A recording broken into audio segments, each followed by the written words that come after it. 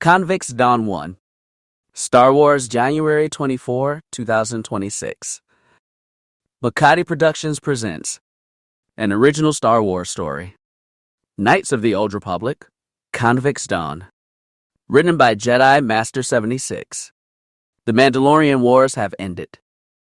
In the years following the defeat of the Mandalorian clans, a new Sith Empire has risen, led by the famed war heroes Revan and Malak, and their forces beleaguer the already weakened Galactic Republic. The Jedi Knights, guardians of peace and justice in the galaxy, have been weakened by the treachery of their fallen companions.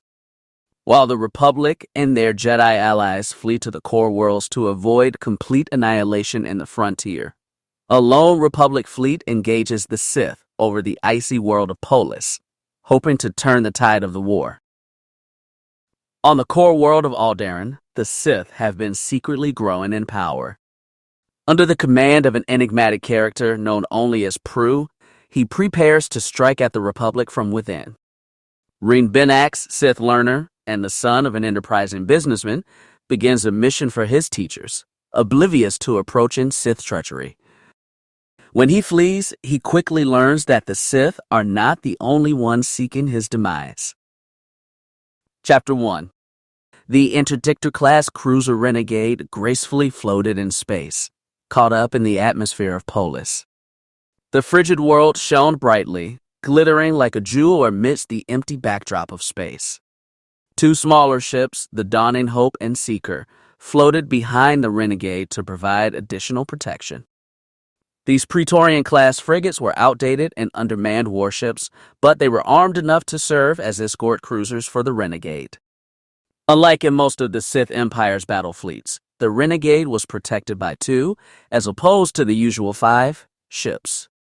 But this fleet was not a standard Sith fleet. This fleet had been created specifically for the task of hunting Jedi, the guardians of the Galactic Republic. Aboard the Renegade's bridge, the 200-man crew moved about, roaming around the metallic floor and scurrying about like womp rats. There was a sense of order to their wanderings, though, and they were all dressed in a similar fashion. A standard long-sleeved gray uniform shirt adorned with a variety of medals, the actual number varied per person, accompanied by a pair of equally gray slacks and polished black boots. None of them paid any real attention to the beauteous ice-covered world staring back at them through the bridge's view screen. The only one among their number who had the spare time to focus on the planet was the ship's commanding officer, Captain Varric Lucas. Varric sat forward in his Corellian leather chair that overlooked the entire bridge. From his perch, Varric's green eyes could see all of his officers, and he silently made sure they all carried out their duties appropriately. While he was sitting, it was difficult to discern Varric's height, but when he stood, he easily towered over the average adult human male, standing at 2 meters in height. Varric's tight-fitting, khaki-colored officer's uniform contrasted his pale skin and platinum hair, which had been pulled back in a ponytail that descended to his shoulders. On his belt, a small vibra blade rested in its sheath, even though it was against Sith military regulations for commanding officers to carry weapons on duty. Varric had only recently become captain of the Renegade, evident by the darkened bags that formed under his eyes due to lack of sleep. Sleep had not come easily to him since he had taken command of the ship. The bags exaggerated his already large, flat nose and gave him a visage of wisdom, even though he was not a day over 29. He was pleased by his promotion. In fact, he had been appointed to serve as captain of the Renegade by Admiral Saul Karath, the commander-in-chief of the Sith Navy himself. However, the work involved in leading a ship exhausted him, and he grew bored of these wild hawk-bat hunts. Every time he and the Renegade had been sent to capture and execute Jedi in Sith space, the lead turned out to be fake or exaggerated. His crew had not engaged an actual enemy in weeks, and Varric knew they were growing sloppy and impatient.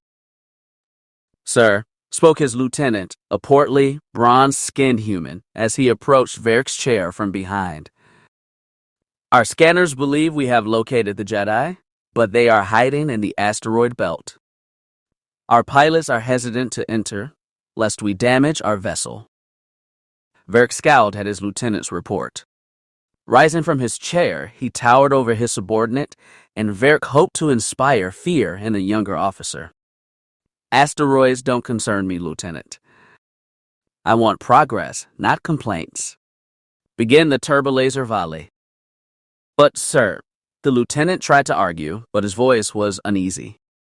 Varric's imposing figure had served its purpose.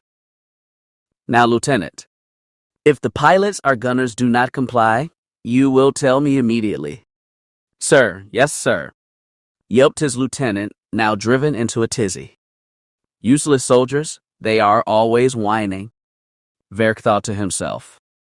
If he could run the renegade by himself, Varric would do so without a second thought. However, since that was not possible, he was convinced that if he was going to have underlings on his ship, they would serve him obediently. Walking from the elevated position that contained his captain's chair, Varric marched through the crowd of officers that had formed on the bridge. Every pilot and helmsman he passed on the bridge saluted him as he walked by, and he reveled in the respect he had earned as captain of the renegade. The captain made his way across the steel-plated floor, his brown military boots clinking with each step he took, until he reached the station that belonged to the navigators. Approaching the head pilot, a KOTOR almost 20 years older than him, Varric placed a hand on his shoulder and beckoned him to stand. What is it, Captain? The KOTOR asked, sneering as he stressed Varric's title. I heard that you complained about my orders, Pennon. Needless to say, I'm displeased, Varric replied, his voice taking an authoritative tone. The KOTOR hissed and growled under his breath. If I would have carried out your orders, the entire ship would have been in danger. Insubordination is quite a serious offense, Pennon. You've been diligent and are quite skilled at your job. It would be a shame if I had to report you to my superiors, Varric replied. That is amusing, Pennon muttered. He scratched the back of his hand with his dagger like claws, sending scraps of oaken brown fur to the floor. If I recall correctly, Admiral Mord told you something similar over SWTOR. Varric's jade eyes glared at Pennon, meeting the KOTOR's gray eyes. The only thing that infuriated Varric more than knowing Pennon was trying to mock him was the fact that he was right. R.C. Mord, the previous commanding officer of the Renegade, had been a mentor to both Pennon and Varric. A year ago, when the Sith were fighting the Republic over SWTOR, Varric had refused to carry out Admiral Mord's orders. He had been scolded severely, and he nearly lost his position in the fleet that day. Get back to work, Pennon. You will be punished for your impudence, Varric managed to say, his voice cracking for only a moment. Of course, Captain, Pennon hissed. Saluting curtly, Pennon turned his back to Varric and took his seat before returning his attention to the ship's engine controls. Absolutely useless, Varric muttered, already returning to his chair. Amidst the asteroids that gathered above the eastern hemisphere of Polis, a single Auric tactical starfighter was hidden on the underbelly of a large, abnormally shaped asteroid. Inside the craft sat a Nautolan male, 24 years of age. His skin was a lime green pigment, the standard coloration for a Nautolan male, and he wore a wrinkled, chestnut-colored cloak over his peach-colored robes. Upon his head was a specialized starfighter pilot helmet, adjusted to fit upon his head and not irritate the head tresses that dangled from the back of his skull like a shaggy mess of long hair. In addition to the custom opening in the back of the helmet, the visor itself was tinted darker than normal, so his lidless, sable eyes were protected from the bright celestial objects of space. Fiddling with the starfighter controls, the Nautolan attempted to find the vessel's comlink controls. Although the transceiver itself was in plain view, the actual buttons that manipulated it were not located where they were in fighters he was used to piloting, like the S-250 Chila-class starfighters. All of his training as a Jedi Knight were not helping him now. Scanning the redesigned but blandly colored dashboard with his bulbous eyes and bony digits, the Nautolan failed to find the communication controls. Swearing under his breath, the Nautolan was about to give up his search when he saw a blinking red light at the corner of his eyes. Apparently, someone had taken the liberty of contacting him. Hitting the yellow button that was positioned underneath the flashing red light, the Nautolan spoke into the transceiver. "This is Gale." Gale, the voice on the other end, was gruff and deep, and Gale could tell it was displeased at him. "Please use your call sign. You were given it for a reason." "Sorry, Jiska 1, Gale muttered. "How did the search go?" "Did we find Master Jan?" "Negative, Giska 2. Jiska 3 and I scoured the planet. We didn't find a trace of him." "It was like he vanished off the face of the galaxy," Giska 1 explained. "Contact Danters, then. Tell him to pick us up so we can get out of here," Gale replied. "Very well. I'll get back to you when we've reached him." Jiska 1 out. While Jiska 1 contacted Danters, Gale made his way deeper into the asteroid field.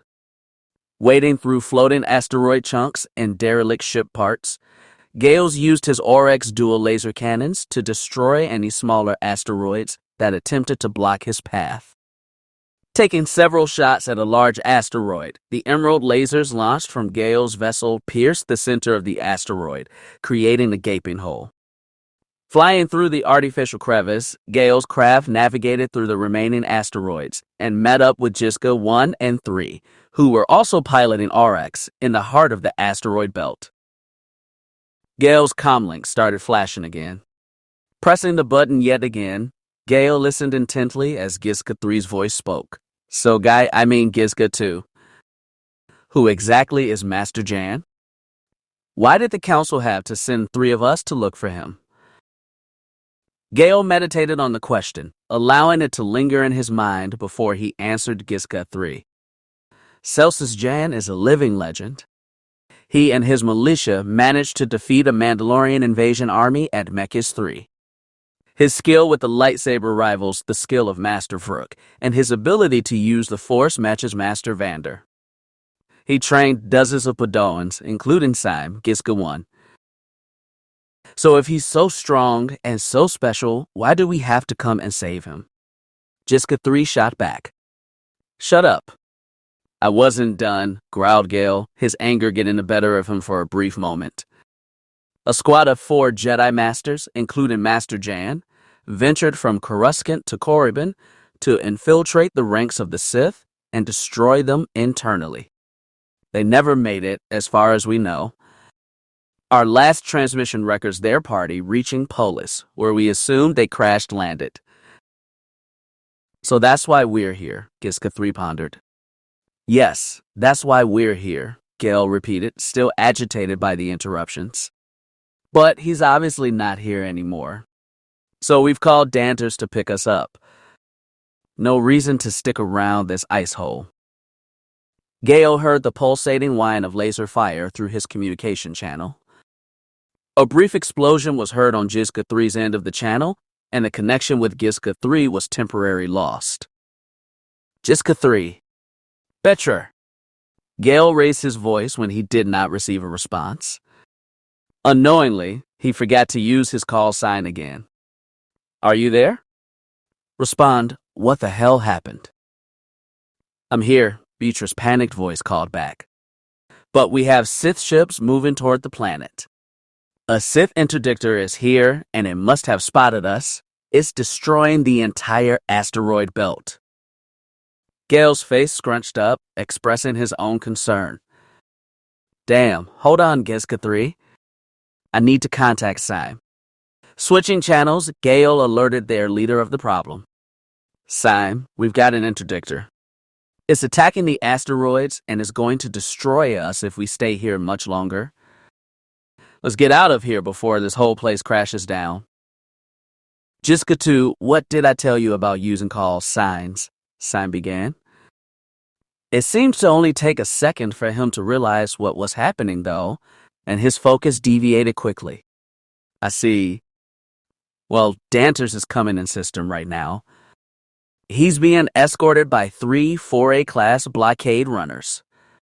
He'll be fine. Should we help him out anyway? Maybe give him a heads up. Yeah, Sam responded. Now his voice was getting jittery.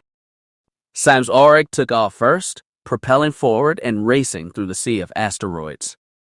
Gale sluggishly forced his own, ruby-colored craft to take off after his commanding officer. He wasn't as skilled at piloting these Aurics, and it was reflected in his craft's maneuvering. The 2 starfighters traversed the asteroid belt side by side before meeting up with Giska 3, who had made his way closer to the edge of the asteroids. Once the 3 Jedi were united, they made their way around the larger asteroids and increased their speed, hoping to reach the Sith interdictor before Danters and his fleet arrived. Captain, Varric's stout lieutenant called to him from the lower section of the bridge. 3 unidentified vessels are exiting the asteroid field. They're probably the Jedi we've been searching for. Varric sat uncomfortably on his chair. The leather of his seat caused his sweat-drenched uniform to stick to his seat. Nevertheless, he tried to appear as pleased as possible when his lieutenant gave him the news. I see. You have permission to send our starfighters after them, Lieutenant? Or destroy them with turbo lasers. I don't care. Do as you see fit, Varric said, shrugging off the news. Yes, sir. As you wish, sir, his lieutenant said nervously. Although the lieutenant tried to be respectful as possible, his nervousness caused his words to become jumbled and slurred, causing Varric to despise him even more. He could not stand the oafish attitude that some of his officers had. He couldn't even decide which he hated more, the bumbling ones or the disrespectful ones. Watching the starfighters leave the hangar bays of the Renegade and race through space toward their targets, Varric reveled in the thought that his work was nearly done. Once these Jedi are defeated, he thought, perhaps they'll assign me to some actual missions with a good crew. Once the last of the starfighters had launched, the Renegade rocked violently. The unexpected quaking sent the captain flying from his seat and caused his face to collide with the metal floor. The rest of the bridge was also thrown into chaos, some falling to the floor ungracefully and others scampering for cover, heedless of their responsibilities. Wiping away the blood that was flowing from his broken nose, Varric forced himself back to his feet and cried out to his crew, "Back in line, vermin!" What in the name of the 9 Corellian hells just happened? The lieutenant was the first to speak, although his voice was still mired with fright. Sir, a Republic Hammerhead-class cruiser has just entered the Polis system with 3 4A-class cruisers. They're firing on us with their turbolasers. Shield strength? Growled Varric. 85% in holding. Called an ensign, who had taken up the role of monitoring the ship's vital systems since the chief engineer had faded into unconsciousness. Divert all excess power to weapons and return fire. All batteries fire. Varric bellowed. Gale's nimble craft rocked as the ruby-colored laser fire from a Sith Interceptor starfighter tore across his port side wing, damaging the vessel. Although the attack could have destroyed him, Gale was still smiling underneath his pilot helmet. Using his sweaty, cramped thumb, Gale squeezed the laser trigger, sending 2 bolts of green energy at his opponent. As the Sith Interceptor came around to attack Gale again, the lasers collided with the gray-colored fighter, causing it to devolve into a fiery ball of death and ruin. Soaring through the wreckage, Gale's starfighter joined the rest of the Aurex and S-250 kilo-class starfighters in their strafing run against the Sith starfighters. The battle was set. The myriad of Sith fighters flocked around their mothership, the Renegade, while the Republic vessels were scattered about, with no clear focal point. However, most of the starfighters were still clumped together around Danters' Hammerhead-class cruiser and his escorts. The Republic forces had moved first and clashed with the swarm of Sith starfighters. Green and red beams of energy flew between the Sith and Republic forces, and many unfortunate starfighters met head-on. While the majority of the laser fire collided with starfighter wings or forward hulls, some shots found their target and burned through the engines, cockpits, or the crucial section of the hull. With no forward deflector shields, starfighters had no shielding at all. To protect them, pilots only needed to be hit a few times before their craft became raging infernos around them. Gale soared through the multitude of Sith fighters, hitting the trigger that fired his lasers every 3 seconds or so. In the delay between his shots, other Sith starfighters responded in kind, unleashing a wave of deadly red energy in the direction of his fighter. Performing a quick horizontal roll, Gale managed to pull away from the lasers and protect his craft. No matter where he turned, however, enemy starfighters were there to fire at him. Focusing his attack on the starfighters now directly in front of him, Gale launched 3 simultaneous waves of emerald energy toward a small starfighter wing, taking out 2 starfighters in a single attack. As his targets lost control and collided with the remaining craft in the fighter wing, Gale avoided another swarm of incoming fighters and joined a pair of Republic S-250 fighters that were making a strafing run on the nearest Sith cruiser. Gale trembled as their vessels approached the Sith Praetorian-class cruiser. His vessel had already taken extensive damage, and the cruiser's turbolaser fire would tear his petite starfighter to shreds. Nevertheless, he boldly joined his new partners in their run, and Gale felt a lump in his throat as he soared across the hulking dorsal section of the Praetorian cruiser. Watching the ship's anti-starfighter turrets like a panicked beast, Gale was so distracted by the sound of his own breathing that he barely received the cue from his allies to open fire on the vessel. The starfighter triad unleashed a heavy downpour of azure rain upon the Praetorian-class cruiser's hull. Without bombs on their starfighters, proton torpedoes were the next best thing, but they were strong enough to throw fragments of melted durasteel into the space around the vessel and create jet-black scars across the craft's steel-blue hull. As the trio of starfighters made its escape, Gale watched with a helpless sense of horror as he realized the pinpoint guns located at the front of the Praetorian cruiser tore into his ventral wingman's starfighter. Even if he could have warned him, there was no way the pilot would have reacted in time. It only took one shot to burn through the vessel's hull and cause his engine to self-destruct, creating a blazing tomb for his hapless pilot. Startled, Gale barely had the time to react to the Sith starfighter that was flying towards him, firing upon him with a red stream of energy. However, his Jedi training served him well, and he managed to divert his craft and perform a sharp left turn, dodging the attack. Gale recovered his own bearings quickly, although he had trouble regaining control of the craft. Once the Auric was back under his control, Gale attempted to relocate his other wingman. They had gotten separated after the strafing run, but he couldn't identify him amidst the thick swarm of Sith starfighters clashing with Republic vessels. During the chaos of his most recent firefights, Gale had not noticed that as someone had been trying to contact him, the red light of his comm channel was blinking rapidly. Gale spoke into the transceiver, though his voice was dry and ragged. "This is Giska 2. "Who is this?" "Calm down, Giska 2. "You sound horrible," a voice with a thick Coruscanti accent spoke. "This is Captain Danters of the Enlightened Force. You still alive out there?" "Barely," Gale admitted sheepishly. "I believe it," Danter said jokingly.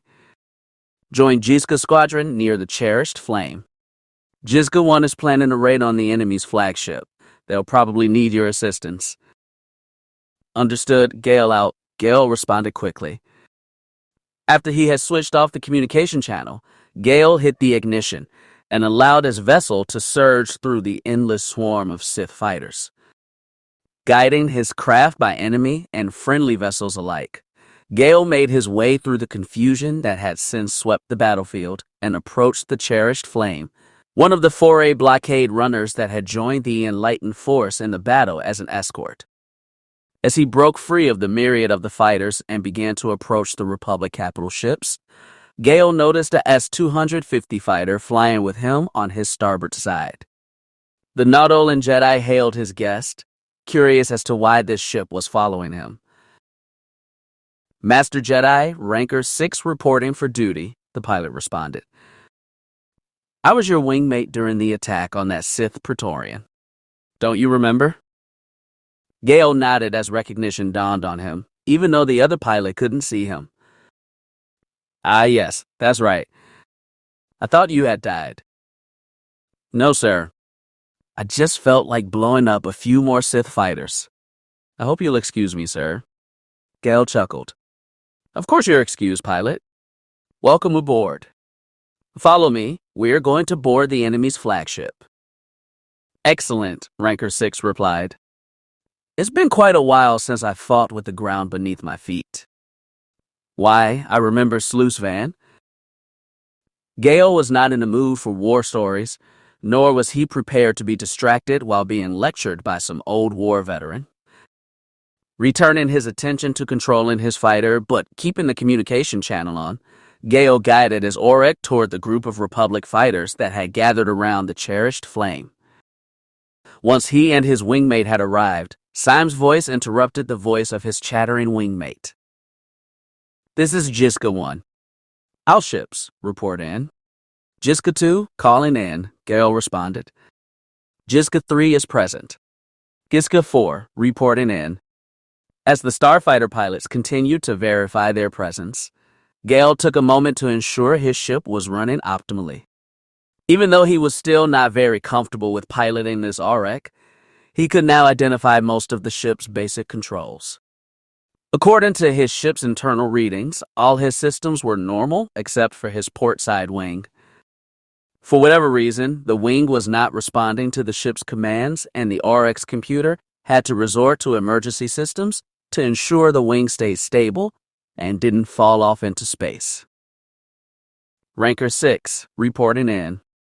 We're all here then, Syme said, his voice more confident now. Here we go for the Republic. Once Syme had given his rallying cry, the rest of the Republic pilots cheered and gave their own shouts of approval through the communication channel.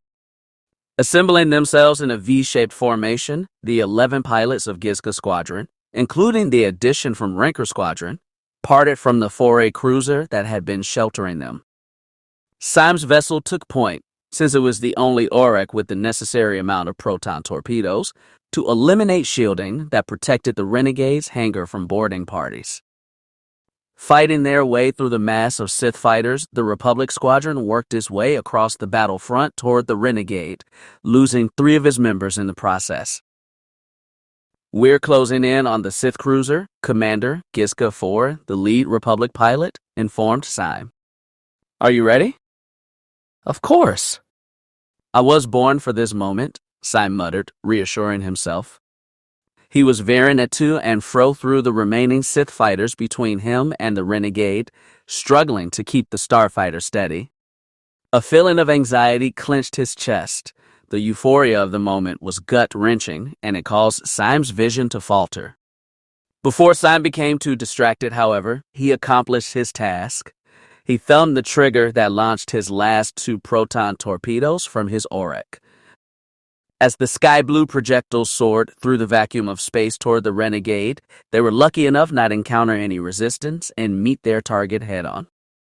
Once they made contact, the entire starboard side of the vessel shook violently, and the emergency durasteel barricade around the exposed hangar doors began to close. Syme and Gizka 4 began screaming into the communication channel like madmen, urging their pilots to accelerate as fast as they could and reach the hangar before they were locked out. While each pilot surged forward, Gale noticed that his vessel was experiencing trouble. His Aurek was struggling to maintain a consistent speed and becoming increasingly difficult to pilot. However, his engines seemed to be working, so Gale did his best to continue flying through the remnants of the Sith starfighters around the Renegade and make his way toward the Sith vessel.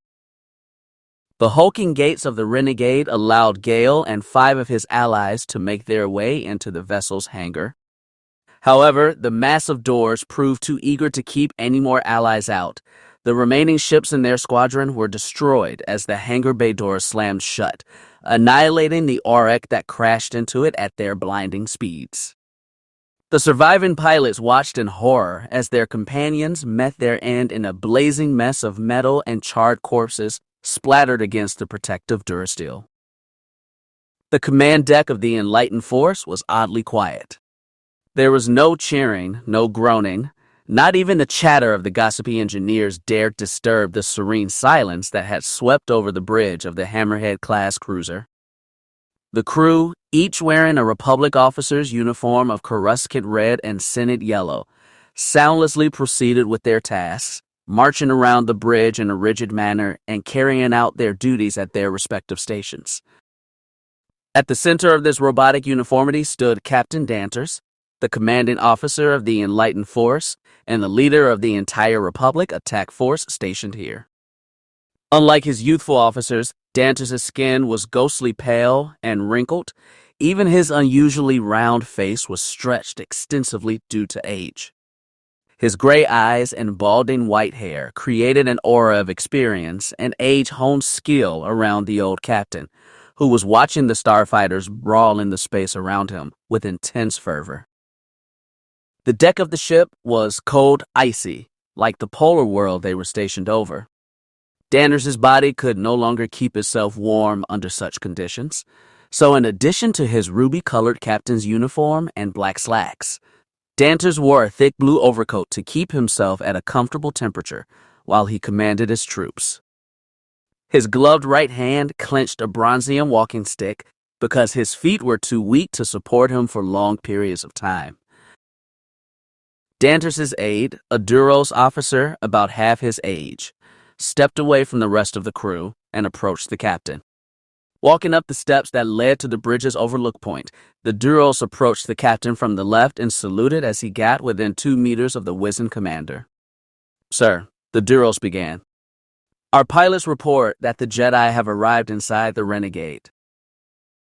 Danters smiled, his wrinkles rising with his lips, and he turned his focus from the battle to his lieutenant. "Is that so, my son? Well, they should be assisted. We have to distract the Sith while they reach the bridge, no?" "Yes, sir," the Duros agreed. "Shall I inform Telosia Memento and Cherished Flame to attack the Renegade, then?" "Indeed." "Good thinking, Svarsk," Danters replied slowly, turning his attention back to the battle. "Inform the starfighters to attack the Seeker. We need their support ships taken down as well." "Of course, sir," Svarsk said. Saluting his superior officer once again, the Duros 8 stepped away from the captain's vantage point and headed back into the conveyor belt that the remainder of the crew was working in. Chapter 2. "Sir," Varric's lieutenant whispered. His whining voice was barely loud enough for Varric to hear, due to the ceaseless Republic laser fire that was rocking the ship. "A Republic task force has arrived in our hangar. The ship's defenses managed to stop most of them, but several of them survived." "And?" Varric growled, displeased with the report and the battle overall. I was wondering if I could organize a unit from the ship's garrison force to deal with them." "No," Varric replied, a clear firmness in his voice. "Our hangar defense force should use this chance to prove it isn't totally useless." "Your advice is almost as horrendous as your capability to lead Varric loose," a sultry voice called out from behind Varric. Varric scowled as he turned his chair from the scurrying officers that made up his crew toward the dully colored walkway where the voice had originated. Walking toward him from the hallway, just beyond the bridge, was a woman clothed in ebony robes. She was not much older than Varric, but her sickly coloration and golden eyes made her look like some ancient monster. Just beneath the folds of her cloak, Varric saw her lightsaber, the fearsome weapon used by members of the Jedi Order and the Sith. Pulling her hood back, the approaching individual's blood-red hair flowed freely down the back of her head, draping over her robed shoulders and upper back. Although Varric's lieutenant attempted to make his way away from the dark Jedi, A single glare from the woman froze the stout lieutenant in his place. Varric attempted to remedy his own fright by standing at full height and appear as overbearing as he could. "What brings you here, Lamaya? Why do you befoul my deck with your presence?" "Your deck?" Lamaya replied incredulously, approaching Varric and placing a single cold hand on his chest. "This is no more your deck than this planet is the Sith's. Your commands disturb me, Varric. Why don't you send a regiment of Sith troopers to kill the Republic boarding party? It's what they're there for, isn't it?" Varric batted her hand away from him and stepped away from the frightening seductress. He knew her advice was sound, but he was too proud to admit that. "You're only Malak's lapdog. You let me run my ship, and you go back to your Sith magic or whatever it is you do while we aren't around." Lamaya glared at Varric, who had turned away to avoid her leer. "How dare you? I'm Darth Malak's representative on this mission, and you will show me the respect I deserve, or else."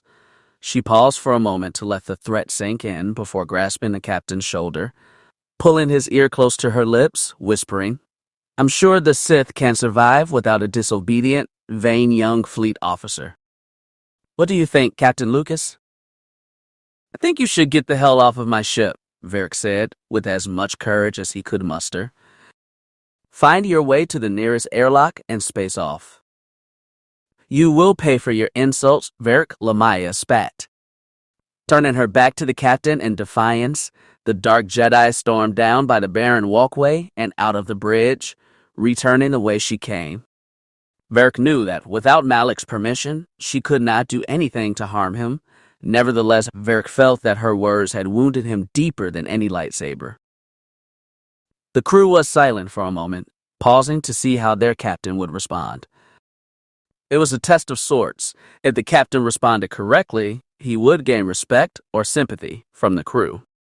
If not, then Varric knew the crew would mock him behind his back for several months. If they were audacious enough, they might not even help him when he requested their aid.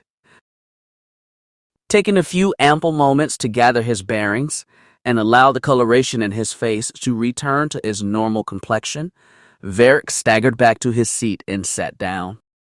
Although sweat had drenched his back and he could feel his face redden, whether it was out of embarrassment or rage, the captain couldn't tell, Varric managed to compose himself and address his men. "Why are you dolts just standing there? We have a battle to win and Republic soldiers to crush. Get back to work." And with that, the cluttered mob turned their attention from Varric back to their respective stations, allowing the captain to return his attention to the battle. As Gale's Auric flew inside the spacious and Spartan Sith hangar, the Nautilus struggled to regain control of his craft. The damage he had sustained in his first dogfight was now critical. His entire port side wing tore off, leaving a disheveled mess where his left wing had once been. As warning lights and emergency beacons blared around him, Gale figured it was pointless to attempt to save the craft. He quickly convinced himself that his own survival was more important than an irreparable and replaceable collection of metallic parts before he began his escape. Calling upon the mystical powers of the Force, Gale allowed his energy to engulf his bony digits. Once he had gathered enough power, Gale launched an invisible ball of telekinetic energy at the transparent steel casing that encompassed his cockpit, shattering the transparent metal into hundreds of glittering shards. Diverting the Force's focal point from his hands to his legs, Gale leapt from the cockpit as quickly as he could, coming to rest the gray durasteel plating that lined the floor of the hangar. Seconds after he had landed, his starfighter crash-landed and exploded some distance away. Although the landing had hurt his legs, Gale had cushioned his fall with the Force to prevent any long-term damage. Scanning his surroundings, Gale quickly took notice that, beyond the 5 other Republic ships that had landed a good distance from where he landed, there were very few starfighters left in the hangar. Turning his attention toward the closest door, Gale's telepathic link to the Force alerted him that dangerous sentients were approaching his location, making their way into the hangar from behind the door. Not good, thought Gale. The Nautolan Jedi Knight nimbly grasped at the cylindrical, metallic object lying in rest on the sash at his waist. Hitting the trigger that was positioned near the bottom of the hilt, Gale waited out the 2-second pause before his lightsaber completely ignited and the Viridian blade sprung to life before him. Gale noticed that the door to the hangar swung open, admitting almost 36 heavily armored Imperial soldiers.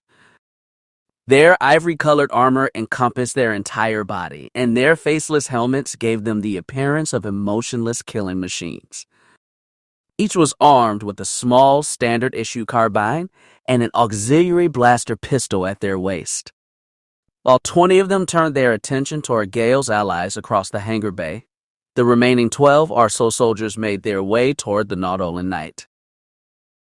Impatient and unwilling to wait for the Sith soldiers to arrive, Gale took the initiative of coming to them. Flying through the air on invisible strings of the Force, the Jedi Knight speed proved too quick for the troopers. Their eyes failed them as Gale approached them unhindered. Descending into the crowd of white-armored Sith troopers, Gale sent 2 ripples of telekinetic energy from his palm into the drove of soldiers. As the wave of energy washed over the infantrymen, the majority of them were sent flying in random directions, crashing into the metal floor and killing them as vital vertebrae were twisted or crushed. The few Sith troopers who managed to avoid the telekinetic attack began to open fire on Gale, sending a hail of carbine fire upon his position.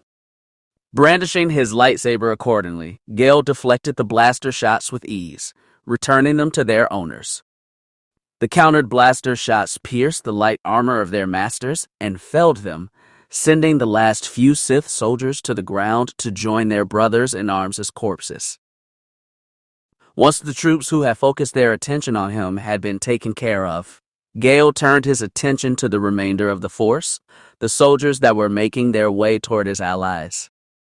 The Force's ethereal breath washed over his legs, allowing Gale to sprint faster than any non-Jedi.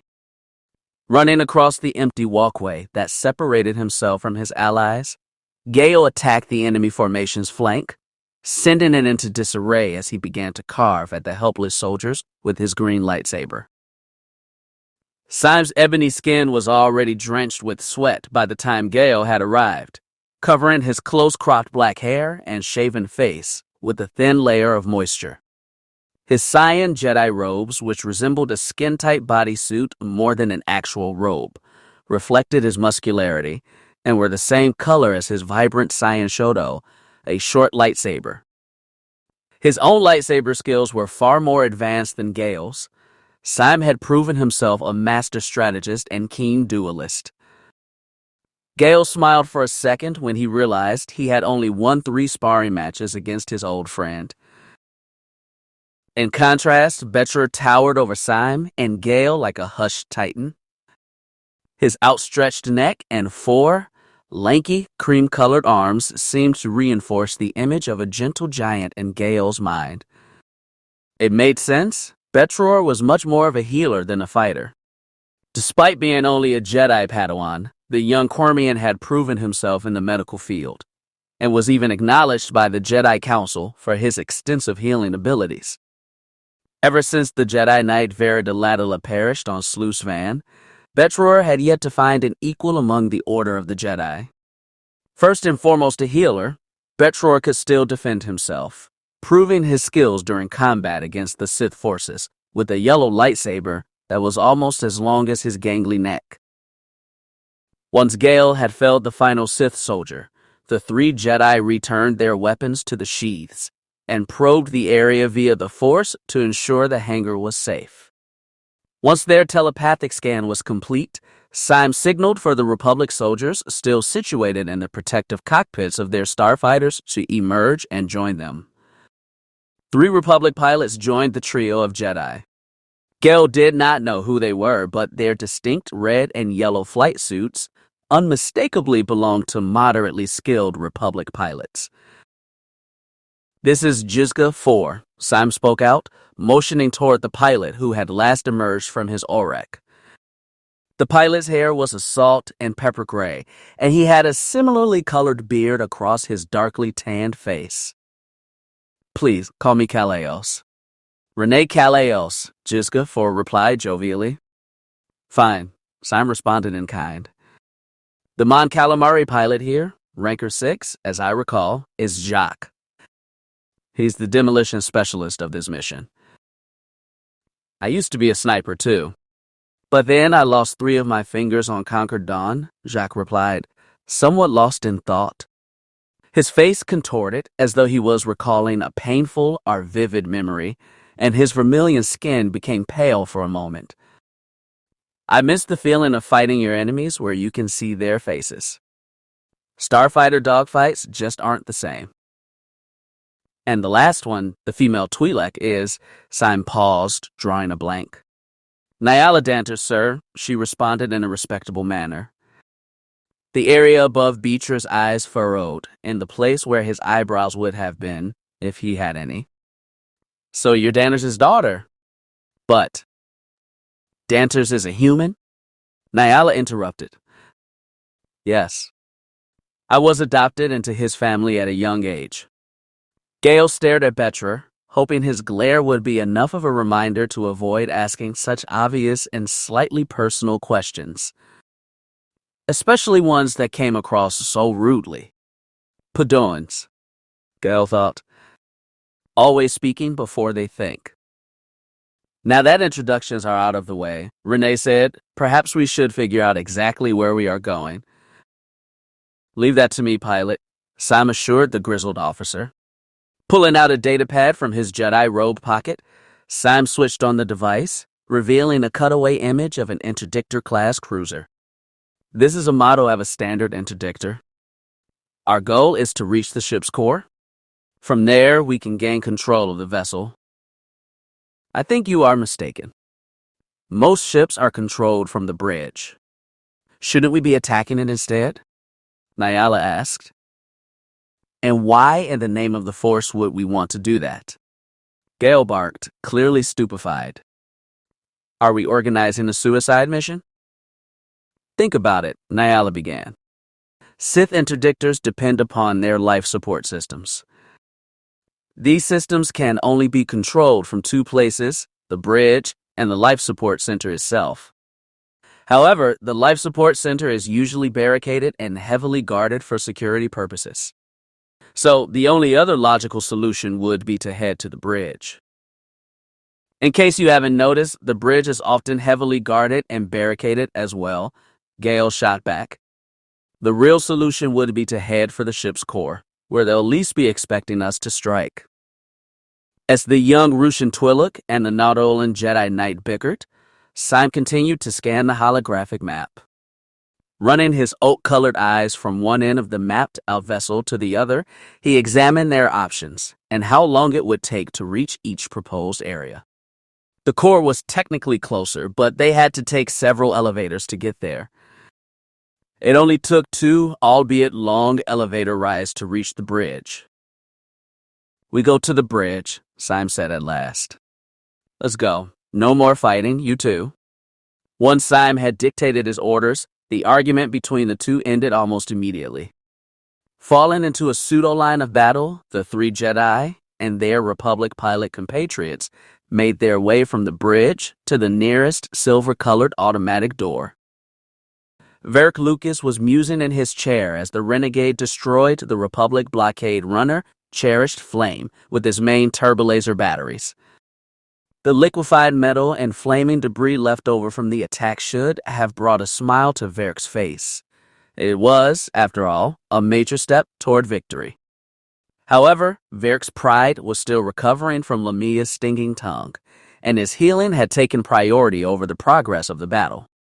Even when his portly lieutenant attempted to update him on the battle, Verk ignored him and sent him back into the crew that was attempting to run the ship without a captain. Sir, we have in top priority transmission from the Forlorn Justice. It's for you, his lieutenant said, attempting to get through to his captain this time.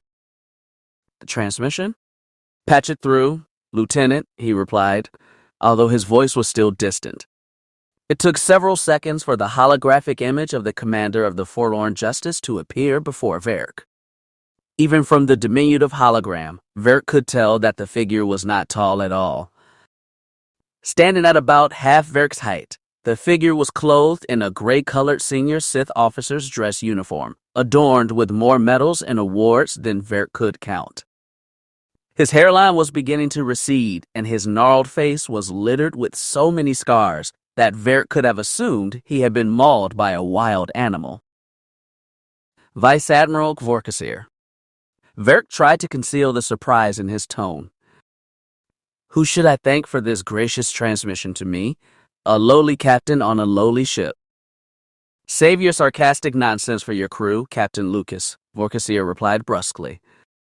Even though it was a colorless hologram, Varric assumed that the Vice Admiral was getting red in the face. Varric knew it was a common habit whenever the Vice Admiral was impatient or angry.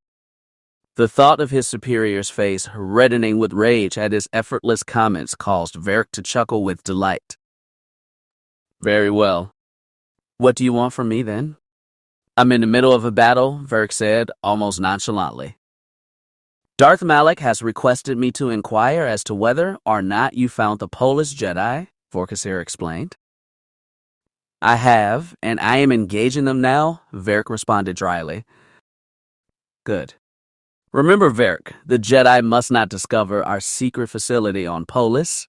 Vorkasir's voice was stern, and it was obvious his concern was serious. Of course, Vice Admiral. I'll be sure to eliminate the Jedi before they discover the factories. Now, if you don't mind, I have a battle to win. Varric out, he added quickly, switching off his transceiver. Now that he had finished the introspection of his pride, Varric returned his attention to the battle. From what he could tell by looking through the glassy transparent steel and by using his tactical map, the battle was actually turning in his favor. The Republic fighters' wings seemed to be in disarray, and they had already lost one of their capital ships. Though this revelation was a surprise to Varric, it was certainly a welcome one.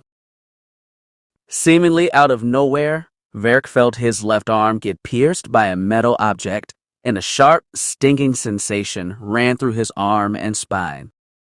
Yelping in pain, Varric jumped out of his seat to avoid a follow-up assault. Drawing the vibroblade located at his side, Varric turned to face his white chair and saw the burly sentient being who had snuck behind his perch. The assailant held a small knife in his hand, and his oaken-brown fur was sprinkled with fresh blood. Why did you attack me, Pennon? Varric demanded, recognizing the elderly Cathar. Your reputation, your fame, this ship, it all should have been mine. Pennon growled, coming around the chair cautiously and positioning himself half a meter away from Varric. You stole it from me. You took everything that was ever important to me. You tricked Mort into giving you the ship. You bribed other naval officers into giving recommendations to Saul Karath that would convince him to allow you to command the Renegade. I have proof. A wry grin appeared on Varric's face. Who put you up to this, Pennon? Was it that temptress Lamaya? Whatever she's paying you, I'll pay you double, no, triple, and give you a promotion. You could be my new lieutenant, considering you killed Borks, Varric uttered grimly, nodding toward the obese and bloodied corpse that was positioned near the bottom of the stairwell that led up to Varric's perch. Pennon scoffed. You just don't get it, do you, Varric? I don't want your pity, your gifts, or your compliments. I'm doing this for me. I want your life, he growled. Varric's face became even more pale than usual. Backing up to the railing that encompassed the captain's overlook, Varric called out to his crew.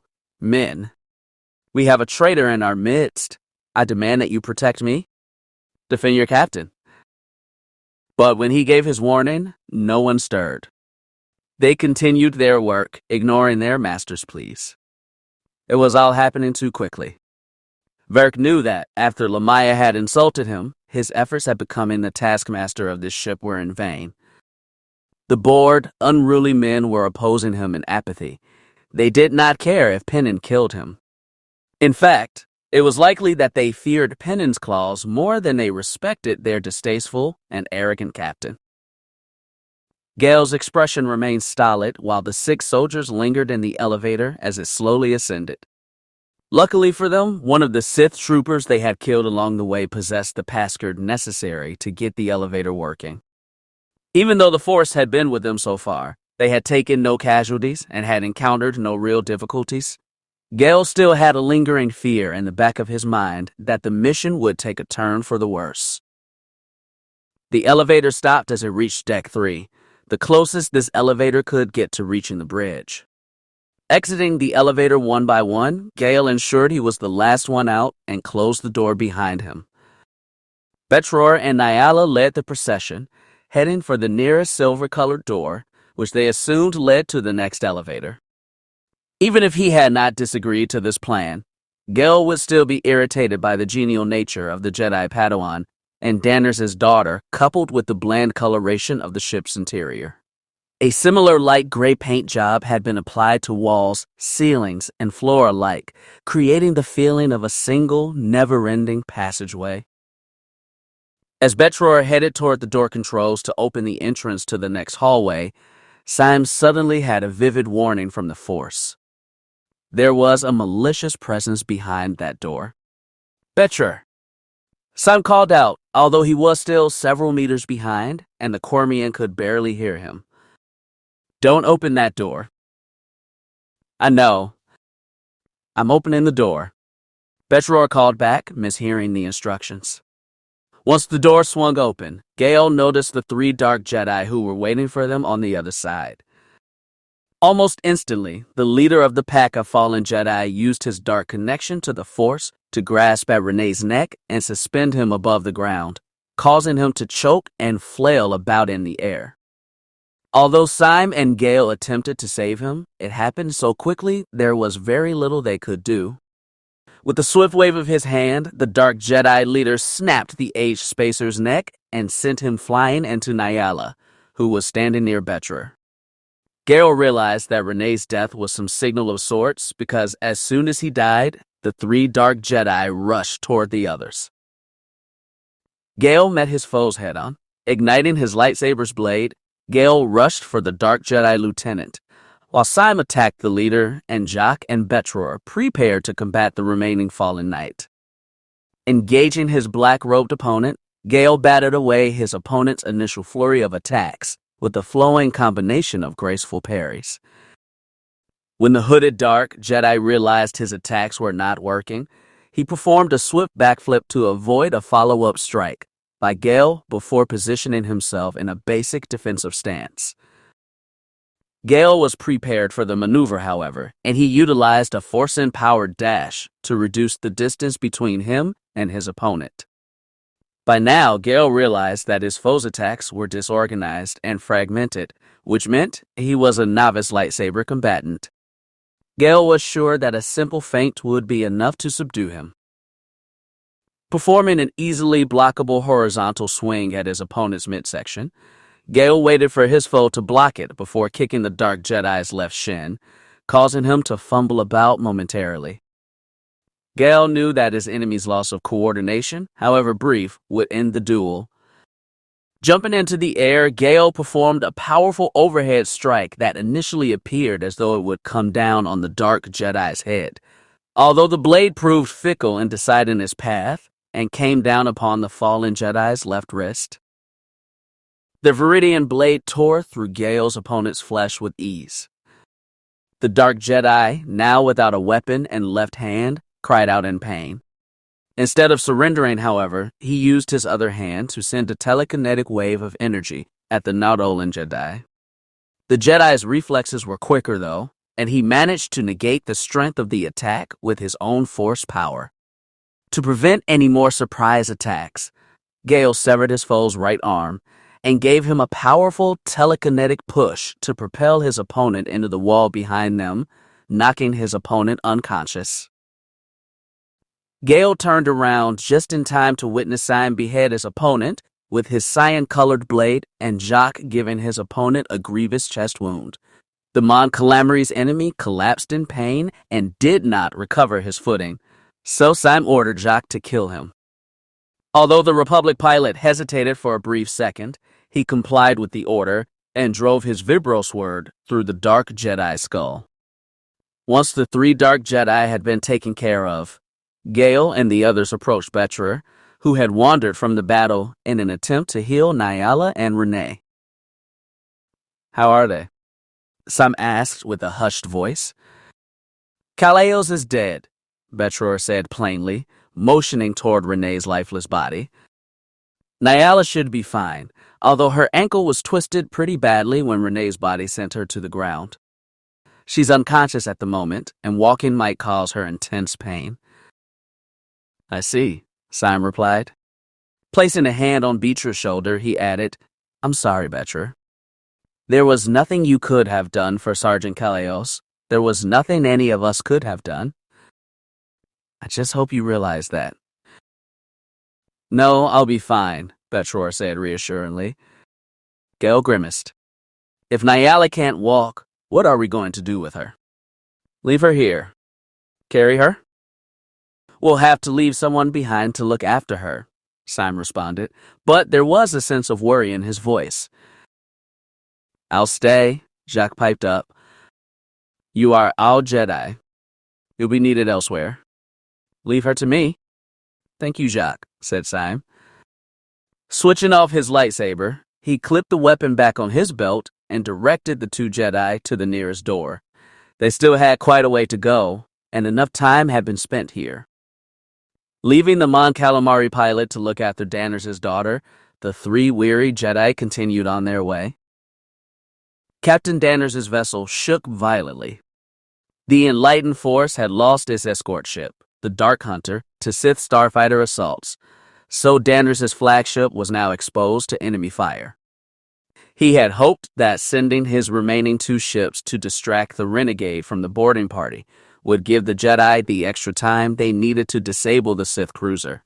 However, now that the cherished flame was destroyed, and the Delosia Memento had lost one of his main turbo lasers, and his hyperdrive was disabled, Danters realized that his efforts were fruitless.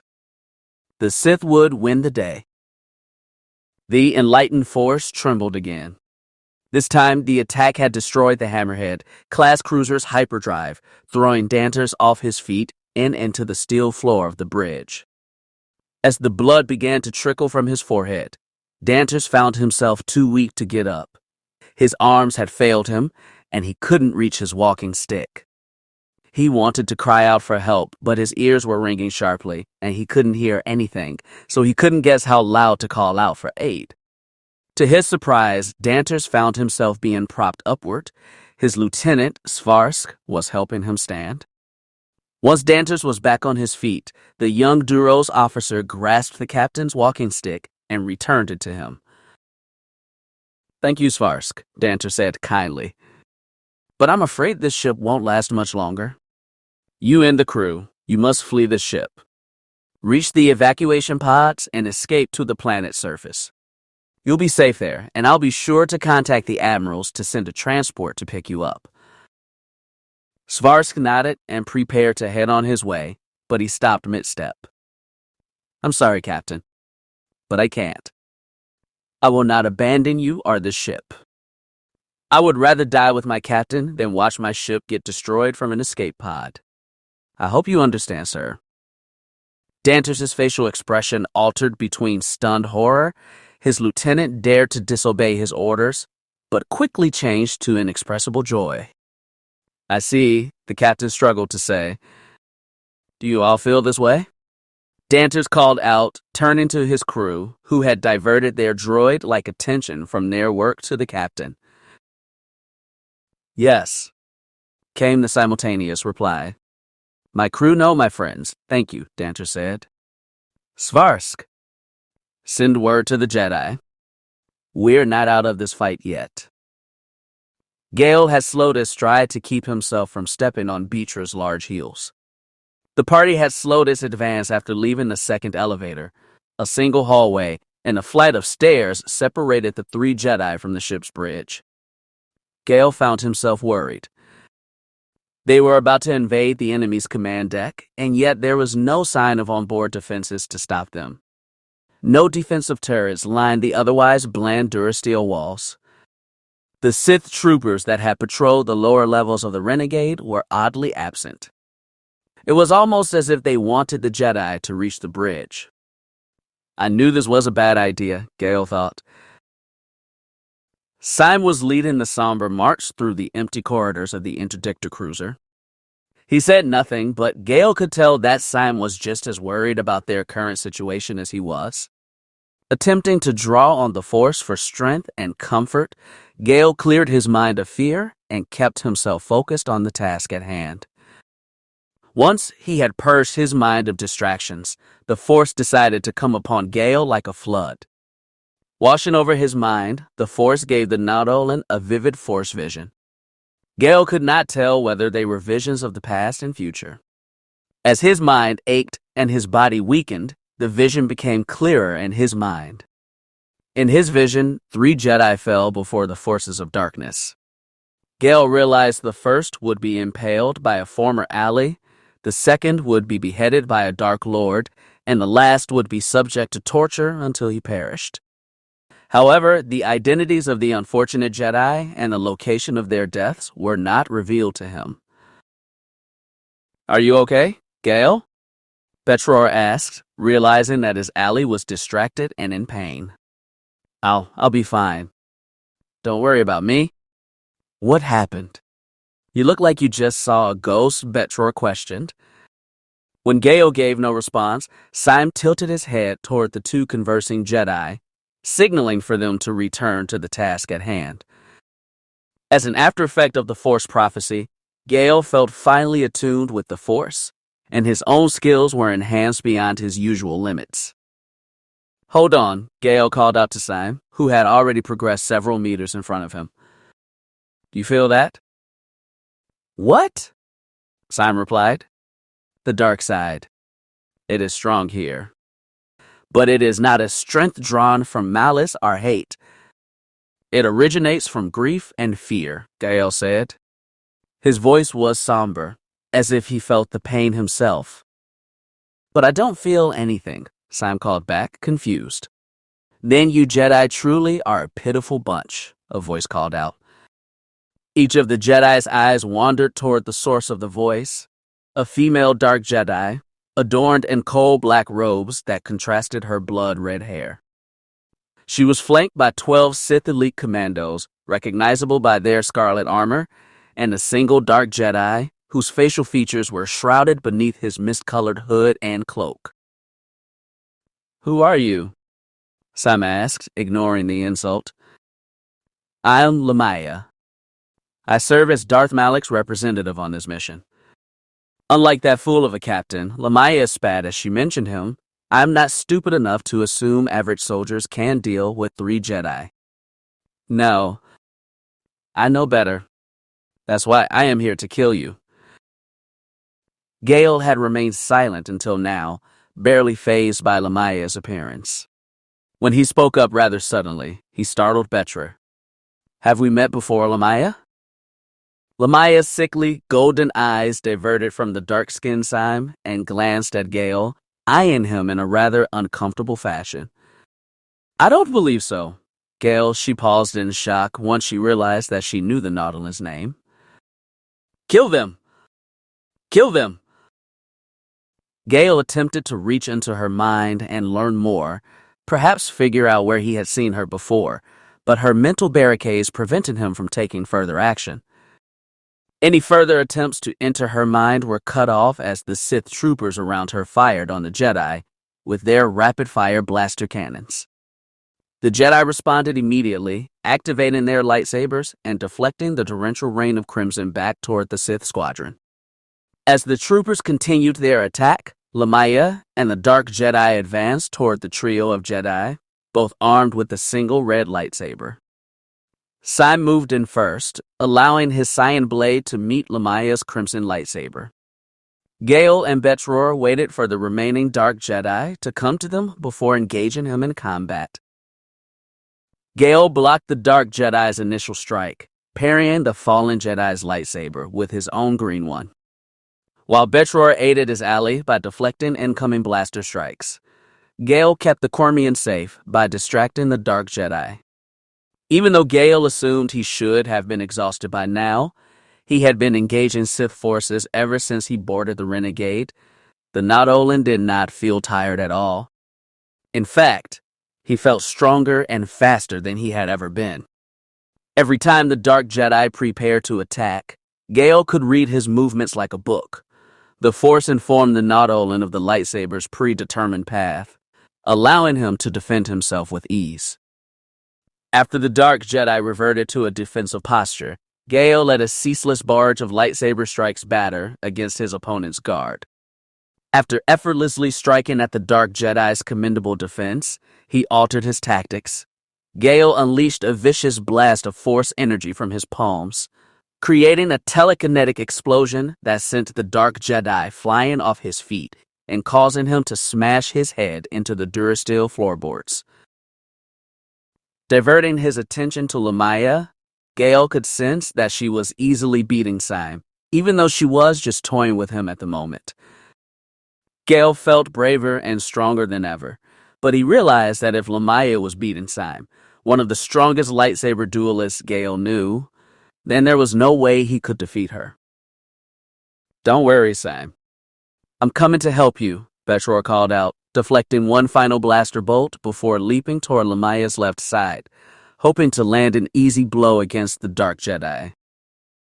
However, the Force had alerted Lamaya of Betror's approach, and she was prepared for his advance. As soon as he landed, Lamaya used the Force to psychically grasp at her fallen comrade's lightsaber, pulling it into her hands on invisible strings. Lamaya ignited the weapon as soon as it leapt into her left hand, sending the beam of red energy into Betror's unguarded chest. Gale watched helplessly as the perplexed Cormian dropped his golden lightsaber and gasped for breath. Blood had started to fill his air passageways and suffocate him. As Lamaya removed her second weapon from Betror's chest and returned her focus to Syme, the Padawan staggered about. Gale could feel Betror's fear and pain cloud his thoughts, and notice his feet betray him, causing the Padawan to trip over himself. Gale utilized a Force-empowered sprint to reach the Cormian and managed to catch him before he fell. "Betror, don't die, please," Gale struggled to say. "We'll get you out of here, and a Jedi healer will treat you, and Dram will hear of all your deeds." Gale began to ramble. His soul ached when he realized just how helpless he was in the grand scheme of things. "It'll be a Jedi Knight, Betror. A Jedi Knight?" Gale cried out. It was at these times he envied humans for their tear ducts. There wasn't much the Nautolan could do to express his despair. "Thank you," Betror barely managed to mutter. "You and Syme have done so much for me. I've always wanted to be a Jedi Knight. I've only wanted to please Dram. He's a harsh taskmaster, but it seems I've let him down again." "Tell him I'm sorry," Betror begged. "Tell him yourself," Gale shot back. It was only after Betror's youthful eyes glazed over and death overtook him did Gale realize the futility of his words. Gale's mourning quickly became his strength. The Nautolan placed Betror's body on the deathly cold floor of the Renegade before grabbing his dropped lightsaber and reigniting it. Allowing the euphoric rush of the dark side to engulf him like a blazing fire, Gale charged toward Lamaya. Gale had no idea he had become blinded by his rage and had lost his previous sense of unity with the Force. His attacks were strong, but they were cumbersome and unwieldy. Unlike him, Lamaya knew how to control the dark side, and her graceful sweeps and wide parries countered Syme's strikes and Gale's disconnected swings blow for blow. Using a telekinetic attack to put distance between her and Syme, Lamaya focused on Gale. The Dark Jedi's attacks penetrated Gale's defenses with ease, and she gave the Nautolan two light cuts, one on Gale's left leg and another on his right shoulder, which forced him to the ground. Syme recovered his footing after Gale had been bested by Lamaya. The Jedi commander knew that the Dark Jedi was superior to him in every aspect of combat. Nevertheless, he was tasked with defeating her. If he did not, the Republic forces would never succeed, and the renegade would survive. Calling upon the last of his strength, Syme used the Force to draw Betra's golden-hued lightsaber to him. Now armed with 2 lightsabers, Syme could face the Enchantress on equal terms, with lightsabers. He knew that his aggressive fighting style was no match for Lamaya's elegant fencing style, and she was much more skilled in the art of dual-wielding lightsabers or jarkey. But Syme did not care anymore. He would defeat her, or he would die trying. "Are you ready, Jedi?" "You're the very last one," Lamaya called out, mocking him. Silently, Syme rushed toward Lamaya. His gloves were drenched in sweat, and the grip on his 2 lightsabers was weak. The blood and sweat that encompassed his head clouded his vision. Even his legs and chest were crying out in pain, begging Syme to stop this foolish advance. Deflecting blaster shots from the last 2 surviving Sith troopers, Syme managed to repel their attacks and force the blaster bolts to return to their masters, killing them. Leaping toward the Dark Jedi, Syme hovered in the air for what seemed like infinity. Suspended in the air, Syme discovered that his mind was free of thoughts or fears, joy or doubt. In the midst of it all, only one thought lingered in his mind. There is no death, there is the Force. Chapter 3. 1 year prior. Storm clouds loomed on the horizon as Raen Benax lingered atop one of the great hills that towered over the eastern plains of Alderaan. Standing under a withered pine tree, the 17-year-old was protected from the rain by using the aged tree as cover. This protected his black and gray robes and brown overcoat from getting soaked by the torrential rainfall that encompassed the entire region. His dark brown hair was very neatly cut, and he had no facial hair covering his lightly tanned, emotionless face. Despite the fact that he was in a meditative trance, his body was still rigid and uneasy. As small droplets of water escaped the canopy of leaves overhead and landed near him, his body would flinch and his muscles would tense. It was clear that something was worrying the young Force-sensitive, but even he could not figure out exactly what it was. Perhaps it was the rain. He had never quite liked the rain. Raen Benax. A high-pitched voice called out to the young adult, freeing him from his trance. "Here I am," Raen's own gruff voice called back. Turning his head slightly to the left, Raen spotted the source of the voice. A Kajantsa Nikto, the red-skinned variant of the Nikto species, was quickly running toward him, his heavily modified armor and hairless, almost scale, like skin becoming drenched in the heavy rain. The Nikto's leathery skin was accentuated in the rain, and his normally red-orange skin was now a dark crimson. He possessed a full suit of white Sith armor, sans the helmet itself. Regardless, Raen took little note of any of these things. He was more focused on the Nikto's lightsaber, the weapon of the Sith, that was resting on the alien's belt. "Raen, what are you doing out here?" The Nikto asked once he had found his way under the tree where Raen was standing. "You're supposed to be inside the academy. You have a lightsaber sparring exercise in 15 minutes. What makes you think I care about some stupid practice?" Raen shot back. His voice reveled in apathy. The Nikto's face twisted, and he began to fume. Such disrespect from a pupil was not something Deadley appreciated, and it certainly was not proper. "You should care, Raen. Now go to the academy, or I shall report your attitude to your father." "And I should care about my father. Why?" Raen questioned, his voice betraying no emotion. "Don't get smart, boy. Return to the academy, or you shall be permanently stripped of your rank. And I'm sure you wouldn't want to disgrace your entire family, would you?" The rage in the Nikto's voice had quickly shifted into a self-gratifying form of mockery. Raen stood, not bothering to respond to the Nikto's instructions.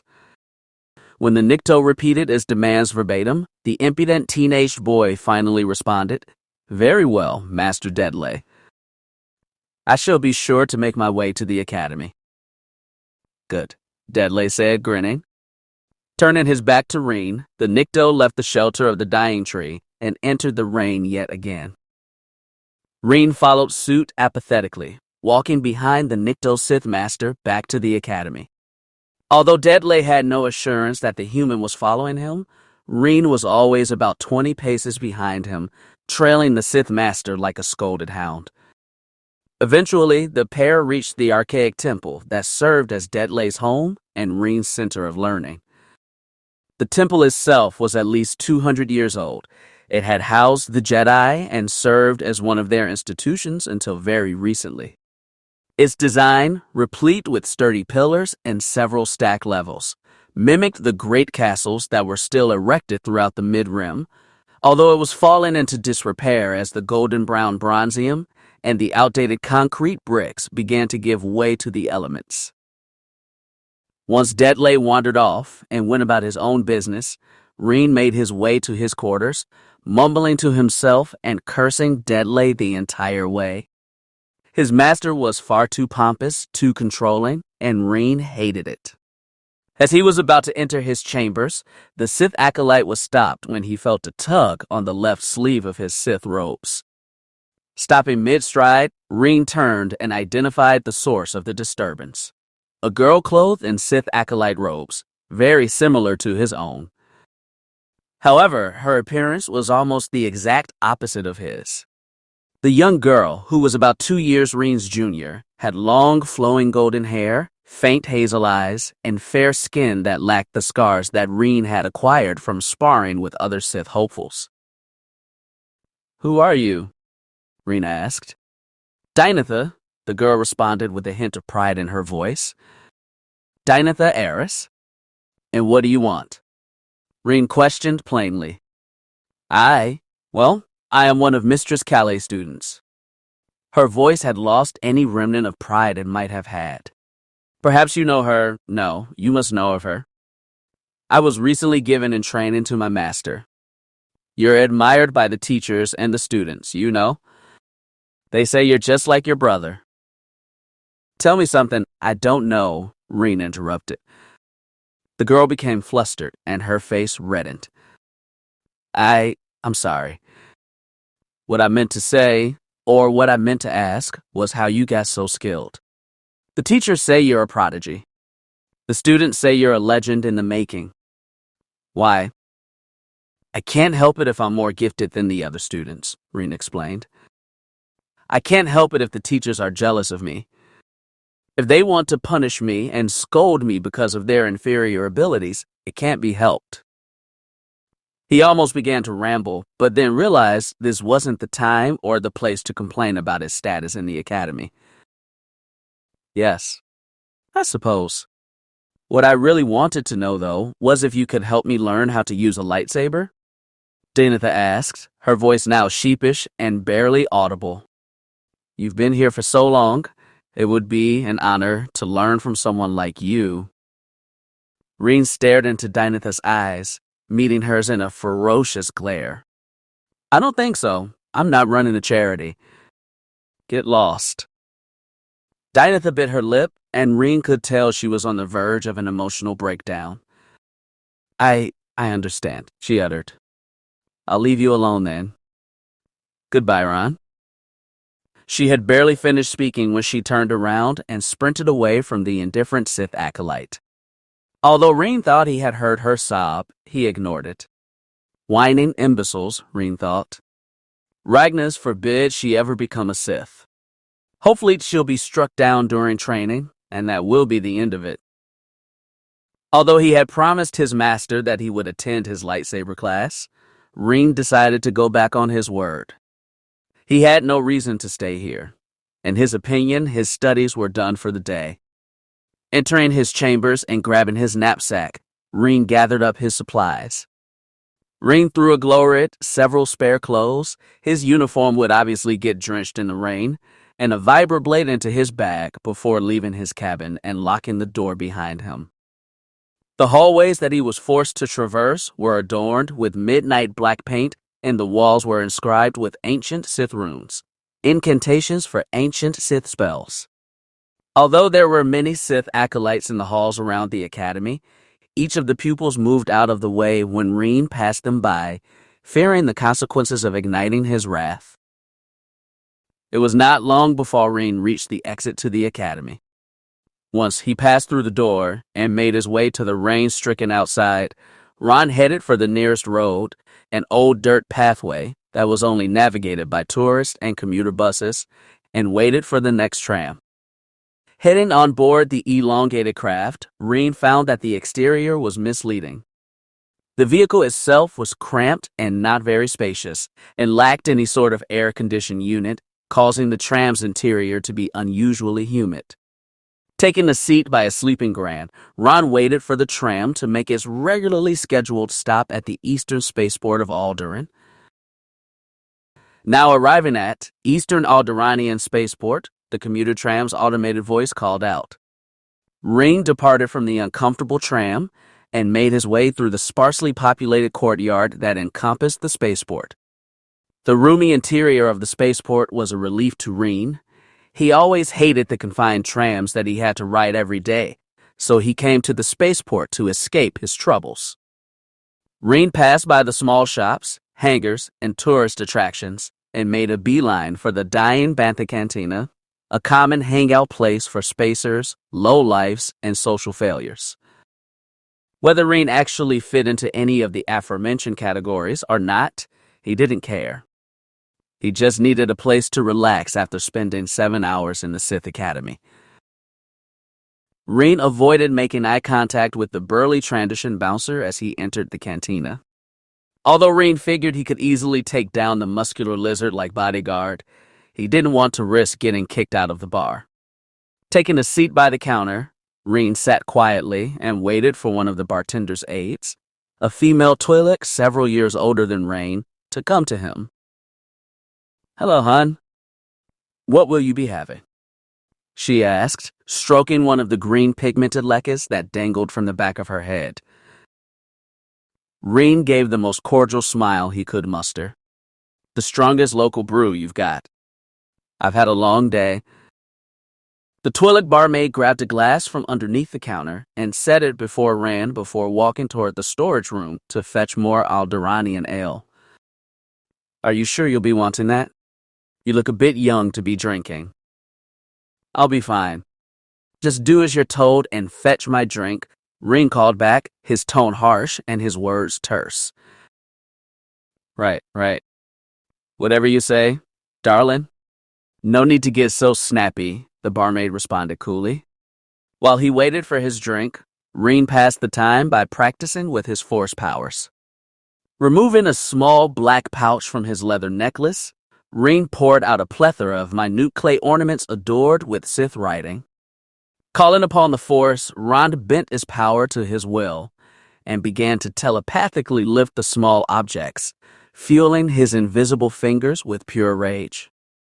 While the objects performed a mesmerizing dance around the Sith acolyte, they began to glow in eerie blue-gray light. As they spun around Raen, the tiny clay objects could have easily been confused for looming spirits, dark specters that threatened to engulf the hopeless Sith student. The Twi'lek barmaid took a large flask of Alderaanian ale and poured the golden liquid that lingered inside into Raen's clear glass. She avoided speaking to Ron, fearing the spinning objects that had surrounded him, and made her way across the counter to assist other patrons. Raen slowly allowed himself to be pulled out of the trance, guiding each spinning ornament back to his position inside the cloth pouch with his mind. However, upon placing the last of these objects in their initial resting place, Raen scowled when he realized that his glass was empty. "Why did you steal my drink, Jial?" Raen asked upon sensing his friend's presence. Raen turned from the counter and faced the Iridorian, a being suited head to toe in heavy green-colored combat armor. The breathing apparatus that was attached from his gas tank on his back to his helmet which contained a large oblong visor that shrouded his face, caused the Sith acolyte to assume that he needed to breathe filtered gases to survive. Jial was still holding his artificial digestion tube in his hand. It was a long plastic tube attached to the side of his armor that the Iridorian could insert food or beverages into so he could receive nourishment in an oxygen-rich environment. It was a good drink, Renos. I needed something to calm my nerves. That ale did the job very well. Jial's booming voice replied to Raen, complete with honorific, with the tone of joviality. You piece of trash, Raen muttered. Now, is that any way to talk to a friend? How about I make up for it with a quick Pazek match? If you win, you can keep all the credits, and it will make up for your drink. How about it? The Iridorian insisted. Not interested. Jial sighed. Staggering toward the stool beside Raen, the Iridorian lumbered into the seat and allowed his arms to sprawl over the countertop. You know that the Sith have hired my clan to serve on SWTOR, Jial said suddenly. I didn't, Raen said plainly, although his voice was laced in shock. I came here because I wanted to chat with you before I set off. I depart in a week, Jial explained. The Sith are finding themselves undermanned throughout the frontier. They've been recruiting Iridorian mercenaries to assist in the war effort. So, your whole clan will be there? Yes. I see, Raen mused. Well, don't let me keep you, Jial. You're a good warrior. You'll make it back. I know it. Thanks, Renos. From you, that means a lot, Jial replied, albeit sarcastically. I guess I'll be heading out then. It's obvious you don't want to talk to me. I'll be seeing you around, Raen Benax. Jial stood up as quickly as he had sat down and made his way for the door. Raen meditated on Jial's journey to come as the Iridorian walked away. If he went to SWTOR, Raen knew the Iridorian would be killed. There were Jedi on SWTOR. Jedi had become famous for slaughtering entire squads of Iridorians in a single encounter. The Sith, too, weren't known for their kindness toward the mercenary species. Raen knew that the Sith feared the Iridorians' battle, inspired bloodlust, and sent them into combat as expendable scapegoats. Raen wanted to convince his friend that there was no way he would return from SWTOR alive, but he couldn't muster up the courage to do so. Instead, he meekly muttered, "May the Force be with you," as Jial left the bar and passed by the bouncer. Kicking himself for not speaking up sooner, Raen unhappily stewed in his seat for several minutes before he decided there was no more point in sticking around. Raen gathered up his assortment of belongings and mimicked Jial's stride as he exited the dying bantha. Aren't you going to pay for this drink? The Ansidy bartender shouted at Raen, clearly irate. Sorry, Raen began, his edgy persona now clearly missing. Put it on the tab of Jial Iolis. Once he had passed the bouncer, Raen quietly made his way through the damp courtyard, contemplating the discussion he had just had with Jial. The chilling rain had stopped for now, and the beauteous, awe-inspiring setting Alderaanian sun was now visible amidst the cloudy skies. His stride was accompanied by the pitter-patter of his leather boots sloshing about in the muddy puddles that had gathered around the courtyard's grassy floor. The little pools proved quite troublesome for Raen to wade through, and their murky substance quickly stained his boots and trousers. About halfway across the courtyard, Raen spotted an aged vagrant curled up in a tight ball near the edge of a deep puddle off to the side of the road. His chestnut hair was scraggly and unkempt, and even at a distance Raen could tell that lice inhabited the furry nest atop his head.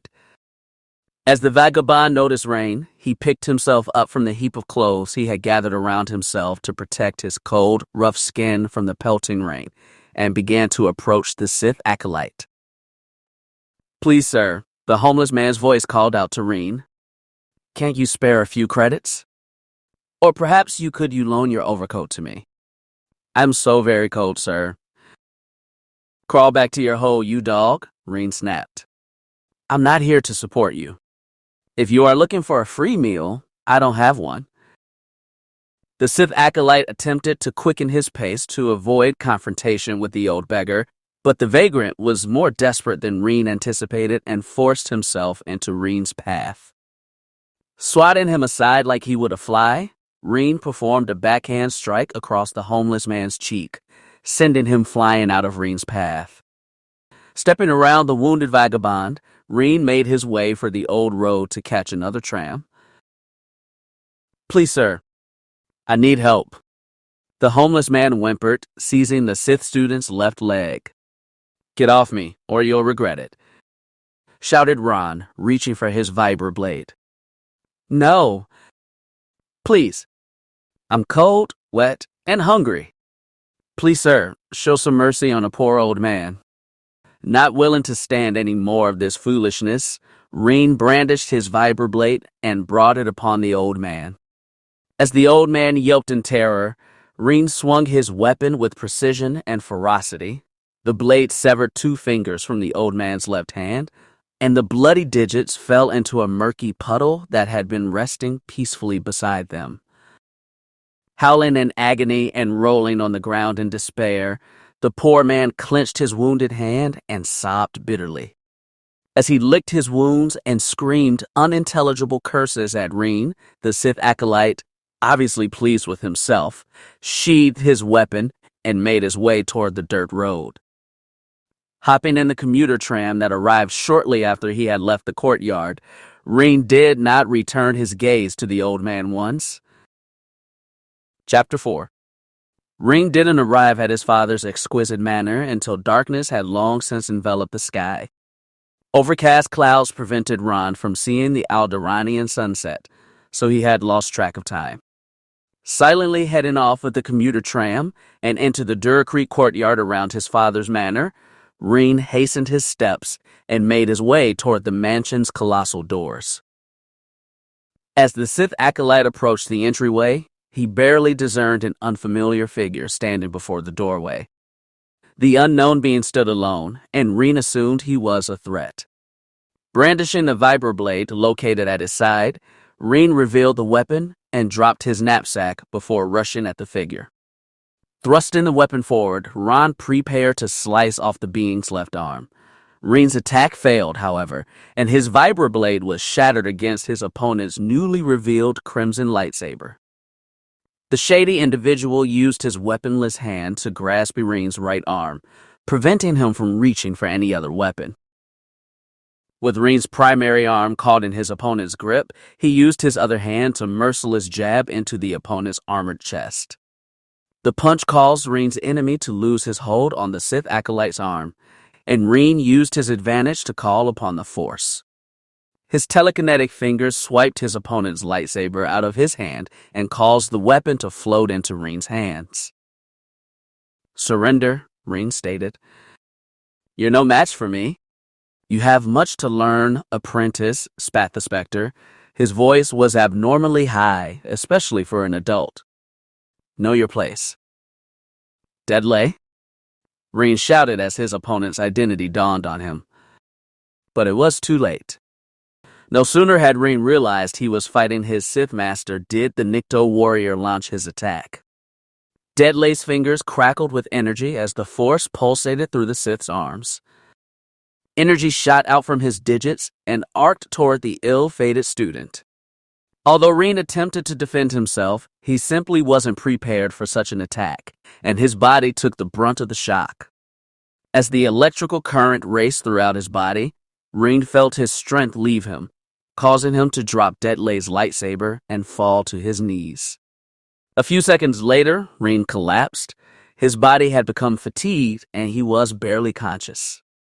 When Deadlay noticed his student's situation, he stopped the attack and recovered his weapon. Kneeling next to his fainting student, Deadlay spoke sternly. "Raen, are you still with me?" Raen found himself too tired to confirm his consciousness through words, so he grunted with a distinct lack of emotion. "Excellent," said Deadlay. "Do you know why I'm here?" "No." "Of course you don't." "Raen, I have a mission for you and your brother. I could always find someone else to do it, but I thought he would enjoy the time to collaborate. You two don't get to work together too often, do you? Raen shook his head to confirm the assumption. Detley smiled toothily. Raen, if you complete this mission successfully, you will be granted the title of Sith Marauder. You shall be one step closer to becoming a Sith Lord. Rain's face lit up with surprise. The Sith student used his arms, despite how weak he was, to prop himself back on his knees. Although Detley offered to help him, Raen refused, unwilling to accept his pity, and forced himself to stand. Let's go talk to Jion, Raen whispered, his voice raspy and tired. Nodding, Detley walked into the Benax mansion as Raen limped after him. While he had seen the vast foyer of his father's home many times before, his eyes never got used to their beauty. White walls adorned with gold trim surrounded a brown staircase that led to the upper floors of the estate. The Sith acolyte hobbled over to a blue sofa situated in the center of the room, and he rested there while Detley went to fetch Jion. Raen relaxed his tired legs and arms on the silken cushions of the large sofa. Something within him told him that it would have been best for him to pass out here, leaving all this talk about missions and promotions behind. However, he also knew that was nonsense. If he was ever going to surpass his brother and Detley, he would have to be vigilant. He would have to continue getting stronger. He would have to surpass them. The only way he could do that was by leaving the rank of acolyte behind. Raen, a delicate voice called out from the top of the staircase. Is that you, dear? Yes, mother, Raen called back, exasperated. Junera Benax gracefully made her way down the winding staircase, despite how difficult it was in the long dress and high-heeled shoes, and sat down beside her son. Junera dutifully flattened the ruffles that had formed around her dress and used her pale, nimble fingers to straighten the flower that she placed in her light blonde hair. Once she thought she looked presentable, she placed a comforting arm around her son. The consolation appalled the young, tired Sith, and he attempted to escape his mother's reach to no avail. Every time he moved away, his mother would simply extend her arms or move closer to her disgruntled son. What's the matter, dear? Why are you all fidgety? Junera asked softly. Could you not put your arm around me? Raen responded, reaching his wit's end. It's annoying. Junera gasped, displaying a mock sense of agony. Oh, Raen, I'm so sorry. I didn't mean it. If it's making you uncomfortable, I can stop. Her voice was overflowing with sarcasm. If you wouldn't mind, Raen replied frankly, ignoring his mother's mockery. Raen, you need to learn to get along with people like you used to. Your angst is driving us mad, Jion spoke from the top of the staircase. Arriving sometime after Junera, he had a bemused expression on his face as he scolded his brother. Raen turned around in his seat, ignoring his mother for the time being. I do get along with people. So shut up, he snapped. That's not what Detley told me, Jion retorted. That's enough, you two, Detley growled. Junera, if you'll excuse us. Of course, Sith business and all that, responded Junera. Don't let me disturb you. Rising from her seat next to Raen, Junera passed Detley and Jion and walked back up the mahogany staircase. Once she had left, Detley pulled up a chair near the couch Raen was seated at, inviting Jion to sit down. Once Raen's brother had taken his seat, Detley sat next to Raen on the sofa. The trio of Sith stared at each other in awkward silence for several moments. Although each of them knew why they were here, meetings such as these were never easy to begin. After the three had traded puzzled glances for several minutes, Detley cleared his throat, forcing the siblings to focus on him. As I told you both, I called you here because of a potential mission for the two of you, Detley began. Sith intelligence has confirmed that the Jedi High Council has sent a Jedi Master to investigate the recent problems occurring here on Alderaan. Of course, Deadlay was referring to the increased influence of the Sith on Alderaan, and Raen knew it. Alderaan was famed for being staunchly pro-Republic and strove to preserve the ideals of the galactic government. From what he had heard, the Sith now controlled the government, economy, and military of Alderaan, in secret, of course, despite opposition from the royal family. Apparently, only now that the Sith almost controlled the whole planet did the Jedi Council see it fit to act.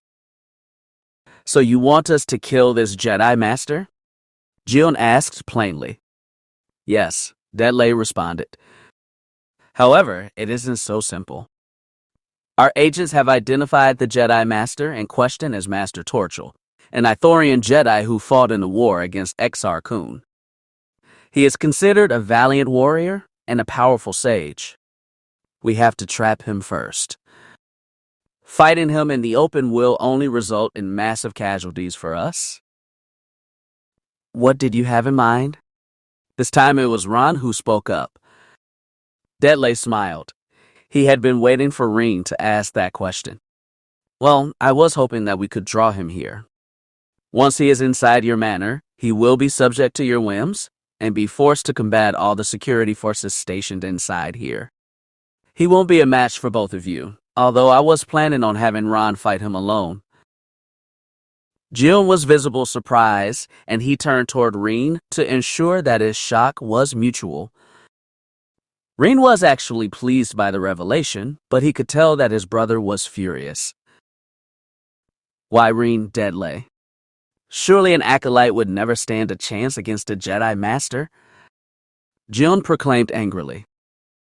"Do not reject my judgment on the basis of petty jealousy," Jion, Deadlay shot back. "I trust in Raen and his abilities. Besides, he is the one in need of the promotion, not you. This is only training for the both of you. You are both more powerful than you realize. You will become much stronger. I have foreseen it. Together, we will be able to fight against Prue and take what is his." Jion shot a passing glance at his younger brother. Jion's blue eyes flickered with doubt and indignation. Raen knew that his brother assumed the idea was foolhardy. He couldn't blame him. However, Raen was intrigued by his master's mention of Prue. There had been rumors of a Prue figure among the Sith students and officers, and even some of the patrons of the Dying Bantha had mentioned him in passing. From what the young acolyte had heard, Prue was a semi-mythical figure on Alderaan who served as the grand puppet master of the Sith, guiding the movements toward the Dark Lord Malak's ultimate design. There was a period of silent contemplation reflecting on the information the two siblings had just received. Raen expected his brother to say something. However, Jion remained silent, still seething with anger. "Master, you spoke of Prue. I have never heard of this individual," Raen lied. "Who is he? Is he an agent of the Jedi?" Deadlay cackled, his shrill laugh piercing the silence. "No, Raen, Prue is not a Jedi. Prue is a Sith higher in rank than I. He is the true master of this pitiful chessboard of a planet. I have never seen him. He has only spoken to me through envoys. That is how important and powerful he is. I do not claim to control the Sith on Alderaan, and neither do the other Sith masters at the Academy, for that position belongs to Prue alone. Even now, the final pieces of his plan are falling into place. Companies are being swallowed up, rebels are being silently executed, and his spies are everywhere, always listening. There are rumors that he will soon make his greatest gambit, attacking the royal family itself. Deadlay concluded, a wry grin forming on his face. "That's madness," Jill insisted. "No one has ever breached the sanctuary gates that defend the castle. They are defended by Force-sensitive royal guardsmen. That may be, nevertheless, that is not important now. For now, I have plans to do away with Prue entirely and establish our own dominance over the Sith. You two are both essential to ending his reign. Together, we can defeat him," Deadlay explained. "However, I have kept you both here long enough. Rest yourselves, train consistently, and prepare for me to summon you. The Jedi will arrive in a matter of days. I shall take my leave. Rising from the sofa, Deadlay performed a standard Sith salute, not to signify respect, but rather to inform them of his departure, and then headed for the door. Once the Nikto Sith had left their estate, the two brothers rose from their seats and headed up the stairs toward the upper chambers of the manor. While they walked, Raen knew his brother was eager to speak his mind. He could tell by his expression and habits. Whenever Jill was troubled, he would part his wavy brown hair down the middle and unbutton several buttons on his collared shirt. In addition to his peculiar habits, Raen noticed that his brother's crystal-colored eyes darted back and forth, and he licked his top teeth, both common signs that he was bottling something in. "There's something troubling you," Raen said abruptly. Jill sighed. "I can't hide much from you, can I, brother?" "Nope." "Well, I'm concerned about what Deadlay's saying," Jill admitted. "Solely assigning us to this mission, allowing you to kill the Jedi target, this Prue character. It's all too suspicious if you ask me." "I think you're just jealous," Raen pointed out. "You're upset that you don't get to kill the Jedi." "Don't be Riddick." "Who's killing Jedi?" A booming voice came from across the hall. "No one's killing Jedi, Father." Jill responded, despite being interrupted. "Is Raen with you, Jill?" Their father questioned from afar. Raen groaned. "I'm here, Father." "Excellent." "Raen, come into my study, please." Jill sighed, as though he was displeased with either their father or Raen, but his younger brother knew that he was apathetic about the whole ordeal. Grumbling and moaning, Raen departed from his elder brother and made his way by several closed and probably locked steel-colored doors before reaching his father's study. For whatever reason, Raen's father had engraved his name, Raen Benax, into the door of his study with a knife. While a professional engraving would have looked more appropriate, Raen's father was insistent on doing it himself. If he could not do something himself, it would not be done at all. That was the way his father was. As Raen stumbled inside the cramped quarters his father was in, it was exactly how Raen remembered it. The room was musty, smelling of old clothes and sweat. Holobooks were stacked into uneven piles throughout the floor. Some were open while others were shut. Various tools of measurement and drawing instruments were scattered across the floor, and several broken data pads reluctantly joined the chaos. In the midst of all the disarray was a single desk. It was positioned to face the transparent steel sliding door on the opposite wall that led to the balcony. This transparent screen allowed for the Alderaanian starlight, now visible between the thick, lingering clouds, to bask the study in an ethereal radiance. And at the desk sat Raen Benax, Raen's father. In contrast to his surroundings, Raen looked as organized as could be. Rasten's short salt and pepper hair, well-maintained beard, and blue eyes were joined by his jet black suit, made of the finest syntex fabric he could purchase. In his hand was a fresh data pad, and numerous legal documents written on flimsy were scattered about his desk. Although Rain's eyes voraciously absorbed everything in the crowded room, his eyes were drawn toward a golden-hued vase at the corner of his father's desk. The expensive and fragile ornament was decorated with images of the greatest Alderaanian war heroes, a true work of art. "Hello, son," Raen finally said, turning from his work and focusing on Raen. "Father," Raen replied gruffly. "I heard you were giving your mother a hard time when you got home," his father said. "I hope her complaints are unfounded." Rain's eyes flared with such viciousness that even his father could notice it. "I wasn't giving her a hard time. She was bothering me." Raen rolled his eyes, clearly mocking his son. "Come on, Raen. Can't you and your mother get along, just for a few days? Just to give your old man some peace of mind?" This is so stupid, Raen thought. Why am I here? Didn't I already receive this lecture twice? The Sith acolyte turned around and prepared to walk out of the study, but his father called to him and requested he stay. Raen stood where he was, still facing the door and not looking at his father. Hearing the creaking noise and identifying his father rising from his chair, Raen waited impatiently for his father to approach him. "Raen," Raistin began, his voice taking a different tone. "I'm getting old. The business is starting to go under. Those bloody Sith are drying out our company. I'm not as lively as I used to be, and I can't be badgering you and your mother every 20 seconds, telling you both to behave. I thought that the Sith would do you some good, but clearly it has only made things worse." "Whatever," Raen spat. "I have to go prepare for my mission." "You have a new mission?" Raistin didn't miss a beat. "Can you tell me about it?" "Why do you care?"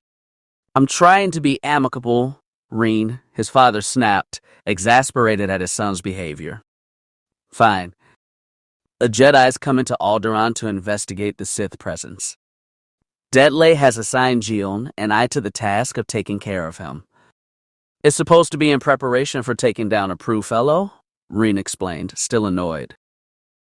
Raistin's aged eyes sparkled as he took in the information. "Fascinating. Perhaps that Jedi can get rid of those bumbling Sith, always stealing my profits through that confounded Zerka. Don't tell Detley I said that." "Okay," Raen muttered, making his way toward the door again. "Raen," Raistin called out. "Yes, father?"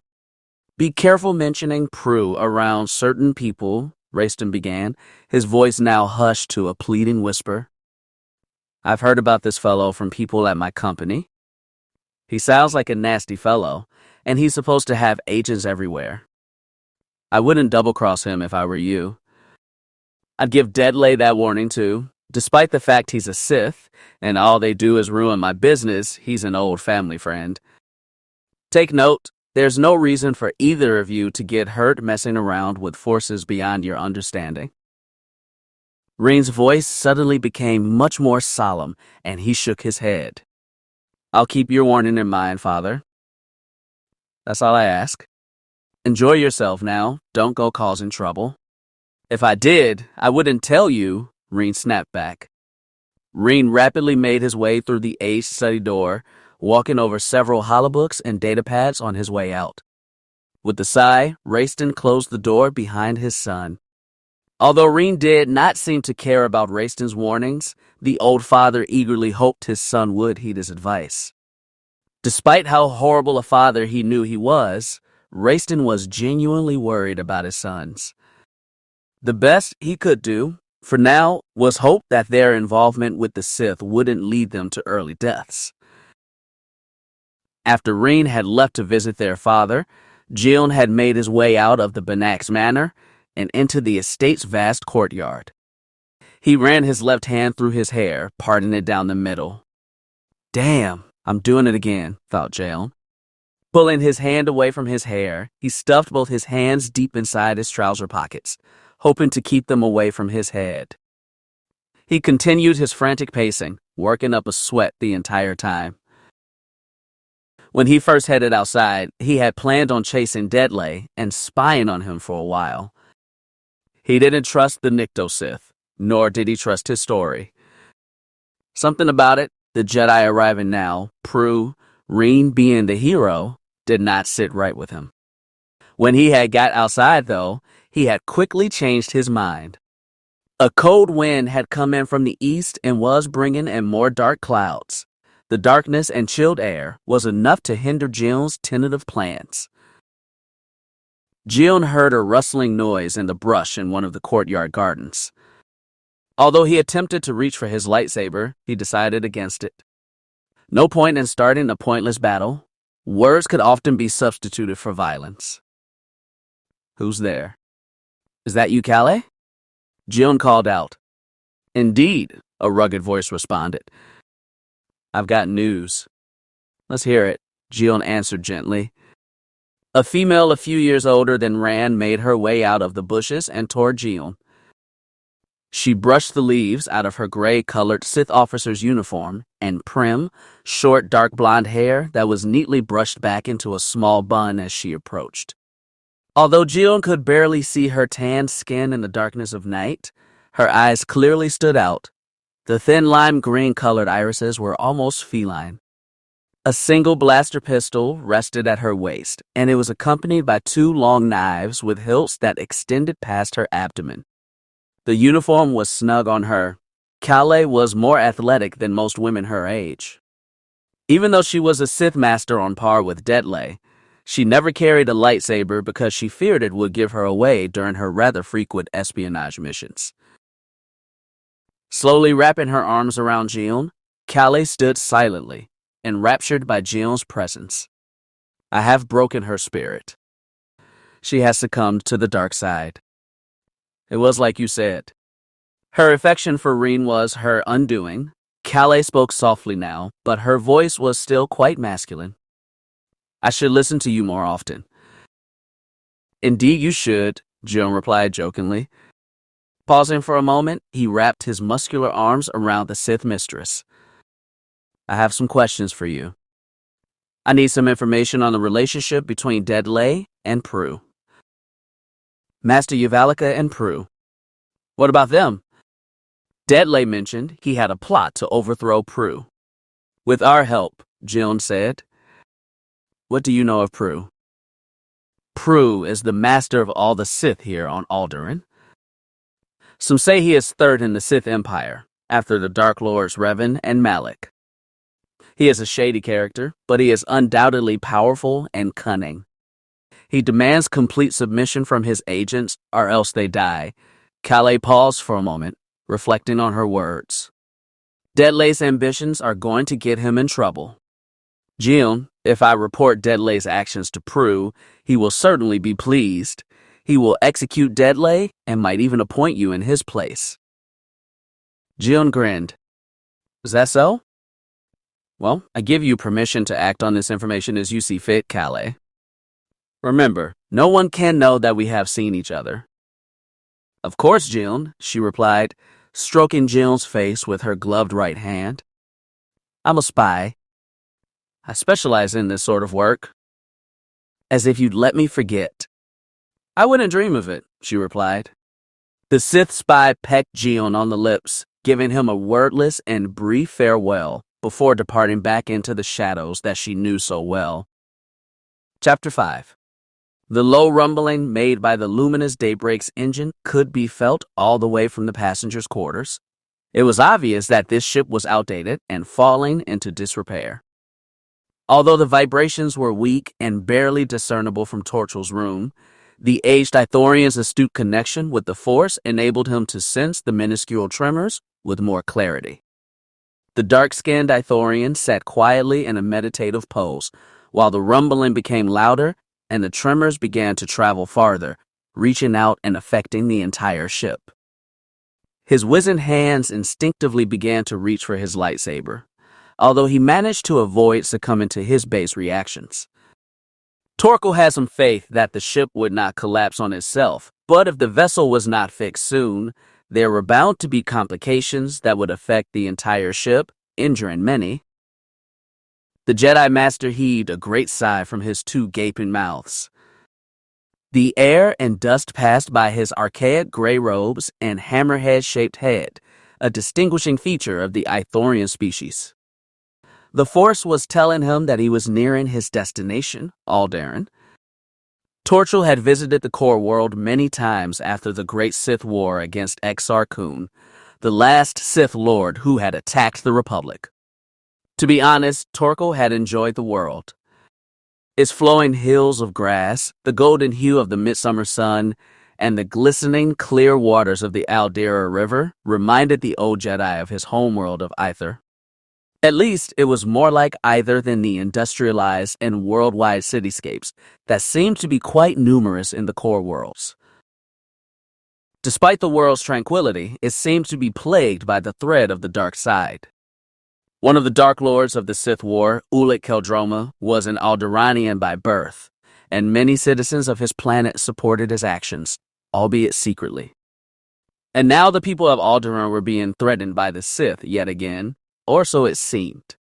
Torkel was worried. The last time he had been to Alderaan, a year before the end of the war against the Mandalorians, he had seen no trace of the Sith. The old Jedi Master quickly decided it must have been Revan's doing, despite the fact that only core world the fallen Jedi had attacked was the shipyard world of Forest. The Jedi Master was still pondering all these things when his door chimed, informing him that someone was attempting to get inside. Torkel remained seated like he was meditating, using the Force to unlock the door and keeping his hand near his lightsaber. Seconds after the door had opened, a young Twi'lek stepped into the room. From his height, Torkel assumed he had barely turned 15 standard years of age. "I gave instructions not to be disturbed," Torkel began. "Yes, sir," the child replied, "but you also told us to alert you when we were approaching Alderaan. We'll be on the surface in 10 minutes. "Excellent." "Thank you, lad," Torkel said, hoping the child would leave. To Torkel's relief, once the child had received Torhel's confirmation, he turned around and left the Jedi's chambers. The Ithorian Jedi wasted no time in gathering his scattered belongings from around the room, collecting them and placing them in a single knapsack. Once all his equipment, which to be honest wasn't much, had been gathered, Torkel reached for the long-range communicator he had attached to his belt. Since the comlink was only usable within a few kilometers of his intended target, Torkel could now use his communicator to contact Alderaanian Jedi and alert them of his arrival. The old Jedi wearily inputted a series of codes and digits necessary to unlock the Jedi communication channel on Alderaan. The world was, after all, unofficially considered enemy territory. Privacy was a necessity. Any Jedi spies left on the world would be in danger if the Sith tracked down their location from the Jedi Master's calm message. Sitting in silence for several moments, Torkel was worried that no one was left on the planet to take his message. Due to his age, he stayed calm physically, but mentally he was panicking. He was quickly relieved by a last-minute response to his message. "This is Jedi Knight Raen Benax." "Who is this?" the voice questioned. There was no image for privacy's sake, and the transmission was garbled, so it was difficult for Torkel to understand the entire message.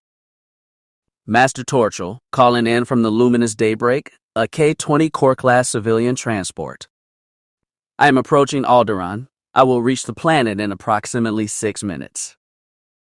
There was silence for a moment, and Torkel was worried he had lost the communication.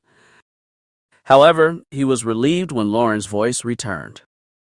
"Roger that, Master Torkel. Where will you be landing?" "I'll give you an escort." "I'm unsure," Torkel admitted somewhat sheepishly.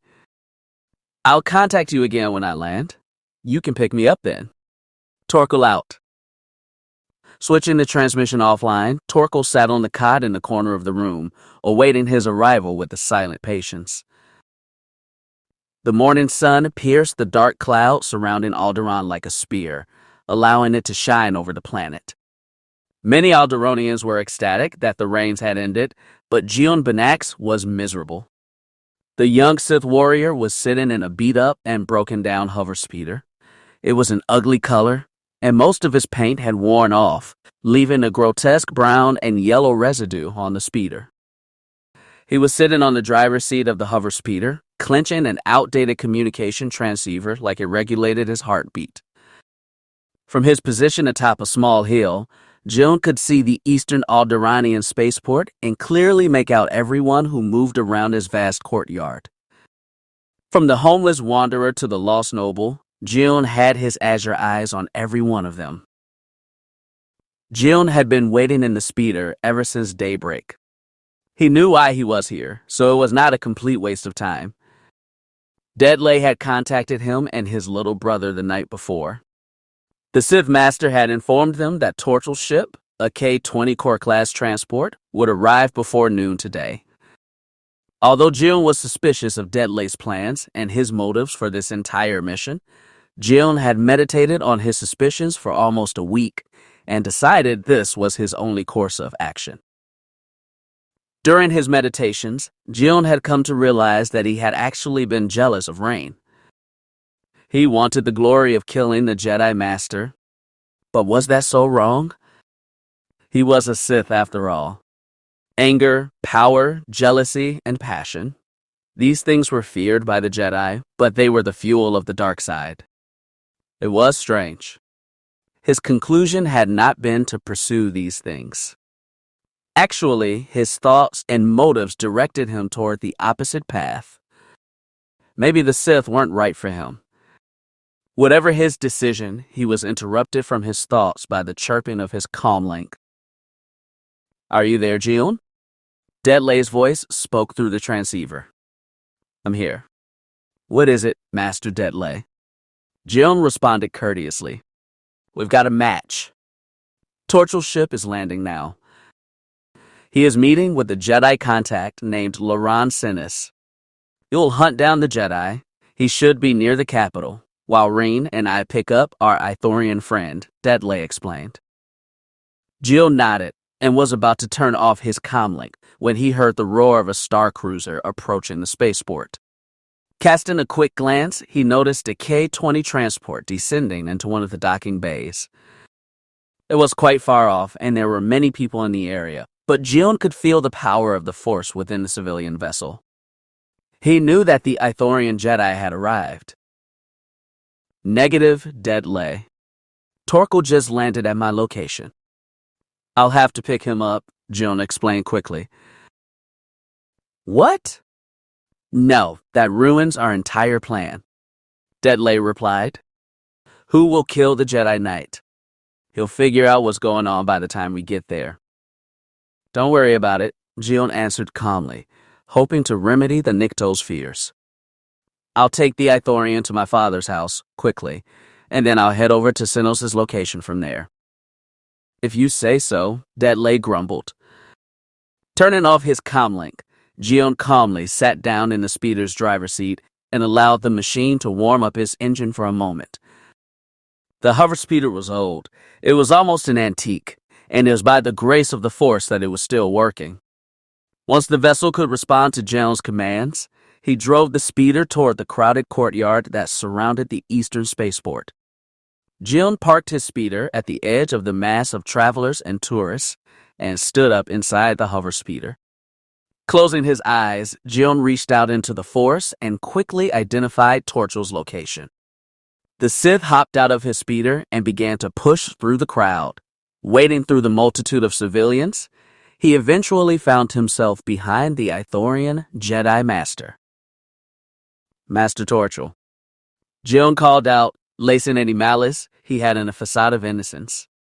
The Jedi Master froze in his tracks, clearly startled. Jion noticed him reach for his lightsaber, but the Sith grasped his arm in a kind but firm manner, keeping the Jedi from arming himself. "Who are you?" Torchel asked, his voice chilling to hear. "I am Jion." Raen Benax, the Sith spoke. "I am a friend of Sinis." "No, you aren't," Torchel snapped. "I can sense your lies clearly, boy. Tell me who you are. The truth this time, or your arm will pay the penalty for your foolishness." Jion panicked for a brief moment. He wasn't expecting the Jedi Master's senses to be so finely tuned. The fact that he could tell that Jion was lying worried the young Sith. Jion knew this was going to be tricky. "We aren't friends, not anymore. We haven't spoken," Jion explained slowly. He had to choose his words carefully. The Jedi could pick out lies, but Jion was sure that half-truths would fool him. "But you are to come with me to my father's house. He will provide shelter and protection for you while you are here." Jion slowly loosened his grip on the Ithorian sage's arm, eventually letting go of the gray-colored fabric that made up the Jedi's sleeve altogether. The Jedi and the Sith stared at each other intently, each watching the other's movements with the utmost caution. Jion had one hand in his hair and the other at his side. He was ready to activate his lightsaber within a moment's notice. Torchel, however, seemed much more serene. His two opalescent eyes almost seemed as though they were piercing Jion's soul and were trying to find his faults, his secrets, his fears, and his sorrows. However, the Jedi had removed his left hand from his lightsaber hilt, which Jion thought was a good sign. "All right, Jion. I'll go with you. You seem like an honorable fellow," Torkel said, smiling. "But in the future, don't lie to me. I don't take kindly to liars. Agreed?" Jion let out an unwitting smile and a hearty chuckle. "Of course, Master Torchel. Come on. We should get to my father's estate before dinner is ready." Nodding, the Ithorian Jedi followed Jion through the crowd, keeping up a decent pace and never falling too far behind. After the two reached the archaic speeder, Jion allowed the Jedi Master to step inside and get settled before he took his position in the driver's seat and hit the accelerator.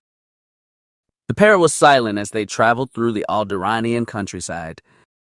Verdant blades of grass and petals of ivory hovered through the crisp noontime air. The whimsical remnants of vegetation flew through the air and found their way inside the speeder, where they settled on torn-up leather seats or their passengers' laps. As the hover speeder passed by the capital city of Alderaan, Jion was careful to keep the vehicle away from the Alderaan River that flowed around the city's stalwart walls. The river's bubbling, chilly water splashed about his banks, and Jion was not keen on getting drenched by the natural shower. Even if the river had been calmer, Jion avoided the river to keep his speeder from crashing into the native bantha species. The shaggy quadrupeds could easily cause trouble for his battered vehicle. After the speeder had left Alderaan behind, they entered the plains that the Benax family called home. Jion could not help but notice that Torkel had been watching him. It seemed the Jedi Master had been examining his every action, every glance, every movement. Jion could not tell what the Ithorian was trying to discern from his inspection, and he did not dare ask him. "This world is very beautiful, is it not, Jion?" Torchel asked suddenly. "It is, sir. It reminds me so much of my homeworld of Aether," the Jedi Master explained. "I have long yearned to go back there. Hopefully, I'll go back there after I finish this mission." "Oh?" Jion asked. He had been feigning interest, but he found himself genuinely intrigued by what the aged Jedi had to say. "Yes. My niece lives on Aether. I haven't seen her since she was 4, but I still have the clay amulet she made me," Torchel continued. His voice was soft, almost faint. Torchel lifted a small clay, cross-shaped amulet that hung from his neck, showing the object to the curious Sith. There were Ithorian letters carved into it, but Jion was unable to read them. Even still, he admired the beauty of the artwork. "It's quite beautiful, Master Torchel. Your niece has quite a gift," Jion said, awestruck. "Your words are kind," Torkel replied. The Ithorian returned the amulet to his former position under his cloak before he continued. "She is getting married in 2 months. Her father, my brother, died when she was young, and she has requested that I represent her clan during the wedding." "Like a father of the bride," Jion mused rhetorically. Torkel smiled. "I believe that is what you would call it, yes." Jion returned the smile rather sheepishly. He was happy for the Jedi Master. "Look, Torchel, that is Thranta Hill. We're close to my father's estate now." The Ithorian acknowledged Jion with a slight nod before returning his attention back to the scenery around them. Once the Sith realized that the Jedi Master had no more interest in talking for the time being, he returned his full attention to steering the craft. Jion gracefully guided the speeder around Thranta Hill and rushed toward the Benax Manor. Jion parked the vehicle in the farthest reaches of their courtyard and sat motionless inside the speeder, waiting for the engine to cool down. The Jedi Master hopped out of his seat and he collected his belongings before heading toward the doorway to the manor. Twilight was already engulfing the remaining light of the day, and the Jedi Master pulled a gloret out of his knapsack to guide him through the foliage in the courtyard. "Aren't you coming too, Jim?" Torkel asked, stopping where he was standing and turning back to acknowledge the Sith. "I'm afraid not, Master Torkel. My younger brother shall guide you inside. I'm afraid I have a few more errands to run, and I can't be late. Farewell, and may the Force be with you." Jim pulled the activation throttle and allowed the speeder and its engine to roar to life again. Jim waved a final farewell to the old Jedi Master as his speeder turned around and made his way back toward the capital of Alderaan. As Jim drove away, he realized that he was no longer jealous of Raen. In fact, he wanted Raen to be the one to kill Torkel if the kindly Jedi had to die at all. After their brief but genuine discussion, Jim didn't know if he could bring himself to kill the Ithorian Jedi. Some Sith I am, Jim thought. I cannot even bring myself to despise my enemies. I was never cut out for this.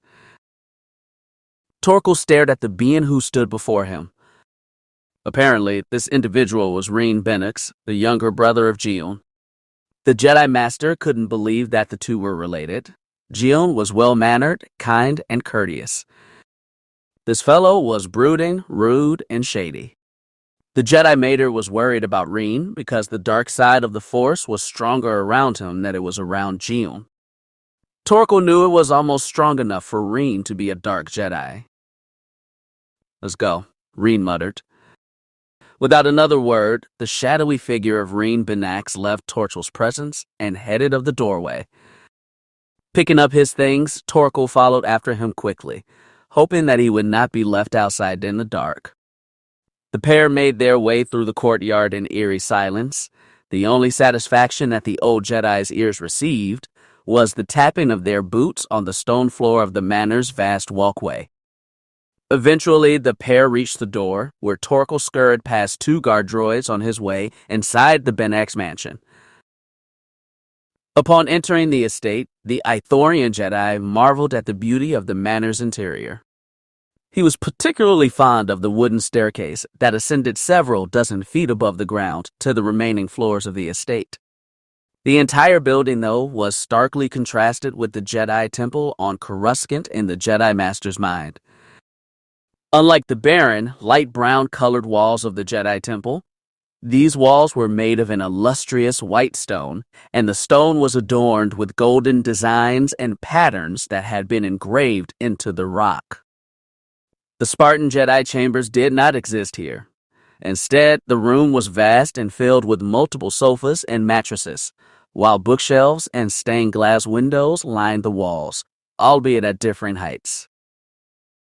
Raen had already abandoned Torkel to go about his own affairs, so the Ithorian sage made his way across the scarlet tiles that were beautifully patterned across the floor. Upon reaching the nearest sofa, he noticed a middle-aged man sitting and playing a game of chess with one of the house's servants. From what Torkel could tell, he had never understood the concept of the game, though he knew the pieces well enough. It appeared that the middle-aged man was winning. He had more of his opponent's ivory figures than the servant had his ebony figures. Watching the game intently, Torkel noticed that the servant's king and queen pieces were not protected. Most of his other pieces were scattered about the game board, attacking the other players' pieces. By contrast, the servant's opponent had well protected his king and queen, although he had very few pawns left in play. Torkel watched the game play out in silence for several minutes, not wanting to interrupt the game of wits. Eventually, the servant took out the remainder of the middle-aged man's pieces, leaving him with his king, queen, and a single knight. It wasn't long before the servant took the queen piece of his opponent. After several drawn-out moves, the servant had surrounded his opponent's king. The Ithorian noted that the lone knight was close to the endangered king piece. Perhaps he could do something to save the king. Instead, though, the middle-aged man moved his king and captured the servant's last knight, leaving him with the queen, a king, a bishop, a rook, and several pawns. 3 turns later, the king had been forced into checkmate. The game was over. Well played, Nathan, the middle-aged man congratulated his opponent. No, thank you, master, for letting me win, the servant exclaimed. Don't be ridiculous. You won by your own skill, his opponent assured him. Since you won, you may take my seat at dinner while I attend to your duties. But Lord Benax. No buts. If anyone objects, they may answer to me. Run along now, Nathan. I'll put the game away, the master of the house insisted. Waving his hands back and forth, the lord of the house shooed the servant off before he began to clean up the chessboard. Torkel walked around the couch and stood beside the defeated man. Without a word, the Jedi Master got to work assisting the middle-aged man and picking up the pieces and placing them back in the box from which they had originated. Oh? The defeated individual muttered in surprise. You must be the Jedi Master Torchel who is staying at my home. Indeed I am, Master Benax. Excellent. I am Raen Benax, Master of the Manor and Lord of the Land, Raen said. Standing at full height, he shook hands with the courteous Jedi Master before returning to his work. Once the entire chessboard and its respective pieces had been put back in his box, Raen walked it over to the nearest shelf and placed it atop several holobooks. Returning to his Jedi guest, he placed a firm arm on the Jedi Master's shoulder and led him to the dining hall, where there was a large transparent steel table awaiting them in the center of the room. The table was covered from end to end with foods, wines, and spices that Torchel had never even heard of. The things he did recognize, however, looked delicious. He was particularly fond of the way the roasted nerf had been prepared. Although he was a vegetarian, the Jedi Master still admired the golden brown hue of the skin and the savory aroma it created. And the various casks of wine that had been set out, each filled to the brim with a dark red or violet liquid. Gazing in awe at the wonder of it all, the Jedi Master didn't even notice that Raen had rushed him to the table and forced him to sit near the head of the table, where Nathan was already sitting. Raen took his seat beside the enraptured Jedi Master. Does the meal look pleasing to you, Master Torchel? Raen asked, delighted at the Jedi's facial expression. Yes, very much so. I'm impressed at everything on this table. Sadly, my people have taken a vow to never eat the flesh of another animal, so I cannot have the meat placed before me. I wish no disrespect toward the cook, though, and I hope you understand my request. Torkel spoke with a hint of sadness in his voice. Oh, Raen said with clear disappointment. No, I understand. And I'm sure my wife will as well. Your wife? Torchel said, slightly alarmed. Yes, she prepared the entire meal set before you. It took her the entire day to set up all this food for you. Good Jedi. Does our Jedi guest not like the food I prepared, darling? A kindly voice rang out from the kitchen across the hall. I'm afraid not, dear, Raen called back. Junira emerged from the kitchen, carrying another large nerf roast in her arms. Placing the entree on the table as gently as she could, Junira gracefully made her way across the table and into the arms of her husband. After a quick but passionate kiss between the two, Junira turned toward the Ithorian Jedi. Is there something detestable about my cooking style, Master Jedi?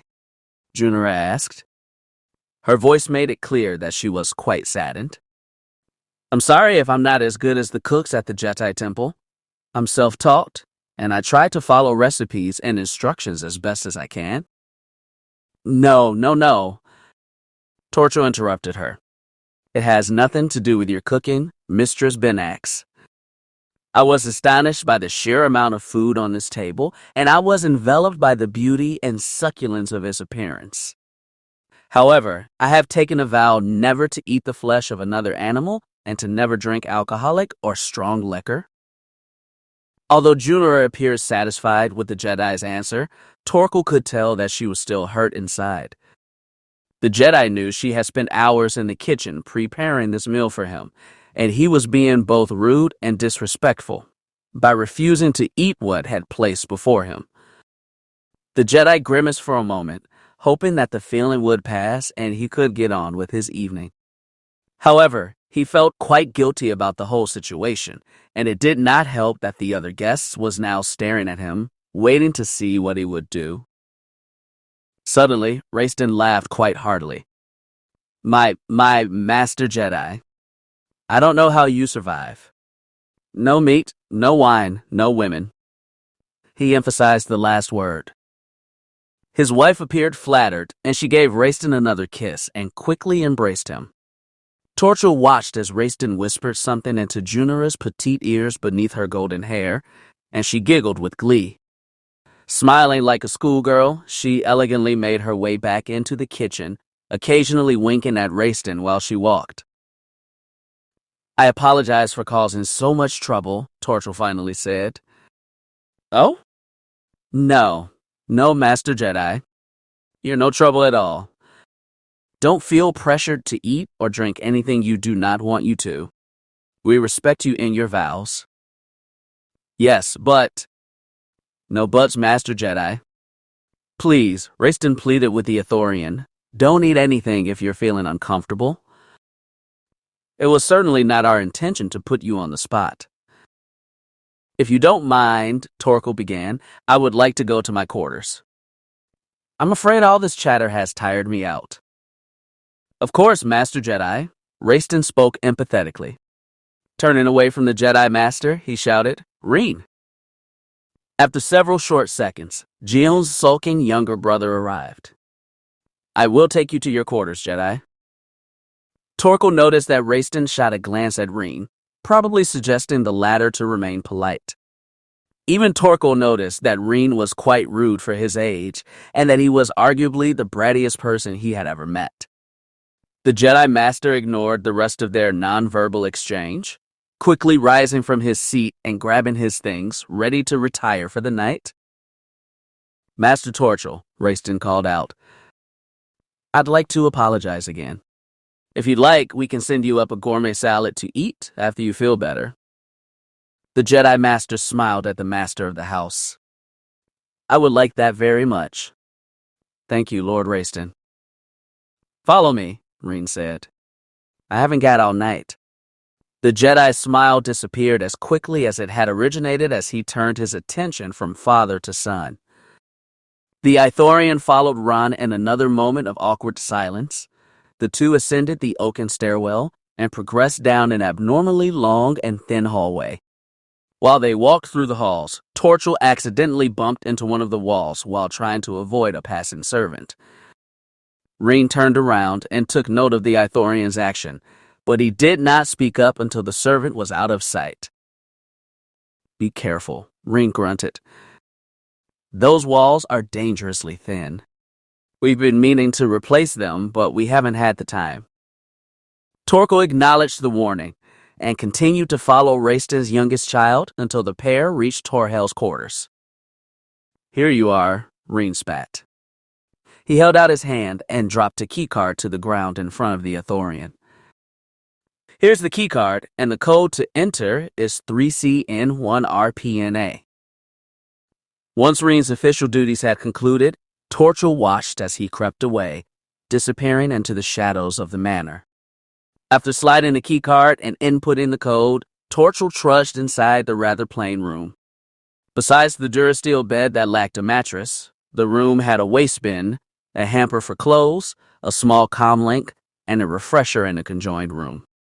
Locking the door behind him, the Ithorian Jedi placed his things at the foot of the mattress before stripping out of his gray robes and heading to the refresher.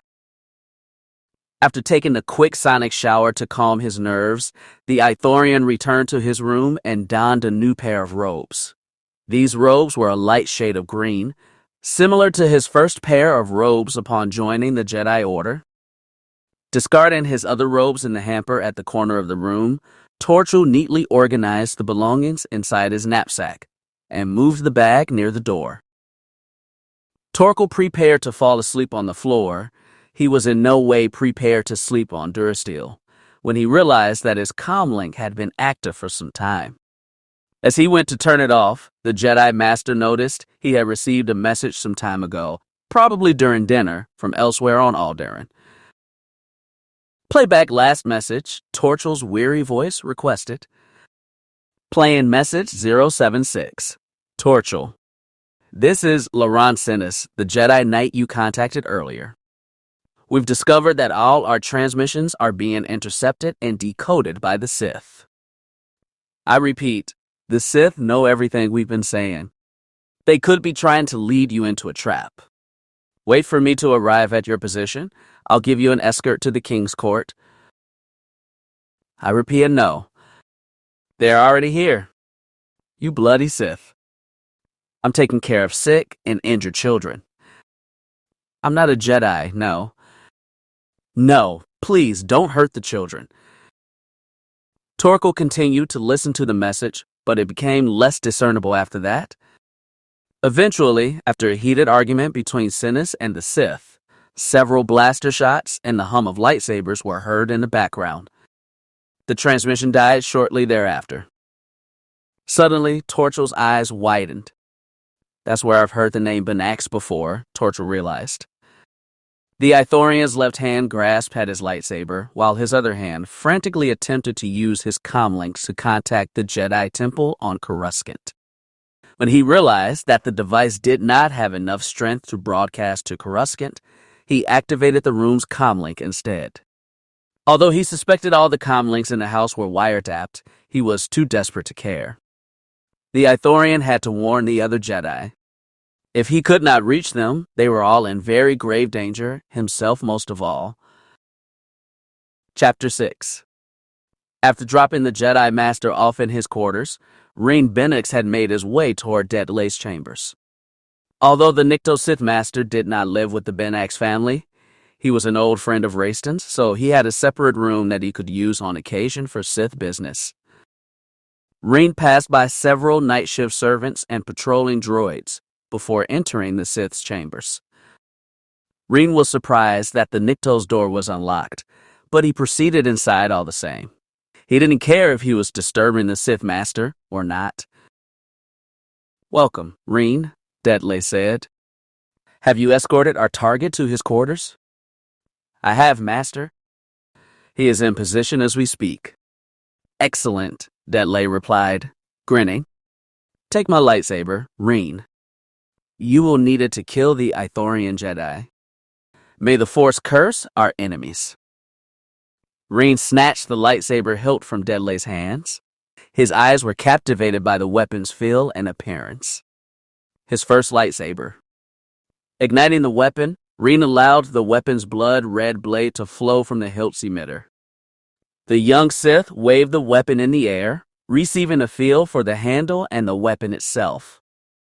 He had used training lightsabers in the past, but he still had to be careful. Giving his master one last curt bow, Raen turned his back to the Sith and headed back into the dark, dimly lit hallways of the Benax mansion. "Raen," Deadlay's voice called out after him. "You must hurry. I'm picking up an encrypted message to Coruscant. Torchel is trying to contact the Jedi Council." Raen took note of the urgency of the situation and adjusted his speed accordingly. Using the Force to empower his legs with his mystical energy, Raen's muscles propelled the Sith faster than he had ever ran before. It did not take long for Raen to arrive at the Jedi Master's door. In fact, he arrived sooner than he expected. Before entering, Raen motioned for 2 passing guard droids to approach his position. As they arrived, Raen gave his orders. Change combat mode from guard to kill. Target Torchel. He's an Ithorian Jedi Master, and he is currently within this room. I am your ally. All other individuals, organic or not, are civilians. Roger, Roger, the droids chimed in unison. The combat droids took their position on Raen's left and his right, pointing their blaster rifles directly at the door. The brooding Sith kept his lightsaber deactivated. Instead, he diverted the Force's energy from his legs to his hands, particularly his palms. Raen placed his hands on the cold metallic door that separated him from his Jedi target and unleashed a blast of telekinetic force from his palms that ripped the door off of his hinges. The door was launched into the room, and its crumpled remains flying toward the Ithorian Jedi Master, who was urgently speaking into the room's comlink. Although the door landed about half of a meter from the Ithorian's feet, he immediately realized Raen and his droids were enemies. The Jedi Master leapt into the air and dropped his comlink, replacing the communication device for an activated, vibrant blue lightsaber.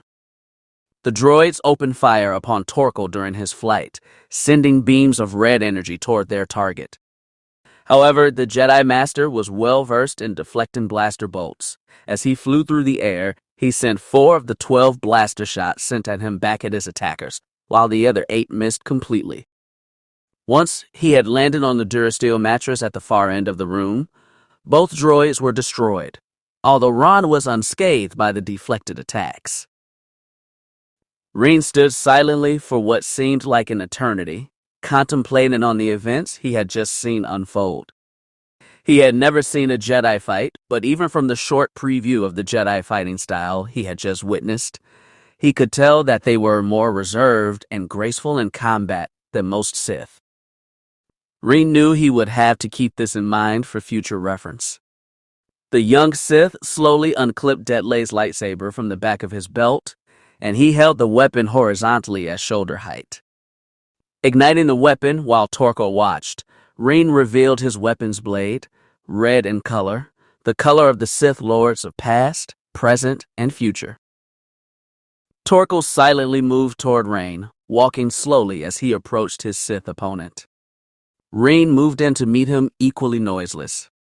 Raen was sure that Torkil had slain many Sith before, and if he wasn't careful, he would be added to the Ithorian Jedi's vast collection of kills. And then their lightsabers met. Red clashed against blue, creating an aura of white light that erupted amidst the darkness of night. Torkil struck first, but Raen blocked the attack and countered with a ferocious strike at the Ithorian's heart. Raen's first attack was repulsed by the Jedi Master, and Torkil sent Raen stumbling back with a swift counter-kick to the chest. The battle continued as they exchanged blows. Torkil's elegant and swift strikes would graze against the Raen's red blade, and then Raen would perform a powerful and elongated swing, which was effortlessly parried by Torkil's blue lightsaber. Back and forth the battle went, blue meeting red in a timeless embrace. During this exchange of force, Raen realized that the Jedi was toying with him. He hadn't yet used his full strength.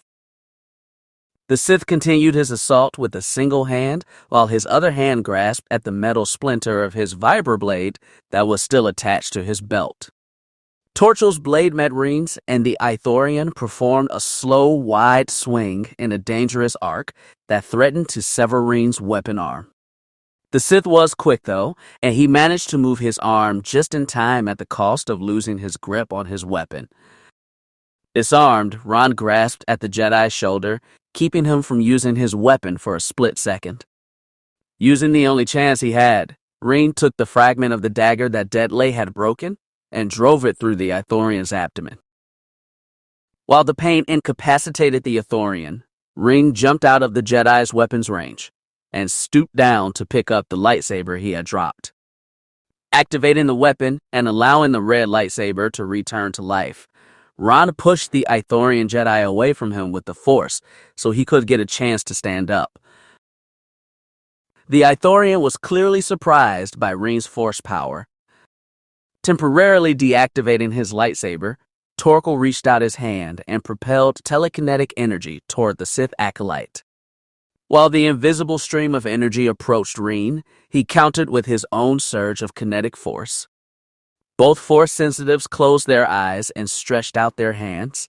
They were trying to overpower the other's Force push and cause their opponent to falter.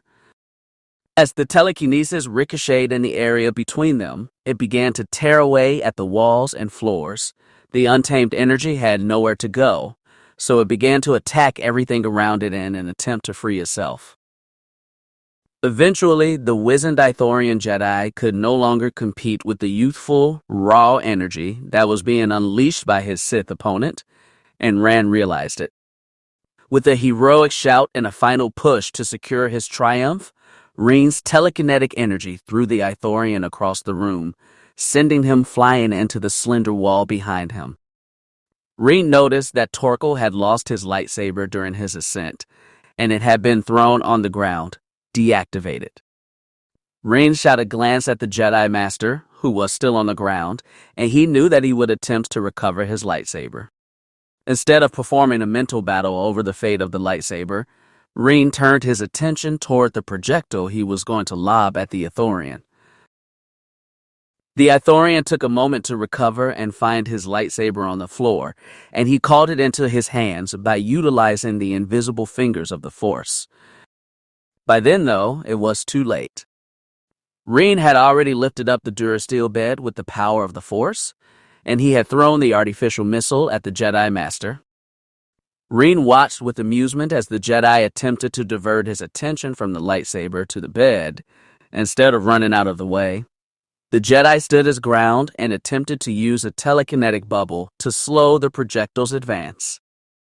Luckily for Raen, his attempt failed, and the projectile smashed into the Ithorian Jedi at an alarming speed. The force of the impact sent both the Jedi and his bed into the wall and caused a great crack to appear where the collision had taken place. The Sith Acolyte was pleased with himself. The Ithorian remained under the Durasteel weight Raen had thrown upon him, and his lightsaber was still on the ground. Raen could not sense the Ithorian in the Force, so he assumed that the Jedi Master had perished.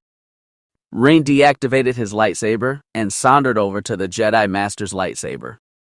Scooping the weapon up in his hands, Raen placed both of his acquired lightsabers on the back of his belt and left the room in reverent silence. 4 battle droids marched up to the room as Raen prepared to exit, and the Sith Acolyte instructed them to ensure that the Ithorian was dead, and then wait for further instructions. As the droids moved to carry out their mission, Raen went to report to Deadlay.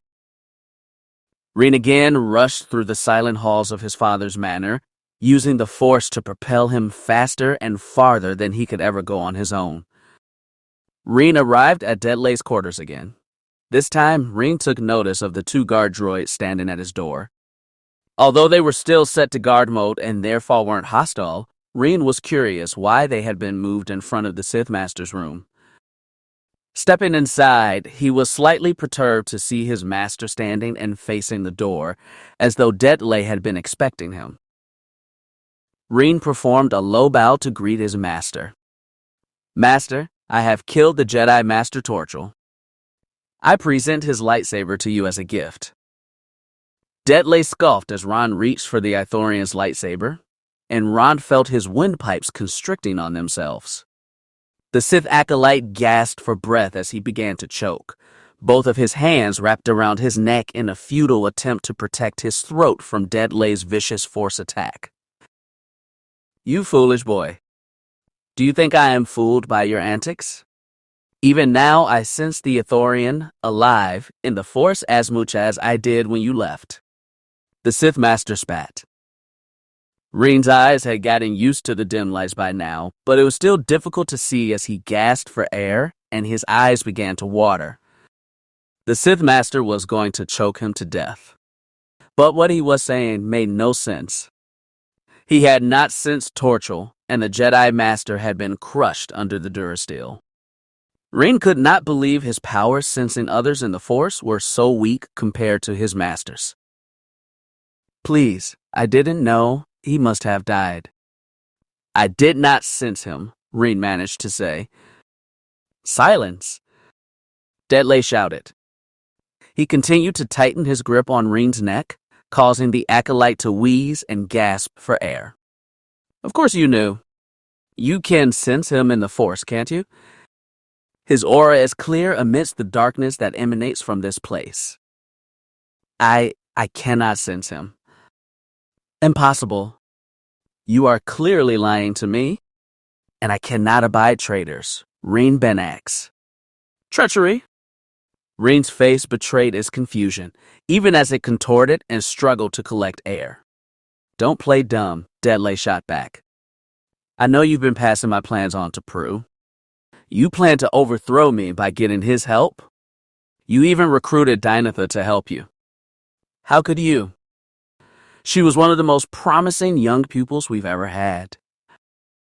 Raen's eyes widened upon mention of Dynatha. How had Deadlay known he had met her? "I've only met her once," he struggled to say. "Shut up. Your lies are evident. Master Calais caught her consulting with Prue in her quarters, and Calais reported this to me. But don't worry, Raen. Dynatha is paying dearly for allying with you." Deadlay was cackling now, and he had a large, toothy grin across his face. To Raen's relief, the Nikto released his mental grip on Raen's neck. The Sith acolyte let out a quick sigh before he took a large breath of revitalizing air. The euphoria of breathing did not last long for Raen, however. Deadlay lifted his hand again and pointed a single finger toward the Sith acolyte. Without warning, Raen was telepathically thrown through into the wall behind him.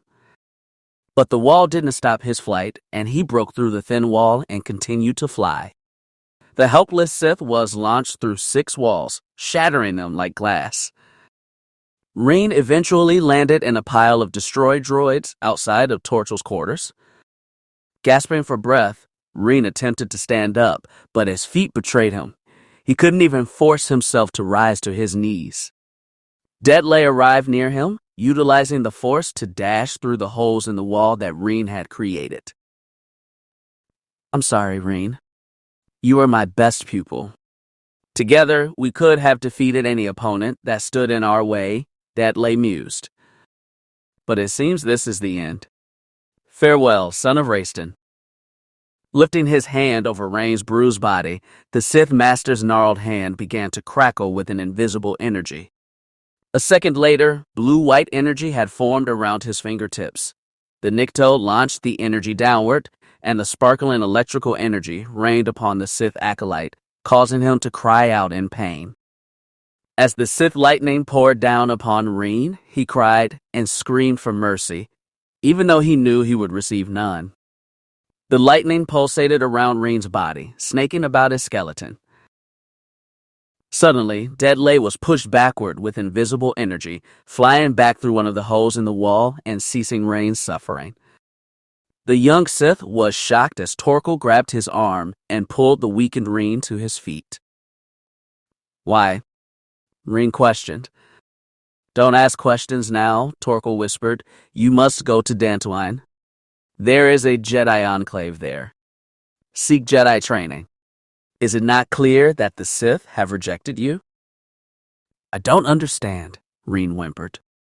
"You are our last hope," Torkel shouted. "The Force has shown me a vision. You must live." Raen was stunned, and he froze as Deadlay emerged from the hole had been thrown into.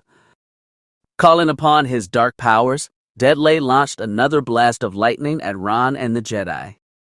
Although Torkel didn't have a lightsaber, he could still deflect the lightning that arced toward them. Raen watched silently as the Ithorian leapt between him and Deadlay's attack. Raen was sure that Torkel would be killed on contact, but he was amazed as the Jedi Master absorbed the Azure energy into his hands and dissipated the attack, using the Force to turn it into harmless energy. "Go! I can't hold him off forever." Torchel spoke to Raen. Raen stood, staring at both of these mighty Force sensitives. His mind was racing now, and his feet had implanted themselves in the ground. "Run!" Torkel bellowed. The Sith acolyte turned from the 2 Force Masters and fled down the vast empty hallways of his father's house. Raen thought he heard Deadlay call out to him, urging him to return. Raen thought he heard Torkel scream at him, imploring him to continue onward. However, his ears were deaf to all pleas and exhortations. Igniting his 2 lightsabers, red and blue, he began to cleave through the droids that stood in his way. These droids that had once served him faithfully had been programmed by Deadly to attack and kill their master. Even some innocent servants that were wandering the dark hallways were victim to Raen's maddened lightsaber swings. Bloodlust did not differentiate between friend and foe. There were only targets. Raen fought his way through the hallways and reached the building's foyer. Although he was subconsciously alarmed by the squad of combat droids that stood on the staircase to block him, his body acted on his own. He moved his hand to throw his mechanically opponents throughout the white-walled room, but it was not telekinetic energy that emerged from his hands. Instead, a blast of searing flame shot from his palms, destroying several droids and lighting the wooden stairwell on fire. What the hell did I just do? Raen thought. But he had no time to contemplate his actions. He was being surrounded by droid reinforcements. The young Sith exile leapt over the flaming staircase with the power of the Force and landed atop the blue sofa he had sat on while he spoke with Deadly and his brother almost a week before.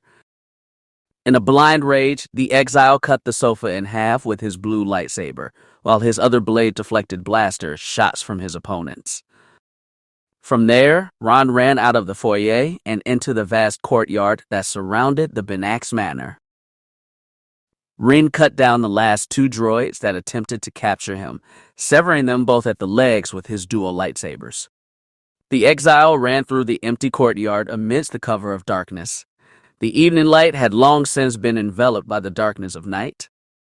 Not even the moon or the stars dared to shine through the black storm clouds that were engulfing the sky.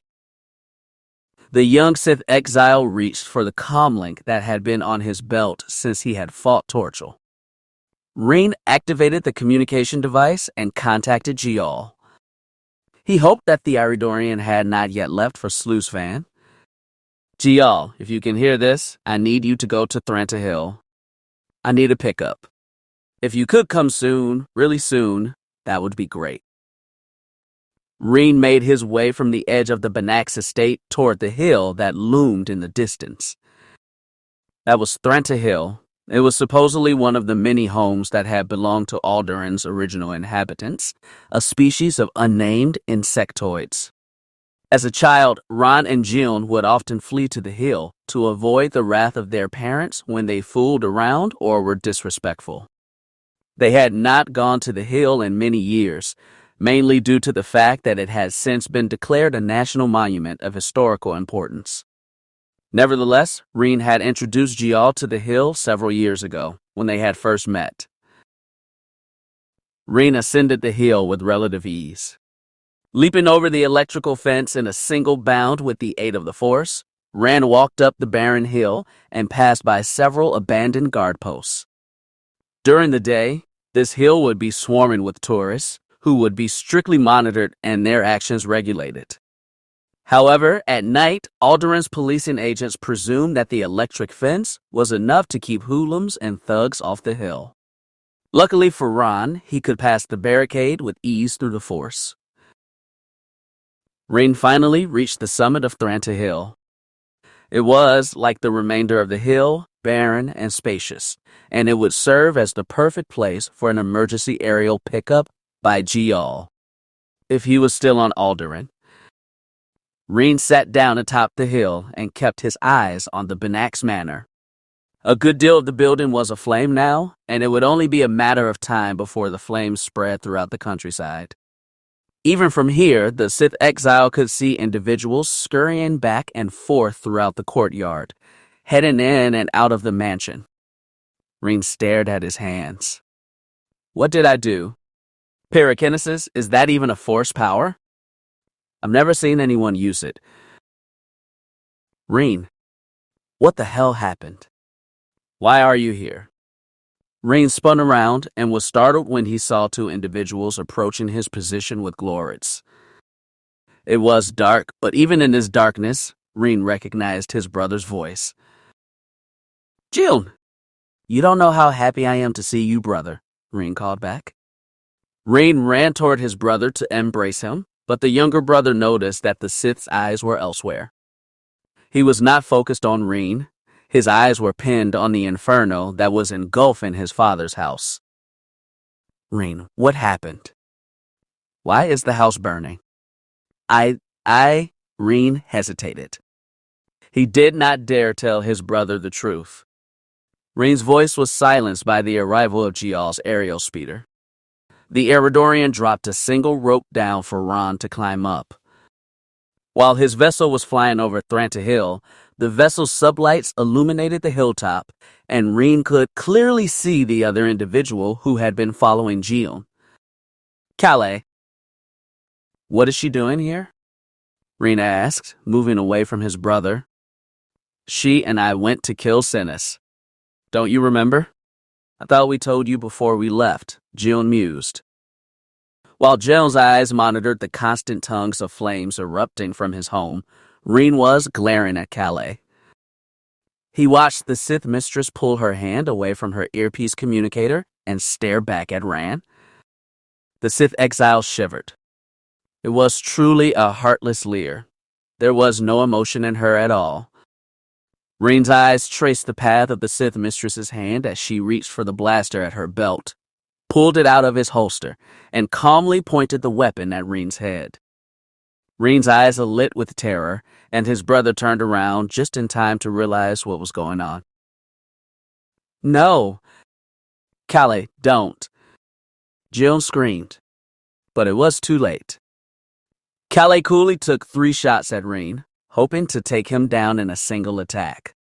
The Sith exile was not prepared to die, though. Using the Force to pull both of his lightsabers into his hands, Raen activated them and deflected all 3 shots with 2 quick swings of his lightsaber. While 2 of the deflected bolts flew off into the night sky mindlessly, the last shot hit Calais' left leg. Screaming in agony, the Sith mistress fell to the ground. She dropped her weapon and instinctively gripped her leg.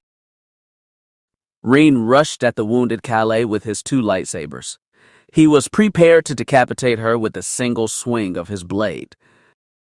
As his blades came down on the beaten Sith mistress, Rain's blue blade was blocked by a red blade, while his own scarlet lightsaber was blocked by a vibro sword. But it was not Calais who had blocked the attacks, it was Gial.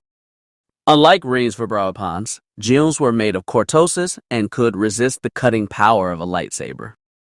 Raen stared at his brother, his expression a mix of disgust and confusion. Raen, what's gotten into you? Gial questioned. Me? What's wrong with me? Raen insisted. He almost laughed as he stressed each successive word more than the last. That's funny, Gial.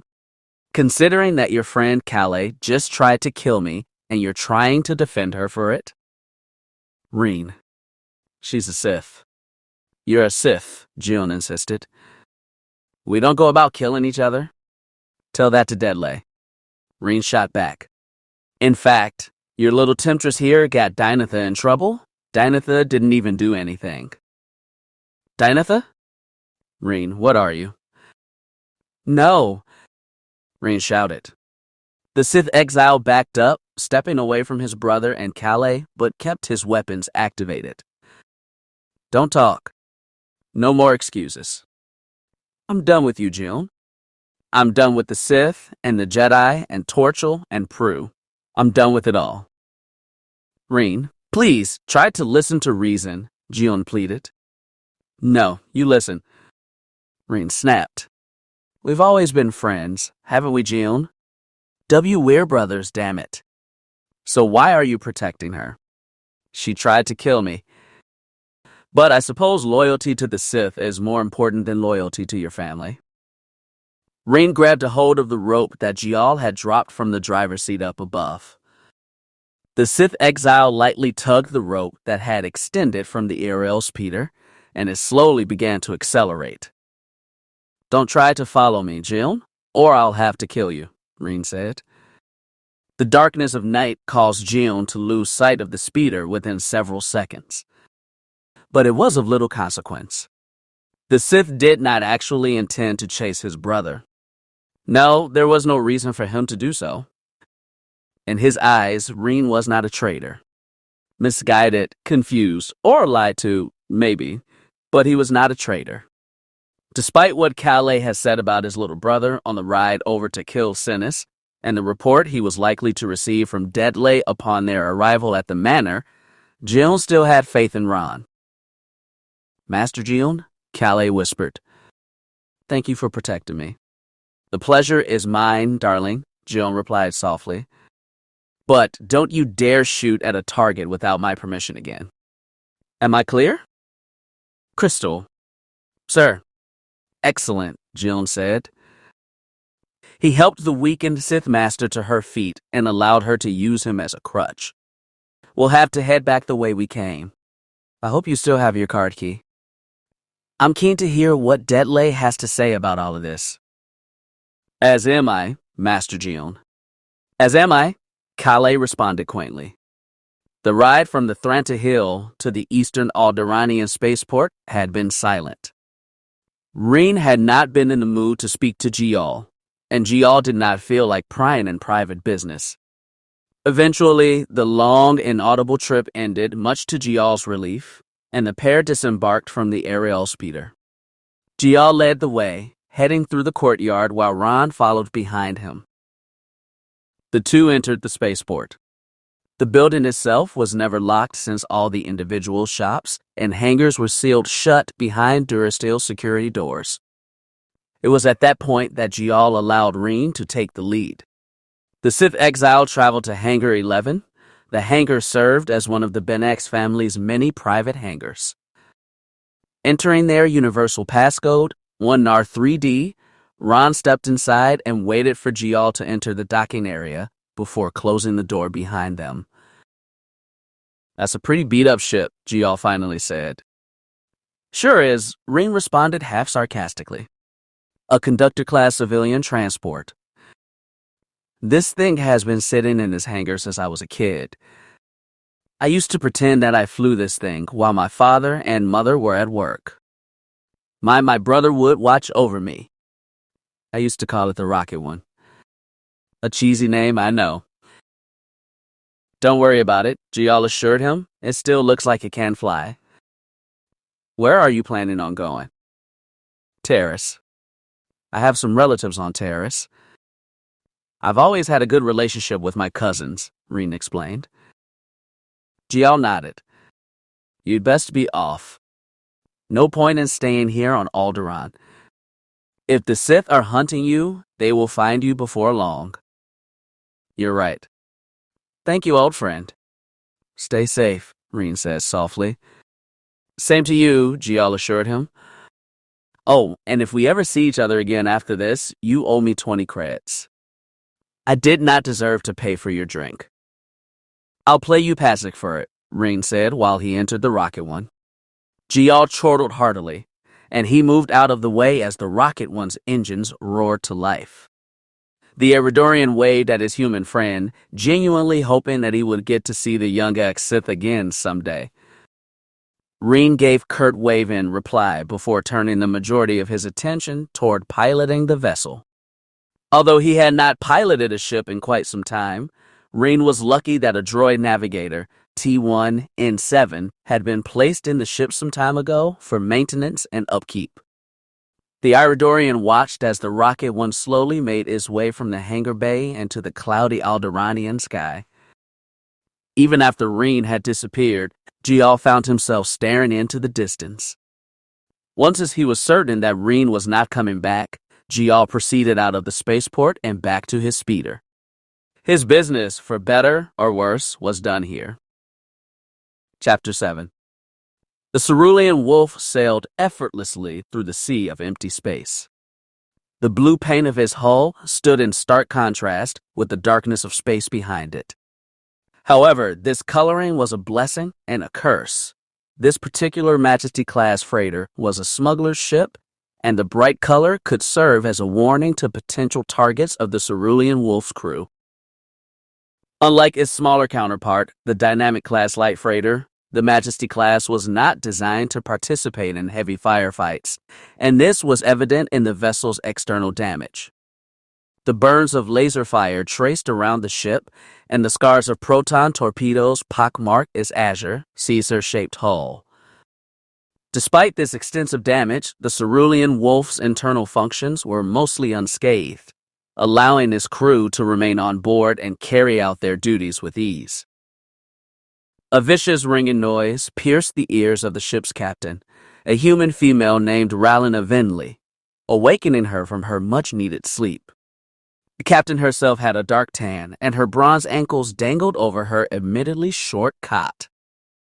She opened her blue eyes with great displeasure. She was enjoying her rest, and she found herself already angry at being disturbed. Glancing about, she nearly forgot where the noise was coming from. The captain brushed her long, unkempt ebony hair out of her face so she could see clearly before trying to reach the wall panel that controlled her room's alarm. To her dismay, her arms were too short to reach the controls from her cot. Half-heartedly rising from her bed, the captain covered herself with a dusty old brown blanket for warmth and hammered her fist into the wall panel, switching the alarm off with a groan of disgust.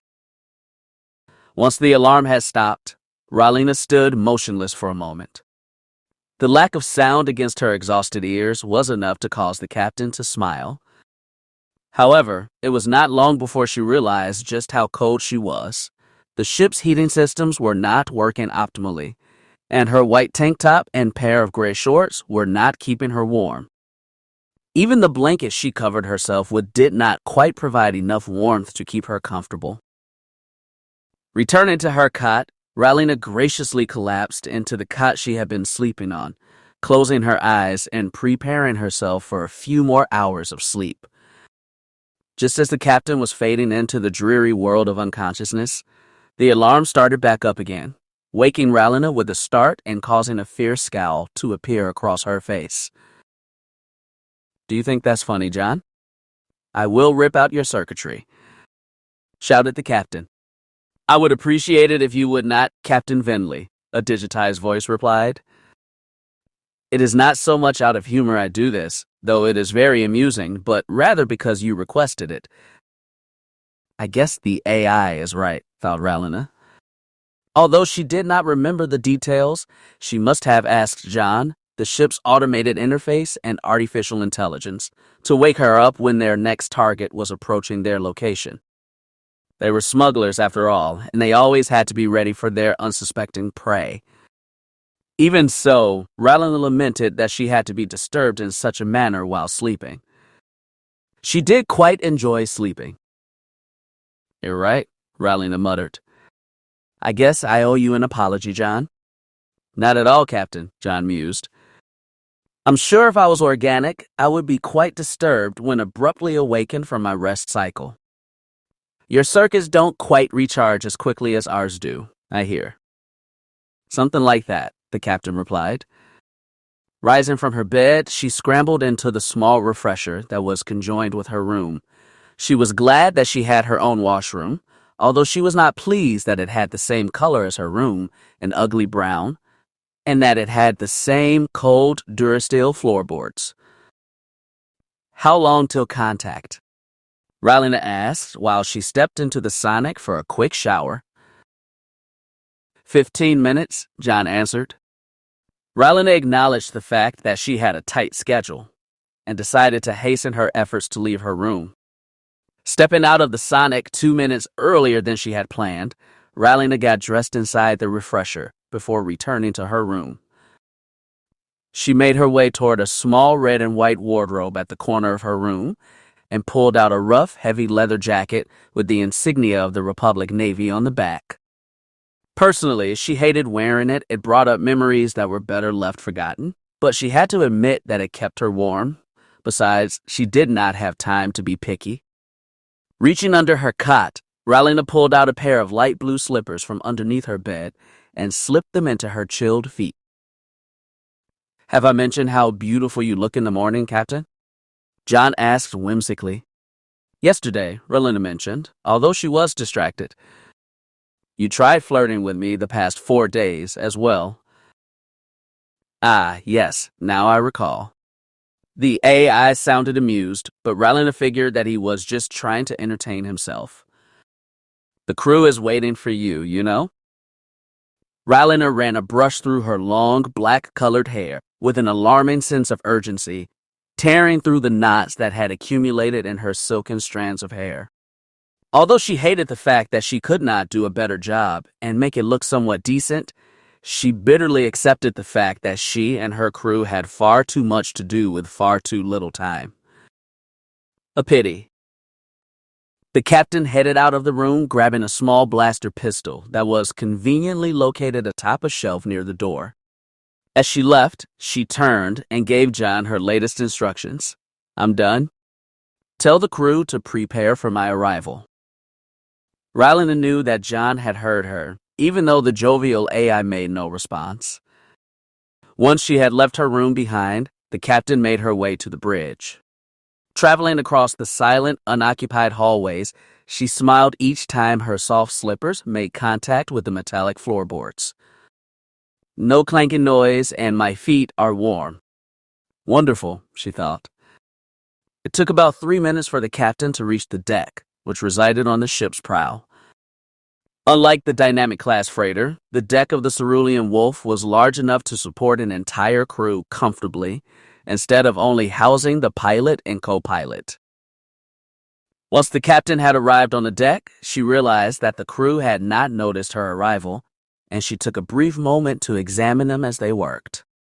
Although they were reliable enough for Rylena and were quite skilled at their respective jobs, Rylena admittedly knew very little about the motley bunch. Her first mate and pilot was a weighty Shistavanen who had been nicknamed Fetcher by the crew. His dark fur and lupin appearance were well known beyond Republic space. Before he joined Rylena, he had been known as the Hound of Baskarn, and he had been responsible for several large smuggling, slavery, and extortion rings. At some point, Fetcher's life mate and lieutenant, a female Shistavanen who had served alongside him, was captured by rivals in the exchange. Sometime thereafter, she was sold into slavery and killed, leading Fetcher to retire from his life of crime. Upon founding her crew, Rylena forced Fetcher out of retirement when he lost a fortune in a passing game against her. Rylena's navigator was a female Devaronian named Manda. She was once a small-time thief who survived on Nal Hutta by stealing from huts and exchange agents. Prior to then, she lived as a slave, evident by her unnatural magenta fur color and heavily pierced ears. Rylena saved her life from exchange bounty hunters while on Nal Hutta, and Manda swore a life debt of sorts to Rylena. Rylena herself knew very little about the backgrounds of her two human officers. Her gunner and weapon specialist, Delvin Cortez, was a dark-skinned male with shaggy brown hair who was about 31, 7 years older than Rylena herself. Apparently, he was a con man and an interrogation specialist before he joined her crew, but Rylena never confirmed these rumors. Rylena's technician and mechanic, Nikolai Halendit, was the newest member of the crew. A red-headed male about 3 years younger than Rylena, he presumably had the least criminally oriented past of anyone on their crew. Because he was the newest member, Rylena and the rest of the crew referred to him by his surname instead of his first name. Rylena ended her examination of the crew rather quickly. Who they were was not important. Only what they were going to do mattered. "Good morning, crew," she announced. "Hello, Captain," each crew member simultaneously called back. Rylena nodded politely, acknowledging their greeting. Her feet silently carried her toward her captain's chair at the center of the bridge. It was tall and made of metal.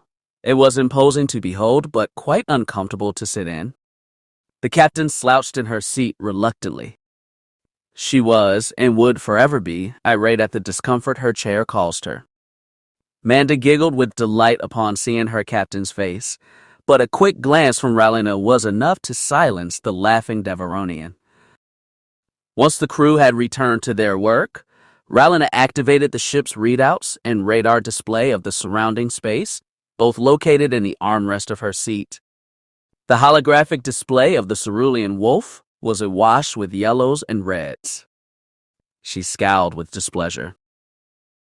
"John, what is the status of the Cerulean Wolf, and what's your assessment on its remaining strength?" Ralina asked. Hull strength is 65%. Shields are offline. Hyperdrive is stable. Engines have taken extensive damage, but they'll survive, at least until we get to the next spaceport. Weapons are operational. Anything else, Captain? No. Thank you, John, Ralina responded kindly. We're doing much better than I thought we would, Fetcher noted gruffly, never taking his eyes off the viewport. From the outside, we could easily be mistaken for a derelict. Indeed, Ralina replied. It's a miracle we survived the encounter. To be entirely fair, Delvin interrupted, they were well armed for raiders. A little too well armed. I'm willing to bet they were supported by the Sith Empire, Nikolai chimed in. Fetcher snorted. Don't be ridiculous, Helendet. The Sith would never willingly waste their time aiding a pack of wild dogs like those pirates. Don't mean to interrupt this lovely chat, Manda interjected, but we've got an incoming transmission. It's coming from a private channel, too, so it must be important. Open it up, Manda, Ralina urged, her voice laced with excitement. It was not very often that the Cerulean Wolf received these transmissions, and they were generally from new contacts looking to employ smuggling services. The sooner they finished this job, although none of the crew knew much about it, the sooner they could collect their credits and repair their ship. Upon confirmation from the captain, a hologram appeared in the center of the bridge.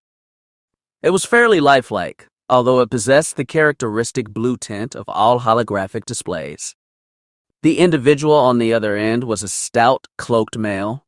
Ralina could not identify his species due to the poor lighting on the other end of the transmission. You must be Ralina Vinley, the individual spoke. I must say, you're much less imposing than I expected. His voice was distinctly raspy, and even Ralina could see the smile that developed on his face. Don't underestimate me, Ralina shot back. I could probably take you down. Easily. The individual chortled with delight. I bet you could. But now is not the time for this. I have yet to explain the details of your upcoming mission. Ralina smiled ever so slightly. Why didn't you say you were our employer? You have an unfortunate method of timing these things. The target you've sent us after is almost here.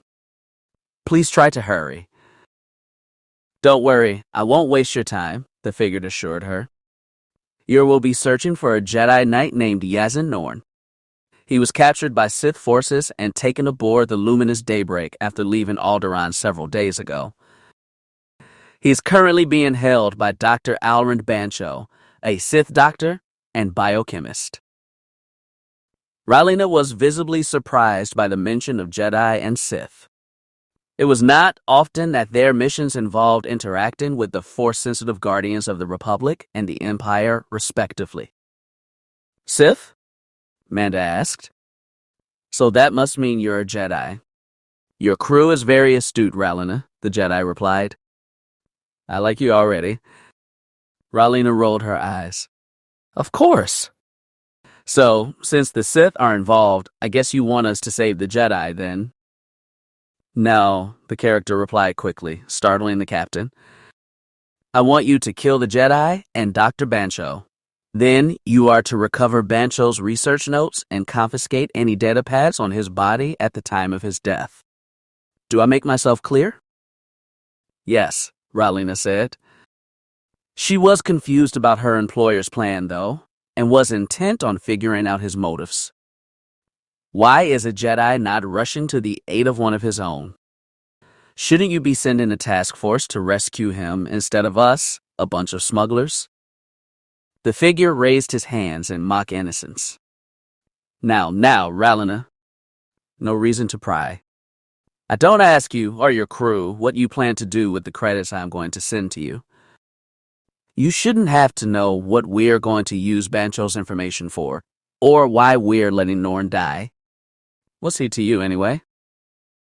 Ralina closed her eyes for a moment. She didn't know what was going on here, but this figure was no Jedi.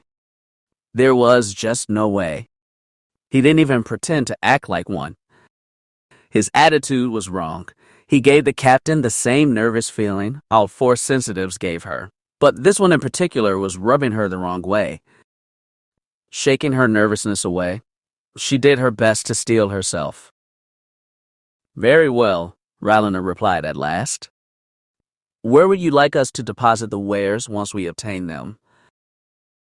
"I'll fill you in on delivery and payment instructions later, Miss Venley. For now, you just need to acquire the information." "Good luck," he added brusquely before logging out. The bridge remained silent for several minutes thereafter as each member of the crew pondered over their mysterious contact's instructions. Rallina, in particular, was worried about the mission. If the Jedi and Sith were involved, what had appeared to be a simple seize and secure operation just got much more difficult. Finally, Manda broke the silence. "I don't trust him, Captain. He smells like a rat." "A rat that pays good credits, I'm sure," Rallina reminded her. "Let's suit up. No point in worrying about it. What he does after our job is none of our concern, and our target is probably on his way toward our position as we speak." The captain left her metallic seat, grateful to be standing again, and headed across the bridge, activating a console and inputting the necessary code. Once the password was entered, a door chime rang, opening an electronic door across the hall. Their armory was appropriately located in a small room parallel to the bridge itself. Unfortunately, it was a cramped room that was no good for anything except for storage, lined with durasteel crates, canisters containing weapons, and steel lockers containing their combat suits. One at a time, starting with the captain, the crew of the Cerulean Wolf headed for the armory and began to pick out weapons and armor to use in the upcoming mission. Everyone except Fetcher was assigned a tight-fitting, dark gray combat suit, similarly colored combat boots, and a helmet with an earpiece comlink attached on the inside. Each combat suit was sleek and breathable, providing a full range of motion and comfort, but virtually no protection whatsoever. To compensate, each suit was equipped with a shield unit powerful enough to protect its wearer from about half a dozen blaster shots before expiring. While the others suited up, Fetcher settled for an earpiece comlink and wristband-mounted energy shield, being too large for the combat suits. While her crew finished slipping into their suits, Rallina scoured the cache of weapons they had assembled. To her dismay, their selections were slim. Most of the weapons either needed to be retrofitted and have significant parts replaced or discarded completely. Their collection was comprised of smuggled guns from the Exar Kun War and the earlier campaigns in the Mandalorian War, so they could not be sold for credits due to their age and waning quality.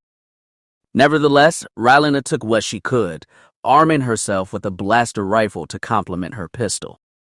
Fetcher and Delvin both took a blaster rifle for themselves, while Manda and Nikolai settled for a single blaster pistol.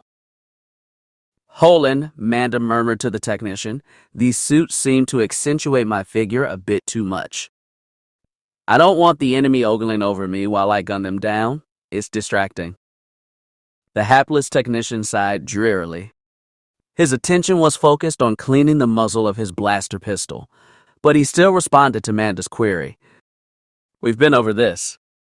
Our suits are nearly 3 years old. I didn't even make them. I was still on Coruscant catering to nobles and senators when these things were made. But they're so embarrassing," Manda stammered, running her slender fingers down her side. "After this mission, you and I should create some new suits." "Oh, force above," Fetcher grumbled. "Please don't let her do that, Hallandit. She'll make them pink and have silly sayings put on their back. The enemy will be laughing at us then." "What's wrong with pink?" Manda countered. "And you'd be the only one to get a silly saying, Fetchy. Perhaps puppy love and purple lace." "Now you've gone too far?" Fetcher growled, indignant. He, like most of his kind, hated being referred to as a dog, or even worse, a pup. He started to yell at Manda, telling her how horrible her idea was, but Manda only burst out in laughter about how upset the otherwise somber Shistavinin had become. "Captain, what do you think?" Halindit asked. The captain had been ignoring the jovial banter of her crew, making sure her weapons were in working order. There was no point in dying just because her equipment was malfunctioning. When Halindit specifically addressed her, she jumped. Yes." "Yes?" Halindit asked. "So we can get new combat suits." Ralena's eyes widened. They had no credits for new suits. She was about to decline his audacious request when she saw Amanda's face, which had lit up with excitement at the prospect. Not willing to discourage her, Ralena nodded, giving her reluctant approval. The Devaronian cackled with glee and pointed one of her slender digits at Fetcher, laughing at him as his face contorted with surprise and fear. While Fetcher chased Manda around the deck, intent on capturing her and giving her a piece of his mind, Ralena and Delvin were making sure their helmets fit properly. "Quite the clowns, aren't they?" Delvin muttered to Ralena. "Indeed," Ralena said, smiling. "But at least they can have fun at a time like this." "I'd rather not interrupt them, but it seems I have to." "Don't hesitate," Delvin muttered. "When you need to take action, act. What else can you do?" "I'll keep that in mind," Ralena replied. Turning her attention from him, the captain gave her first set of orders. "Let's go, you guys. Stop fooling around. Holin, Manda, you two are coming with me. We'll be squad 1. Fetcher, you and Cortez will be squad 2. You'll enter the ship 10 minutes after us. John, lock down the Cerulean Wolf and place it on autopilot until we return. Everybody understand?" The acknowledgement from the entire crew was loud and instantaneous. As Ralena began a studious last-minute inspection to her equipment, Halindit tapped her on the shoulder. "Captain, do you want to see the layout of the target vessel before we begin?" "Of course." Halindit scurried over to his console and procured a small datapad from his storage unit. He handed the datapad to Ralena, who placed it into the visual overhead display so everyone could see its contents.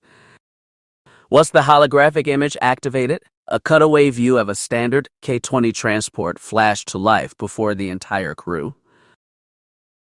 The technician motioned toward a small hallway in the lower section of the ship. "This is the ship's primary engineering hallway. As far as I know, it leads from the hangar to the barracks. We can use it to make quick work of the ship's defenses. From there is 2 doors down to the medical ward."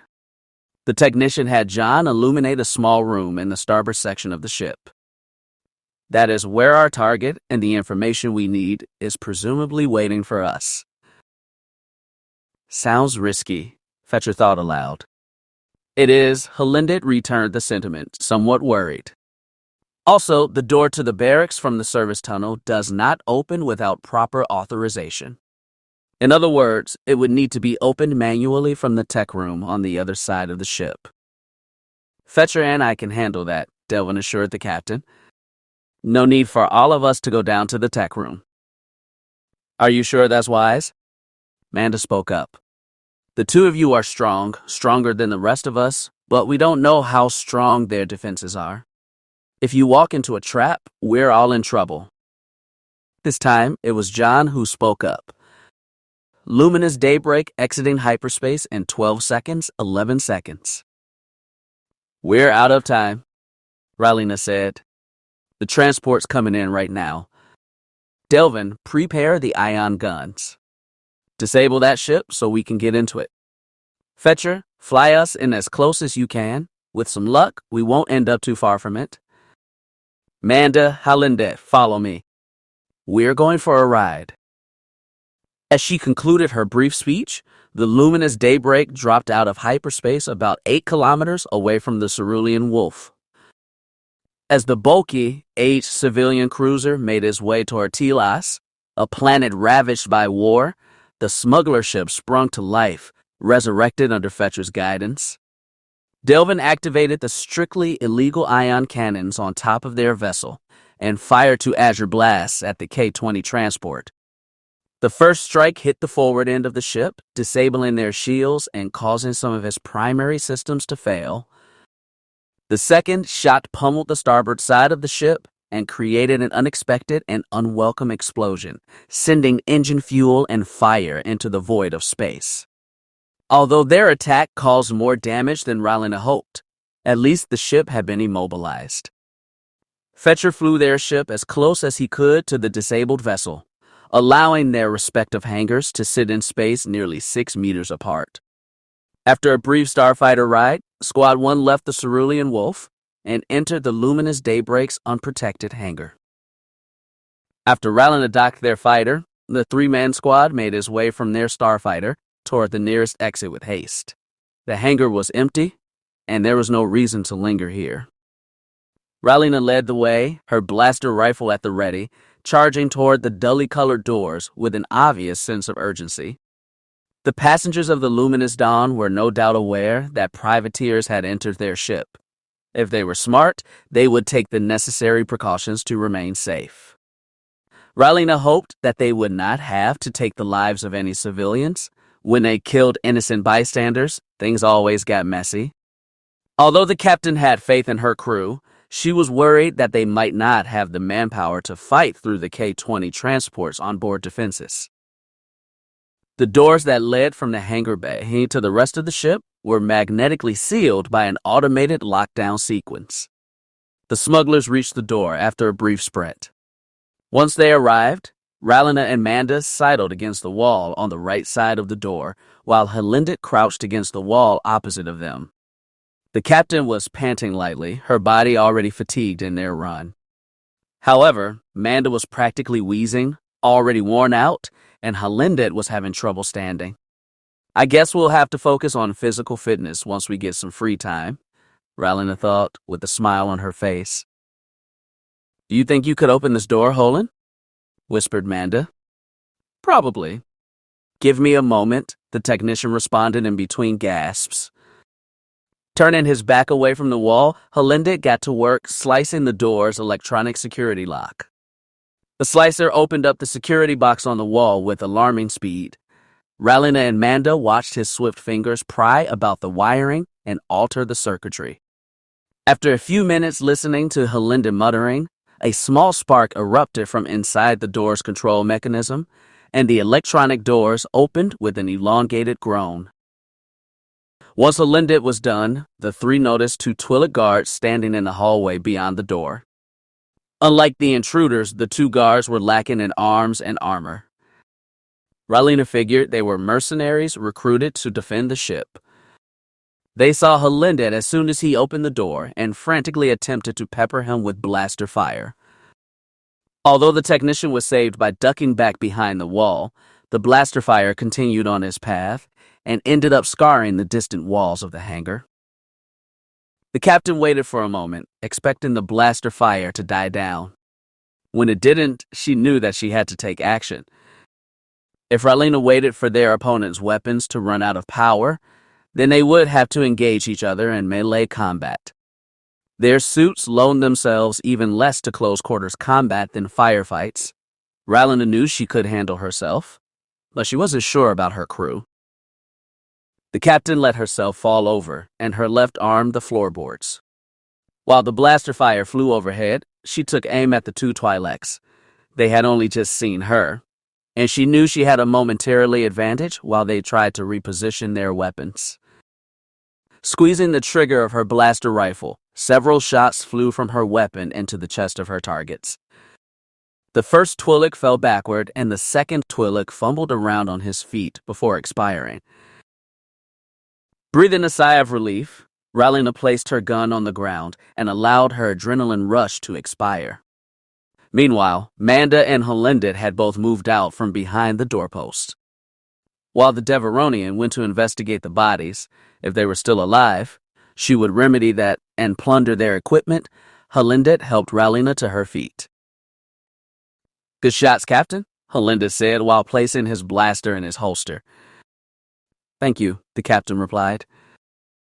I didn't do much. They were not well trained, and they certainly were not prepared for our arrival. Does this change the objective, Captain? Not at all, Ralina said. Keep your guard up. Carelessness leads to fatalities, and I don't want any of you dying on me today. Clear. Manda and Halendet responded with a nod.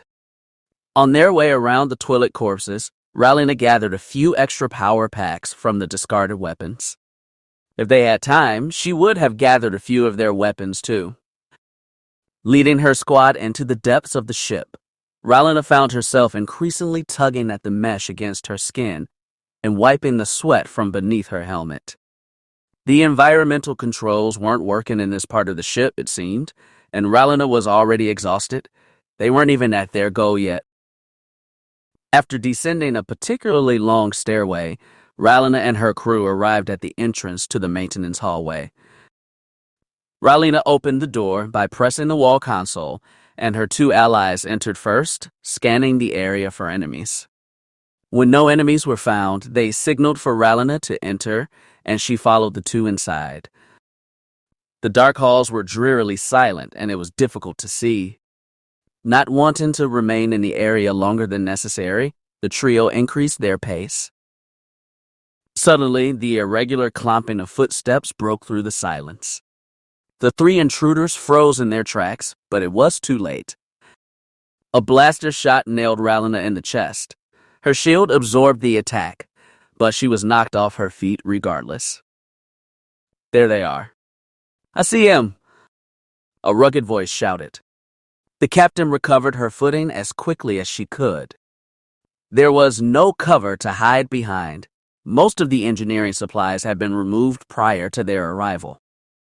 Slamming her back against the nearest wall, Ralina crouched low to avoid the incoming blaster fire that soared forth from the darkness before them.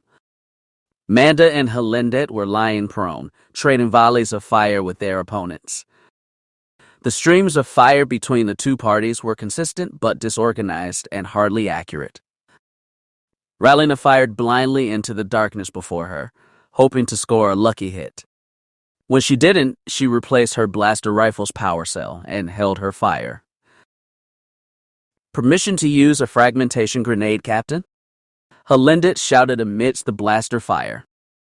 Why the hell are you asking permission? Do it. Ralina snapped. The technician snatched the only frag on his belt and threw it into the darkness.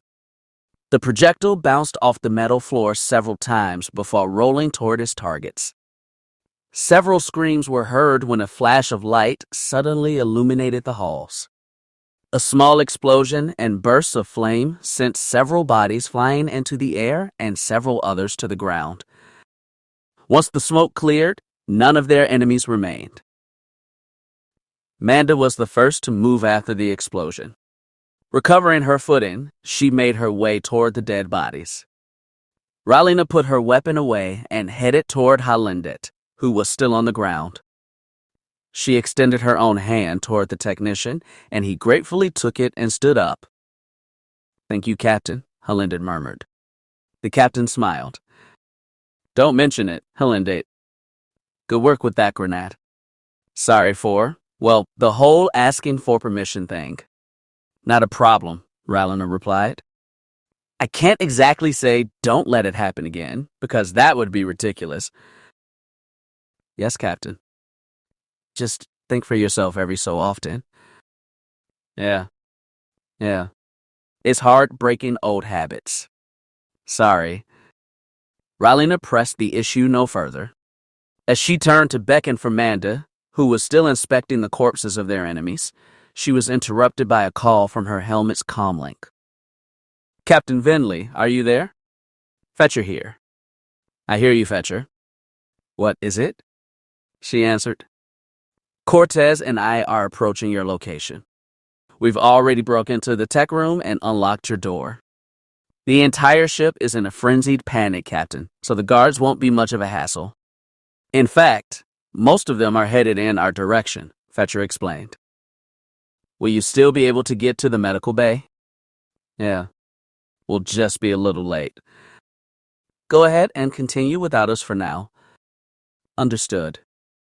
Rowlena smiled and added teasingly, Fetcher, don't you dare die on me before you reach us.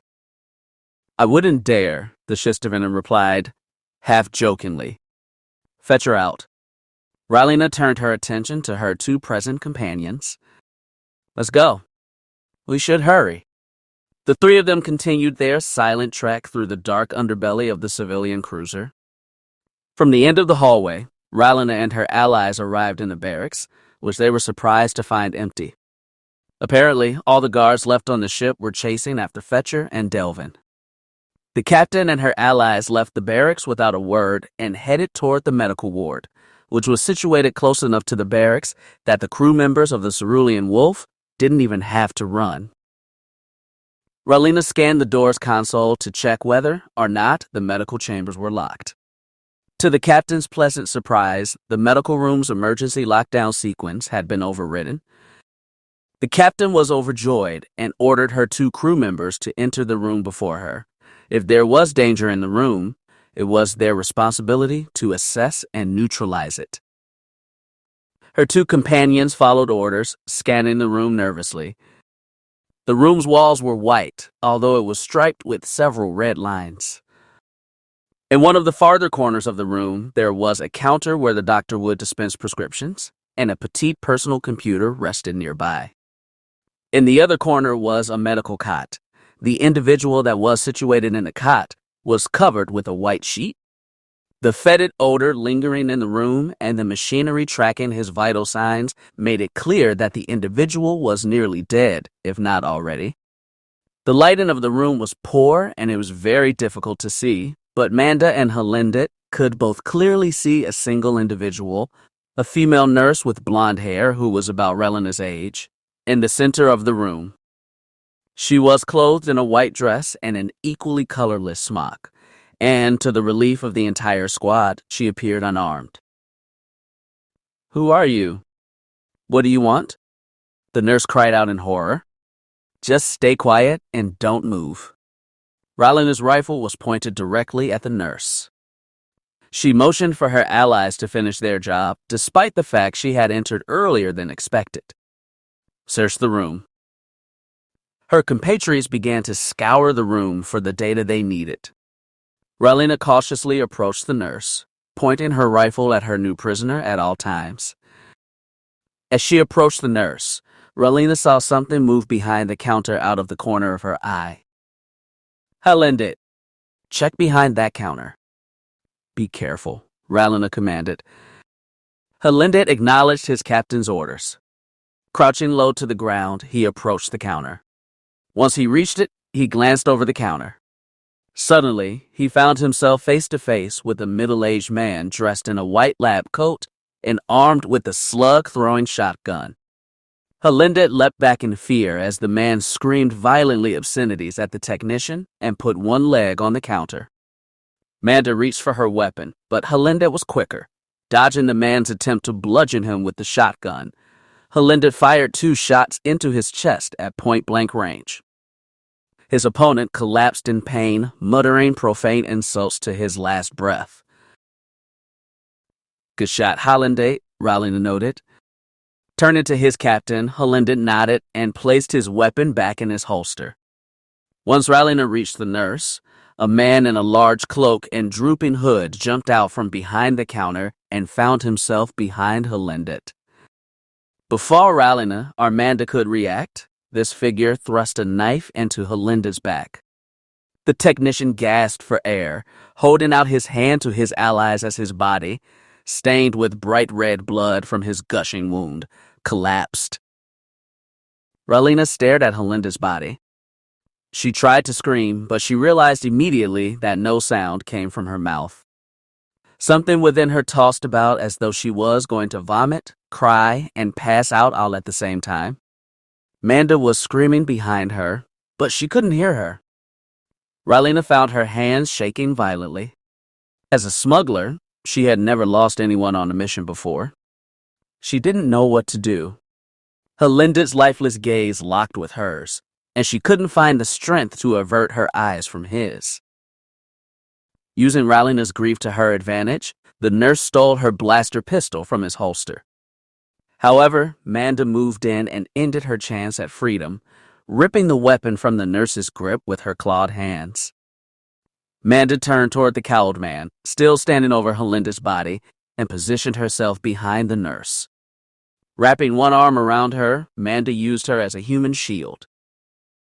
Seemingly ignoring Manda's demand that he drop his knife, the hooded man scooped up the blaster pistol from Helinda's corpse and pointed it at Rallana. "Tell your friend to stand," a voice echoed in Manda's mind. The Devaronian assumed this was the Jedi they were looking for. Manda motioned for Rallana to stand, but Rallana was lost, completely enveloped by grief. Manda placed the barrel of her pistol against the head of the nurse, causing the nurse to weep quietly.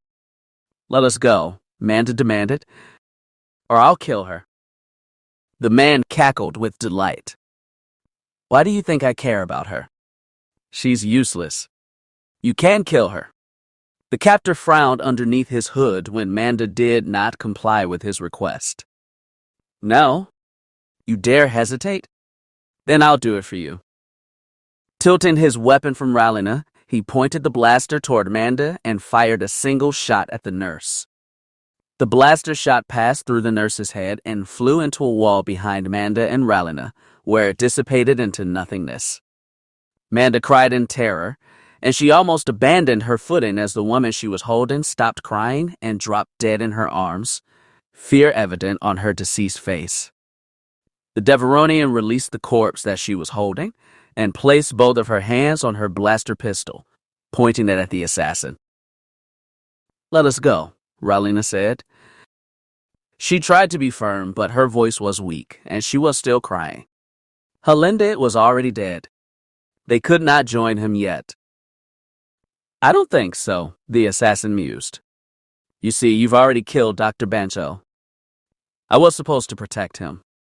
Now I can never return to my employers, the Sith, or they'll kill me for supposed incompetence. I had to watch the man who entrusted his life into my hands die. How about I end the life of your crewmate? She has entrusted her life to you. We can feel this pain together." Rallana recovered her sanity, begging for the assassin to stop. He wholeheartedly complied, diverting his blaster to face Rallana instead. Manda fired a few shots at the assassin, but she missed each time. The captain had known it was time to die since Helinda fell. She could not live with this failure. It was only right that she, as the leader of her crew, face the consequences for his death. A life for a life. She almost found herself spreading her arms to embrace the incoming blaster fire. Seconds before he could shoot Rallana, a ferocious howl was heard the hallway. The assassin turned to discern the source of the noise, but it was too late. Fetcher arrived and clawed at him, sending him spiraling into the wall. As the killer collapsed near the corner of the room, unconscious, Manda ran toward Rallana and threw her arms around her captain, and they both wept uncontrollably. Manda was thanking the Force that Rallana was still alive, while the captain wondered why she wasn't dead. The two allowed their tears to intermingle near Helinda's corpse for what seemed like hours until Rallana was able to stand. "Can you two walk?" "We need to leave," Fetcher stated. Rallana nodded first, and Manda replied similarly. "Despite how very touching this all is," Delvin said, entering the room, "Helinda is dead. We have a limp assassin in the room. John just informed me that this ship is going to explode due to internal complications at any second. And Telos Security is coming to check out our little escapade here. Could we speed things along?" Rallana swore under her breath. Wiping the tears from her eyes, she knew she had to be strong, or at least put up a facade of strength for her crew. They deserved that much. "Delvin, you get Helinda's body and bring it back with us. He'll get a proper funeral soon. He deserves that much. Manda, are you well enough to travel?" The Devaronian nodded quickly. Rallana smiled a weak smile. "Okay, if you say so. You'll gather the supplies from the doctor. Mutilate his corpse if you feel it necessary, but do it quickly. Fetcher, pull the plug on the individual in that cot. I assume it is the Jedi, since that assassin did not carry himself like a Jedi, and then grab that assassin over there. The assassin? Why? Fetcher questioned. We're going to use him as a bargaining chip. Most of these guns for hire are members of the Bounty Hunters Guild. We can ransom him for money, Rallena explained, her eyes alight with a devious glow. Are you sure that's wise? Belvin said, lifting Helinda's body. He could kill us in our sleep. We'll turn Helinda's room into a brig of sorts, Rallena explained. And besides, he needs to pay for what he's done here. But for now, we need to get out of here. Tell our security is coming, and this ship is going to explode like a star, apparently. Finish your work, and then we're getting out of here. Chapter 8. The hum of the Rocket One has sent Raen into the realm of sleep upon his departure from his homeworld. He had instructed T1N7, the Astramesh droid who had accompanied him on his fateful pilgrimage, to guide the ship directly to Taris. For the first several hours of their trip, Raen had slept in the cramped engine room, while Tion steered the ship through the confines of hyperspace. After an uncomfortable and tragically brief rest, Raen returned to the cockpit and took over the job of piloting the ship. When Tien expressed confusion over his new assignment, Raen allowed it to tend to the ship's internal systems in the engine room. During the prolonged journey through hyperspace, Raen endured the tedium of the flight. He had not showered since the night of his flight from Alderaan, and he smelled like some forsaken hound. Sweat, grime, and tears caked his bronze skin and produced a peculiar odor that drove the ex-Sith near insane. His Sith robes had collected pollen and plant detritus during his last trip with Jial, and now his skin felt scratchy and his clothes were generally uncomfortable. It was with some loathing that Raen accepted his long string of bad luck as he ensured the ship remained on course while they were in hyperspace. After several long days alone in the cockpit, Raen was relieved that the Rocket One had reached the Terra system. The exiled Alderaanian cautiously allowed the aged vessel to drift out of hyperspace. Raen was surprised that this vessel could even reach Taris. The ship itself was quite outdated, and Raen was convinced that the vessel's hyperdrive dated back to the Sith War. Despite the fact that it had survived his initial flight, the ex-Sith figured it would be more profitable to sell the ship once they arrived on Taris. Once he took refuge with his relatives, they could provide him with everything he needed. Raen directed the Rocket One toward the blue-green orb that was Taris with considerable difficulty. The vessel seemed to travel much more smoothly in hyperspace than real space. As he approached the planet, Raen took notice of a small, Republic-owned space station drifting in Taris's atmosphere. Raen deduced that it was recently implemented to defend Taris. Republic forces under the command of Jedi General Revan had recaptured this planet from the Mandalorians several years prior. Now, the Republic military was no doubt concerned that Revan and his newfound empire might one day return to capture the Coruscant of the Outer Rim. Raen jumped as his ship's comlink began to blip madly.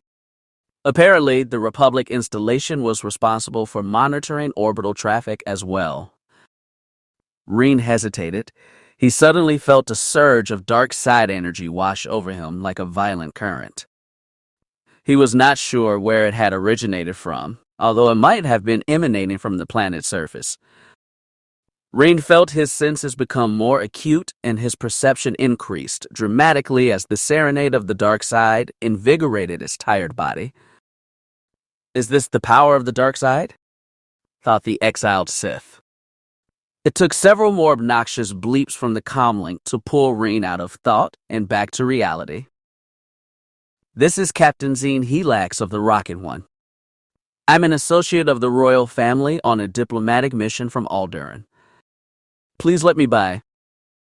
Raen's introduction was answered by an elongated buzz of static. The exiled Sith sensed that the Republic soldiers in charge of orbital security had heard his message, but he was unsure why they were not responding. Turning around, Raen shouted at Tion, telling him to ensure that their hull was at full strength. If they were attacked, Raen wanted to make sure that they would be strong enough to flee the Republic's atmospheric defenses. The static suddenly stopped. Zine Helax, a monotonous male voice, responded, "We don't have you scheduled for landing today, and we cannot locate your name on the Galactic Diplomatic Database. Prepare to be boarded." "Negative," Raen yelped. That won't be necessary, officer. I'm on a very classified mission for the Galactic Republic and Alderaanian royal family. This comes from the office of the Chancellor himself. If you would like to consult him, feel free. But if you end up exposing a top-secret government operative, you could be charged with. That won't be necessary, the soldier interrupted, now with a hint of worry in his voice. Feel free to pass, Captain Helax. Thank you, Ron said with a smirk. You do know that you are sworn to silence, correct? If this information is ever divulged to anyone, you will be promptly executed for treason. We understand, don't worry, the soldier replied anxiously. Terrace orbital control, out. Raen chuckled menacingly after he switched off the comm link. That was easier than expected, thought the exiled Sith. To be fair, Raen knew his alibi would not last long.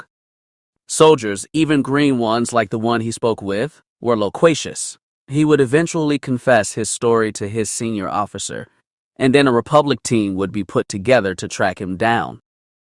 By then, the man known as Zine Helax would no longer exist, and neither would his ship. He bypassed the Republic defense station and its auxiliary turrets quickly and without concern. Just before he entered the atmosphere proper, the ship's engines began to malfunction. Raen tried to fix the problem by applying more power to the engines, while hoping to avoid increasing his acceleration. The ship whined worriedly as his engines struggled to comply with his command. The ship's descent into the atmosphere threatened to pull the ship apart from the stress. Warning, engines breached, an automated voice warned. Danger, fuel is flammable, and asphyxiation may occur. Utmost caution is advised. Raen swore under his breath. He barely had time to react to the warning before he heard a sharp hiss in the engine room. Raen could see the vaporous fuel that was already lingering in the engine room slowly snake its way into the cockpit. Due to the engine rupture, Raen began to lose control of the vessel. The young ex-Sith covered his face with the cloth of his robes. If he suffocated due to the gaseous fuel, he would die before he reached the planet's surface. The formerly solemn cockpit began to shift between varying shades of red as the emergency beacons lit up, warning passengers to evacuate the ship. Sadly, Raen did not have that option. As he struggled to regain control over the ship, Tion emerged from the smoke of the engine room and began to blip madly. Raen stared at the droid, his eyes demanding that it silence itself. What is it, Tion? I'm kind of busy. Can't you make yourself useful and fix that engine leak? As Tion began to answer Raen's questions, a small explosion interrupted the astromech droid. Raen eagerly urged the droid to continue, but he was interrupted yet again. This time, a deafening roar precluded a larger explosion, accompanied by thick, hungry tongues of flame and black smoke. The sheer force of the second explosion knocked Raen off of his feet and into the sensor boards, while Tion was thrown off his feet. Raen struggled to reestablish his footing. Tion, report? What just happened? The hapless droid struggled to regain his composure, but his 4 short wheel legs lacked the ability to prop its rotund chassis upright. Raen angrily assisted the droid to his feet. He knew it was a useless hunk of metal and straightened its rotund head. The grateful droid responded with cheerful blips and bloops. Raen scowled. This was no time for such useless thanks. The ex-Sith kicked the droid's already damaged body, forcing it to reply. You want me to what? Raen shouted incredulously. Tion responded verbatim in droid speak. I'm not going to jump out of the rocket one. Did that explosion fry your cognitive sensors, you idiotic tin can? Raen shouted back.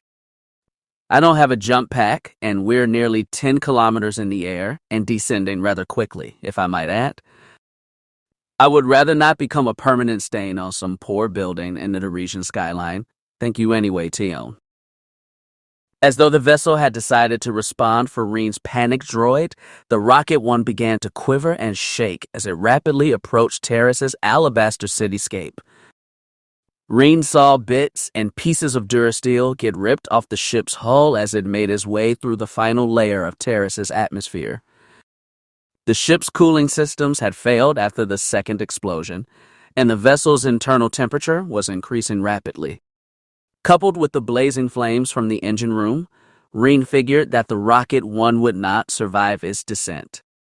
I hate it when I'm wrong, thought Roan. Tien beeped madly, hoping that his master would take action before the entire ship became a metallic inferno. Tion, go into the engine room. Grab a weapon or two and recharge your battery as quickly as you can manage, Raen ordered, coughing painfully. The droid steered its obtuse cylindrical body around and entered the otherwise deadly flames to follow orders. Raen smiled. He had given the droid those orders to distract it, so it would not slow him down while he escaped. Once Tion was gone, Raen ripped off the outer layer of his robes and cloak, leaving only his auburn undertunic and black trousers on. Coughing up the smoke from his lungs, the ex-Sith wasted little time gathering his weapons and putting them in their holsters. Without any other belongings, Raen tried to regain control of the ship one last time. No luck. Slamming his fist into the sensor board, Raen left the ship to his fate and headed for the egress ramp. Raen worriedly hammered away at the ramp's controls, and he was visibly alarmed when the electronic door would not open. After attempting to open the door via its controls several more times, Raen gave up. The ex-Sith was hysterical and gave way to periodic coughing fits. He did not even consider using his lightsabers while calling Tion for help. The droid was still in the engine room, so Raen commanded him to enter the emergency override codes. When the droid did not respond or follow instructions, Raen rushed back into the engine room.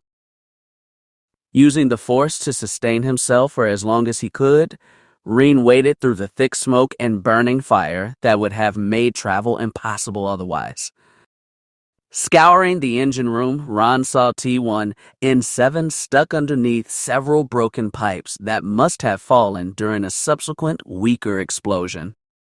Tien was only centimeters away from the override controls, but its overturned body could not reach them. Tion, how the hell did you get stuck? Raen called out to the trapped droid. The droid replied with a melancholic whine. The droid had been caught underneath the metallic weights while trying to unlock the doors for his master to escape, and never expected to survive. Raen smirked. This droid was a faithful servant, and something compelled him to save it for his loyalty. Don't worry, I'm going to save you. Raen shouted through the smoke, which was quickly cutting off his supply of oxygen. The exiled Sith reached the helpless droid without much interference.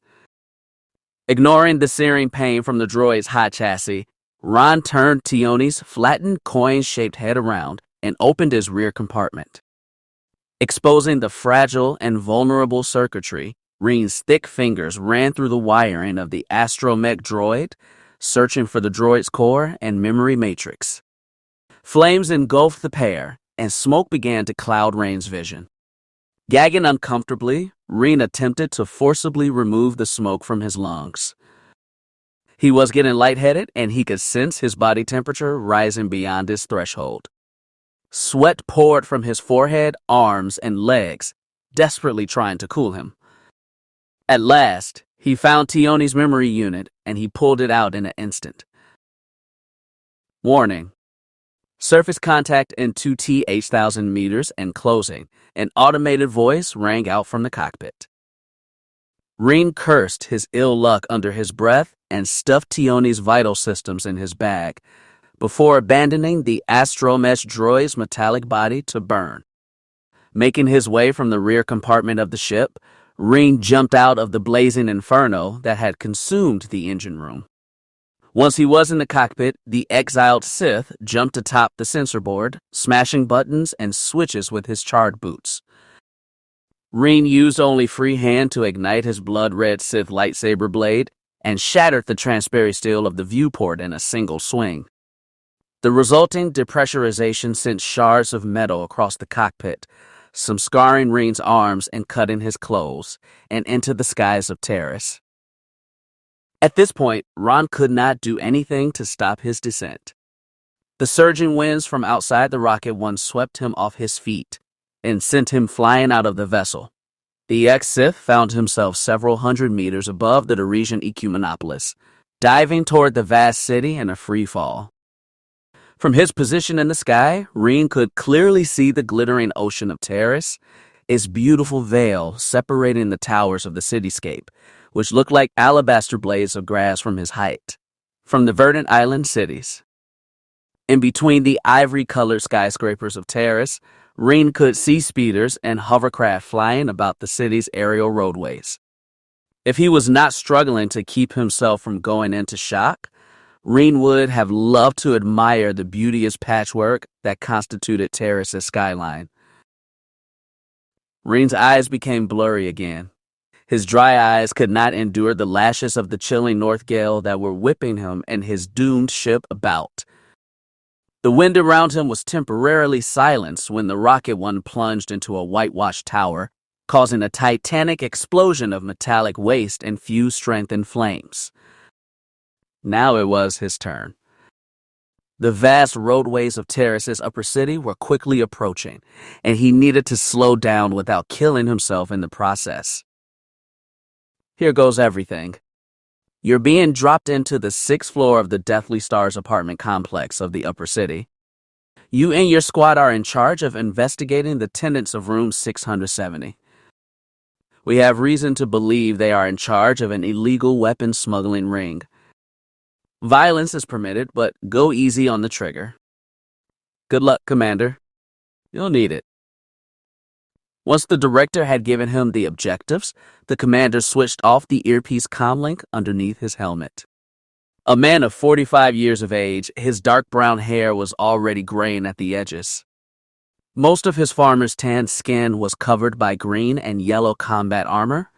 It was standard issue light armor given to all the members of Taris' central paramilitary unit that was supported by a light shield. A combat helmet covered most of his rotund face and hooked nose, although his burly chin and lower facial features were not protected since the visor only protected the top of his face. In addition to his armor, the commander was equally well armed. He had a pair of blaster pistols on his belt, and a standard police-grade combat rifle was slung across his back. His squad, which contained 4 individuals, anxiously waited in the back of a hover speeder. Their vessel was weaving its way in and out of midday Darisian traffic. Like their commander, none of their human features were visible underneath their full-body suits of armor. Each was armed with their own weapons, although none of them used a higher caliber weapon than a blaster rifle. Staring at them, the commander thought they were almost like machines, in a sense. They did not return his stares or pay him any mind, and their shielded faces were almost emotionless. As agents of justice and order, they became single-minded on defeating criminal scum and terrorist cells throughout Taris' upper city. You guys ready? Their pilot asked, his voice rich and vivacious. He wore the same armor as the commander's squad, but he was probably 20 years the commander's junior. Ready as ever, B, the commander replied. Right, B, replied, musing over the commander's play on words. Approaching Deathly Stars in 15, 14, 13. The commander could sense that the other 3 members of his squad had become increasingly nervous. Most of them were rookies compared to him. He had been on more than 50 missions with Taris paramilitary, while they had only been sent on a few dozen. Clenching one of his pistols, he hoped that the silence would quell their fears, but it seemed to make them increasingly uneasy. "Don't worry," the commander mentioned, seemingly stolid.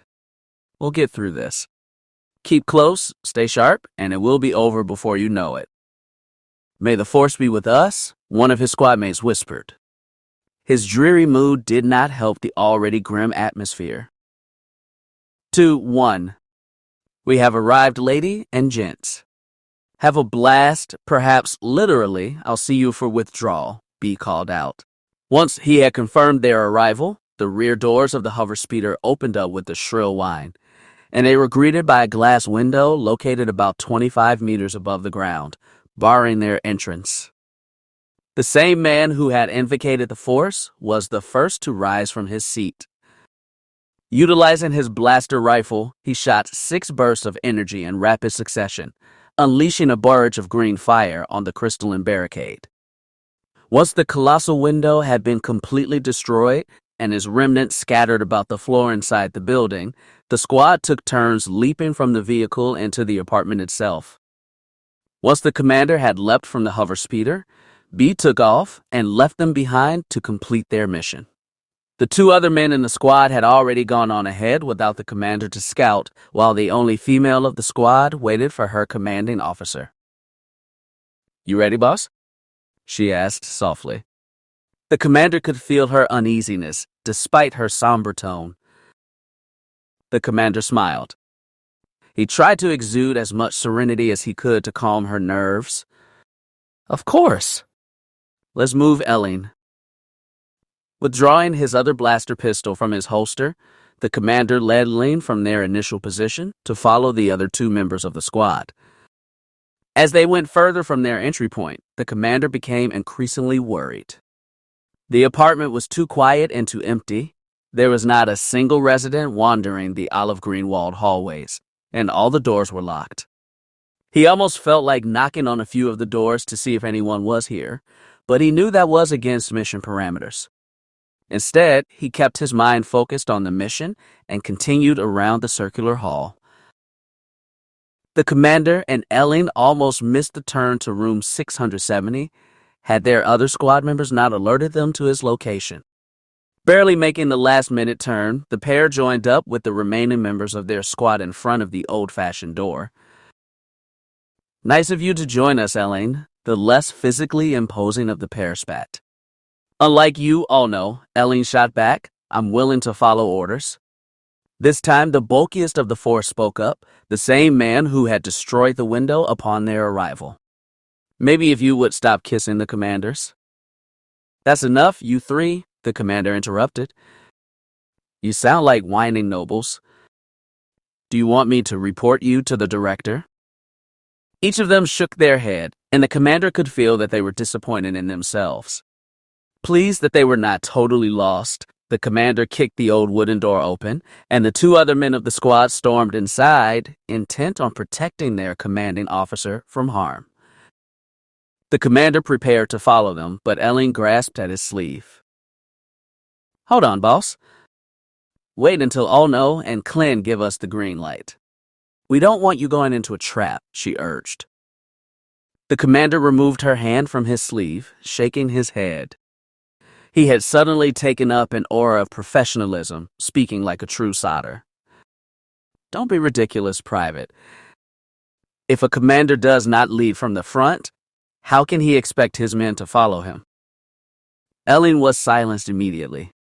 She did not dare to oppose or impede her commander any longer, and the commander entered the dark room with both of his pistols in hand. Sadly, the commander found the room to be rather anticlimactic. It was a single-bedroom apartment, complete with a petite kitchen suite and an adjoining bathroom. It was almost entirely empty. There was no one inside, and the peeling wallpaper suggested there had not been anyone here for some time. "Sir," Clint called out, "I found an emergency door. It doesn't lead to the bathroom or the neighboring apartment, so it must be some sort of emergency passageway. Permission to search." "Granted," the commander issued. He threw his blaster rifle to the Ono, urging him to take it for extra firepower. "Take Ono with you," It might be dangerous. Elling, stay with me and investigate this room. Yes, boss, Elling replied. Klin and Ono snickered at a private joke between the two as they entered the emergency room and left the commander and his partner alone in room 670. While they were leaving, the commander took note of a computer terminal resting on a nearby metal desk. Taking a seat, which was rather uncomfortable, he activated the monitor and perused numerous files that were located on the console's memory. While he was busy searching, Elling scouted the remainder of the room, rifle in hand. Boss, Elling called out. I found a fire escape that leads to the room above us. Permission to climb up there and scout? Granted, the commander repeated. Stay safe, Elling. You too, boss. See you on the other side. Once she had departed, the commander turned his attention back to the console. Scanning the hundreds of folders was difficult work, especially since very few of them had anything of merit. But he knew that if he did not search each one, he could miss something important. The commander knew B was the best hacker in terrorist paramilitary, and his skills were very desperately needed here. The commander was not cut out for trudging through months' worth of useless data and pointless logs. Suddenly, he found a folder that caught his eye. Weapon Shipments. The title of the folder was inconspicuous enough, so the commander opened it. As he attempted to open the file, he managed to catch a glimpse of a small image render of a familiar insignia, the insignia of the Hidden Becks, a swoop gang on terrorists, before a pop-up obstructed his view. The folder was password protected, and the commander could not search its contents without it. Before he could begin attempting to bypass the password through brute force, he heard gunfire from behind the door that Klin and Ono had entered. Klin? Oh no. Are you two all right? The commander asked, turning his attention away from the computer. If the image he had seen was any indication, this room was controlled by the Hidden Becks, and that worried him. Very rarely did they involve themselves in smuggling rings, and it was even less common for them to be involved in weapon shipments, especially in the upper city. The commander abandoned the computer for the time being and grabbed his blaster pistols off the desk, before following Klin and Ono down the hallway beyond the door.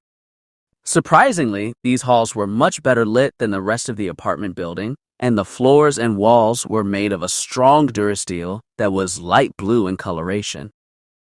After walking for several haunting minutes, the commander realized just how quiet it was. He had not seen Klin or Ono, and he got a sinking feeling in his stomach that he might be in danger. Upon turning his fifth corner, the commander saw 3 soldiers in white armor. These soldiers were much more heavily armed than he was. They were equipped with military-grade carbines and heavy pistols, and their full-body armor was much stronger than terrorist paramilitaries. The commander had seen them before.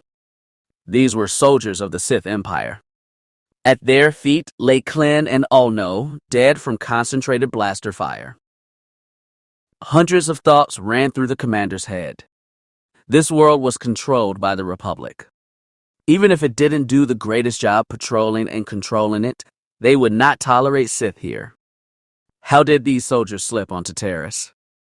And what was worse, were they working with the Hidden Becks? There's the leader. One of the Sith troopers called out upon spotting the commander. Shoot him down, boys. The commander managed to take 3 quick shots at his opponents using his blaster pistols, but his shots were deflected away from the Sith trooper's heavy armor. Damn! The commander muttered to himself. Personal energy shields. Strong ones, too. Rolling around the corner he had emerged from, the commander managed to dodge the return fire from his opponents. Unlike his weapon, each of the Sith troopers' blaster carbines could spray 20 to 60 shots of energy in a period of seconds. By the time the commander had ducked behind his cover, the troopers had already littered the wall he was hiding behind with residue of blaster fire. The commander traded a few shots with them, but he had almost no opportunity to peek out from behind cover and fire back. He couldn't retreat now. Their fire would strike him in the back as he ran away. He hesitated. He saw only one way out of this situation, but he didn't like it. He did not want to call upon his old powers again, but he found no other option. If he chose to fight as a soldier, he would die. There was no way around it. He had to call upon the Force again. After a few more seconds of hesitation, the commander drew upon the Force's ethereal power and collected a vast supply of telekinetic energy around his right palm. Jumping out from behind the wall he had been using as cover, the commander barely dodged the initial rounds of blaster fire and extended his arms, allowing a telekinetic shockwave to erupt from his hand. The resulting attack sent the 3 Sith troopers flying into the wall nearly 6 meters behind them. The commander was surprised how easy that was.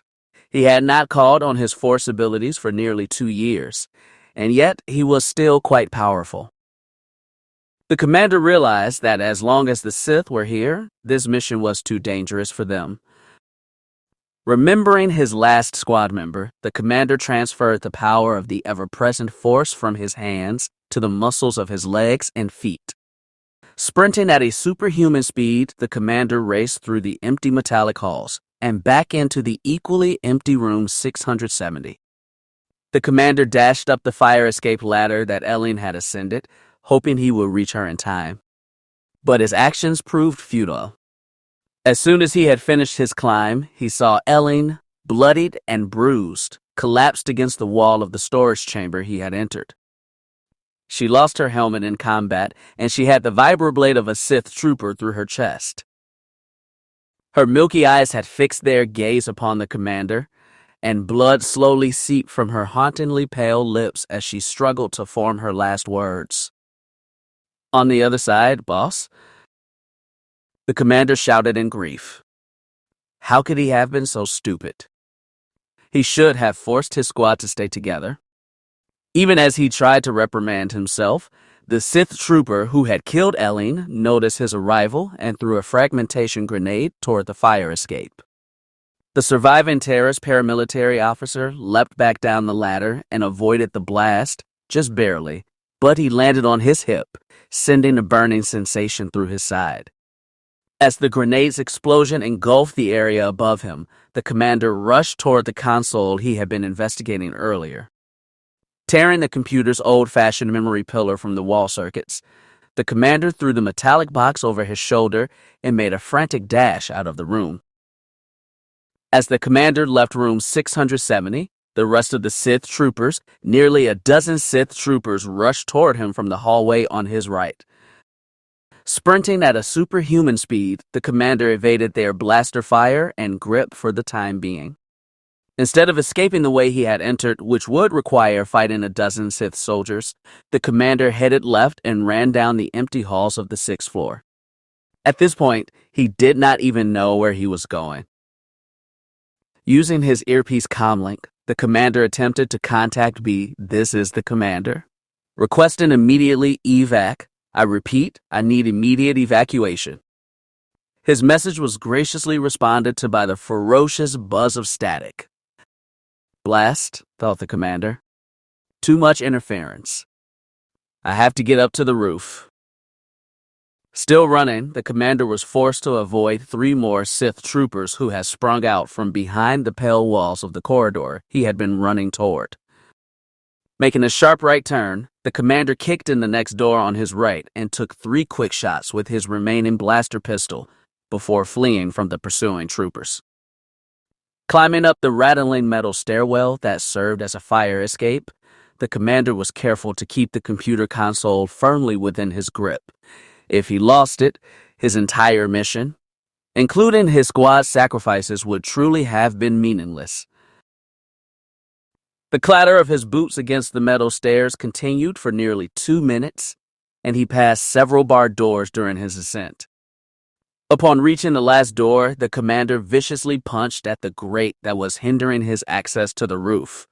Luckily for him, its hinges had rusted long ago, and it flew open. The commander struggled onto the flat rooftop, gasping for air and sitting down for a brief moment. He was exhausted. His force-imbued speed sapped most of his stamina.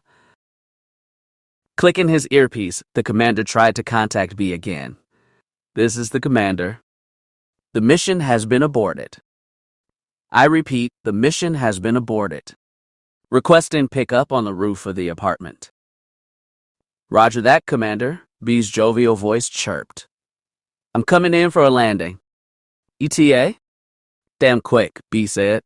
The commander panicked as he heard the clanking noise of the Sith troopers following him up the metallic staircase toward the rooftop.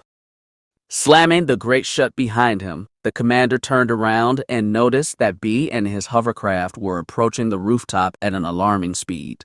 "Heard you needed a pickup?" B's voice spoke up yet again. "Yeah, thanks a bunch, B," the commander replied. Things were beginning to look up. As B parked the vessel atop the Deathly Star's roof, the commander dashed toward the vessel. He did not want to utilize his force abilities here because no one else in Terra is paramilitary of his force sensitivity. Besides, he was tired. The Sith troopers managed to reach the rooftop during his dash to escape, and they ferociously smashed the grate, causing it to fly off with a shrill groan. The 6 troopers assembled on the roof and began to firing at B's vehicle, hoping to destroy it before the commander could escape. "Damn," muttered the commander. Activating his comlink, he nearly shouted at the confused pilot. "B, fly. Get out of here. If you get taken down, we're really screwed over." B complied almost immediately, and he began to start the engines of the hover speeder. The commander was close to the hover speeder now, but he was not close enough to get inside. The red blaster fire flew by his head and arms as he threw the console into the rear passenger's window of B's vehicle, shattering the clary crystalline that had protected it. Once the computer was safely inside the vehicle, B took off, flying away from the roof. The commander's foresight warned him that if he did not escape now, the Sith's blaster fire would kill him. As the hover speeder flew away from the apartment roof, the Sith diverted their fire toward the straggling commander. Reaching the edge of the rooftop, the commander made a single force-assisted bound, and his hands latched onto the window pane of the rear passenger's window he had destroyed. He managed to pull himself through the broken window and into the hover speeder before his hands, bloodied and ripped up due to the crystalline shards that remained in the window pane, could succumb to the pain and betray him to the city streets below. "Good save, Commander," B praised the worn-out officer. His voice was cheerful, but the commander's force senses could tell there was a degree of nervousness in his voice. "You nearly gave me a heart attack, though. I thought for sure we had some Sith rocket troopers on our hands." "I get that a lot, Bramhin," the commander replied, panting for air. "The heart attack thing." "Yeah, well, try to avoid such heroics in the future," Bramhin mentioned. "Speaking of, where is the rest of your squad?" The commander winced as the grief of losing his squad mates returned to him. He had learned to cope with losing agents on these missions. In fact, he had lost a lot of teammates in the past, so the grief would pass soon. That did not remove the ache in his heart for the 3 agents that he would never speak to again. "So they're gone, eh?" Bramhin continued, knowing how to convert silence into words. "Well, don't beat yourself up, Commander Jan. It was not your fault, I'm sure. Besides, you captured some of their data. The director will be pleased." "I'm sure he will," Jan barked back, still seething with the pain of loss, especially when he finds out he lost 3 good soldiers to Sith. Bramhin chose not to reply. There was nothing he could say. When Jan was in one of these moods, rationality was out of the question. He sighed. The commander certainly was a stubborn one.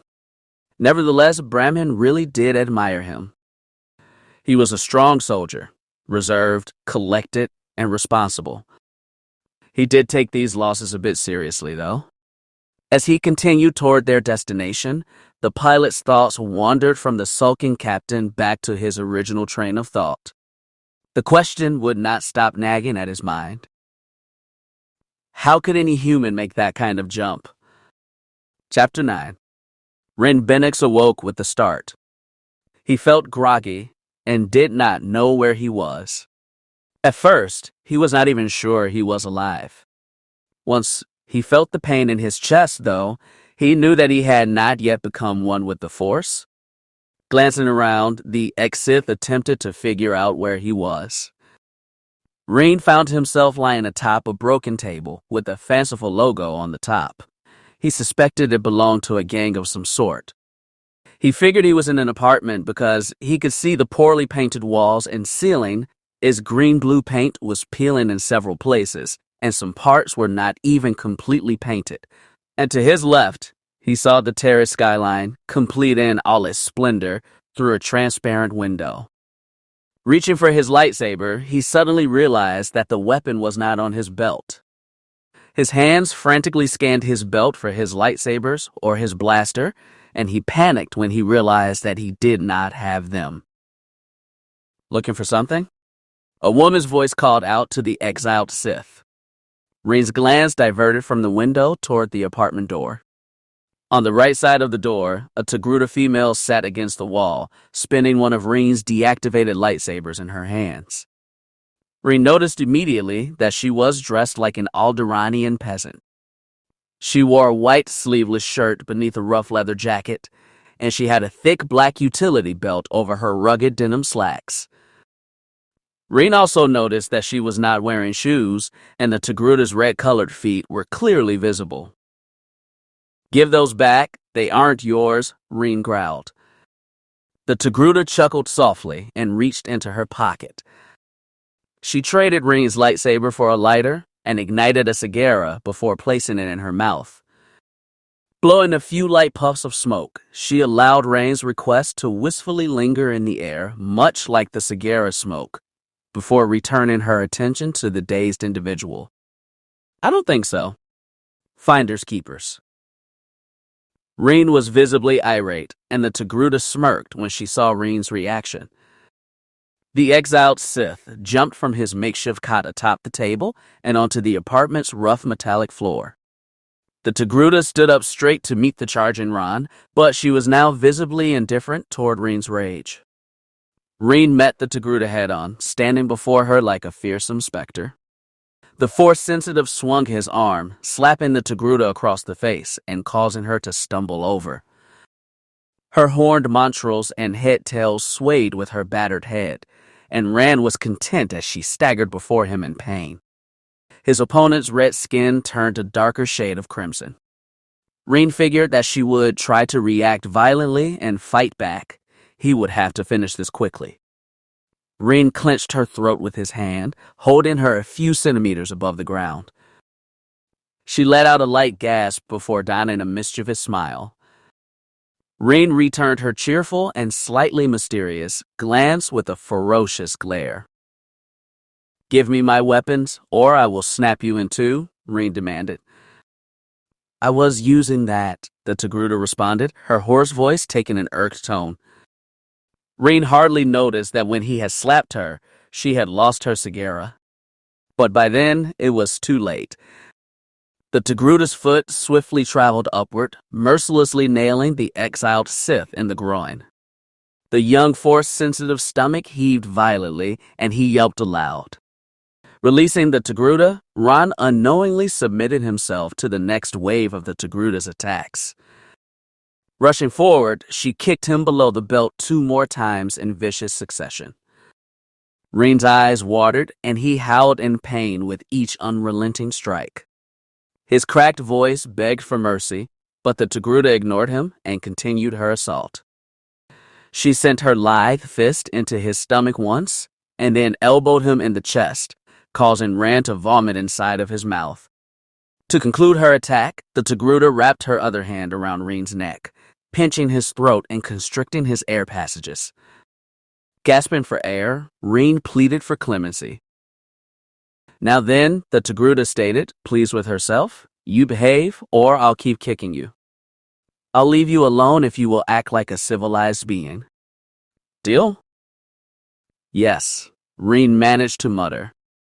"Good," the Togruta replied, her former, more cheery tone returning. She released the hapless Sith exile, sending him to the floor with a crash. Silence overtook the both of them. The pain lingered across Raen's body, but he did not care. He was just glad he could breathe again. He limped over to the nearest chair and sat down, groaning every few seconds. The Togruta had retreated as well. She had returned to her position by the door and had lit a new cigarra. "So why are you here, Jedi?" "We don't get much of your kind here," the Togruta mused. Raen grinned. He had not even thought of the fact that very few civilians knew that Sith existed.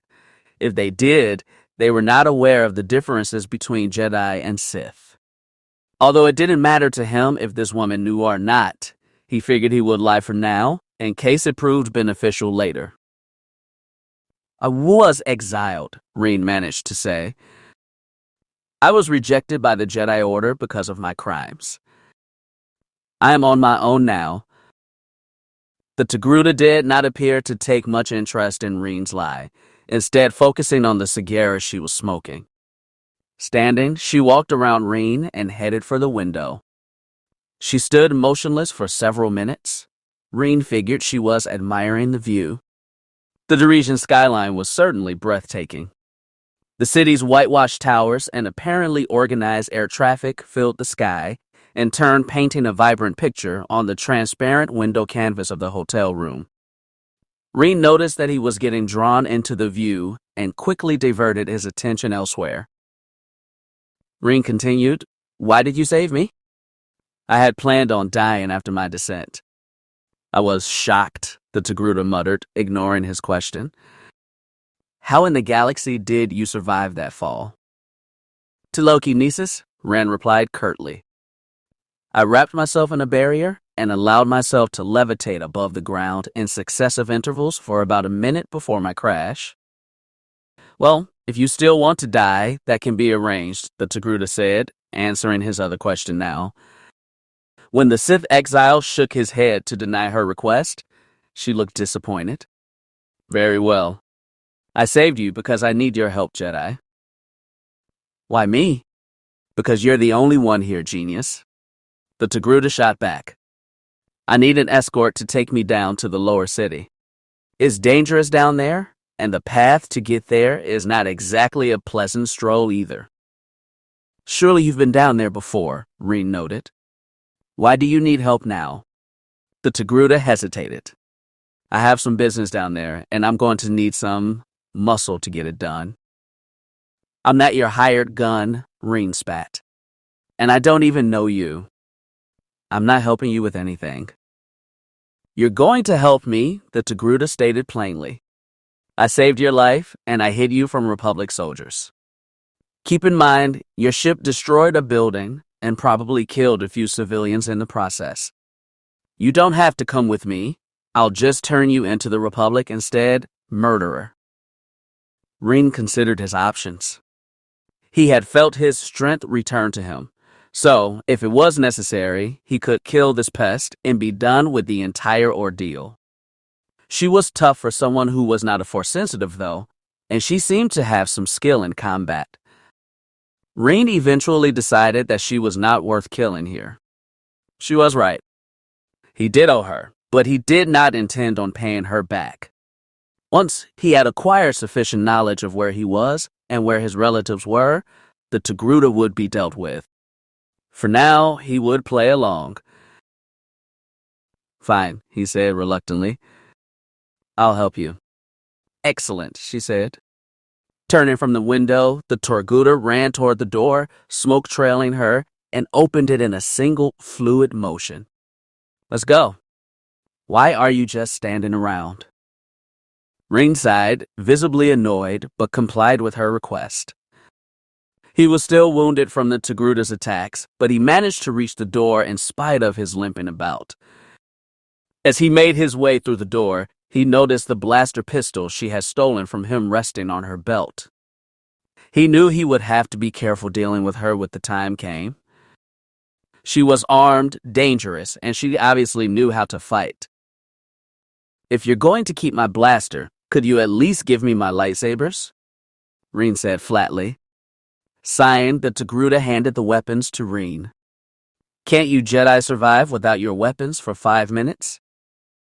No, Raen replied, placing the weapons on his belt. My name's Raen Benax, by the way. Celius, the Togruta answered sweetly. Celius Seidel. Mind if I use your refresher?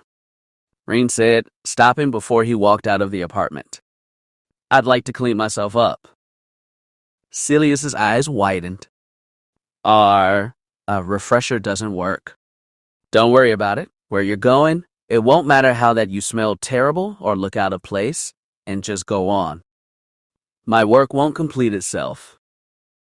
The exile and his Togruta companion left her room silently, heading toward the entrance of the apartment building.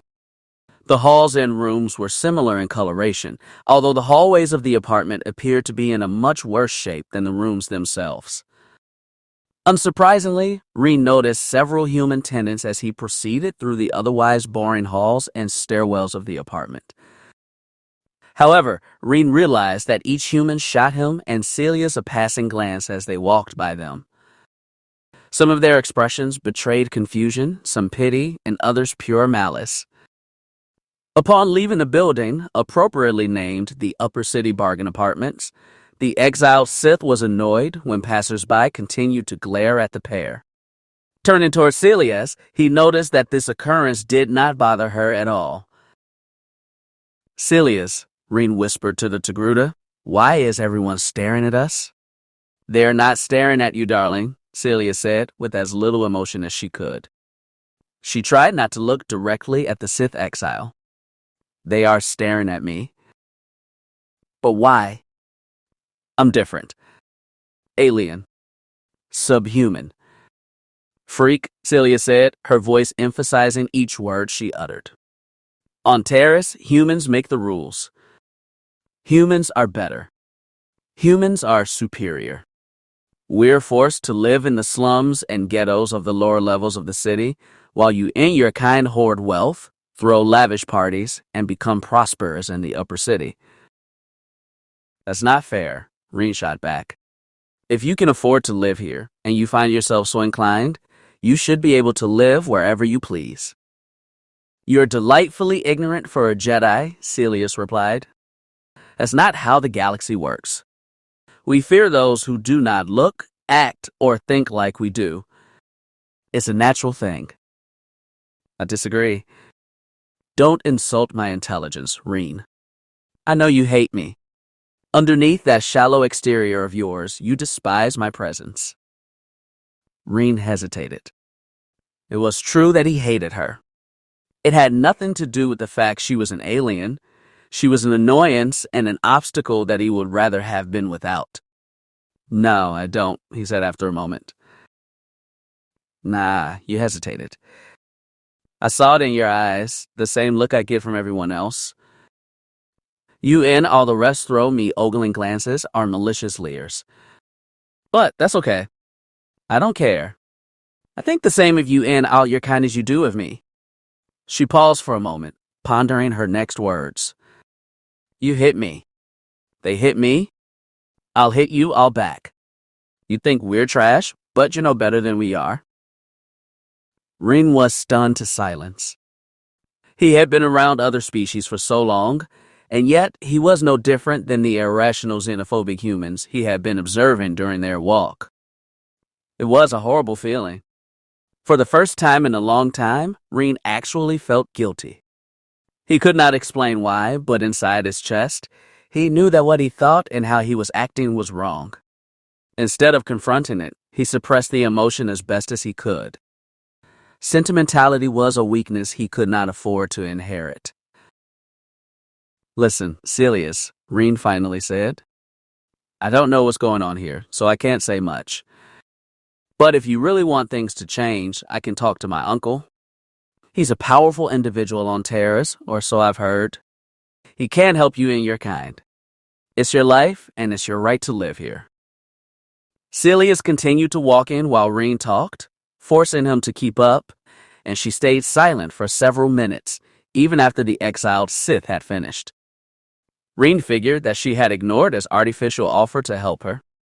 Since he could not gauge a reaction from the silent Togruta, he didn't press the issue. They walked together without paying the other any mind for some time. It was not until they passed a small droid repair shop that he realized Celia's was not following him. Turning around, he saw her standing some distance away. He was about to shout at her, but he noticed that her face betrayed a confused expression. Even her brown eyes, which normally reflected her cheery demeanor, were hidden behind the smoke of her cigarra.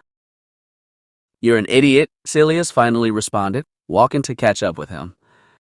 "But at least you're an idealistic idiot. Come, we should hurry. We've wasted too much time talking." Rain's mouth was agape as he took his turn stopping. He was appalled that she had nothing to say to him except insults. As she moved on, Rain found his hand reaching for his lightsaber hilt, ready to strike her down. "Are you coming or not?" Celius asked, irate. "If you could shut your mouth and keep those feet moving, we could get this over with much faster." Rain resisted the urge to kill her, strong as it was, and ran after the annoyed Togruta. Instead of opposing Celius and her attitude, Rain stayed silent, musing over his next course of action. He knew that Celius was a lower-class citizen. Running around the upper city with her would not make things easy for him. At the same time, she didn't know much more about Terrace than she did, and he had no credits nor had any directions to locate his relative's home. For the time being, Rain decided Celius would live. As they passed by a street-side medical station, a man bumped into Celius. He was dressed in fine clothes. A scarlet overcoat rested atop his ebony-buttoned sienna undershirt, and a smooth leather belt with a lavish golden buckle rested upon his waist and appeared several years older than Rain. His eyes were an enigmatic gray color like Rain had never seen, and his light blonde hair was neatly combed. Rain assumed that he was nobility. He had been in such dress before. Traveling with him were several other individuals, all men dressed in similar attire. When they paid the Togruta no mind, she turned and scowled at the group, intent on creating a scene, but Rain urged her to continue on without causing problems. Once the pair continued on their way toward the lower city, they failed to notice the same man who had bumped into Celius run after them. Performing a light jog to catch up with the two, the man grasped Rain's left shoulder, causing him to turn around with a start. "Excuse my intrusion, lad, but I noticed that you were traveling with a fine-looking Togruta. If you wouldn't mind, my friends, and I would like to borrow her. We will pay you, obviously, and she will be returned tomorrow, just like new," he said with an eerie smile on his pale, lightly powdered face. Rain's eyes widened almost immediately. Although his initial reaction was to shove the man's jewel-adorned glove away from his shoulder, he quickly decided against it. This could be his way to get rid of Celius for good.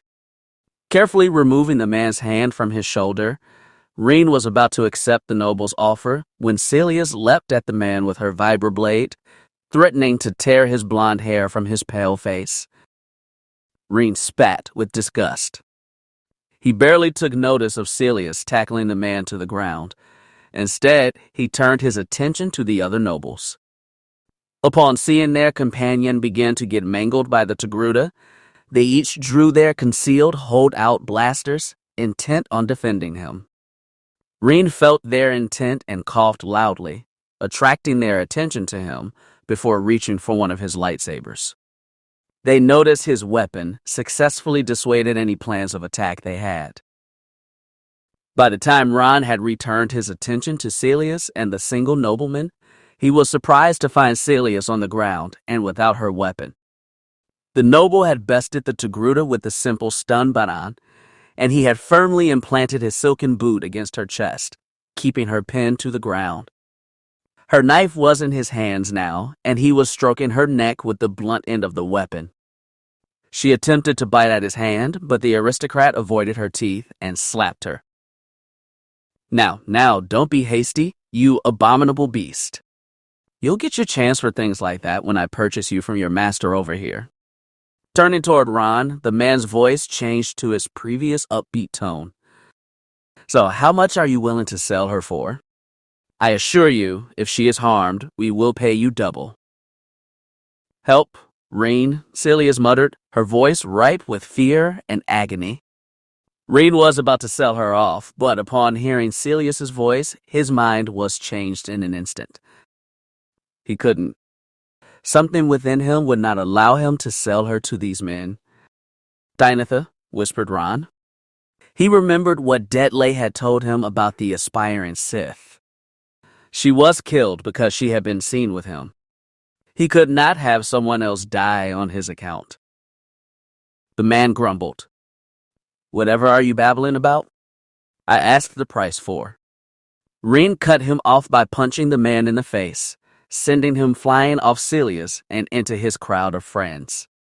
Wiping the man's blood from his clenched fist, Raen glowered at the nobleman as he helped Celius to her feet. Let me make one thing clear, the Sith exile spat. If you ever treat someone I know like that again, you will be sorry. Now get lost before I make sure you do. The group of rich humans did not waste time giving any sort of response. Instead, they fled as fast as they could carry themselves, running toward the nearest Republic security office. Raen sighed as they left. He was hoping to carve up any of them stupid enough to challenge him. Turning toward Celius, he was surprised when she embraced him quickly and silently, throwing her bare, red-colored arms around his waist. Celius, they're gone, Raen stated, not knowing what else to say. Raen, no one has ever done that for me before, she managed to say, her voice still a bit hoarse and at a whisper. They were going to bring me away again. No one has ever stopped them. No one kept me from going with them. They just stood by and laughed. Some even went with them. Celius, I'm sorry, Raen whispered. She forced a smile. It had suddenly dawned on both of them what an awkward position they were in. Raen realized that he had, in fact, helped someone, and the very thought of it sickened him. Celius, too, realized that she had embraced a human and recoiled. Celius managed to mutter a quick thank you before she steeled herself again. It took only a few seconds, but by then she had become her reserved self again, as if she had become a completely different person. From there, the two traveled in utter silence, reflecting on the events that had just occurred as Celius led the way toward the lower city. In the silence of space around Terrace, 3 Sith starfighters were hovering, motionless as the stars, amidst a backdrop of darkness.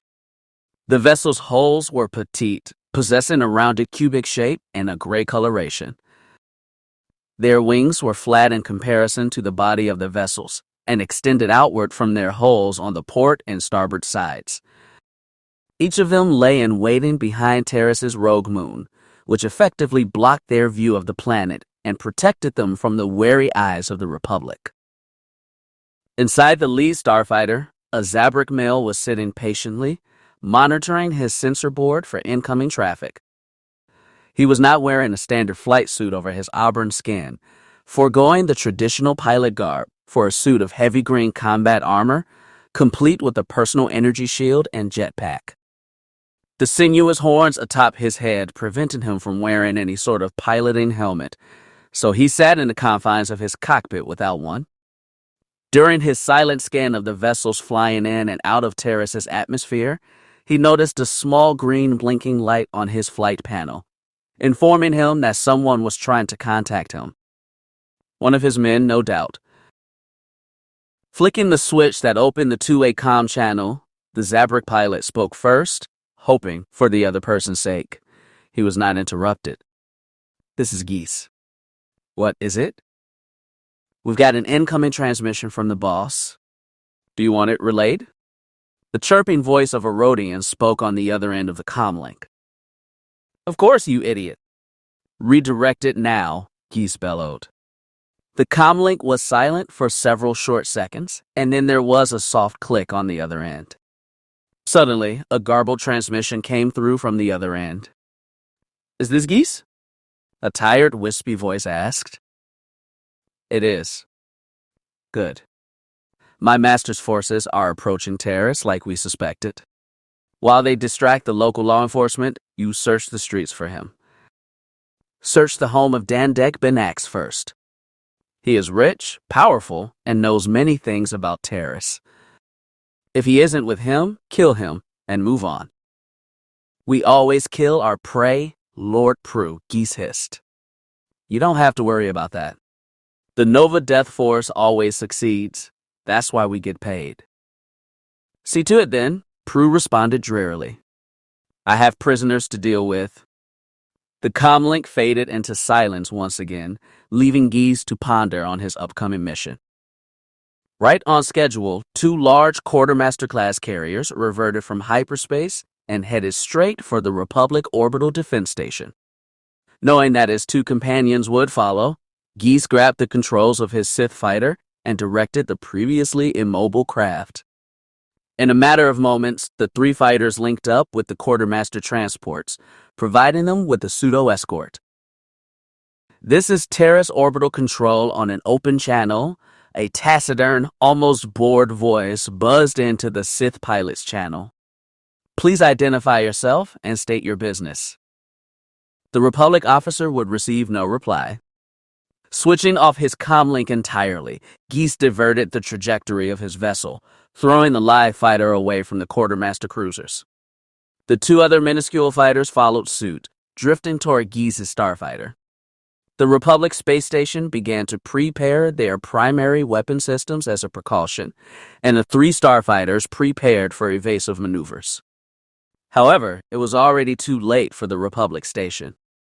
One of the quartermaster carriers accelerated to his top speed, propelling the vessel headlong into the space station itself.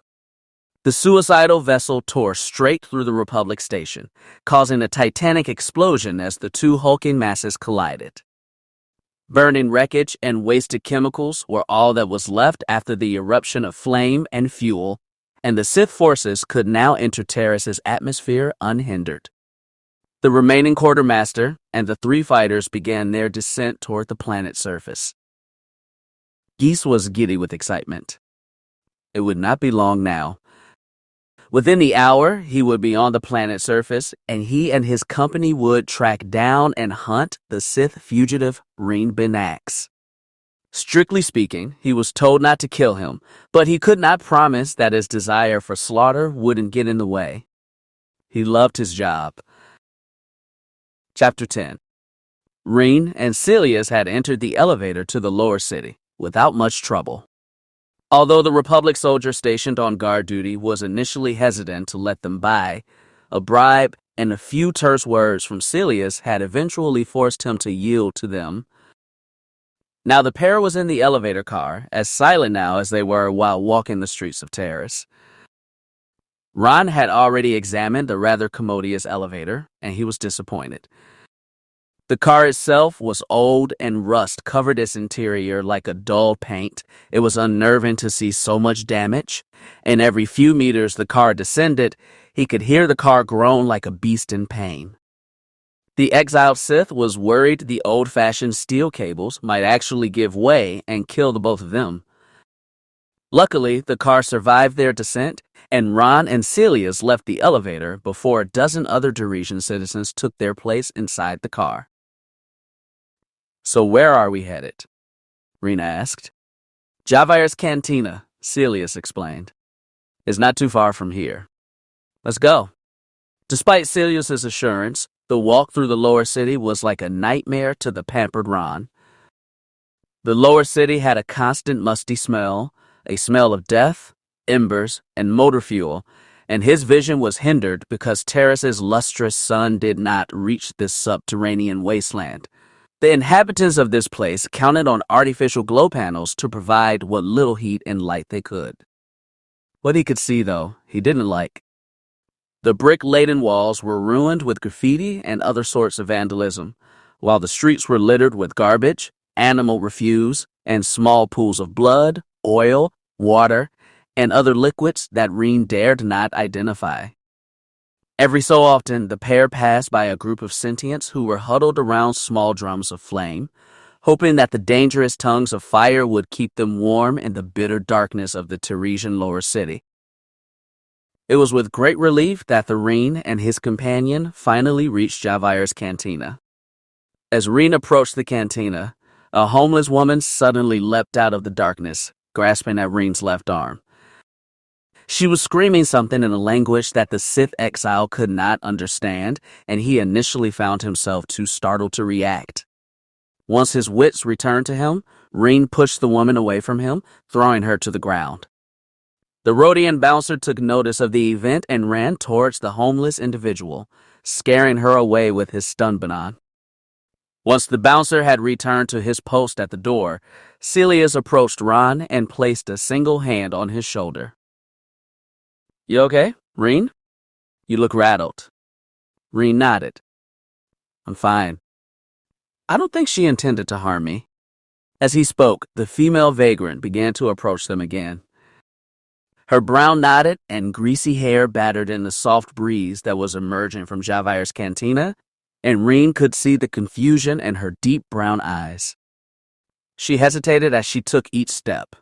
Raen presumed that she did not want to get hurt by Raen or the bouncer again. Raen thought she looked familiar. He had seen many vagrants on Alderaan, but her scarred, pale face did not match anyone he knew. Once she had gotten face to face with the Sith exile, she bit her lip as she reached into her coat pocket. Sileus urged Raen to follow her and ignore the woman, reaching for her vibroblade, just in case the homeless woman brandished her own weapon from her tattered jacket. Instead, the homeless woman took a piece of metallic circuitry, grasped Raen's arm, and placed it into his hands, all in one swift motion.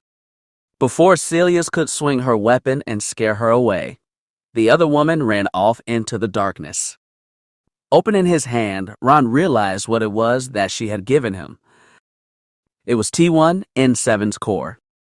Startled, Raen realized that he must have dropped it while walking through the lower city, or perhaps it had been stolen, and the vagrant had gotten it back for him. Whatever the case, Raen turned to thank the young vagrant, only to find that she had fled. "What is it, Raen?" Sileus asked, curious. "Nothing important," Raen said quietly, slipping the core into his pocket. "Let's head inside." Upon entering the cantina, Raen was surprised at how different it was to the lower city itself. The smell of alcohol permeated the entire building, while cigarette smoke and the scent of illegal spices lingered and created a unique smell that caused Raen to gag violently. Sileus threw him a hopeless glance before continuing on her way. Walking through the cantina's lobby, which consisted of several individuals involving themselves in heated passage games, Raen and Sileus entered bar proper. The dim lights cast a dark shadow over most of the bar, causing the light green coloration of the walls and ceiling to possess a peculiar brown tint.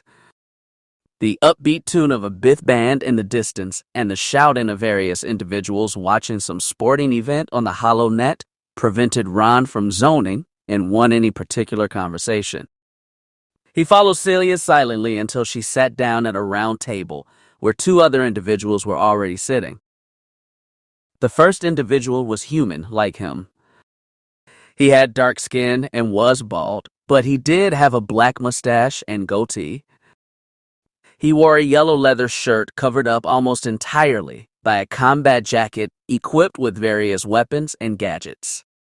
However, his most striking feature was the whiteness of his eyes. Raen figured the man was blind. Next to him sat a Celestin male, complete with his tapered forehead and thick jowls. He was much more elegantly dressed, wearing a black and white suit underneath his brown, rugged overcoat than his human counterpart, although his face was agitated and mired with sweat. "Raen Benax," Sileus said, still sitting. "This is Gadden Thek, the leader of the Hidden Becks. And this is Sir Neebs, a wealthy Celestin businessman staying here on Terrace." Raen shook hands with both of them before sitting down next to Sileus and across from Sir Neebs. He noticed that the Celestin still had a panicked expression on his face, and he was quite jittery. He was rapping his fingers against the table, and his large black eyes were dotting back and forth. So why is he here, Sileus? You didn't think I would provide you with some aid to complete this mission? Gadon asked. No, not at all, sir. I simply figured that as a Jedi, he would have some experience in these situations. Plus, he kept me safe while we were in the upper city, Sileus explained. Indeed, Gadon pondered. After a brief moment, he smiled, glancing at Raen. Your bodyguard has quite the confused look on his face, Sileus. Shouldn't you have explained what he's getting into? Sileus sighed. As a Jedi, I thought he'd be a bit more perceptive. I guess they aren't as quick as I figured. Excuse me, Neebs interrupted. My daughter? Oh, right, Sileus said nonchalantly. Well, Raen, Neebs here is a financial provider to the hidden Becks. He pays us with weapons and tech. We offer him protection while he's on Terrace. It's a mutual agreement. However, gang members raided his apartment in the upper city, and they stole several valuable blueprints and pieces of technology. That wasn't all, though. They also took his daughter, Sada. Wait, Raen asked. You're a gang member? Surprised? Sileus asked, a smile sneaking across her face. Not really, Raen muttered, trying to mask his shock.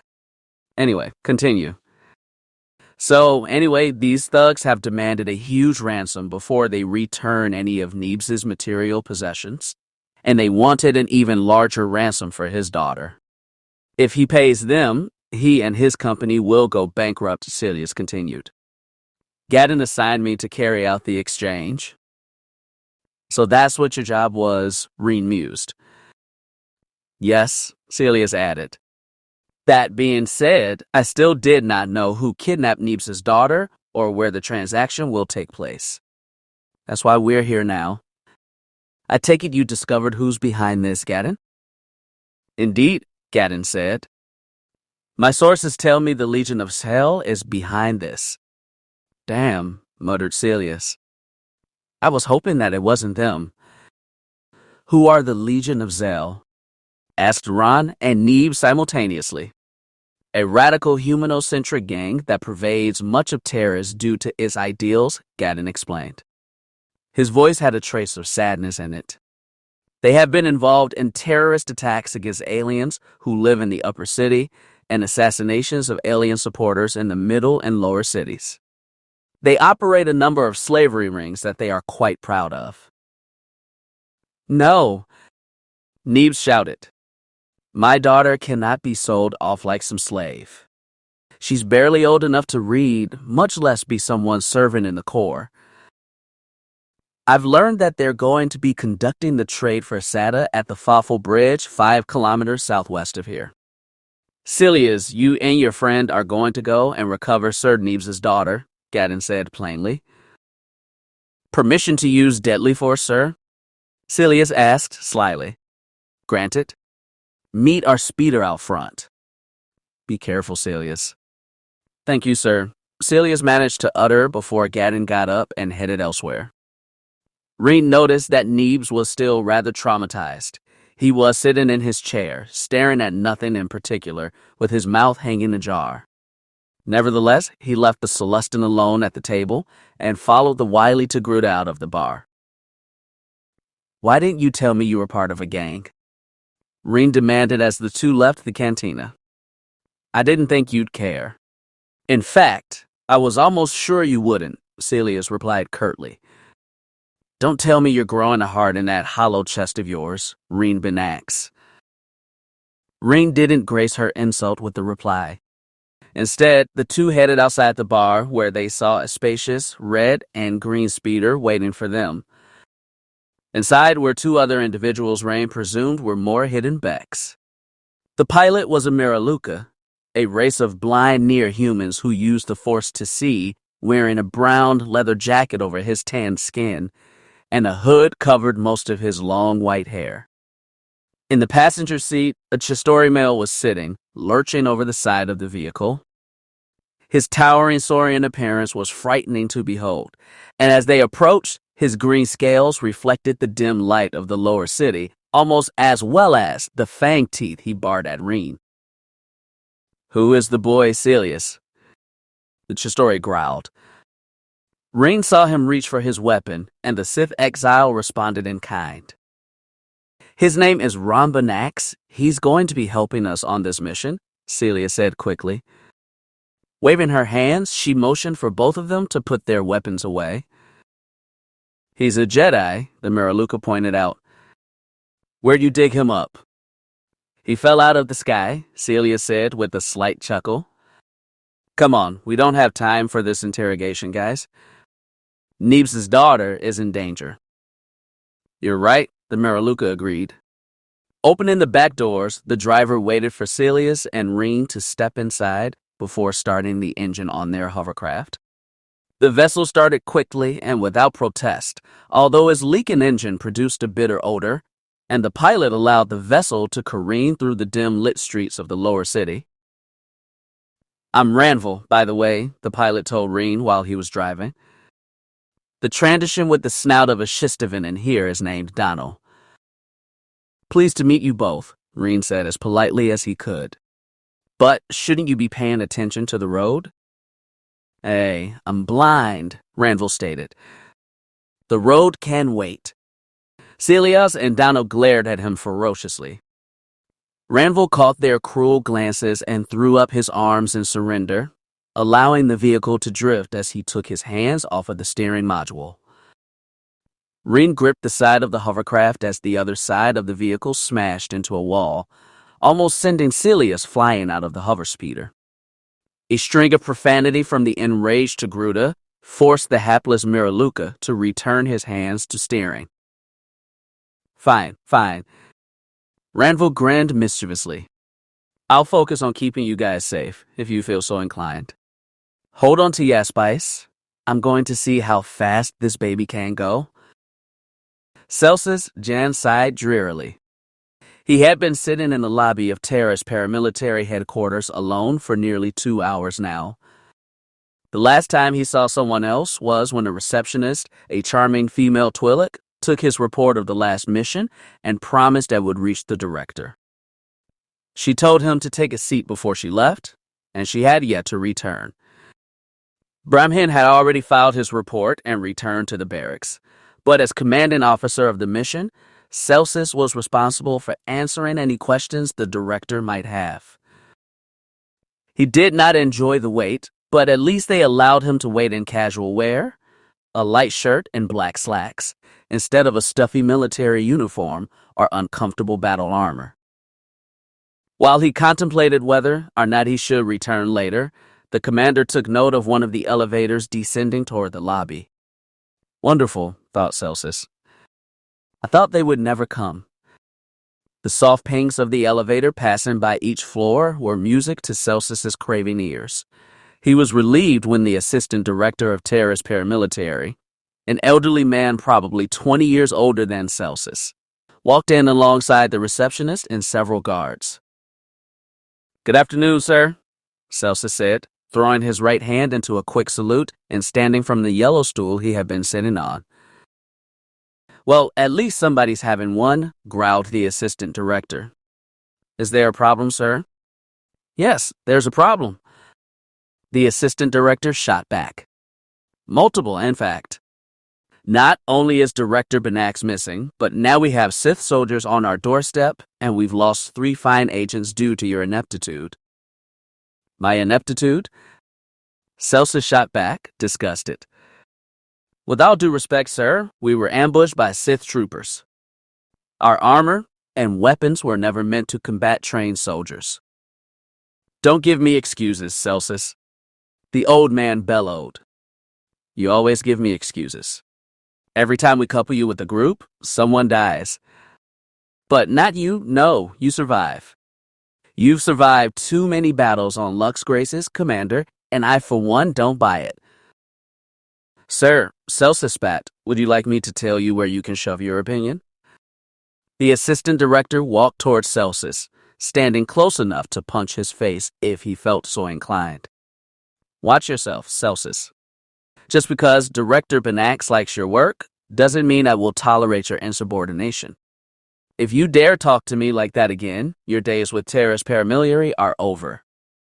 He took a few deep breaths, waited, and then spoke again slowly. Do we understand each other? Yes, sir. Good. Now, I have a job for you if you can keep your mouth shut, the assistant director replied. Reaching into his coat pocket, the assistant director withdrew a datapad from one of his many coat pockets. He handed it to Celsus and allowed him to quickly scan its contents. Celsus browsed through the list of names that the datapad contained. There was a list of at least 25 criminals on it, and each of them inhabited Terrace's lower city. The commander switched off the datapad before returning his attention to the assistant director. What is it, sir? He finally asked. That is a list of all the hidden becks we suspect are involved in assisting the Sith in illegal weapon trafficking. Most of them frequent Javire's cantina.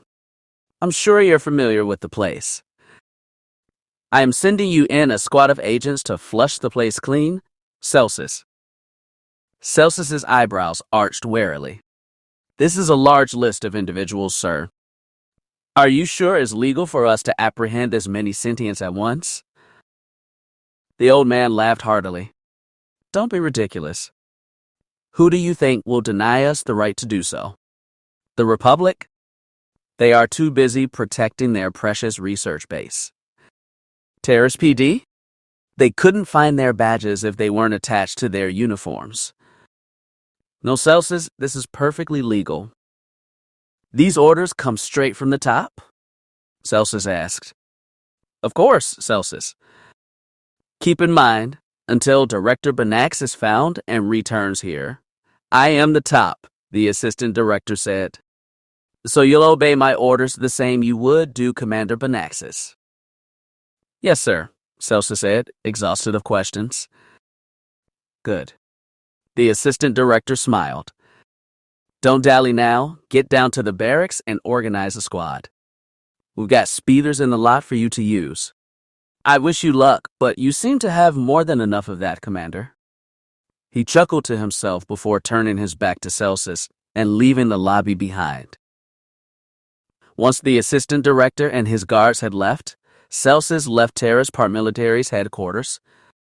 It felt good to finally leave the cramped and poorly ventilated headquarters and return to the brisk upper city streets. Walking by a group of human nobles, Celsus was startled when one of the aristocrats reached out and grasped him on the arm. Excuse me, sir, the noble said. He had quite a worried expression upon his pale face. Most nobles were usually quite pompous and genial, and Celsus was surprised to notice that his blonde hair was quite unkempt for a noble. I saw you leave the Terrace paramilitary building, and I wondered if you were, in fact, an agent there. You are correct. Commander Celsus Jan, at your service. Excellent. My name is Orion Temper. I'd like to file a complaint against a pair of individuals. A Togruta female and a human male, the noble began. I'm sorry, Celsus began, in the best monotone he could muster. If you're looking to file an official complaint, you'll have to talk to one of our representatives. I'm not allowed to handle or comment on potential grievances. Don't be ridiculous, Orion interrupted him. Why on earth would I use my comlink to call some subhuman receptionist when I can talk to you? Because, as I said, I can't handle your case, Celsus shot back. I'm also busy, so if you'll excuse me. Celsus left the noble and his friends, despite protests from Orion. Even when one of them thought it would be a good idea to throw a chunk of scrap metal at Celsus, something the commander could have easily killed him for, he kept walking. He was close enough to being fired without starting a brawl in the upper city right outside Terrace paramilitary headquarters. Once he was within the safety of the paramilitary barracks, Celsus lingered in his foyer for a brief moment before heading to the lounge. Walking by the sleeping agents on the various sofas and chairs in the room, Celsus grabbed a clean mug off the counter on the far end of the room and poured the remaining escaf from a rotund metal pot into his cup. Heading back into the foyer, Celsus spotted Bramhin working vigorously, apparently trying to repair a datasphere. Taking one last sip of the steaming caffeinated beverage in his mug, Celsus set the cup down on a nearby desk before sitting across from the oblivious agent. "How are those repairs going, Bramhin?" Celsus asked nonchalantly. He was glad that the sofas in the foyer were actually quite comfortable. "Oh, hello, Commander." Bramhin beamed, strands his brown hair standing on end. "I didn't see you there." "The repairs are going well. If I can just fix the processor, we might be able to use this thing again." Celsus smiled. "Well, don't let me bother you. I'll be in my quarters if you need anything." "Are you ready to head to Javire's?" Bramhin asked while Celsus was leaving. Celsus shot him a puzzled glance as he picked up his SWTOR mug. "You're coming with me? But I thought this weekend was the start of your vacation." "It is. Won't Pelopia be angry if you don't help her prepare for your trip?" Celsus noted. You're right," Bramhin muttered. However, Celsus noticed the glistening in his blue eyes. "But this will be my last mission with you, Celsus, and I want it to be memorable." "What do you mean?" Celsus asked, taking another sip of his SCAF. "They're giving me command of this mission, Celsus," Bramhin explained. Celsus nearly spit out the liquid he was drinking. "Wait, what? You didn't hear?" Bramhin asked, still somewhat focused on the datasphere he was repairing. "They're giving me command of this mission. They want to see if I'm command material or not. Apparently, they think I've done enough serving under you. Keep in mind, there's a shortage of new recruits and want to promote some older members." "Exciting, huh?" Celsus forced a smile. He was somewhat confused that the assistant director had not explained this to him when he gave Celsus the mission, especially since he had been in charge of apprehending the data. At this point, the commander hated how the assistant director was handling this mission. There were dozens of potential criminals to arrest.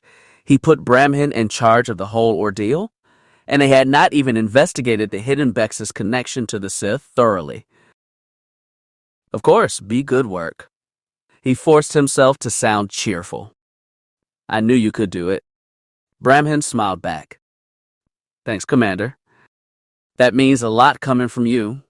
He paused for a moment, tinkered with the stubborn datasphere, and returned his attention to Celsus. "Now, I'm not prideful or nothing, but I think I'm pretty damn awesome." Celsus turned to head out, tiring of this conversation and out of SWTOR to hold him over. "I'll be back later, B. I need to go wash up and throw some of my gear into my quarters." The commander turned toward Bramhin, wondering if he was still paying attention. "Meet you out here later." "All right, Commander." "See you then," Bramhin replied. Celsus headed out of the foyer of the barracks and down labyrinthine hallways painted in the same dull and boring colors as the foyer. Eventually, Celsus reached the comfort of his own room and locked the doors behind him. His room was primarily empty, containing a simple cot and a large bureau, and lacked any sort of interesting features. Once he was safely inside, the commander threw the datapad he received from his boss on his cot. Walking up to the old wooden bureau, the commander lit the 3 candles that were waiting for him, as they waited every day, with the nearby match. Terrace Paramilitary was falling apart on itself, and Celsus could see it clearly. They could not even find their own director. It had been worthwhile, but at this point, Celsus knew that he had to stop running. This would be his last mission with the security organization. The commander watched intently as the small candles illuminated the 3 small photos tacked against the wall behind them. "Never again," Celsus muttered. Opening the bureau, Celsus removed the top drawer from its location and allowed it to hit the floor with a crashing noise. Reaching behind the area where the drawer had been, Celsus removed a cylindrical, silver-colored object from a partially hidden compartment in the bureau. The commander awoke the hidden weapon with a vicious snap hiss. A violet blade erupted from the hilt. Its faint glow was bright enough to light up the entire room. Celsus whipped the weapon about in a small arc, allowing his hands to become comfortable using the exotic weapon again. I will never run from my destiny. Never again, Celsus murmured, allowing the weapon to hover over the candles he had lit. He knew that this life was just a charade, vestiges of cowardice. He was not a terrorist paramilitary agent, he was not a machine, and he was not the commander of anyone. Celsus Jan was a Jedi Master of the Order and a defender of the Galactic Republic. And he still had one last mission to accomplish. Chapter 11. The hidden Becks had driven through the empty streets of the lower city and cautiously approached the Fawful Bridge. The bridge had been built over the Fawful Expanse, a great gorge that separated the northern and southern sections of the lower city during the Daresian Civil War about 100 years before. The bridge was an impressive architectural feat, extending some 800 meters across the gorge, held up by massive arches extending several hundred meters above the ground. Trusses were used for added support, extending from the bridge's sides over the top like a cross-hatched roof made of duracrete. During a meeting like this one, a particularly crafty criminal could position blaster-wielding agents in the trusses. Luckily for the Becks, Donald had thought of this before they arrived and sent Raen to venture up the trusses and search for hidden snipers while they dealt with the Legion of Zell. Once Raen had gone, Ranville allowed the speeder to close in on the bridge, passing several artificial barricades set up by the Legion of Zell. There were not very many enemy gang members, probably somewhere between 12 and 18, but they clearly outnumbered the trio of Becks, and they were equipped with rifles and stun batons. Once Ranville got within 3 meters of the bridge, he was stopped by armored thugs. Their leader, a particularly rude-looking human male, beckoned them to shut off the hover speeder and leave their weapons in the vehicle before they got out. Celias and Donald complied with their opponent's demands, leaving most of their weapons behind with Ranville, who had refused to leave the vehicle in the hands of the Legion. Celias and Donald were led toward the center of the bridge, where a single human male rose from his seat to greet them. He was about 10 years older than Raen, bald with several scars that accentuated the scowl on his face. Celias found herself unable to stare into the man's dark black eyes. They reflected a malice and hatred that Celias had not even seen in Raen or that nobleman, and they made her shiver with fear. 2 colossal Wookiees flanked him, wearing shot collars and carrying bowcasters, serving as his slave bodyguards. As soon as Celias and Donald were close enough, a vast spotlight from one of the overhanging beams illuminated the darkened area around the center of the bridge. The light blinded the Becks for a moment. Once their eyes adjusted, they saw Sada behind the Wookiees where Celias and Donald could not reach her. "Welcome, beasts," the bald human sneered. His loose clothing flapped in the breeze that came from the chasm below. "I assume you are the garbage that Neebs dragged up to secure his whimpering daughter?" "Yes," Celia spoke up first. "We came to give you the money you requested in your ransom note." "My name is Celia Seidel, and this is my associate, Donald Ioka." "Beasts do not deserve names other than what their master gives them," the human spat. "As such, you are not fit to know my name. Each of us is known simply as Legion, for we are many, but at the same time, we are one. Each of us is united under a common cause, a righteous cause. We yearn for the complete destruction of all subhuman freaks like yourselves and that idiot Neebs, who dared to defy the upper city with his filthy presence." Donald growled softly, but Celia's motioned for him to remain calm. She did not like this bigot any more than Donald did, but she knew that they had to wait. If they did not, Sada would die. Celias raised her hands innocently, hoping that the emissary of the Legion would not react violently, and allowed Donald to reach into her coat pocket, pulling out a datapad. The lumbering, irate Chistori sauntered over to the Legion's diplomat, carefully placed the device about a meter in front of him, and returned to his place by Celius. The Legion's officer smirked as Donald left the datapad on the ground. Sending one of his Wookiee slaves to fetch the device for him, he waited patiently for the slave to grab the storage device and hand it to him. Upon skimming its contents, the Legionnaire's crooked smile turned into a fiendish scowl, creating a lump in Celius's throat. He threw the datapad on the ground in a furious rage. "What's this trash?" he demanded. "It's just a bunch of useless digits." That, Donald shot back, is the password that opens up Vault 38 at the central bank in the upper city. The instructions and passcode are all contained inside, including the exact amount of credits inside the vault. The Legion's emissary shook his head and scooped up the datapad again. "I see. Your offer intrigues me, but I'm afraid you are not the only one bidding on tonight's prize." The emissary whistled sharply, causing Celius to flinch and Donald to reach for his concealed weapon. "Come on out, boys. We're ready for the exchange's counteroffer." At his calling, a small group of ironclad hovercraft pulled up behind Sada and the Wookiees guarding her. Each of the speeders held 3 individuals, armed with light combat armor and a blaster rifle, who disembarked and assembled behind the captured Sullustan. Their leader was an imposing man wearing a small brown coat over a black undershirt. He had a large tattoo on his left shoulder, marking his place in the Mandalorian clans: short, kempt graying hair and steel-colored eyes.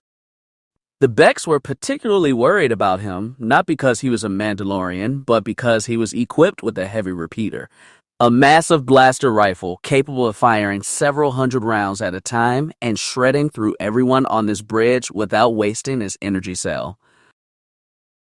It was this same leader who spoke for the entire group. "You called Legionnaire?" he growled. "Hello, Canderous, Tetris." The Legion's voice welcomed the leader and his bodyguard, a younger Mandalorian. "These fine individuals offered me 25,000 credits for my prisoner here." "It is a fine offer, to be sure. How much does Davik Kang offer for her?" 10% more, Canderous replied. "That's his final offer." The Legionnaire cackled with delight. "Well, I suppose that means you lost the auction, alien scum. But don't get me wrong. The Legion appreciates your donation to its coffers. We'll put these credits to good use, buying more explosives and technology for killing subhumans like you." Celius, who had been stunned to silence after the appearance of the exchange, shouted at the Legionnaire, "Now, you can't do this." "We had a deal." "Deal's off," the auctioneer sneered. "You can't do anything to stop me." "But I can," Raen's voice shouted from the trusses. The Sith exile dropped from his lofty position in a single force-empowered jump, dropping so he was face-to-face with the Legion's emissary. Igniting his blood-red lightsaber in a single, fluid motion, Raen drove his weapon through the Legionnaire's chest, causing him to spasm uncontrollably before finally keeling over at Raen's feet. The Wookiees realized that their master was dead and, instead of attacking the Becks and their Force-sensitive ally, turned around and assaulted Canderous' forces. The Mandalorian and his officers were still shocked at Raen's appearance, and they lost several exchange mercenaries before Tetris, Canderous' lieutenant, commanded his forces to attack the Wookiee thralls. During the panic caused by the Wookiees' freedom, Donald had rushed over to Sada, freed her mouth and limbs, and threw her over his shoulder. Celius used her concealed knife to slit the throat of one of the Legion's guards who had escorted them here, and then threw her weapon at the other. Once the Becks had acquired their precious cargo, Celius and Donald fled the battlefield, leaving Raen and his Wookiee allies to finish off their foes. Raen ignited both of his lightsabers and performed a powerful jump, catapulting him into the midst of the exchange soldiers. He punched a single soldier in the face upon landing, and that soldier had his arms ripped off by one of the Wookiee combatants. Turning around, Raen used a telekinetic wave of energy to throw several exchange thugs off of the bridge and into the deep chasm below. Tetris noticed Rain's assault and approached him from behind, but his attack was blocked by a Wookiee warrior, who allowed the young Mandalorian to stab him before he reached Raen. Although the Wookiee perished, Rain's force senses alerted him of Tetris' approach and blocked the Mandalorian's vibro sword with his 2 lightsabers. "I'll bury you on this bridge, Jedi," Tetris spat. "Just like you buried my father and others on Malak." Raen said nothing. He was too focused on keeping the Mandalorian's blade at bay. The crimson lightsaber in his right hand kept Tetris' weapon in place, and the exiled Sith used his other hand and his azure lightsaber to strike at the young warrior's throat.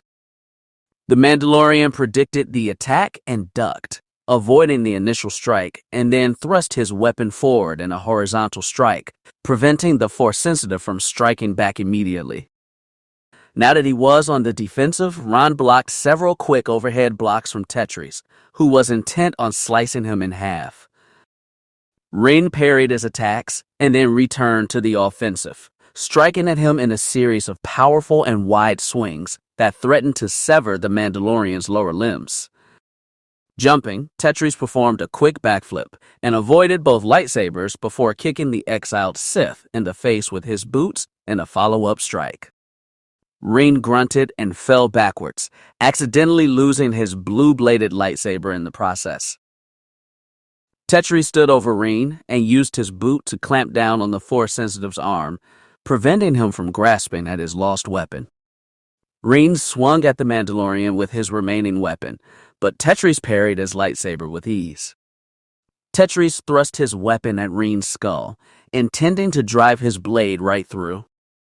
However, Raen called upon the Force and recovered his lost lightsaber, prompting the Mandalorian to step away from Raen and end his offensive early. Raen heaved a sigh of relief as the blood flowed back to his arm. The Mandalorian rushed at Raen in a blind fury, but the Force-sensitive was stronger now. Bloodlust and fury were driving Raen, and he was empowered by all the strength of the dark side.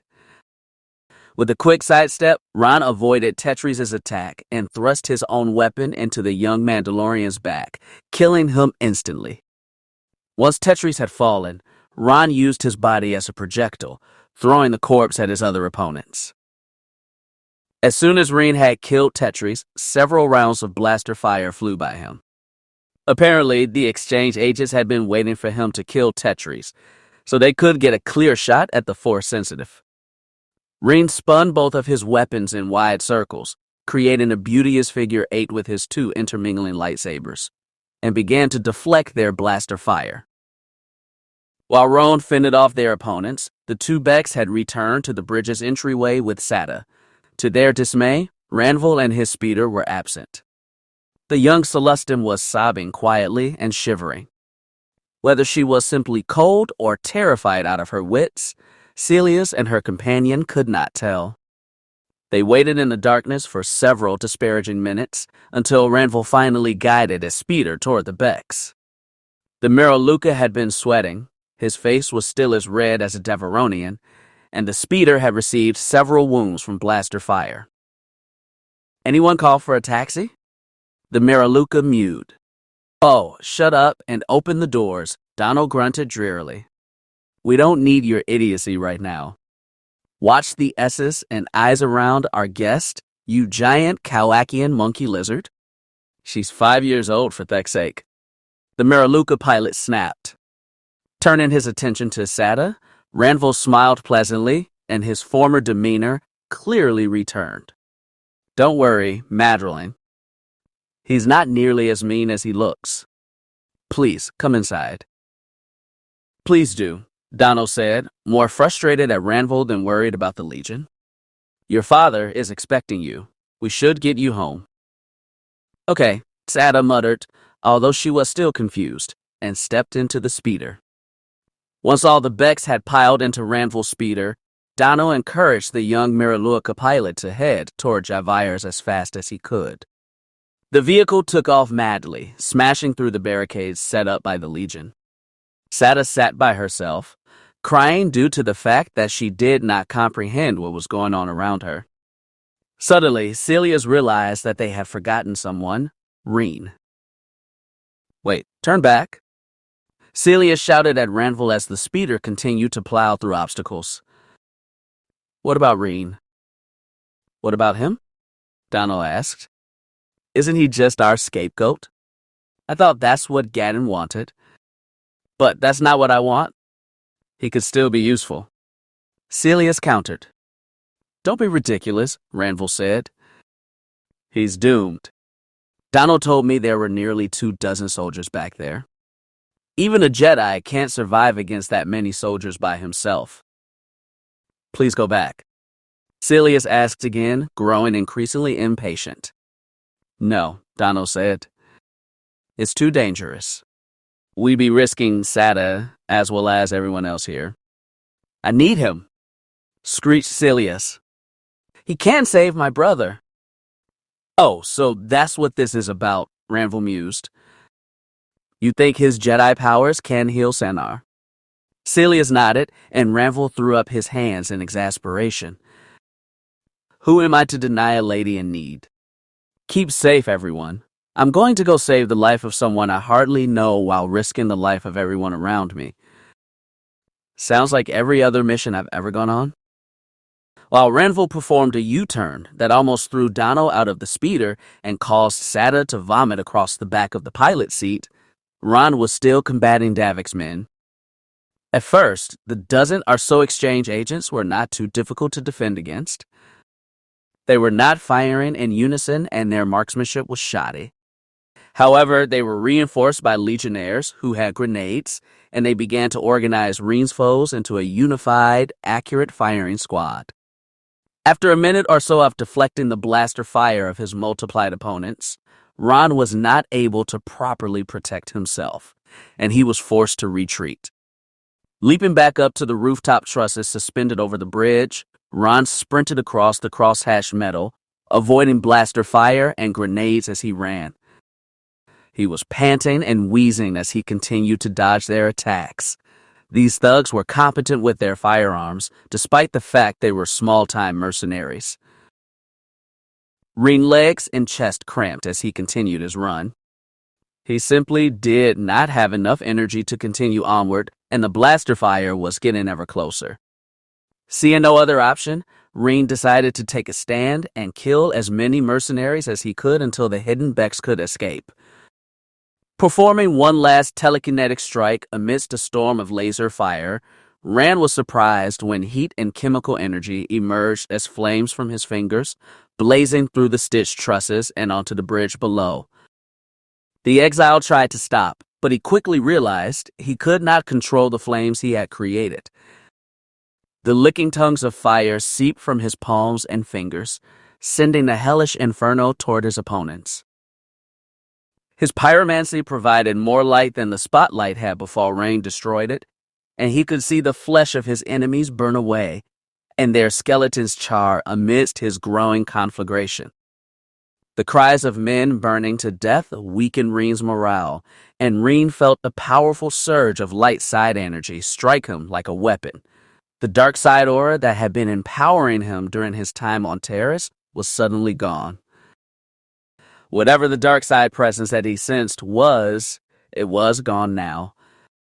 He was almost glad when his connection to the Force exhausted, halting the attack and dissolving all the flames that he had created. Once he was sure that no one else was shooting at him, Raen leapt from the archway and landed in a pile of soot, once a number of living beings, that went up to his ankles. Raen turned to leave when he heard footsteps behind him.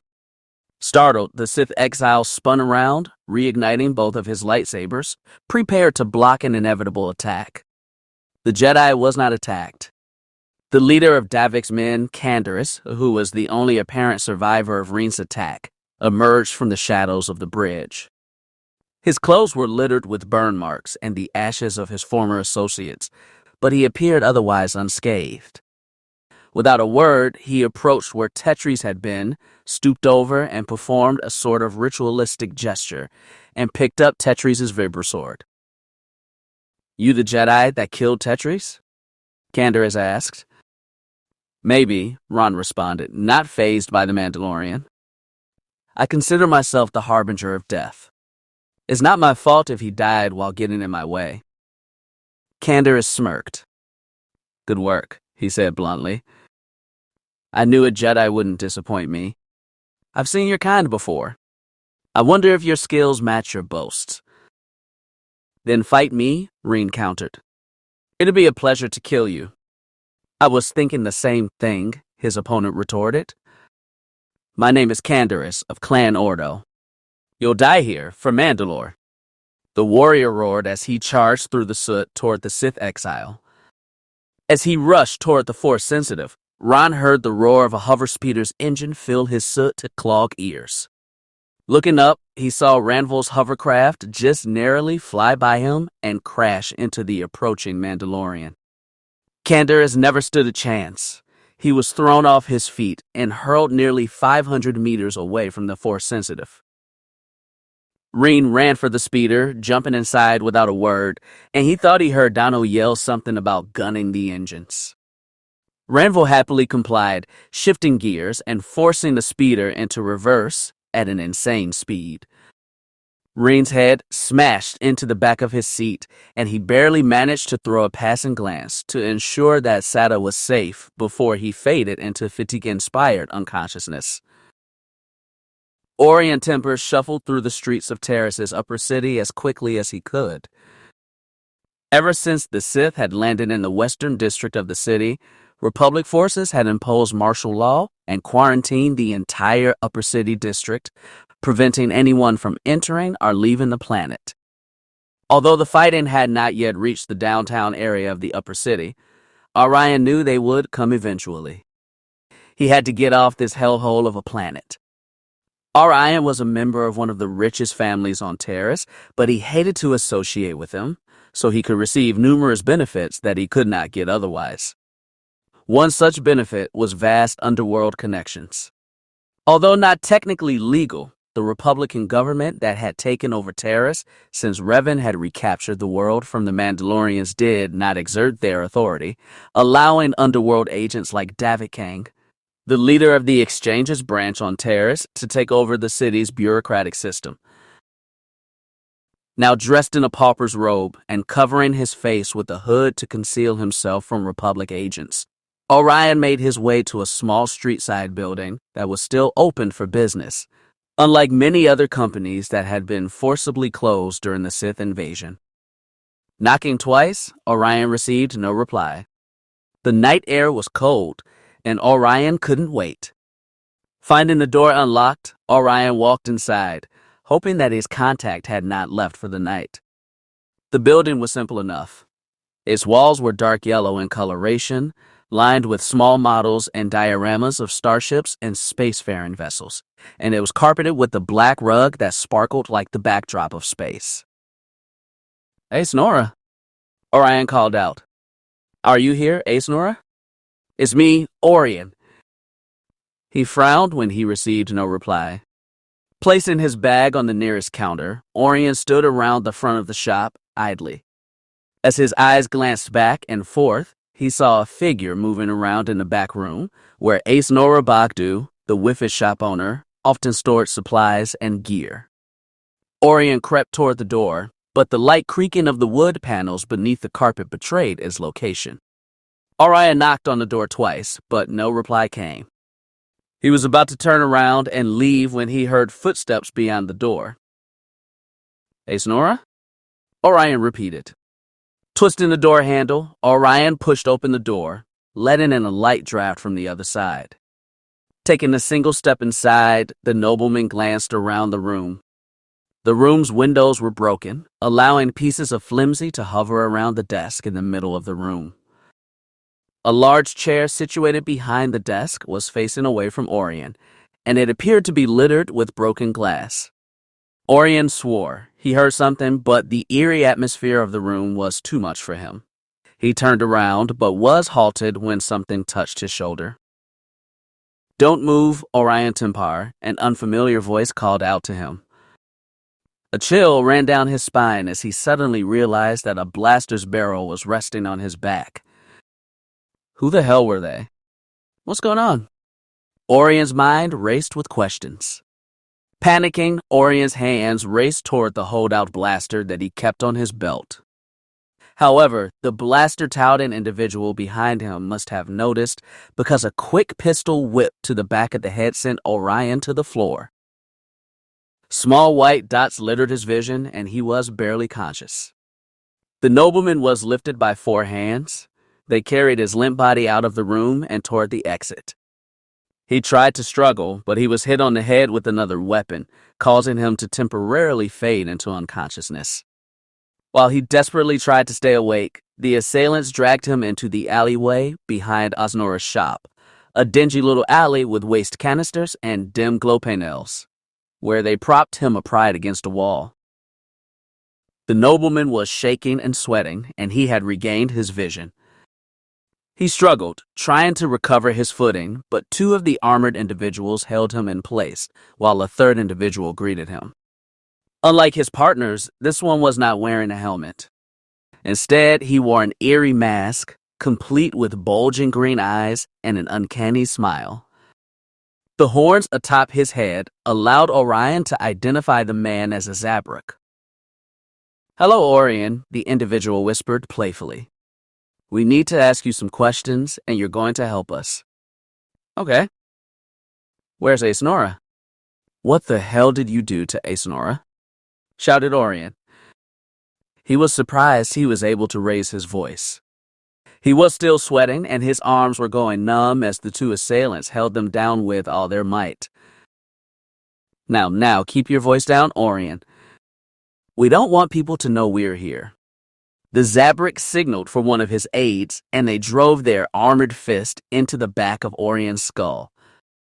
The punch sent Orion's head into his kneecap, and Orion's vision blurred as his nose was smashed. But they weren't done. Scooping up some dirt from the edge of the alleyway, the leader of the kidnappers poured the dirt before Orion, and he motioned for his 2 followers to shove the noble's face into it. Orion screamed in terror. Why were they doing this? He pleaded with them, begging them not to continue, but they ignored his cries and shoved his face into the dirt. He gasped and wheezed as he struggled to inhale and avoid the air at the same time.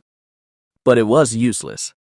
Eventually, the beaten noble began to cry, turning the brown matter into a bitter muck that they forced him to devour. They kept his head down until he had finished, and they pulled his tongue of his mouth to ensure that it had all been swallowed. "Are you going to answer our questions?" The leader continued. "No," Orion murmured. He was retching and crying, and his face, especially his nose, was bruised and swollen. "Wrong answer," Orion, the Zabrak sighed. "We don't want to hurt you, Orion. But you're making things difficult." Nodding again, the Zabrak waited as one of Orion's captors drove his foot into his back. The 3rd captor, who had done nothing until this point, ripped open the back of Orion's shirt, exposing his bare back. The Zabrak withdrew his vibroblade, waving it in front of Orion's face, demonstrating the sheer villainy he was capable of.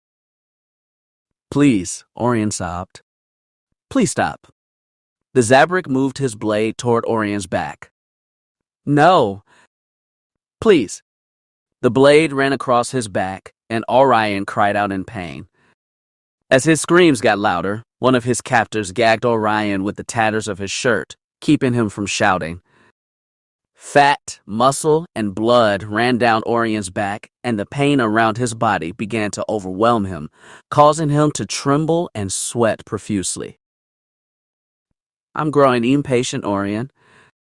"We just want to know where Raen Benax is," the leader said plainly, bending down and lifting the aristocrat's face so they could see eye to eye. "I don't even know who that is," Orion muttered. They were attacking him because of some fool he did not even know. Orion tried to muster up his rage, but he couldn't quell his terror long enough to do so. "Now you're just lying to us, Orion." The leader stepped away from Orion and turned around. "Break his leg." "No, not my legs. Please, I have never seen anyone named Raen Benax." "I swear to you." "I swear." His pleas fell on deaf ears and heartless attackers. One of the armored captors, the same individual who had ripped his shirt, moved forward and pulled Orion's leg out from under him, extending it as far as they could. The steel boots of the other individual came down upon the nobleman's lower knee like a hammer against an anvil. A single, well-placed strike was enough to shatter Orion's vulnerable kneecap. The aristocrat let out a shrill gasp of pain, and then followed up with a string of profanity, but the Zabrak spun about, intent on silencing him, and smacked him across the head with his pistol. When Orion tried again, they returned the makeshift gag to his mouth. By this time, the area around Orion's eyes were swollen and bruised, forming dark puffs of damaged skin around his eyelids. His nose had been shattered in the initial assault, and with each strike of the pistol, more blood flowed down his nostrils into his mouth and onto his cheeks. This last pistol strike had been particularly vicious and, unlike the others, managed to tear skin from his face, leaving a bleeding cut extending from Orion's cheekbone to his forehead. "No more games, Orion. We don't want to break your other leg," the leader urged him. "Now tell us, where is Raen Benax?" I really don't know," Orion stammered from beneath the gag, now exhausted of any courage he had. "I just know a Director Benax. He's the leader of Terra's paramilitary." "We know. We've visited him," the masked commander said with a devious smile. Pulling out a picture of Raen Benax as a Sith student, the leader showed the image to Orion. "Recognize him?" Even in the dim light, Orion recognized him. That man had injured him elsewhere in the upper city. But how had they known? He did not even know the name of the boy who had been walking with that Togruta harlot. Orion's startled look had not gone unnoticed, and he knew that he could not lie to them. "I saw him in town today," Orion said. "He was with the Togruta. I didn't know who he was, and he didn't seem that important." "Oh, he's very important, Orion," the leader mused. "Is it unusual for him to be walking with a Togruta?" "Well, there aren't too many of them on Terrace," Orion replied. "Terrace is known for its anti-alien laws, and the fact that one was walking around the upper city would cause a bit of an uproar." "So where would aliens go to avoid persecution?" "Probably the lower levels of Terrace," Orion said, as though speaking with an acquaintance. "Although the southwestern district of Terrace's upper city has a few apartments that turn a blind eye to aliens and allow them to live there." The leader glanced at his companions. Orion figured that was the information they had needed. "Thank you, Orion. You've been most helpful. Don't worry, you'll be rewarded for your assistance."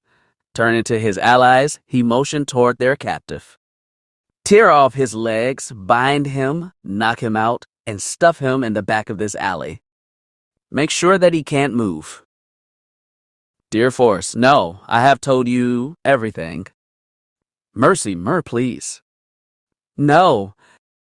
The leader of Orion's captors left the alleyway and his companions behind. The henchman on the aristocrat's left side moved first, smashing his blaster rifle against Orion's face. Although the helpless captive struggled to stay awake, he had already taken extensive damage to his head, and the trauma of this strike gave him a temporary lapse into unconsciousness. When he awoke a few seconds later, he saw the other kidnapper's vibroaks approach his legs. His body just couldn't take it, and it forcibly sent the miserable noble into a comatose state. Chapter 12. Raen struggled out of his sleep as a tingling pain crawled up his back. Propping himself upright, Raen glanced about, happy to see the hovercraft approaching Javire's cantina. Sighing, he glanced at Celius and Sada to ensure they were okay before returning his attention to himself. He had picked up both of his lightsabers before he fled Fafel Bridge, so he did not have to worry about leaving something behind. The minor burns he had acquired from scalding blaster fire and his own flame-based attack had subsided now. They were only dark mementos on his skin, and they were almost painless. Ranville allowed the vehicle to ease toward the front door of Javire's cantina, where the Rodian bouncer still sat, alert as ever, watching the Becks unload their precious cargo. Sada stepped out of the vehicle first, although she needed help from Celius. Once the Togruta had ensured the Celestine's safety and left Ranville's hovercar herself, Raen slid across the back seats and pulled himself out of the vehicle before Dano slammed the door closed behind him. Ranville waved a brief, if tragic, goodbye to the young Celestine, who meekly waved back at him before following Celius inside. Raen followed the pair of females inside, while Ranville and Dano went to park the hover speeder elsewhere.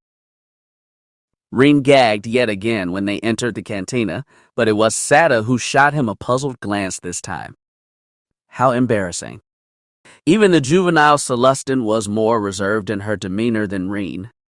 Celius kept the trio going, walking by drunken aliens and impoverished humans, heading toward the table where they had met Sir Neeps.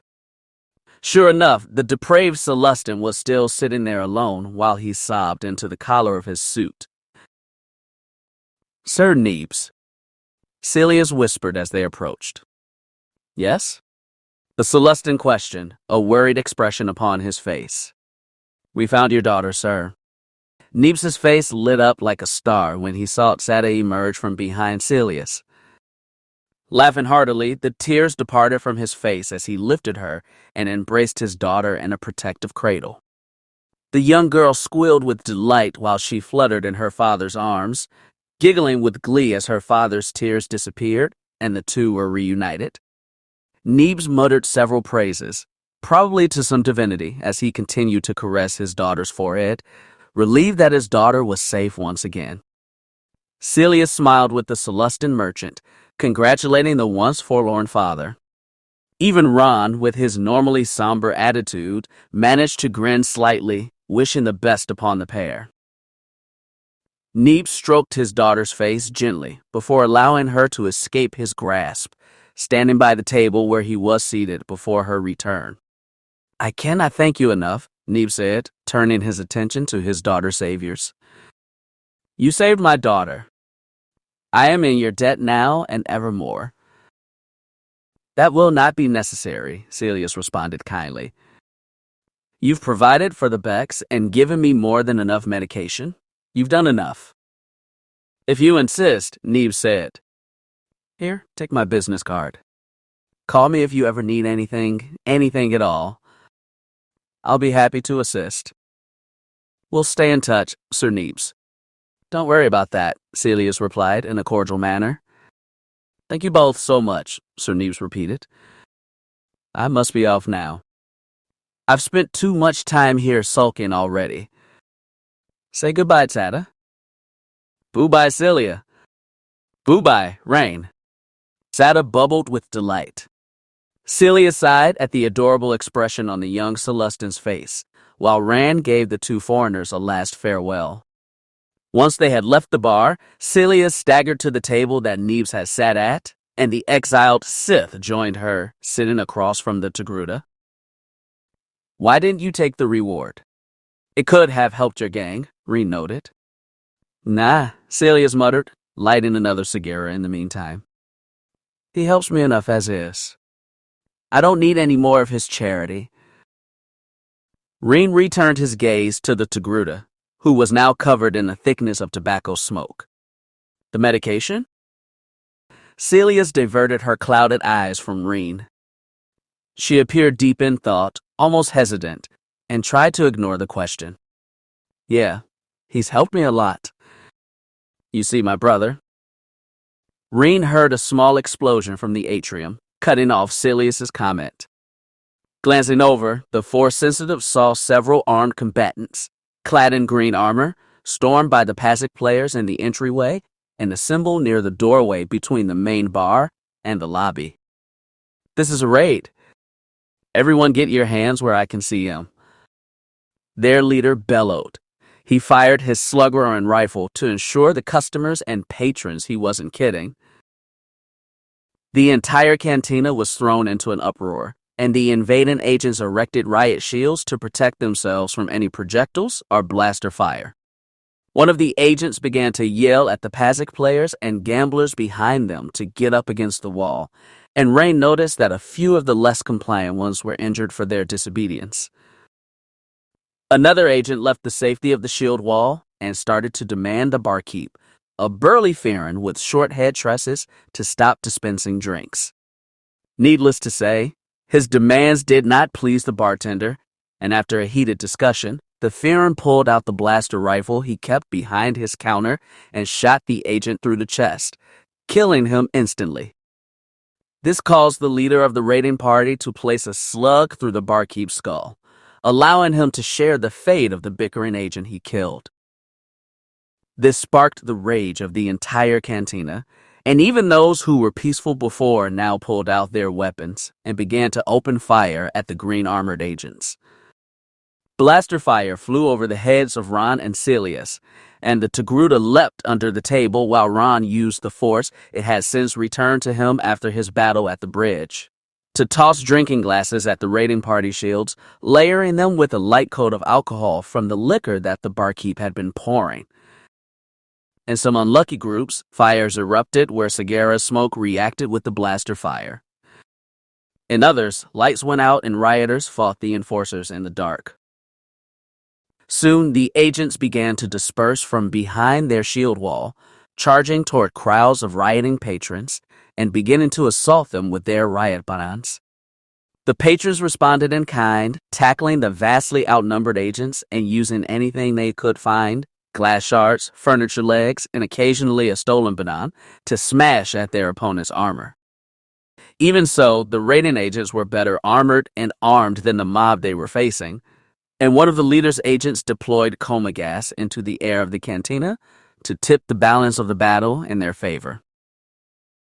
The gas began to flood the farther corners of the cantina, enveloping the entire bar with its paralyzing tendrils. The agents were protected due to their gas masks, but most patrons were not so lucky. Raen and Sileus fled further from the agents, heading, along with the majority of the survivors, into the lounge where Twi'lek dancers had been swaying to the music of a Bith band before the fight broke out. Creating a makeshift barricade constructed of tables and crates, the remaining patrons used the ventilation systems to expel most of the coma gas from the room, although traces of it still lingered in the air with the remnants of the Sagara smoke and alcoholic odor. "Here they come," muttered one of the patrons, an armored Nikto. "Sileus," Raen whispered, "you have to get out of here. These guys aren't planning on arresting these people. They're out to kill them. I'll ensure that they don't head after you in the Becks, but you have to flee." "What about you?" Sileus dodged a blaster shot from the advancing raiding party while she responded, "I'll be fine." "Where are Ranvil and Donald?" "In the backlots." "Why?" Sileus asked. Raen ducked to avoid another blaster bolt. "You need to get there. Once the agents break this barricade, I'll serve as a distraction while you flee through the rear exit." "I'm not leaving you here," Sileus retorted. "No, you're not." "I'm being stubborn, and you're going to be safe," Raen shot back. Sileus groaned. No point in arguing with the Jedi. He was going to be insistent about this, whether she wanted to run or not. The green-armored invaders breached the fragile wall constructed by the patrons and stormed the lounge 2x2. Their advance was assisted by their riot shields, which blocked most of their enemies' blaster fire, although the occasional slug did puncture their defenses and kill some of their agents. They engaged their opponents immediately, breaking feeble defenses against their batons and short vibro swords. Blaster fire from the agents had just started to overwhelm the pinned-down cantina goers when Raen took action. Leaping over the barricade defending the last of the patrons, Raen sent a streaming blast of fire into the invading force. The attack's potency was nearly double that of Raen's previous attempts. The flames grew wildly due to the trace amounts of the flammable coma gas in the air and the alcohol Raen had applied to their shields earlier. While Sileus escaped through the back exit, the towering inferno forced the combatants to break away from each other, The patrons ran toward the lounge's stage while the agents retreated back to the bar proper. Once he was sure that Sileus was safely outside, Raen emerged from the dying fire, both lightsabers active, and advanced on the remaining raiders. "Look," one of the patrons mumbled. "Is that a Jedi? A Jedi here?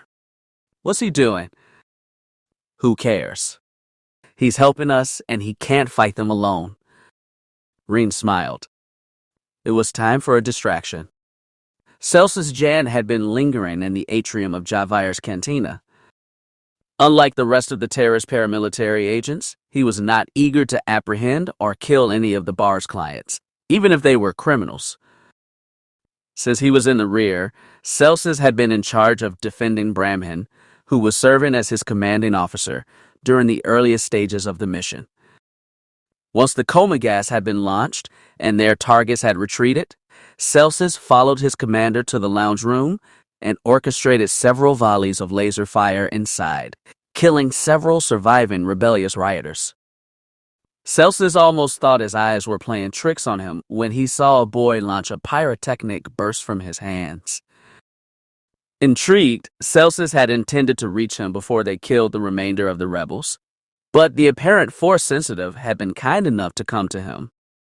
He and the rest of the patrons were heading straight for the terrorist paramilitary agents, after a single Togruta had run toward the unprotected back exit of the cantina.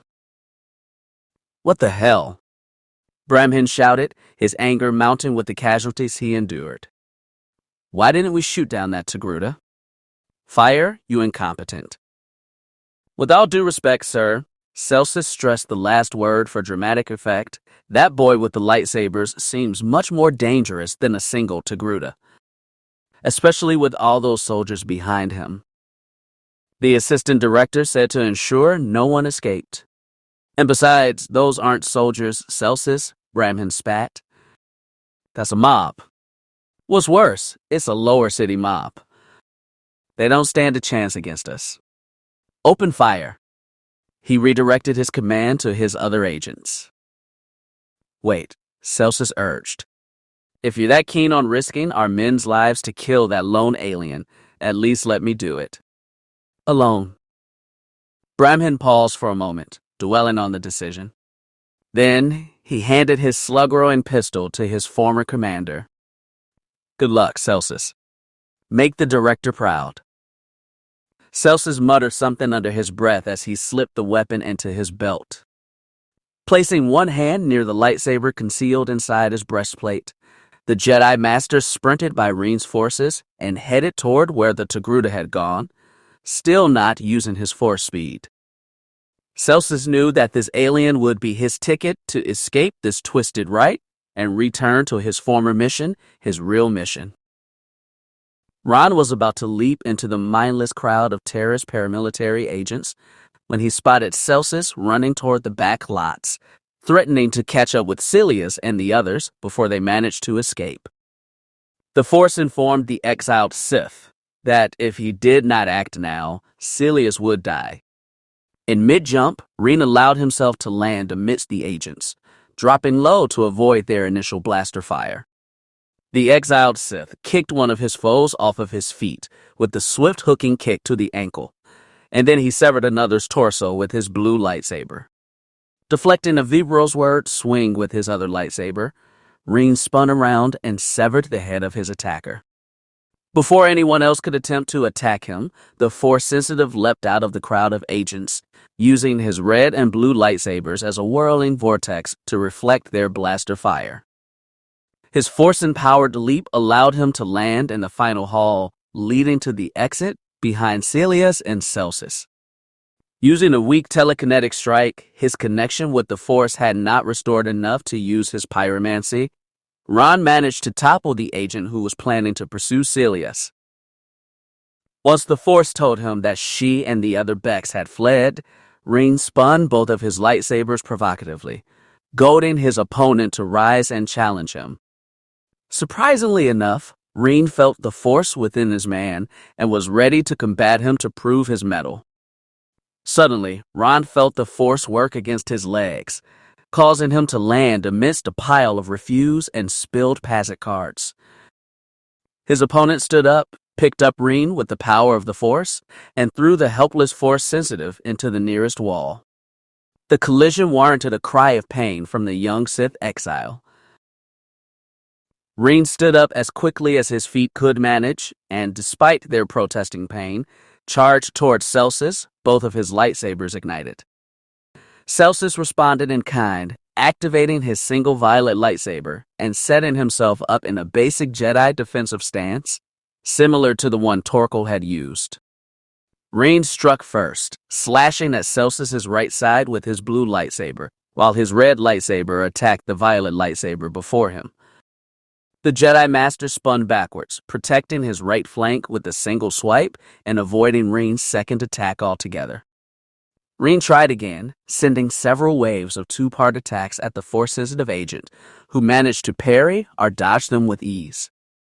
Raen blocked the Jedi's first counterattack, using both of his lightsabers to deflect Celsus's initial horizontal swing. The attack nearly shattered Raen's defense, even with two lightsabers, and the young duelist almost lost his footing. Celsus used Raen's inexperience to his advantage, sending several quick strikes in Raen's direction, forcing the young Sith exile to parry them and waste his valuable stamina. Raen battered away the Jedi Master's frequent strikes, sending them back to their master without foregoing his position or defenses. However, he admitted that he was getting tired. Celsus was quite forceful in his lightsaber technique, and he did not know how long he could maintain a serious defense. The Jedi Master surprised his youthful opponent by striking at his legs in a vicious kick to the knees, sending Raen sprawling to the floor. Turning so his back faced the floor, Raen quickly used the Force to obtain his red lightsaber and parried Celsus's latest blow, barely avoiding decapitation. Sighing with relief as the lightsaber backed away from his face, Raen used his returning connection to the Force to push Celsus away and give himself some breathing room before leaping to his feet in a fluid motion. Calling on the Force, he recovered his second lightsaber. Now re-equipped with the weapons of the Jedi and Sith, Raen charged at his opponent, intent on putting him on the defensive. A clothesline shot to Raen's unguarded neck halted his plans and sent him back to the floor. "Nice try, Dark Jedi," Celsus mused. "I'm afraid you've just about lost." Raen held up his two blades to prevent Celsus from taking an open shot at his face or chest. "Who do you think you are? You cannot beat me. I won't die here until I meet Dandek." Celsus's eyes widened, and he pulled his purple blade away from Raen's body. "Did you say Dandek? Raen Benax? How are you related to Dandek?" "My name is Raen. I'm his nephew," Raen began. "I was helping some hidden Becks free a hostage from the Legion of Zell, but since you're the law enforcement agent, I'm sure you know all about that situation." Raen was still panting due to the combat he had been engaged in, but his nerves were calmer now. "Yes, of course," Celsus muttered, saving face. "But your uncle, we don't know where he is. No one has seen or heard from him since last night." "Are you trying to find him too?" Raen asked. "I must speak with him before I leave this planet." "Don't you have to help out your agent buddies over there?" Raen motioned toward the remaining agents, flushing out or subduing the last of the cantina frequenters who were still resisting capture. Celsus shook his head. "Truth be told, I'm done with terrorist paramilitary. It's nonsensical and weak. Dandek never wanted this. During its pursuit of justice, it has become twisted and corrupt, the very thing it seeks to oppose." "Why should I trust you?" Raen shot back. "I don't even know who you are. You could be leading me into some trap." "I'm Celsus Jan, a Jedi Master of the Galactic Republic. You know how trustworthy the Jedi are, do you not?" "Celsus, why?" Bramhin's familiar voice asked. Turning from the collapsed Sith exile, Celsus diverted his attention to Bramhin, who was standing in the doorway between them and the rest of the cantina. He had his weapon in his arm, but it was prostrate in his hands. If he was attacked, he would not be able to defend himself. Celsus sensed a terrible emotion pain inside of Bramhin, and he was worried that the younger operative would become violent. B, Celsus said slowly, listen to me. No. You shut up and listen for once. Bramhin snapped. What the hell were you thinking, Commander? Why did you lie to us? B, you have to calm down. My name is Bramhin. Show me the respect I deserve, Commander. That's not too hard for you, is it? To treat me as an equal? B, Bramhin, Celsus began. I didn't lie to you. I didn't lie to anyone. The truth. Oh, you didn't lie. The fact that you told everyone you were born on Terrace, raised in the family of a Republic soldier, and had been an agent in Terrace paramilitary nearly your whole life, those things aren't lies. What the hell do you call it then? Raen interrupted him. This changes nothing. He's still Celsus, isn't he? Just because he's a Jedi. Damn you, it changes everything. The Jedi killed my parents. Bramhin shouted. Turning toward Celsus, he continued, remember when the Jedi saved us from the Mandalorians during the wars? Well, my family owned a medical clinic in the lower city. They were providing aid for the wounded, Mandalorians, soldiers, civilians. The Jedi demanded that they turn over the Mandalorians to them. They said they were prisoners of war. Bramhin, Celsus replied, softly. I'm sorry. I didn't know. But you can't. Bramhin pulled the trigger on his weapon, firing a blaster shot that narrowly missed Celsus's head. Let me finish. Why your Jedi tried to kill their patients. My father and mother tried to stop them. They were slaughtered. All of them. They left me there. Is that your order? Is that what you fight for, too?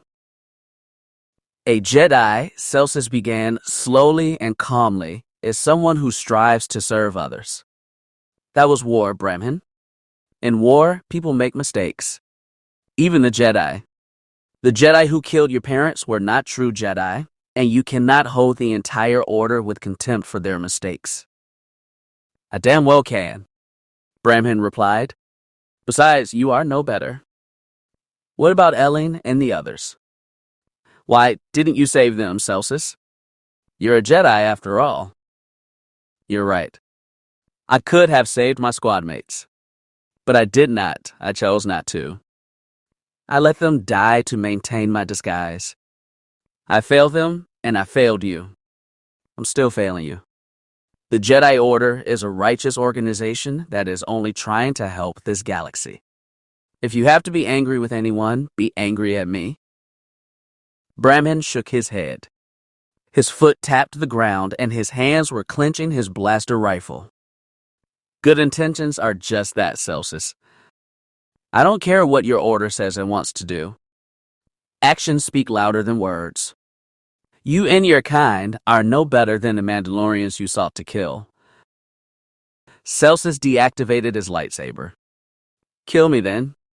Avenge their deaths, your parents, Ellen, and the others if you can.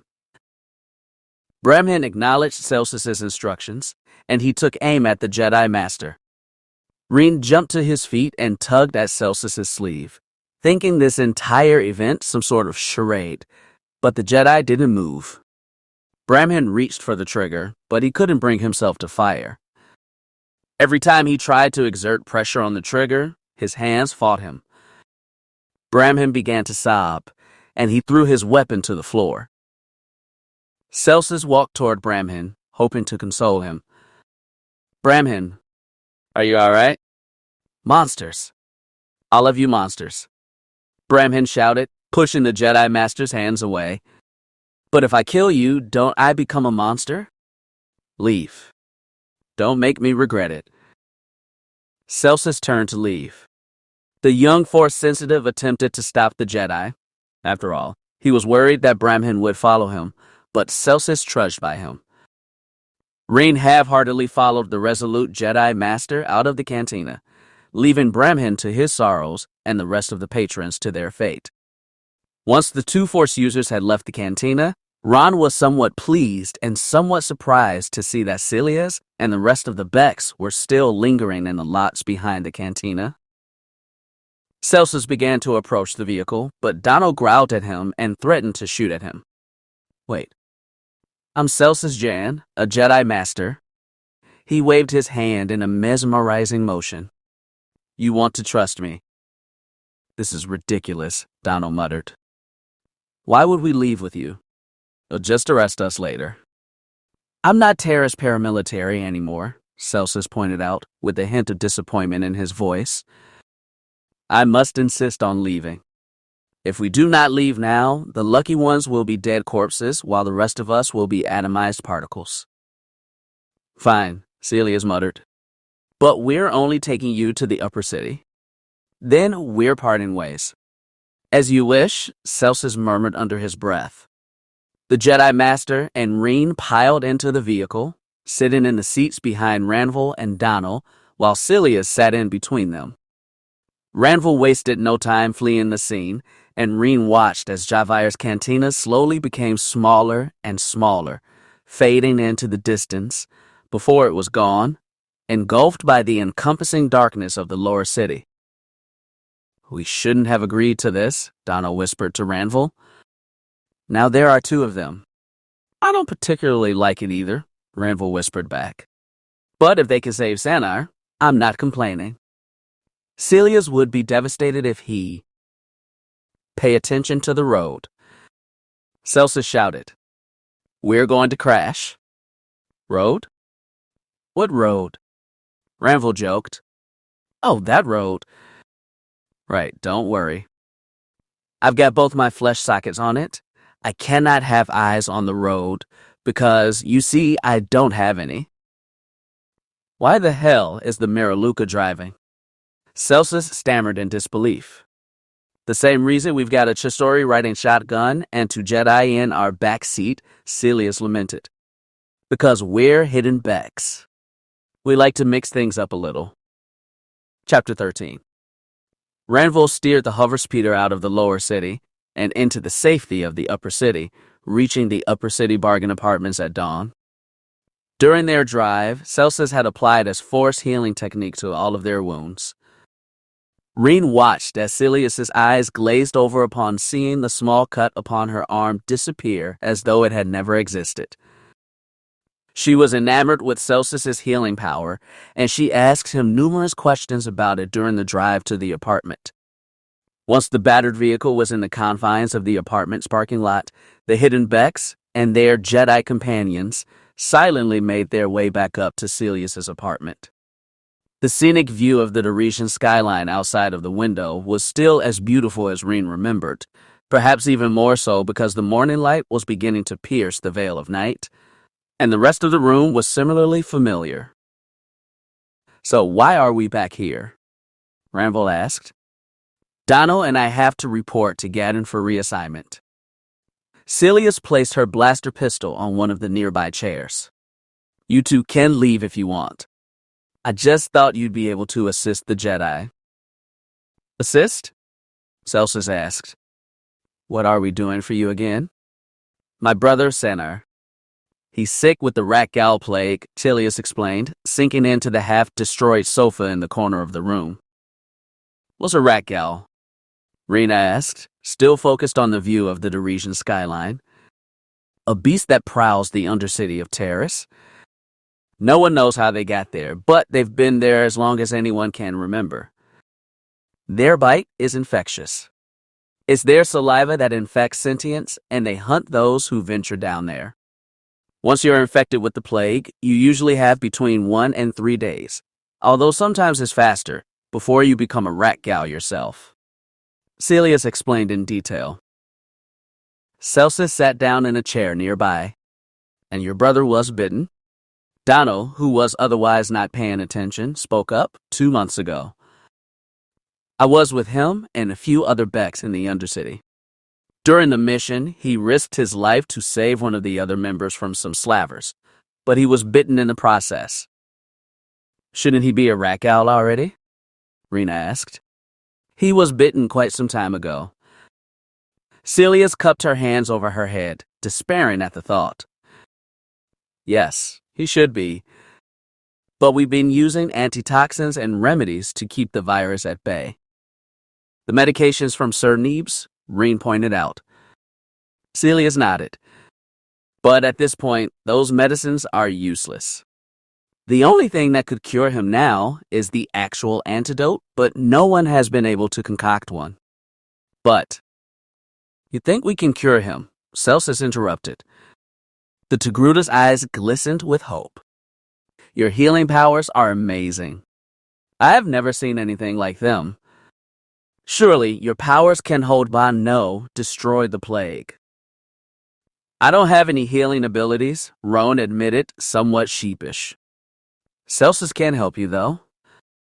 His powers are amazing. The Jedi Master stood up, his body overflowing with the power of the light. I can try my best. Thank you, Celia said, jumping to her feet. You have to help him. My brother is worth more than the galaxy to me. Come on, he's in the refresher. I'll come with you, Donald muttered. If they can cure him, I want to be there to help. Ranville muttered. Meh. I'm going to go get a snack or something down the hall. Tell me when he's better. Celius leered at the smart-mouthed Miraluka, but Ranville ignored her and went along on his way. Once he had left, the Togruta led Dano and the Force Sensitives into the refresher.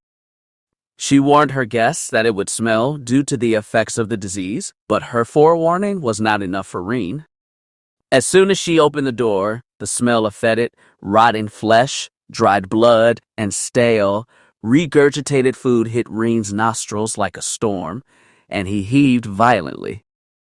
Celsus and Dano were a bit more reserved in their reaction, although they were both visibly disturbed as well. Celius remained stoic. She did not even react to the putrid smell and kept her eyes forward and her head up. Passing by the damaged toilet and inactive sink, Celius moved over to the bath in the back of the room. Please don't be alarmed, Celius urged them. He might look a little grotesque, but remember, he's still my brother. Pulling away the curtain that shielded the bath from the rest of the refresher, Celius revealed her brother. Or, Raen assumed, what was left of him. He was lying inside the bath face up, wallowing in a rancid brew of standing water, vomit, torn flesh, and blood. He was wearing clothes that had been stained by the mixture he was lingering inside, and their original color and texture were not even identifiable at this point. His skin, unlike his sister's, was a peach-white color, and most of his skin had begun to peel away, revealing other layers of infected, rotting flesh, or, in some cases, sagging remnants of fat or muscle. His eyes were bloodshot with traces of yellow and lacked any sort of natural color, while his teeth had begun to develop cavities and other plaque like grime that did not appear natural.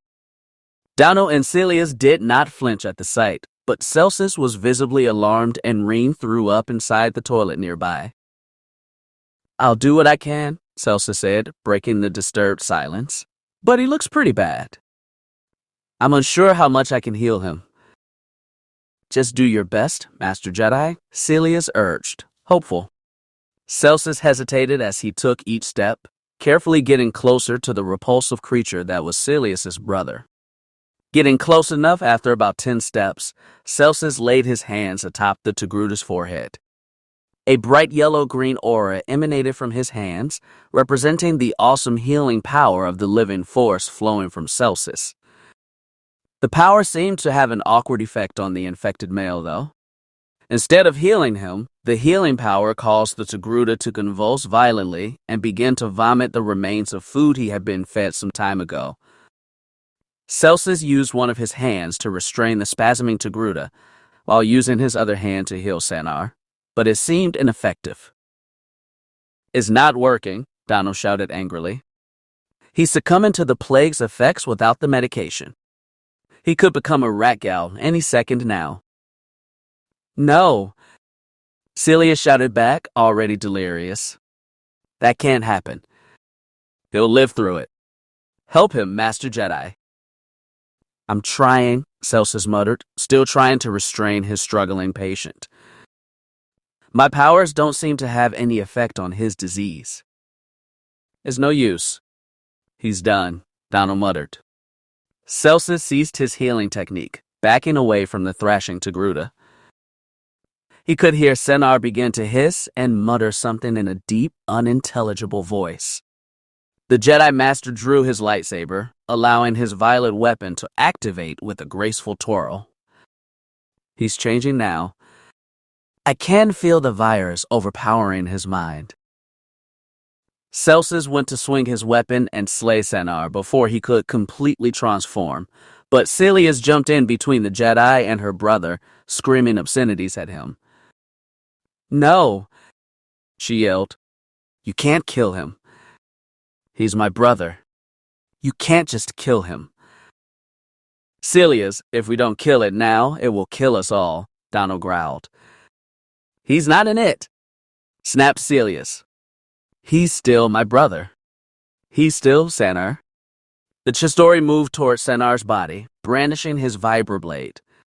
This time, it was Raen who halted the imposing Beck.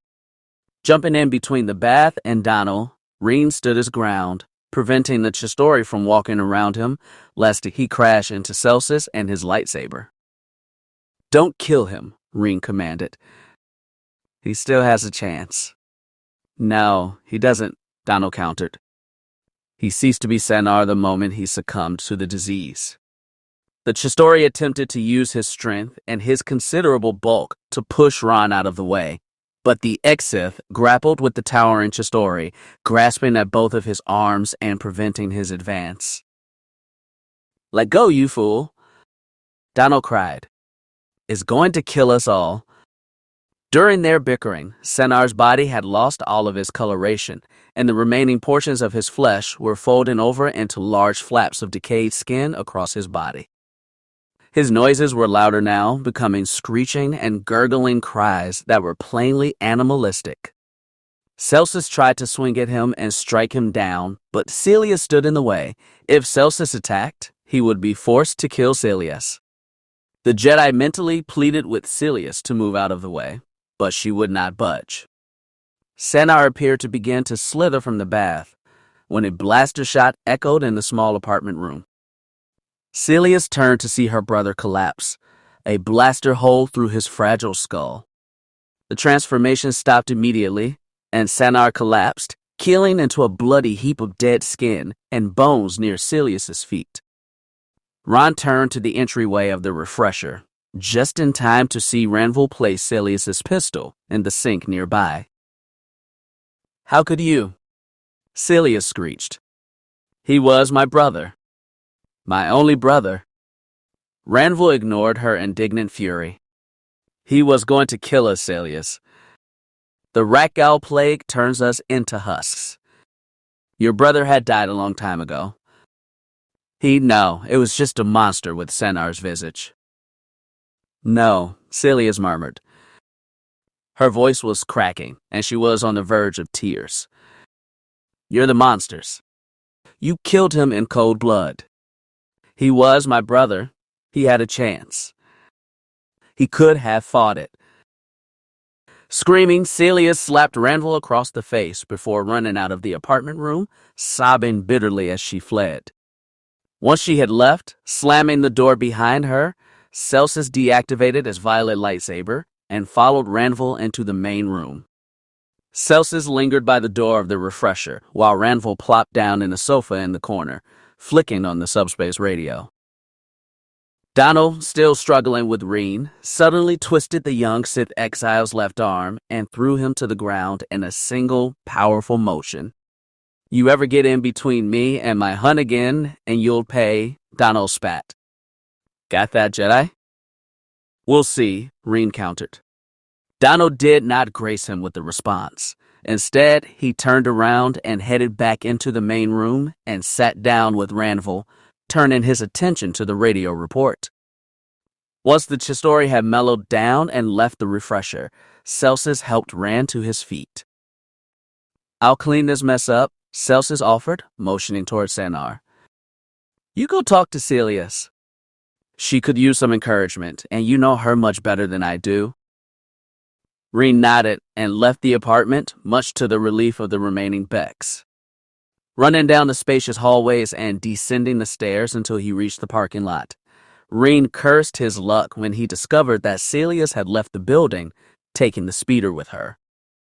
Using his force-empowered speed to dash out of the parking area, Raen left the apartment suite entirely and used his force senses to scan the upper city for Celius.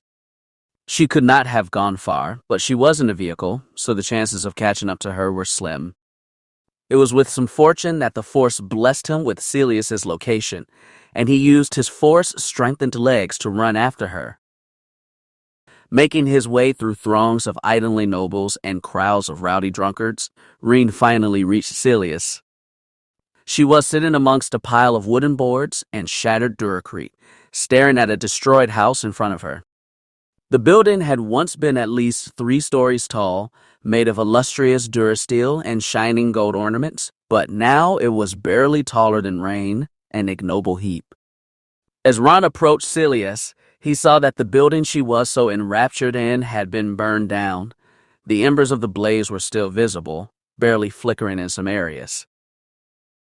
Celius, Ron whispered, hoping she was not angry enough to ignore him. This house, Celius noted, was attacked by arsonists pretty recently. My house was burned down by pyros too, you know. My parents, they had been living in the lower city, died in the resulting rush to get me and my brother out. Raen sat down next to the mourning Togruta, staring into the wreckage before them silently. He did not feel like saying anything, so Celius picked up a wood chip and threw it a nearby cinder, extinguishing it. My brother had protected me, Raen. He kept me safe. Before and after we joined the Becks. He clothed me, fed me, fought for me. He was always so gentle, even when I was hurt. He was quite a skilled medic. Ironic how that works, huh? He could heal others, but he couldn't cure himself. Celius. I'm sorry, Raen muttered. No, it's okay. It's not your fault, Celius whispered, throwing another wood bit into the remains of the house before them. I should have been stronger, Raen. I should have been there. I could have saved him. Celius, listen, Raen begged. There's nothing you could have done. Your brother sounded like a great man. He risked his life to save others. Even when he was sick, I'm sure that he was thinking of you, hoping you would be okay. Celius, you've grown stronger. Meeting you, I know that you're a powerful woman. Sanar did the best he could. Now it's time for you to finish what he could not. And what's that, Raen? Celius asked, nonplussed. You have to keep fighting with the Becks. They fight for you and provide for you, and aren't they your family too? Raen asked. He can't be with you, but he knew you could keep helping them. You need to help the rest of your family now. Celius chuckled and then burst out into tears of laughter. Puzzled, Raen waited until she had calmed down, and by the time she did, Celius had regained much of her former healthy coloration. You're so bad at this, Raen. Remind me never to allow you to console me again. Raen threw his hands up in defeat. You must be kidding me. You're hopeless, Celius the Idol. As are you. Wait. What's that? Celius said, motioning towards something glistening in the ruins of the destroyed house before them. Raen peeked over the wood they were sitting on, but could not see anything. Signaling for Celius to stay put, Raen jumped off the wood boards, sliding down the rubble into the debris of the destroyed residence. Raen's eyes shifted about, scanning the remains of the house until he saw something sparkle beneath a few durasteel slabs. Moving them with the force, Raen knelt over and saw a small medallion lying on the ground. However, unlike the rest of the metal here, this medallion was not burnt. Picking up the metal, Raen struggled to pull it from the ground. It appeared to be lodged into the dirt, but he managed to excavate it and brush away the thin layer of residue that had ended up on it. Staring at it closer, Raen's eyes alit with fright. He stared at the metal for several minutes, making sure his weary eyes were not playing tricks with him. The golden emblem was engraved with two Thrantis, avian, ray-like creatures that were native to Alderaan, and several short blades encompassing a wreath with an opal in the center. Raen discarded the attribute he had found, throwing it back into his resting place. Cursing, Raen noticed that the opposite side of the medallion, which had a mirror image of the insignia, had burned the image into his palm. How did it manage to do that? It did not feel hot against my skin, Raen thought. Raen, are you all right? Sileus asked, walking up from behind the Sith exile. Yeah, don't worry about it. Sileus stared at the young Force sensitive, perplexed. He was more confusing and prone to mood swings than she was. The Becks are here. They said they have something very important to tell us. All right, give me a minute. I need to collect my thoughts, Raen mused. As she turned away, he found himself muttering, I'm sorry, Sileus. It seems Dandek will not be able to help you and the rest of your kind after all. Sileus abandoned the wreckage in silent reverence, not quite understanding what Raen was talking about. She left Raen to his thoughts as she headed toward the speeder. This was Raen Benax's home. That was the emblem of the Benax family. He had come here from Alderaan, endured so much, and now there was nothing left here for him on Terrace. Why? Raen thought. Why is the Force so bent on my suffering? With a soft sigh, Ron picked up the Benax family emblem he had temporarily discarded and placed it around his neck, using the brittle chain it was attached to. As he was leaving, he bid a final, silent farewell to Raen Benax and his family. Their deaths would not go unpunished. Raen would find their murderers, and then he would kill them. Two speeders were waiting just beyond of the burned-down remnants of the Benax home on Terrace. In the first speeder, Ranville was whispering to, or bickering with, Dano, who was seated in the passenger seat beside him. Sileus entered that speeder without a word, not throwing a passing glance to either of them. Sileus's speeder was to be driven by Celsus, who had a somber expression on his face. Raen walked up and entered Celsus's speeder, sitting down in the passenger seat. So what's going on? Raen questioned. Sith forces, Dano explained from the other car. They've attacked the Upper City in force. Republic soldiers have enforced a quarantine that's going to prevent travel to and from the planet. So what do we do now?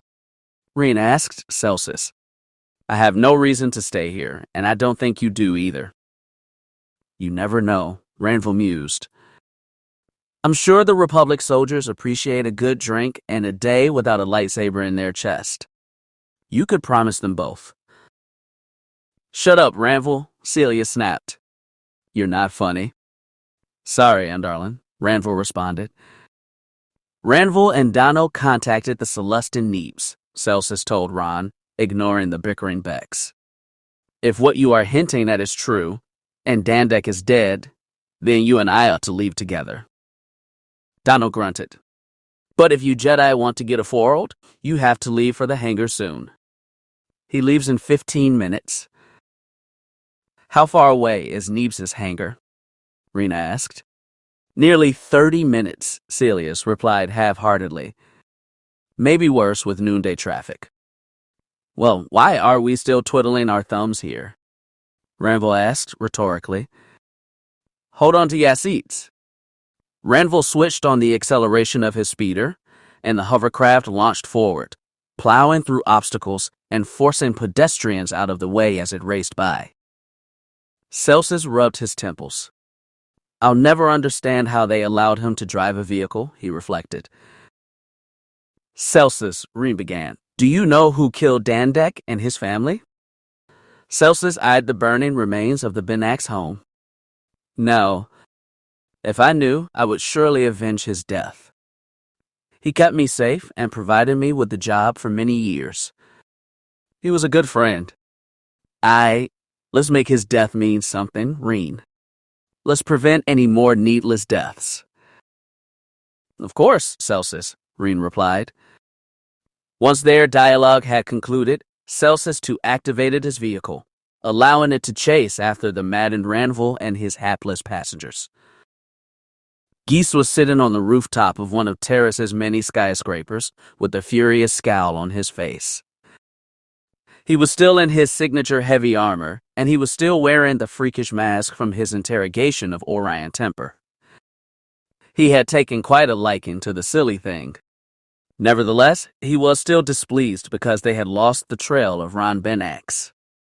Aiming his target in ridicule at a random passerby to alleviate his anger, Geese's haphazard murder was stopped by the buzz of his comlink. What is it? Geese growled into the receiver. Sir, we've got 2 hovercars coming toward your location. Fast. His Rodian companion's chirping voice said, panting in between every few syllables. It is confirmed that Raen Benax is in the second car. Geese's frown vanished immediately. This was too good to be true. Even so, after a quick scan of the road around him with his specialized macro binoculars, he confirmed the Rodian's report. Even if Raen was not in this car, it would not matter. They had killed a number of civilians since they arrived on Terrace, and they were not going to stop now. Returning his blaster to his holster, Geese grabbed the rocket launcher he had prepared for this occasion. Once the weapon had been secured to a shoulder strap, Geese called the third operative, a Jinde mercenary, who was waiting on the rooftop adjacent to his own. Prepare the trap, he ordered. As you command, the Jinde hissed. Once the Jinde had switched off her comlink, Geese sighed drearily. He was not scared of anything in this galaxy, or so he liked to think, but that Jindi woman that served under him came close. When he hired her, he realized she had no name, no past, but she could kill. And she could do it well. That was all that mattered.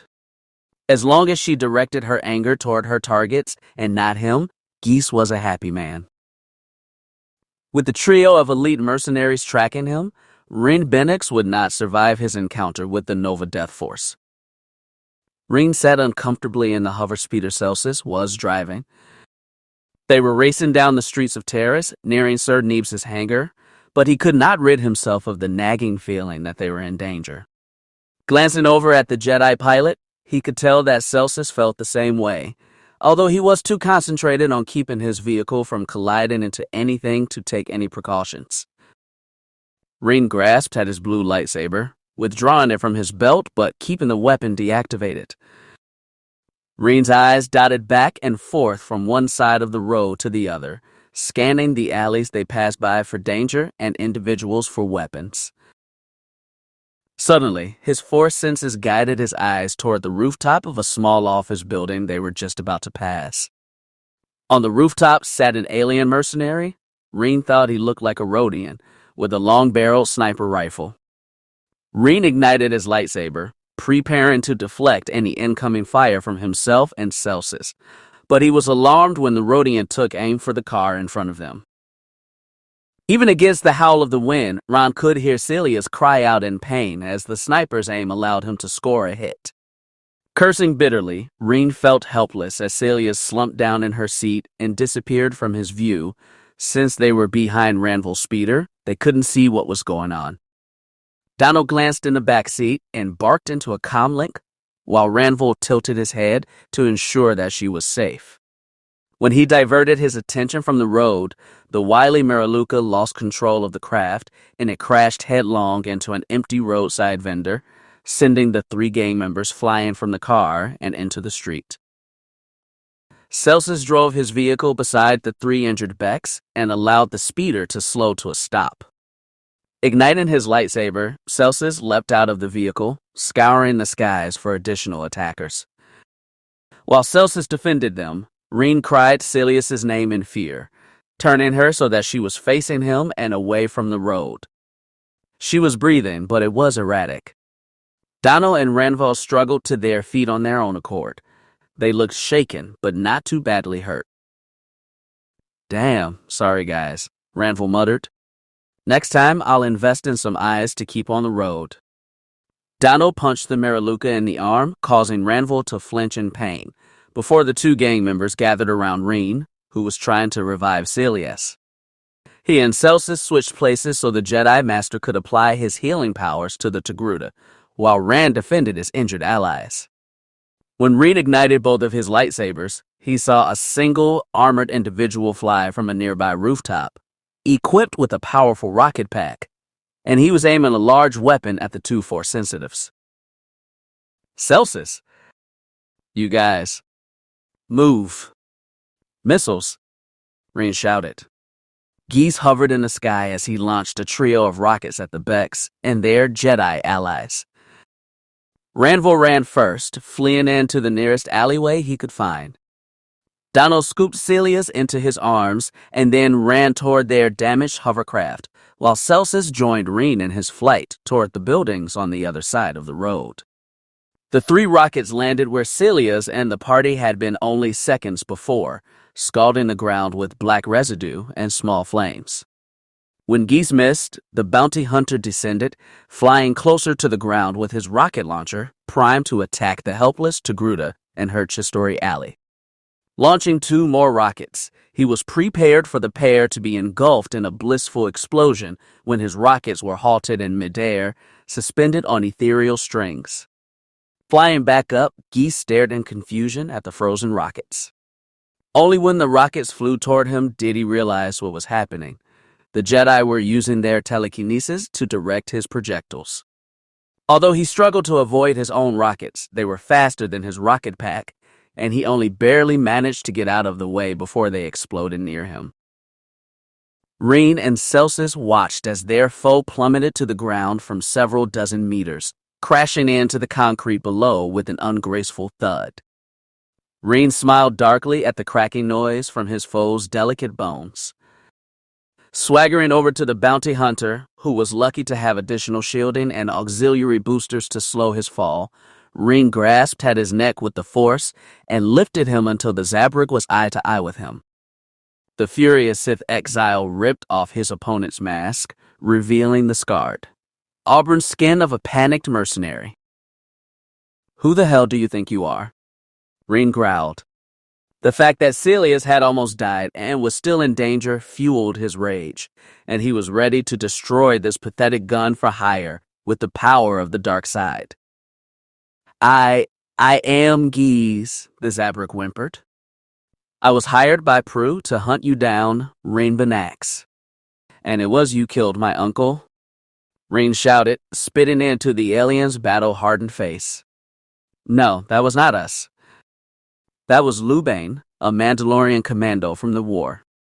He was here until 2 days ago when Malak called him to serve elsewhere.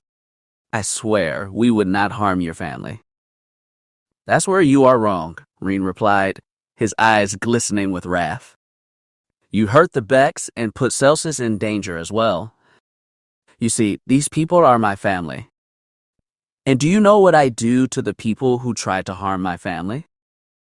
Geese shook his head violently, trying to keep himself safe. The Force warned Ron of a harmful presence approaching from behind, and he saw a small grin appear on Geese's face.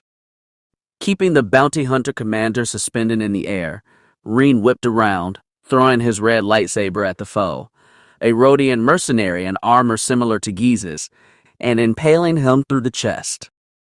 The Rodian squeaked in pain and died before Raen's lightsaber returned to his master. "Now where were we?"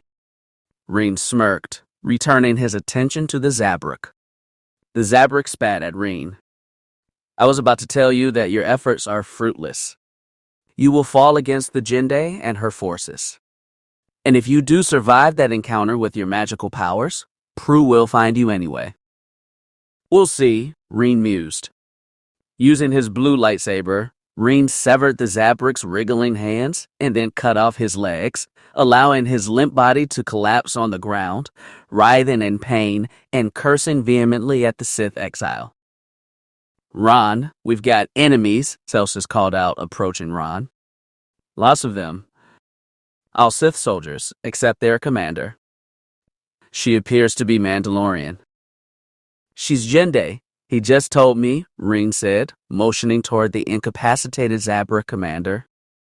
Walking through the otherwise empty streets of the terrace upper city, half a battalion of Sith troopers were marching toward the two Force sensitives and their allies. They were led by a single Jende warrior wearing heavy armor and equipped with a large chain gun that was nearly as large as Giza's rocket launcher. Dano had thrown Celia's into the last remaining speeder. His old speeder had been smashed by Ranvil and prepared to drive away, but he found himself hindered by the Sith. We can't fight this many at once, muttered Celsus. We have to try, Raen shot back. For Dano, Celia's, and Ranval. Celsus sighed wearily. He knew Raen was right. Using his violet lightsaber, Celsus blocked the first blaster shot sent by the Sith soldiers, their shining red blaster fire deflecting off of his violet blade. As the storm of fire increased, Raen joined the fray, using his two lightsaber blades to ricochet the enemy's attacks into their midst, forcing them to activate their personal energy shields. For Terrace and her Bex, Ranvil's voice called out from afar. Riding his personal swoop bike, he raced by the two Force sensitives, headed straight toward the enemy Sith soldiers. The bike was armed with a weak deflector shield and small dual laser cannons, and Ranvil used the shields to defend himself while he gunned down the front lines of the Sith infantry. His bike tackled into the Jende commander, and Ranvil drove forward while her body was lodged in between the two protruding cannons on the front of his vehicle. He smashed his bike into the nearest wall, crushing the Jende in between his bike and the Duracrete wall, although the attack dislodged his dual cannons. Once Ranvil had successfully incapacitated the leader of the Sith forces, several other swoop bike riding citizens emerged from the side streets and alleyways of Terrace, attacking the Sith infantrymen with their laser cannons and their bike-mounted vibro weapons. Even Gadon Thek, the leader of the Hidden Bex, was riding on his swoop bike, decapitating several Sith soldiers upon his arrival. Run! Gadon called out to the two Force users. We'll get Celia's medical attention and distract the Sith while you head for the ship. Thank you! Raen called out amidst the battle that was beginning to encompass the entire city block. Celsus deactivated his weapon first, placing his lightsaber back on his belt and using a Force-strengthened sprint to run the last kilometer toward Neebs' hangar.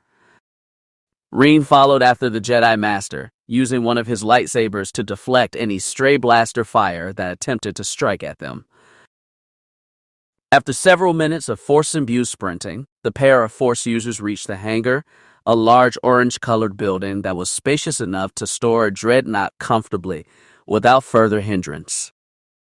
Celsus entered first, walking into the dimly lit hangar, and hit the light switches inside, filling the room with the subtle blue light of specialized glow panels that slowed the oxidation process of the ship's durasteel casing. Welcome. This is my humble vessel, Sir Neebs said, his voice booming and deep due to the use of his ship's sonic amplifier. I would advise you to hurry yourselves along. No time to diddle or dawdle. Come along. Chop, chop. Why's he so antsy? Celsus whispered to Ron. I don't know, Raen muttered, exasperated and ready to leave this planet. He's either very depressed or extremely jovial. In either case, we should hurry. That's the Jende behind us. Sure enough, Celsus turned around, noticing the Jende and several Sith soldiers had bypassed the Hidden Bex and pursued the Jedi here. The two Force sensitives ran toward the ship while Neebs fired the vessel's main weapon. The single laser cannon at the bow of the cruiser shot at the approaching enemies, tearing the Jende into several globs of nervous tissue, while the Sith troopers behind her were disintegrated instantaneously. The two Force users were escorted into the W-shaped heavy cruiser utilized by the Celestins, and the boarding ramp to the ship withdrew before the Jende reconstructed itself.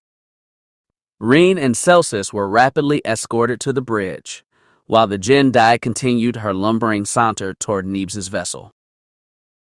"Hello, gentlemen," Neebs greeted the two Force users. "We seem to have a problem." "Not for long," Raen stated. "Turn the ship around. Power up your engines."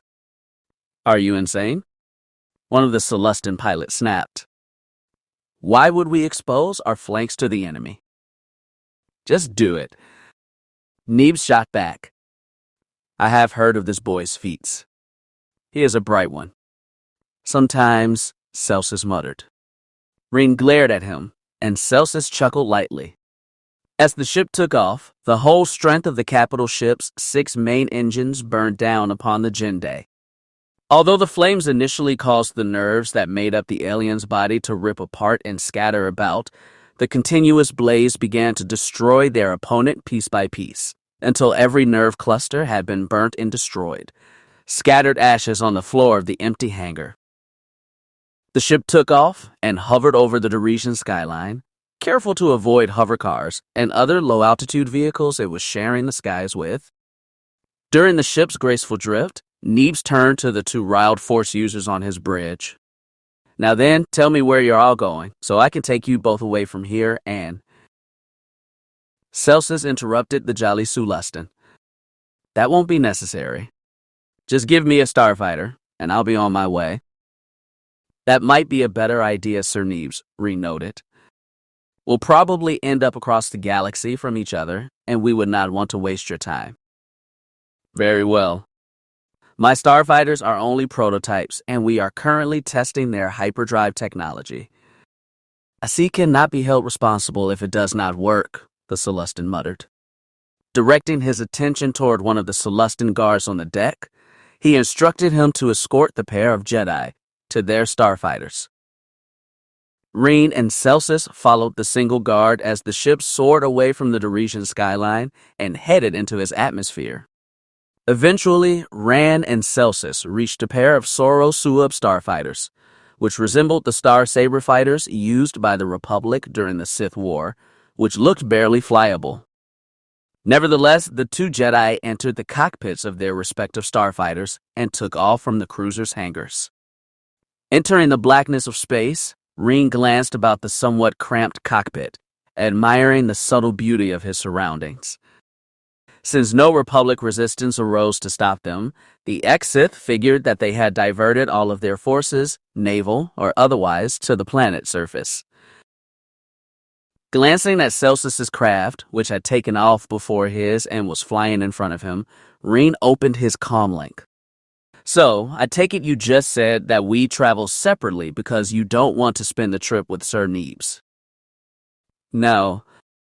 The comlink caused Celsus's voice to become slightly garbled. "Wait, you're coming with me to Dantooine, right, Celsus? Weren't you the one who said that we would end up across the galaxy from each other?" Raen frowned worriedly. "I was kidding.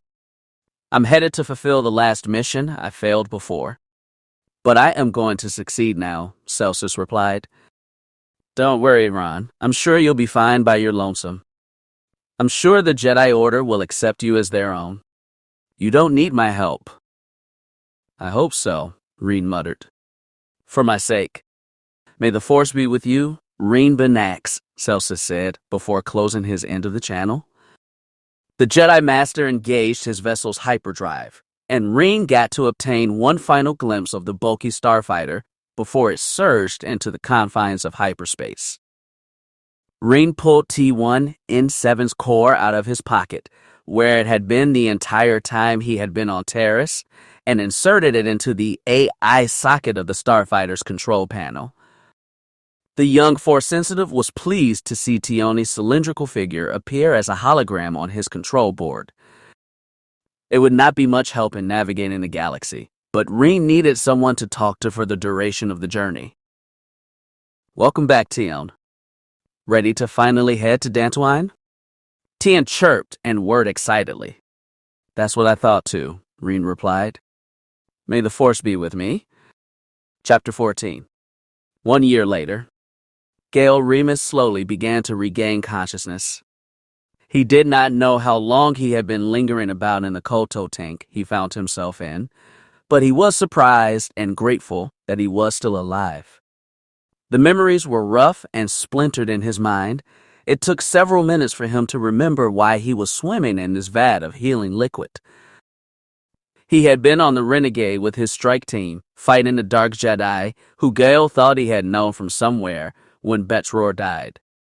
The shock of the young Cormian's death rippled through his subconscious again, evoking the painful sensation that had washed over Gale when he'd first sensed the young Jedi die.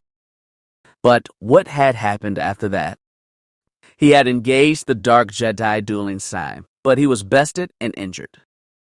Everything thereafter was still hazy in his mind. Nautolan bodies achieved a heightened sense of alacrity and vigor when submerged, particularly in water, and Gale was no exception. The bitter-tasting liquid he had been swimming and pricked at Gale's sensitive skin as it finished healing the last of the Jedi Knight's heavier wounds. Due to his heightened sense of sight, he could see the KOTOR Jedi medic, a Jedi master named KOTOR, talking with the medical droid outside of the tank he was in. The KOTOR were a peculiar species. They could not breathe oxygen because it was deadly to them, so they wore special goggles in conjunction with gas masks that covered their gnarled and scrunched hazel-colored faces. Gale knew this one quite well because of his frequent trips to the medical bays at the Dantooine Jedi Enclave. Admittedly, Gale ended up in these KOTOR tanks a lot more than he would have liked. The Nautolan knew he had a streak of recklessness. Using one of his fingers to tap on the clary crystalline surface of the tank and inform the Jedi Master that he had regained consciousness, Gale waited patiently as the KOTOR drained the KOTOR from the tank, flipping a switch that opened the duct at the bottom. The droid assisted Gale by removing the intravenous tubes in his arm before he was allowed to exit the tank altogether. "How are you feeling, Knight Remus?" KOTOR asked. He seemed distant, and his voice was raspy and monotonous. "Fine," Gale responded, his own voice still getting used to atmosphere outside the liquid he had been resting in. "How long was I out?" "You have been fading in and out of consciousness for nearly 144 hours, KOTOR explained.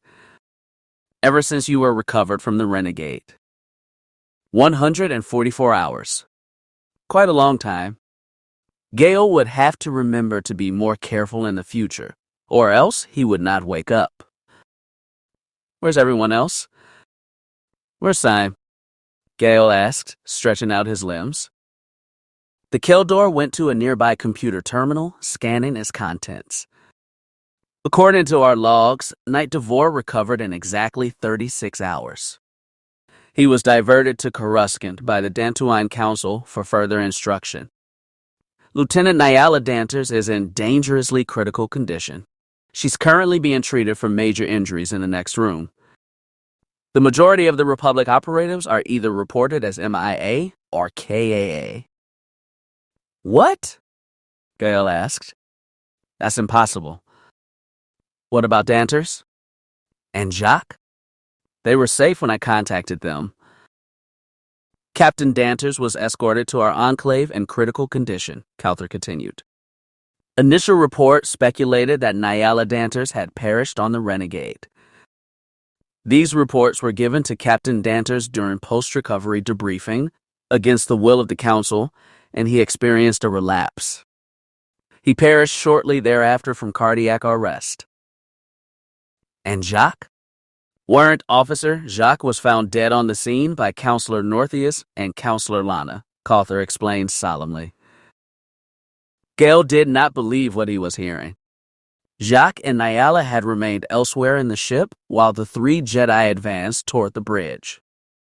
Nyala, the adopted Twi'lek daughter of Captain Danters, had received a minor ankle injury when Gale had last seen her.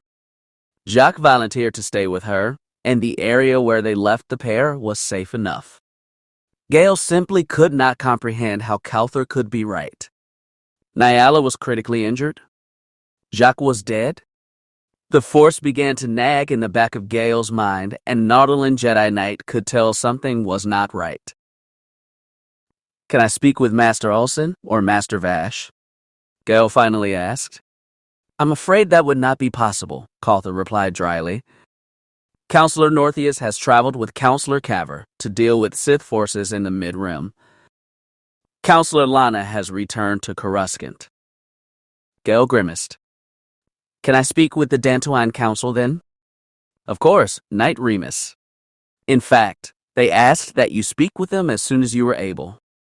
KOTOR directed the medical droid to head to the next KOTOR tank and monitor the status of the patient inside. Your equipment is on Cot 43.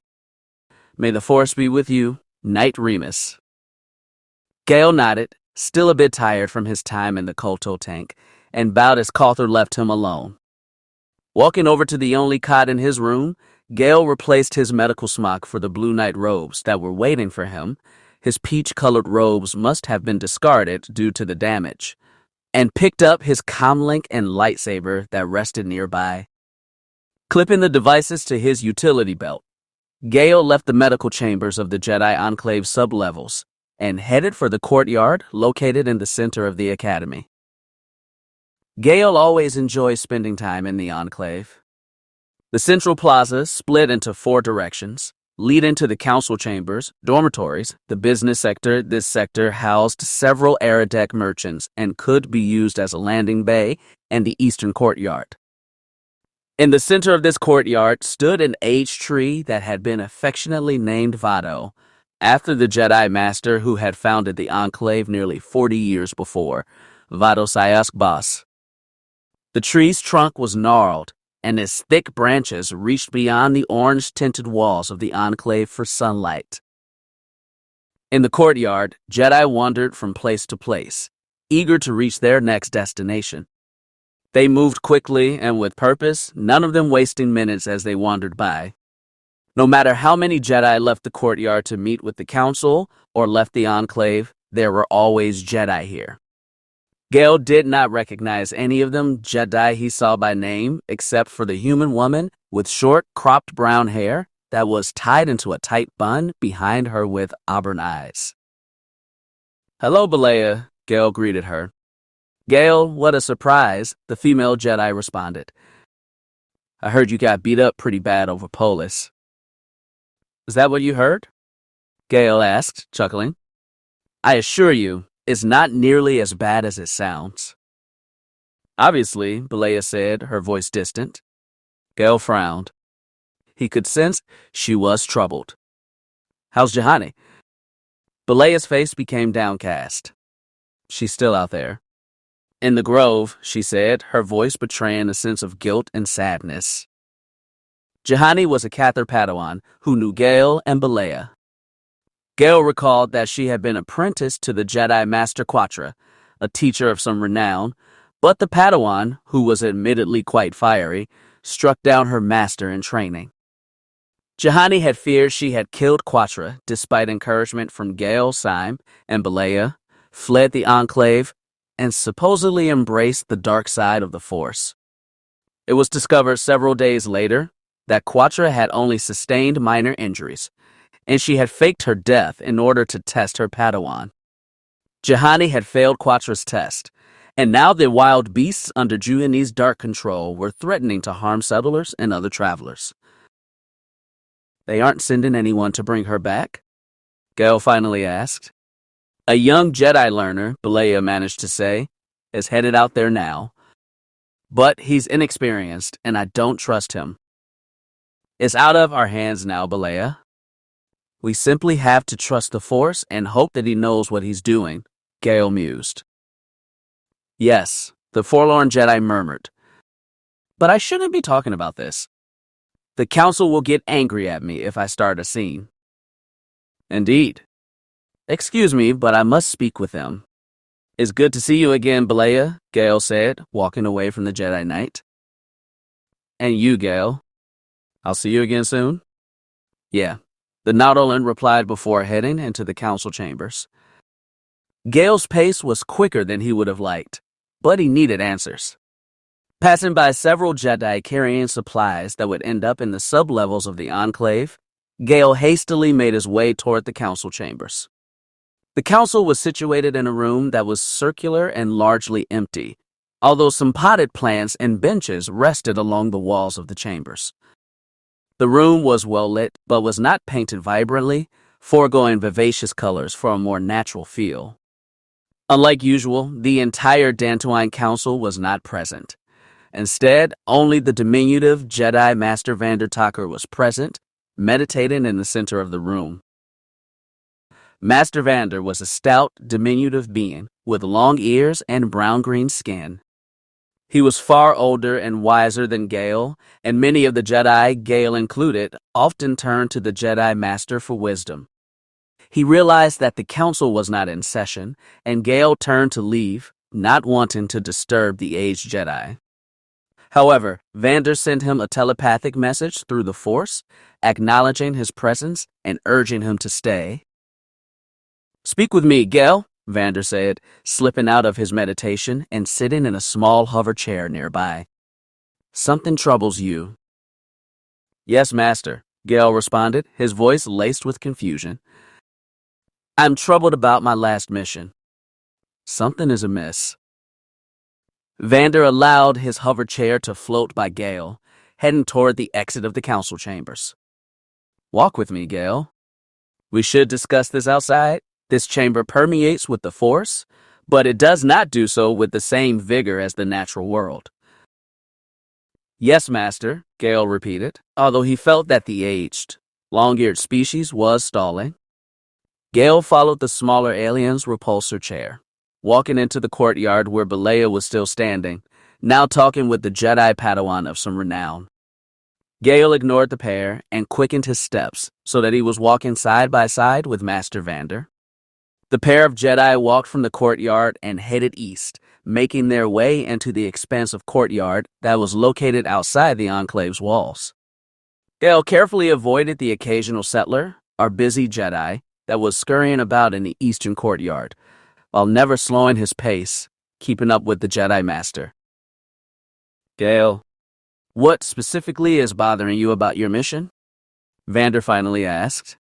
"I feel like there are more devious forces at work, Master Vander," Gale replied slowly. "Some things do not seem reasonable. People died that should not have. People disappeared that should not have." "The Dark Jedi you fought?" Vander asked. "How did you?" "Sam told me," Vander admitted with a grin. "Don't worry, Gale. Both Northeus and Lana confirmed that the Dark Jedi was dead on the scene." Gale frowned. "Who killed her, Master?" "Betror had died, I was unconscious, and she was practically toying with Sam when they fought. Sam told me that he could not beat her either." Vander closed his eyes, apparently deep in thought. "She managed to cut off his right leg and leave him for dead." "Then how, Master? If she was dead before the Jedi counselors arrived, but after we were bested, then who killed her?" Gale questioned, intent on pressing the issue. "I'm not sure, Gale," Vander sighed. "I'll meditate on this and consult with the rest of the Dantooine Council. For now, head toward the Lucina River. Your old master, Malak, was solving a murder case around there. I imagine he could use some help." Gale's crestfallen mood was remedied by hearing his old master's name again.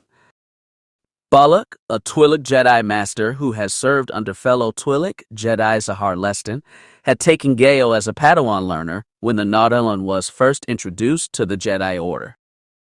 Although Gale had achieved knighthood about a year ago, he and Malak went on several missions in the meantime, and Gale knew that the Twi'lek was a skilled investigator and detective in addition to his abilities as a Jedi. If he was attending to a case by the Lucina River, that meant settlers were involved. "Of course, Master, I'd be happy to," Gale beamed. Vander bid Gale farewell as the Jedi Knight left the Pati counselor behind. The Nautolan returned to the interior of the academy, entering a garage in the sub-levels that was designated for the Order's use. Lined along the walls of the darkened garage were dozens of personal swoop bikes, meant to hold no more than 2 individuals at a time. In front of them were half a dozen hover cars, meant to ferry 4 or 5 Jedi during emergencies. Picking a random swoop bike, Gale stepped into the vehicle and hit the ignition, allowing the repulsor craft to come to life. The Jedi Knight left the spacious storage area and headed into the Dantooinian countryside, away from the Enclave and its protective walls. It was autumn on the agrarian world of Dantooine, and the beauty of the planet's vast plains enthralled Gale. The majority of the flora had traded their green coloration for rich shades of deep crimson, vibrant yellow, and soft brown. Even the grass, which was often a lively green, was tinted with a darker hue, creating orange-red blades of knee-high grass. The brisk wind blew across Gale's amphibious lime-green skin and caused his head tresses to flutter about behind him, mimicking the hair of other species. It was still morning, so the bright star that served as Dantooin's star and shared his name illuminated the majority of the shadows around the planet's surface and allowed Gale to travel safely. Upon reaching the Lysina River, the Naudolan parked the vehicle near one of the many Duracrete bridges that allow settlers to carry goods and animals across the creek with ease. And then he followed his master's presence in the Force.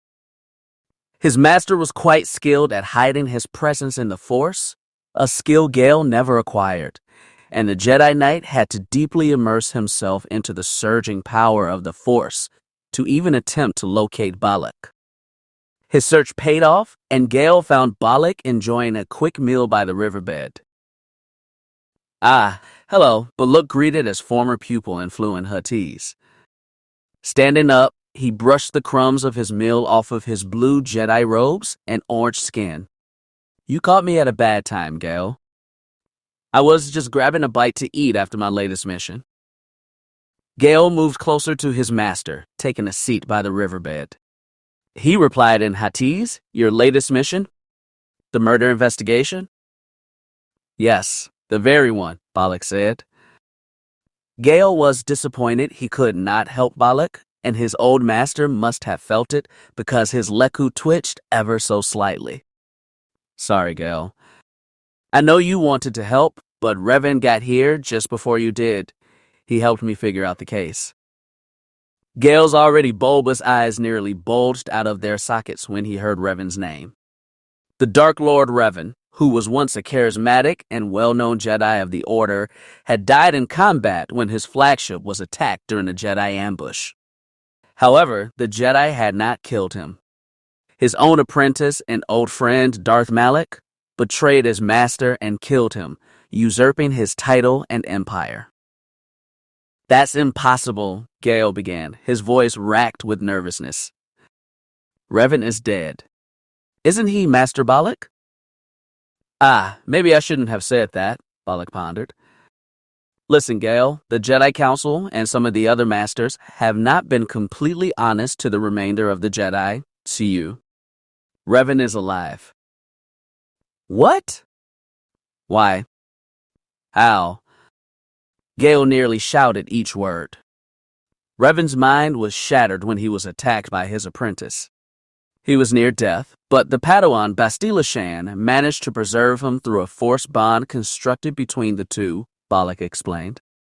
He was taken to the Jedi Council, where they repaired his mind. But at the same time, we reprogrammed him. He was not and will never be the same person. Gale scowled at the revelation. "Master, with all due respect, why did the Jedi Council not inform the remainder of the Jedi about this?" He could be dangerous. He could unlock his repressed memories at any time. He should be tried for his crimes. Gale, you must understand. The Council acts upon the will of the Force. Whether they choose to inform the rest of the Jedi of their plans is their prerogative alone, Baluk explained with a hint of defensiveness in his voice. As for Revan, he will never obtain the memories that were lost to him. The Council made sure his old thoughts will never return to him. Of this you have our assurance. What else has the Council hidden from us, Baluk? Gale was nearly furious and refused to use honorifics until he received answers. If the Jedi Council was taking part in dark actions like manipulation of the mind, then Gale knew that Revan could be only the beginning. Revan's revival was dangerous and quite startling to Gale, but he realized that the Jedi Order could have hidden other things from him, things relating to his mission to Polis. Gale, keep your anger in check. Such feelings and demands lead to the dark side. Do not stay on this course, lest you stray from the light, Malak reprimanded him. I cannot speak for the council. I can only say what I know. I have said too much already. The Nautolan sighed when Malak refused to answer his question. Gale stormed away from the Twi'lek, not bothering to return Malak's half-hearted farewell. The Jedi Knight followed the river north several meters until he returned to the swoop he had parked. Gale was determined to find out what all this was about Revan, Betra, the Dark Jedi, and the Council. Perhaps it was related. Boarding the swoop bike, Gale let the engine roar loudly before he hit the ignition and allowed the vehicle to careen away from the Lucina River, leaving his old master behind. During his drive across the plains of Dantooine, Gale's mind continued to return to a single thought: Revan. He simply could not accept the fact that the Jedi Knight who had betrayed the Order, when so many had looked up to him and admired him, had not only survived his fateful betrayal, but that the Jedi Council had been involved in his return. This very same Jedi Council that he had served for the majority of his life was keeping secrets from him, keeping knowledge from him. He could not believe it. Malak had never lied to him, yet at the same time, he had only just told him about Revan's apparent rebirth.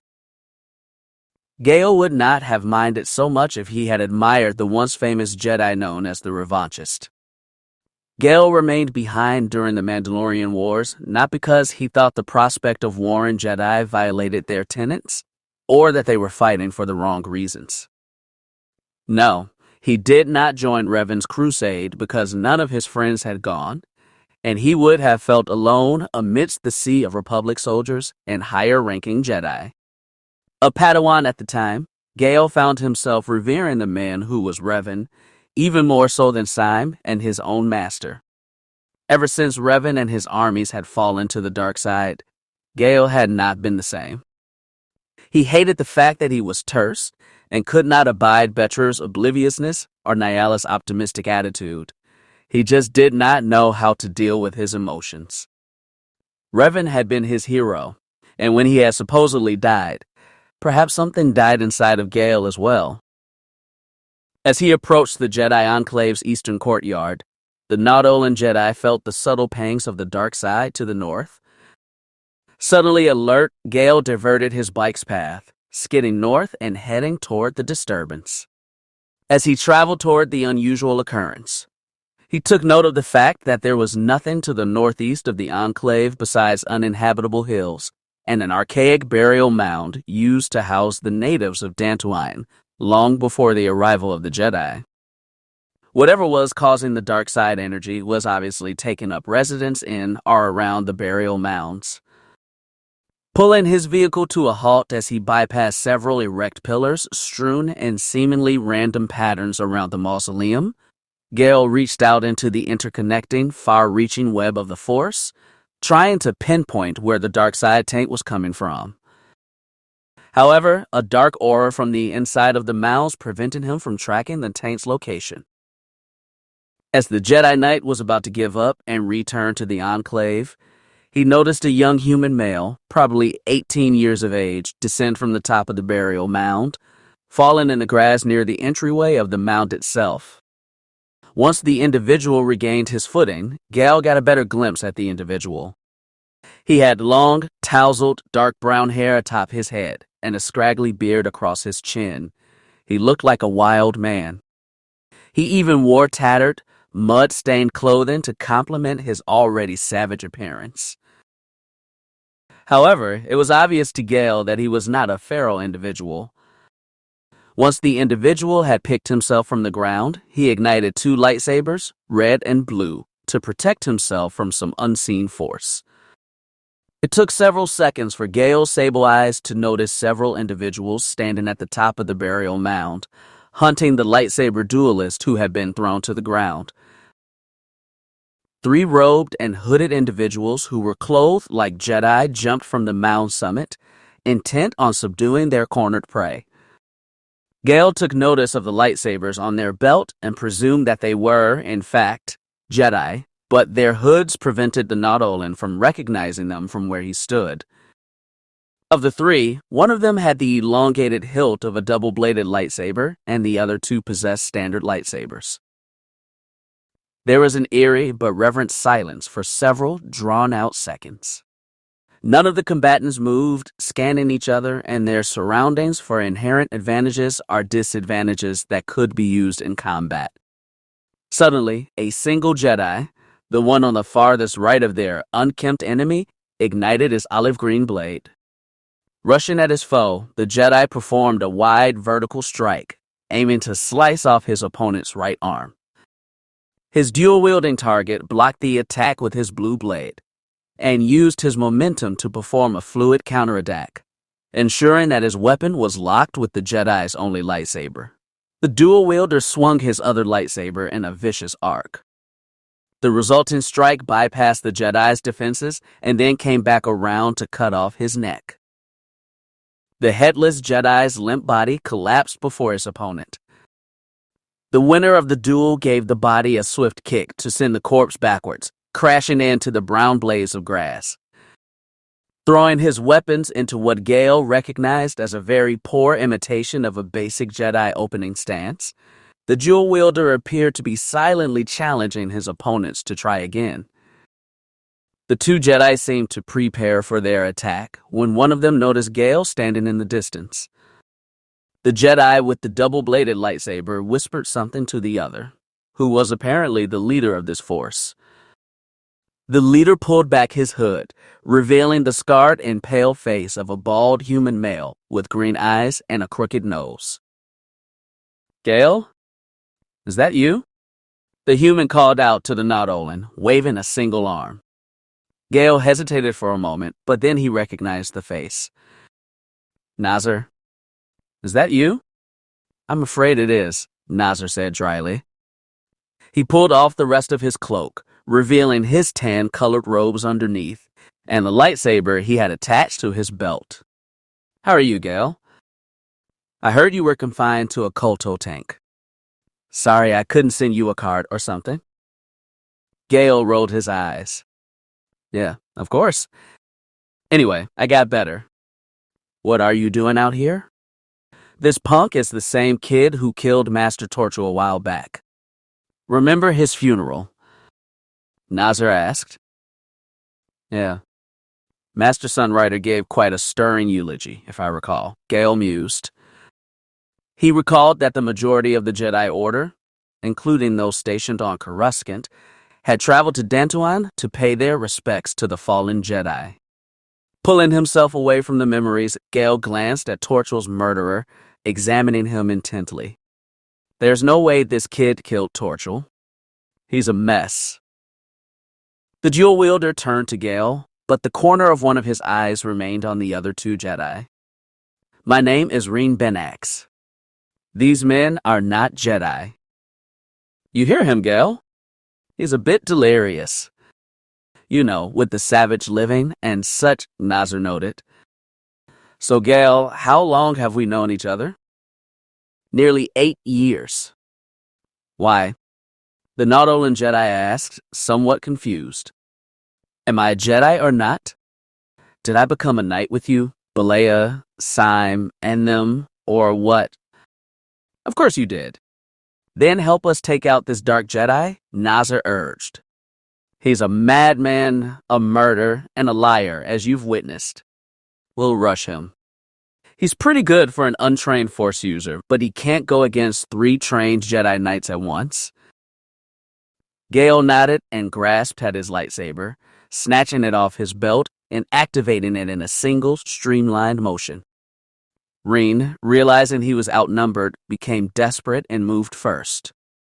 As the 2 other Jedi activated their lightsabers, Raen outstretched his hand, forcing a pulsating wave of Force energy through his veins, and sent a telekinetic blast of energy at Gale. The Nautolan was surprised by his foe's strength in the Force. The resulting shockwave hit Gale, despite his attempts to shield himself, and the force of Raen's attack threw the Jedi Knight into his swoop bike, nearly knocking him unconscious. Once Gale was out of the way, Raen returned his focus to the two Jedi who remained. The Alderaanian deflected the first few blows from the saber staff-wielding Jedi's green blades, parrying the two edges of the weapon with his own lightsabers. The Jedi fighting Raen moved in close, enabling him to perform swift, dazzling twirls with his double-bladed weapon and forcing Raen into a desperate defensive. The Force alerted Raen of his second opponent's approach. Nazir leapt through the air behind Raen, silent enough that the exiled Sith did not hear him, and slashed at Raen's upper body during his descent. Shifting his weight onto one foot, Raen managed to narrowly dodge Nazir's overhead attack, while deflecting two more strikes from the double-bladed lightsaber. Admittedly, Raen had never fought a saber staff before, so he was having some difficulty adjusting to fighting two blades at once. The fact that he had three opponents combating him did not help matters. Raen blocked the first Jedi's double blades before backflipping to avoid a swift strike at his knees from Nozar. Landing behind Gale's old friend, Raen attempted to strike at his undefended back, but a quick force push from Gale, who had already recovered from his incapacitation, sent Raen flying away, saving Nozar. Nazir charged toward Raen head-on, while Gale swiftly made his way toward Raen's right side. The Alderaanian was forced to parry Nazir's strikes first, and then use his other blade to repel Gale's eager green blade. Spinning in quick circles, Raen alternated the lightsaber he was using to defend himself from each combatant.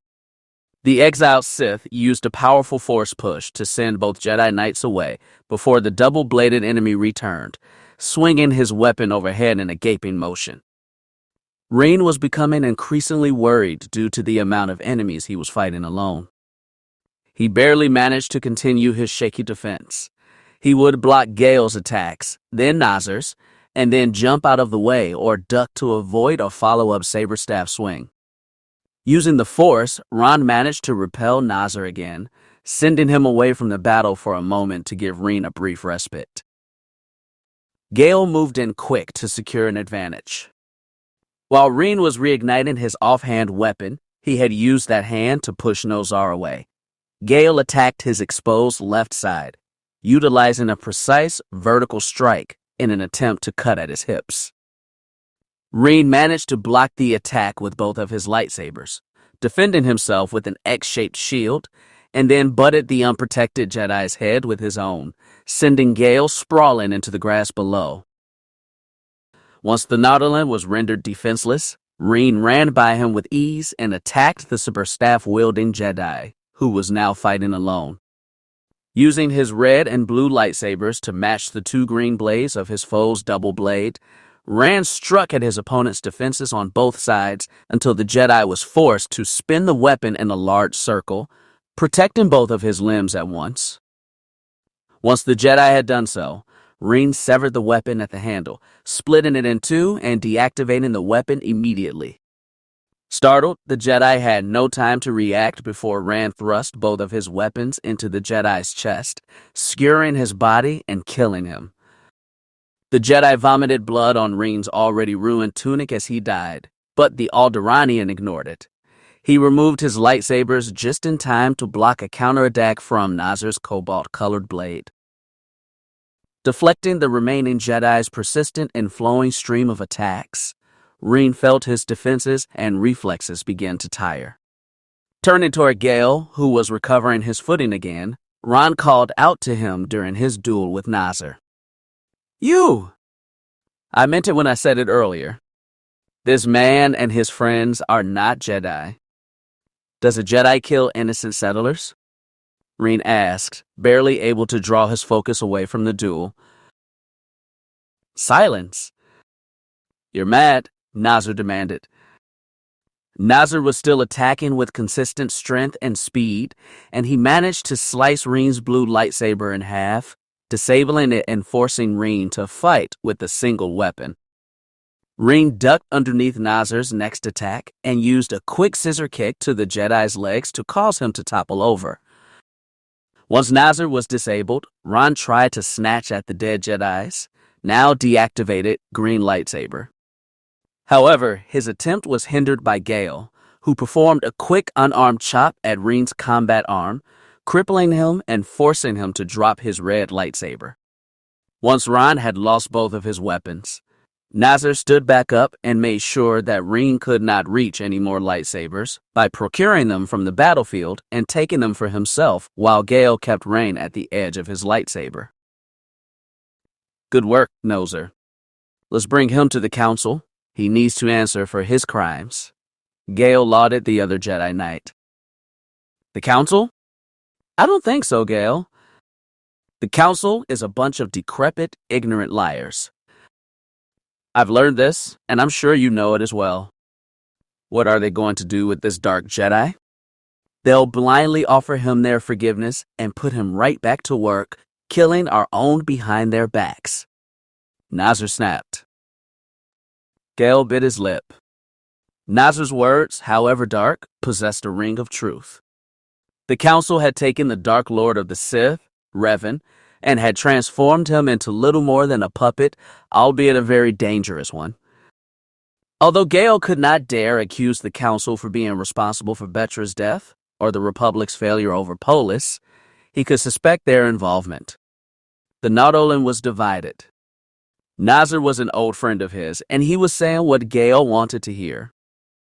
And he knew that the council worked exactly how Nazar described. Their mercy was too much, even for the Jedi. Even so, Gale was a Jedi Knight. He still had a devotion to the Jedi Order, and until the Jedi Council officially announced their dissolution, he knew he had to serve them.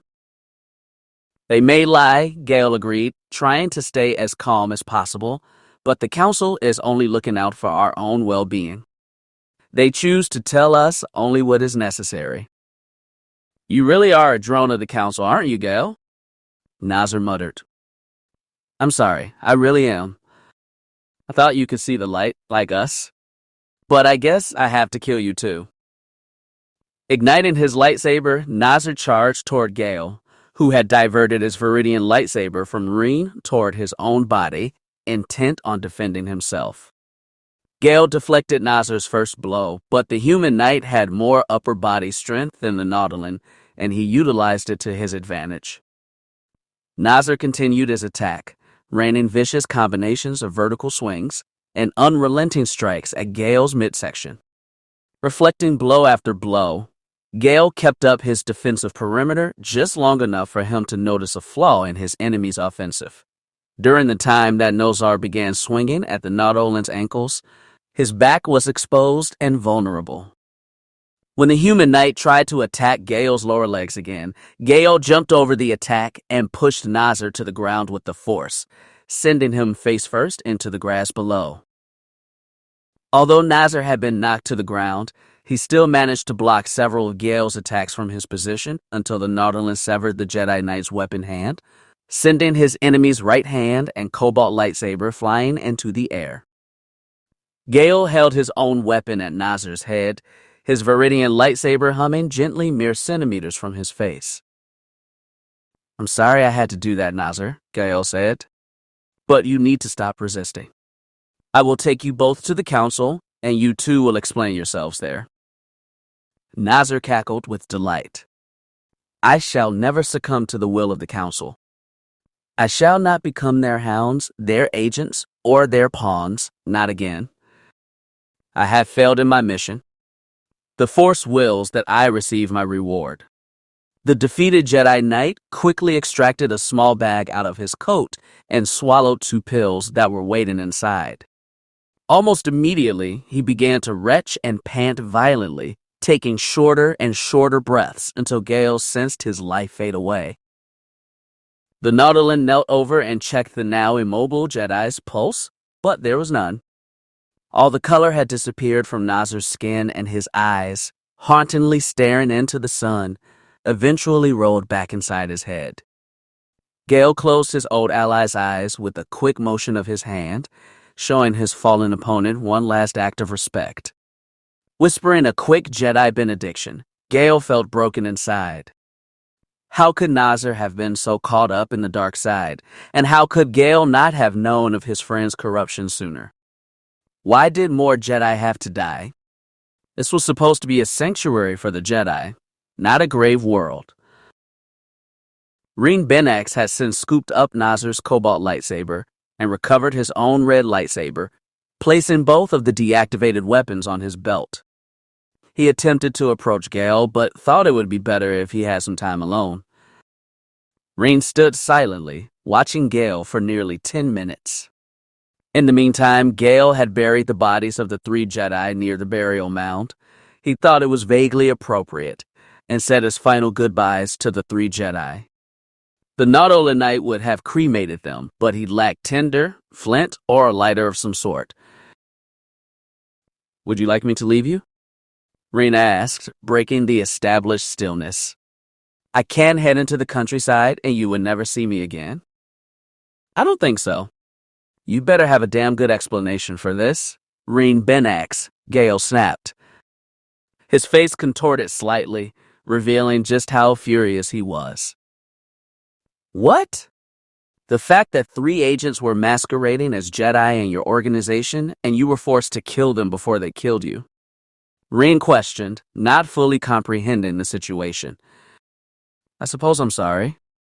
If you mean an explanation for Torkel and why I am here, yes, I have one. However, I will not speak here. I will only talk to your Jedi Council."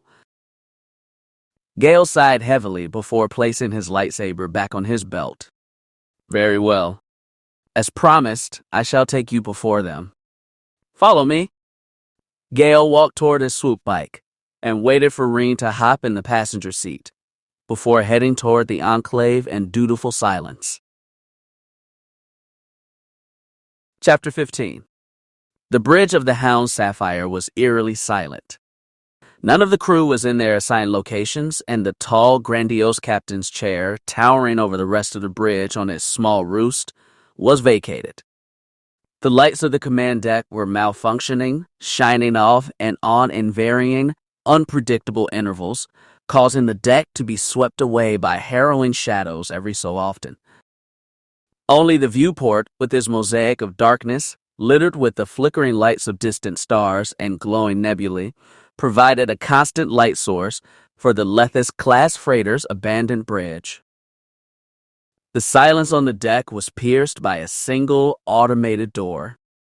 Its unusual unlocking sequence produced a shrill whine before sliding open, allowing the burly Shistavinin, Fetcher, to stride into the otherwise empty bridge.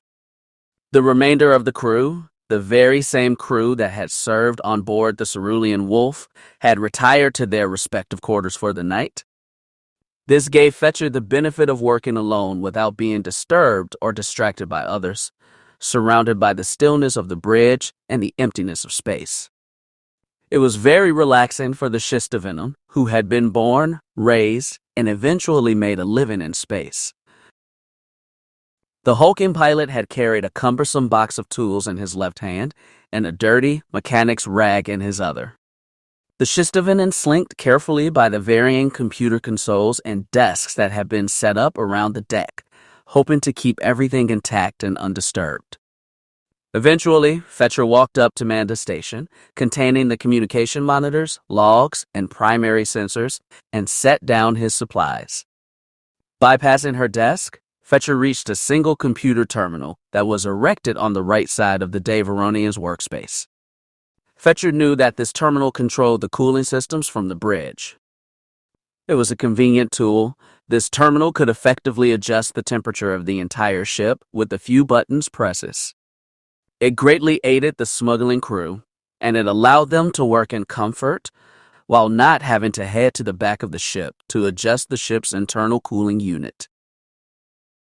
Fetcher had been asked by Manda, being the whiny Deveronian that she was, to repair the console, which had not worked since they purchased the new ship. Although Fetcher thought the Hound Sapphire had been their best investment, even he admitted that replacing it for the old Cerulean Wolf had its problems. For one, their old ship was familiar to them. It took the crew nearly a month to adjust to the controls and feel of the new ship, and even now, 6 months later, it still felt peculiar at times. The crew had also bought the Hound Sapphire used. Fetcher had fixed most of its initial problems, although some minor kinks and bugs remained.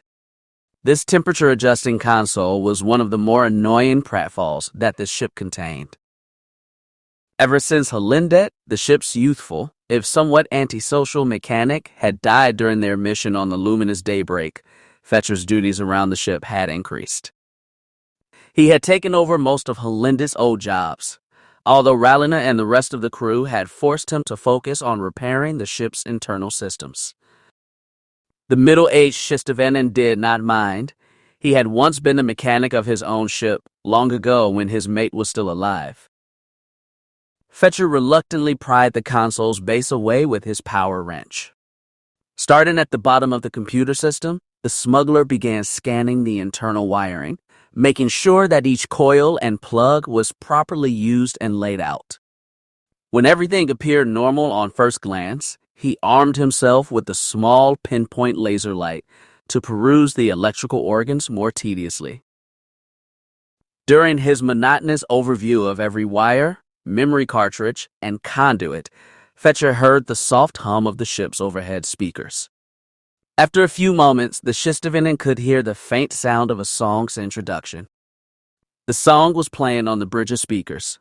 The melody started with a dreary, slow legato before the tempo and volume picked up, accompanied by a deep bass and an assortment of wind instrumentalists. The smooth, clearly connected notes rang through Fetcher's looping ears. He had practically forgotten about his job repairing the console. The song drifted in and out, fading between hushed whispers and powerful hums. Suddenly, the song stopped, disappearing as quickly as it had begun.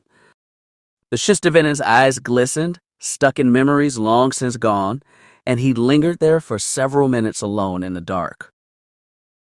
"John," Fetcher finally spoke up, "I know that you're there. And I'm just going to say that your antics are not amusing. You know that was her song.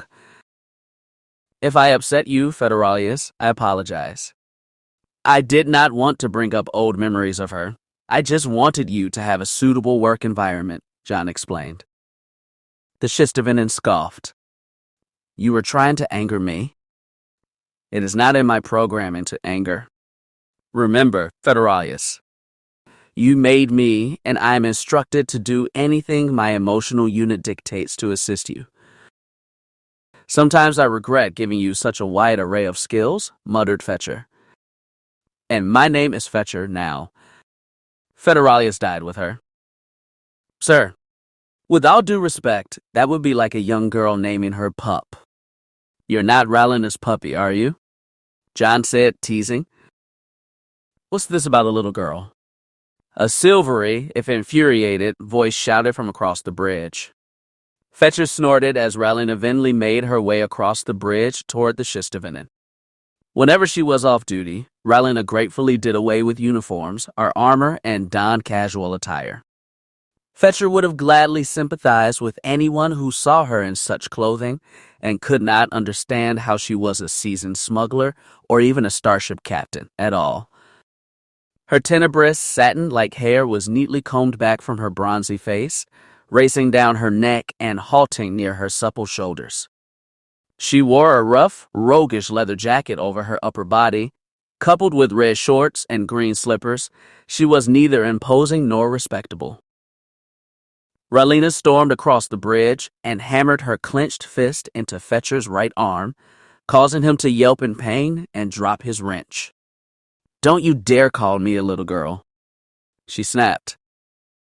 "That was me, Captain," John admitted, albeit sheepishly. "I apologize in advance." "Doesn't matter," Rallina said, saving face. "The fact of the matter is Fetcher created you, and he's responsible for your commentary." Fetcher hissed in pain, still massaging his wounded arm. "That's hardly fair, Captain. That AI just won't let me work in peace. It's almost like he does it for attention." "You're just upset with John because he resembles you when you were younger," Rallina retorted. "It's one of those psychoanalytical things." Fetcher stared at his captain, dumbfounded. Somehow, I doubt you received your doctorate in psychology when you were on annexes, he said, somewhat joking. Oh, come on, Fetcher, Rowlina said. How many sentients, let alone females, have you met with since Irena's death? Irina. There was her name again. Fetcher missed his mate, who had been dead 7 years now, deeply. It scarred him every waking moment, and sometimes he even had nightmares about it. His one failure as a smuggling kingpin had become his greatest regret. She had died when the exchange sold her into slavery to a Coruscanti noble during the Mandalorian War. Although he had tried to save her, it had not succeeded, and he had never been the same. In fact, he would not even be here had he not been forced from self-imposed retirement by Rowlina. Not too many, I'm afraid, Fetcher murmured, with a hint of loathing on his tongue. To prevent Rowlina from seeing him in his confused and angry state, he had returned to work on the radiator's controls. Rowlina nodded. Exactly. And you built John before you met the rest of the crew and I. So who else could you have modeled John after? You built him based on yourself, your younger self. No offense, Fetcher, but that is truly a disturbing and gruesome thought, John thought aloud. If that is true, I would request you tear out my circuitry and convert me into a text processor or something useful of that nature. Fetcher's anger reached a boiling point. Of course it's not true. Would you space off, you annoying piece of machinery? Fetcher barked ferociously. John did as was requested of him, and Fetcher had figured he had retired for the evening, shutting himself down or moving elsewhere, somewhere he could not be yelled at, to restore his energy reserves. Fetcher ignored the fact that his captain was present and continued to work on fixing the broken console. In a few minutes, Fetcher took notice of a damaged and slightly misplaced wire. The Shistavan carefully replaced the wiring and made sure it was not too damaged to use.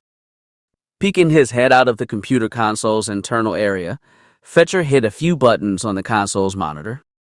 The Shistavan beamed with delight when the temperature of the bridge began to rise and he heard the heating unit working down below. Rowlina, too, was enamored with the fact that it was so much warmer on the bridge than before. Why did you base John on yourself, Fetcher? Rowlina asked, carefully lacing her words to keep his anger in check. The Shistavan kept his eyes on the monitor as he answered her question.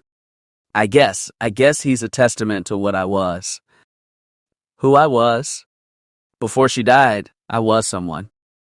I had a name, a crew, wealth, fame, power, and love. Now I'm just a washed-up hound fighting for a backwater smuggler's crew, and I'm probably poorer than a Delosian refugee. That's not funny, Fetcher, Rowlina said coldly. You know my friends and family died on Telas? Then maybe you shouldn't make remarks about my past. Fetcher barked.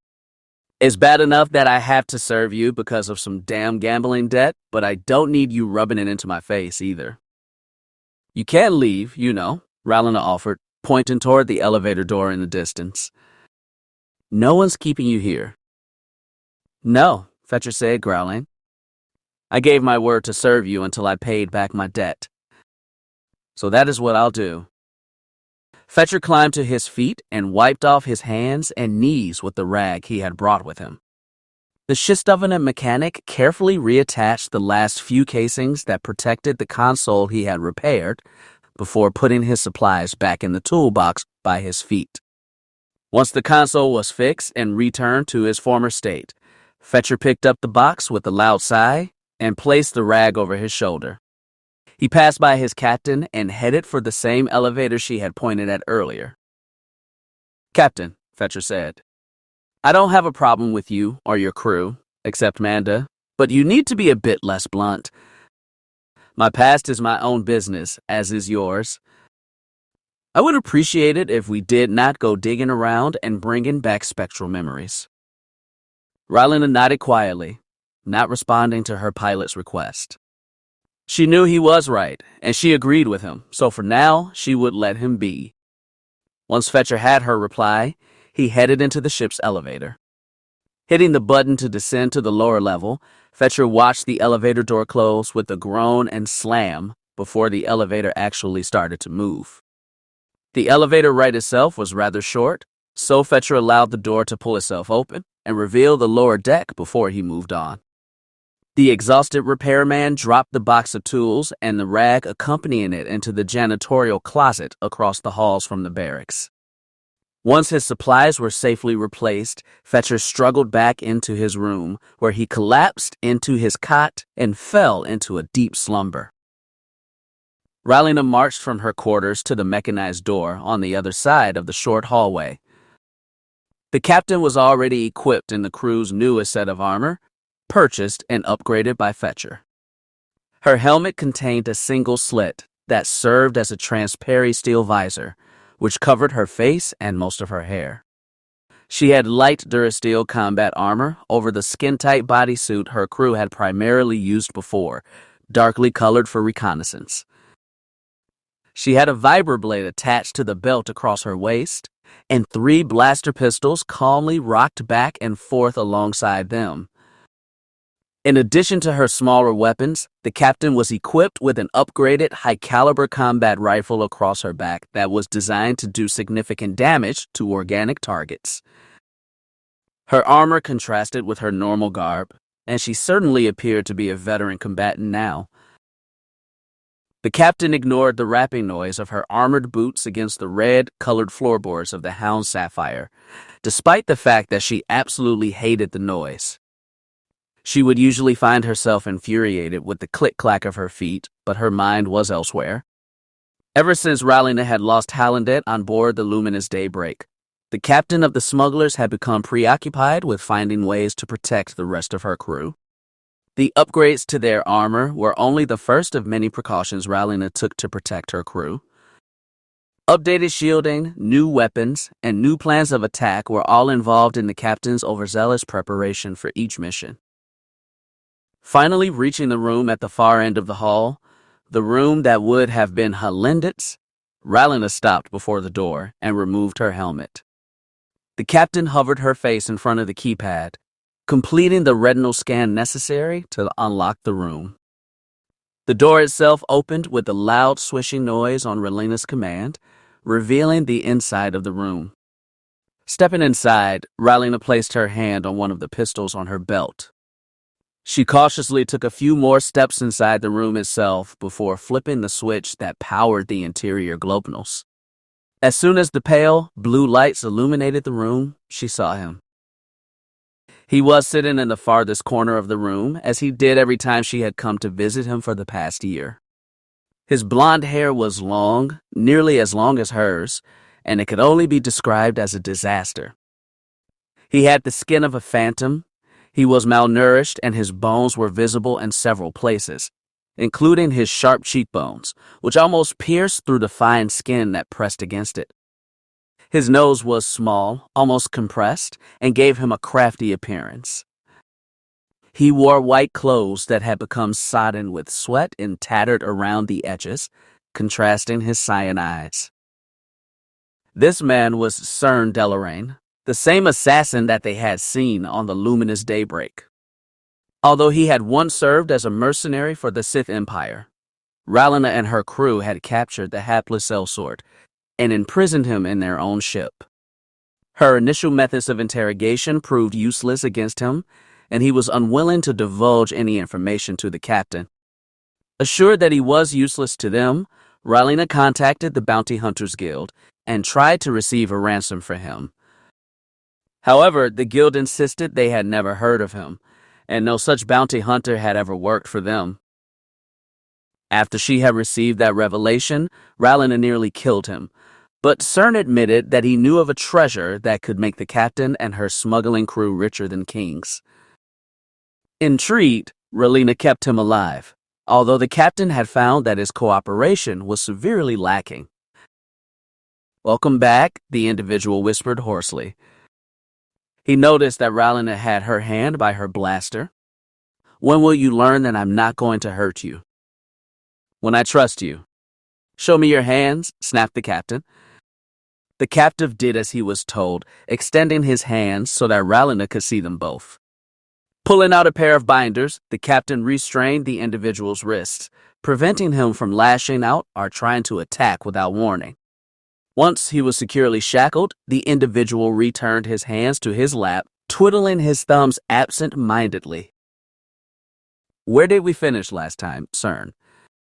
Ralina interrogated her prisoner. I had told you about my exploits on Zeltris. On the orders of a certain Prue character, I killed 3 politicians. It was quite fun, too, CERN noted dryly. I recall, Ralina said gruffly. You also mentioned a ship? Did I? My memory is a bit foggy, CERN said in a fey manner. Perhaps you should help me remember. Ralina frowned as a devious smile spread across the former assassin's face. She whipped out the pistol from her belt and slammed it against the captive's face. She managed to give him a slight cut on the cheek, although the impact of the weapon should have been enough to knock him unconscious. Sadly for her, CERN remained vigilant, if slightly dazed, even though the weapon had almost shattered its comparatively fragile cheekbone. The wounded prisoner wiped the blood away from his lips onto his already stained sleeve. Did that jog your memory, CERN Delarain? Ralina asked. Just tell me what's on board the CONVICT'S, Ralina snapped. My darling, I'm afraid I just don't know. You and I both know that my memories prior to my assassination mission on Zeltris are foggy, and that's putting it lightly. You mentioned that someone told you of the CONVICT'S. I said I recognized the name. That's it, CERN explained in a dry voice. Ralina scowled. She did not believe that CERN was being truthful, and he seemed too manipulative for his own good. Since he had met and been captured by the crew of the Hound Sapphire a year before, he had slowly revealed his past to her, claiming that he had amnesia. The captain scoffed at the idea and assumed he was just being unnecessarily difficult. Even so, Ralina decided that they were not going to wait forever to strike it rich. The smugglers had been working for the same quasi-Jedi employer that had sent them to the luminous daybreak, and he had gotten them into increasingly dangerous run-ins with the Sith Empire. Ralina realized that these missions were becoming too threatening for her crew. She decided that after her next mission, she would politely stop working for the current employer. Their next mission would involve raiding a ship known as the CONVICT'S, a rather outdated transport vessel that was apparently headed toward Korriban. She did not know what the ship was doing on its way to the Sith capital, but she knew that the vessel had dropped off the scanners several years ago. Contacting some underworld types and doing some background research yielded fruit. The CONVICT'S had disappeared in the Aura sector in the galaxy's mid-rim. When Ralina had offhandedly mentioned the ship to her captive, CERN expressed a degree of familiarity with the vessel. However, when she pressed the issue, he would deny knowledge of his former claim. I don't believe you, Ralina finally said. So you're going to help me and my crew investigate the ship once we arrive. But why me? Aren't you worried that I'll betray you or the rest of your crew? CERN asked. Ralina flinched slightly as his voice took an unexpected and unprecedented threatening tone. I killed one of them already. The captain glowered. That's a chance I'll have to take. Besides, you're going to accompany me. Not my crew. So if you want to kill anyone, you'd have to kill me, Ralina explained. Pity, muttered CERN. Ralina's comlink crackled and buzzed. Surprised, the captain withdrew her comlink from her helmet, still sitting near the wall, and activated it. Hello? This is Captain Vinley. Captain, we're approaching the CONVICT'S. Shouldn't you be up here giving us orders? Manda's perky voice asked. Copy. I'll be up there momentarily. Ralina out, she responded, switching off her comlink and returning it to his resting place. Ralina put her helmet back on. She turned toward her captive and motioned for him to stand. When he refused, she gave him a swift kick to the shins. Let's go. It's time for you to get some exercise. You'll regret this, I'm sure, Cern noted in a flat tone. Ralina put her blaster pistol away for a brief moment and used both of her hands to undo Cern's cuffs. If you do anything stupid, I'm sure I'll kill you first, she said, mocking his nonchalant voice. Opening the door to Halendit's room, Ralina directed the prisoner to go first. The prisoner complied drearily, walking by the captain with a trudge in his step. Once he had left the room and set foot in the halls of the Lethisk freighter, Cern waited patiently for Ralina to lock up the room. The captain swiftly closed the door behind her and ordered the former assassin to march toward the bridge. During their slow struggle to their destination, Ralina kept her pistol pointed at Cern's back while the captive struggled to walk faster than his dutiful captor. After a brief walk, the two reached the bridge. The crew was visibly alarmed when Sarene emerged from the darkness of the halls, and they were even more surprised when Ralina walked out from behind him. Captain, is that the prisoner? Delvin asked, distracted from cleaning his combat rifle. Ralina nodded. Yeah. Everyone, this is Cern Delarain, the same individual we met on the luminous daybreak. And killed Halendate. You know, before he tried to kill us, Manda interjected. Her voice contained a confusing combination of fear and loathing.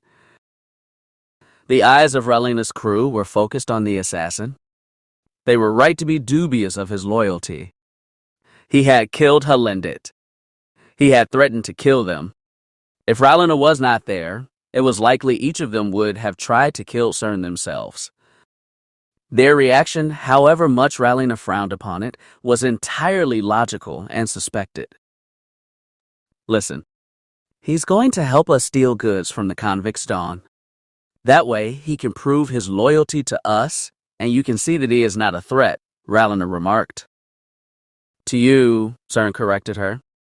Captain, you must be joking, Manda pleaded. He will kill us all. We don't know that, Manda, Ralina countered. He's a killer and a heartless brute. Trusting him is a mistake. Even so, that's my decision and not yours. Fetcher spoke up this time, interrupting Manda. Would you like to see our target's layout, Captain? Yes. Thank you, Ralina said, turning her attention from Manda. As the Shistavenin shifted from his seat at the pilot's desk toward the overhead projector, Ralina's heart panged against her chest. Halendate had once been responsible for minor jobs like target ship layout and preparation for their missions. Even thinking about Halendate brought old wounds crawling back to the surface, and Ralina was forced to repress the dark memories surrounding his death. Cern's treasure better be worth it, she thought. John spoke up once Fetcher had placed a device inside the holographic overhead, revealing a massive cut away of a freighter-sized vessel. The Convict's Dawn is a K-16 Senegar-class armored transport. Our employer suggested that the items we are looking for are located in the crew's quarters on the ship's port side, near the vessel's aft. We were told to destroy the ship after we acquire what we need, Ralina noted. Our boss said he can't risk the Sith claiming the ship. Does the vessel have a self-destruct sequence, John? I believe so, Captain, John answered. If the vessel is a standard K-16 transport, then its core can be rigged to produce the necessary explosion. Then that's what we'll do, Ralina said. She had already begun organizing the plan in her head, thinking of potential groupings and contingency plans. Fetcher, you'll head to the ship's bridge and monitor traffic. We have to keep the Sith from catching us by surprise, should they arrive. Manda and Cortez, you will both go to the ship's core. I'll steal the supplies we need. I hope that plan is confirmed, Captain, John interrupted. We're closing in on the Convict's Dawn. Note, it appears to be a derelict. No life signs are aboard, shielding is down, and the engines were leaking radiation for some time, only ceasing sometime after the fuel was exhausted. Please be careful. Of course, John, she said. She turned to Fetcher. Bring the ship in close, Fetcher. Conjoin our hangar with theirs. Let's get started. Chapter 16. Ralina and Cern left the Hound Sapphire exactly 5 minutes after everyone else had departed. Fetcher had gone first, and he had confirmed that there were no hostiles or other life signs on board the derelict. Although Manda had spotted some droids upon arrival, Delvin had assured her that they were disabled and out of commission, quelling her fears. Manda had become paranoid and was reluctant to enter firefights since their mission on the luminous daybreak. Ralina noticed how her experience with Cern had affected her. After this mission, Ralina would allow her to remain on the ship while she and the rest of the crew handled the dirty work. The captain allowed Cern to walk in front of her. She could not trust him to watch her back and made sure he was unarmed. It was cruel, and he could have been killed, but Ralina still did not trust the whimsical assassin, and she was worried that he could be plotting against her crew. There was a good possibility he was in league with her employer, but at this point, Ralina had no evidence. Only her gut kept the idea in her mind. After they had left the spacious, abandoned hangars, Ralina and Cern began their silent trek through the equally vacated halls. The ship's interior was damaged and scarred with damage caused by firefights and other weapon-based damage. Much of the paint had long since faded away, leaving the dull, gray-black metal undercoating.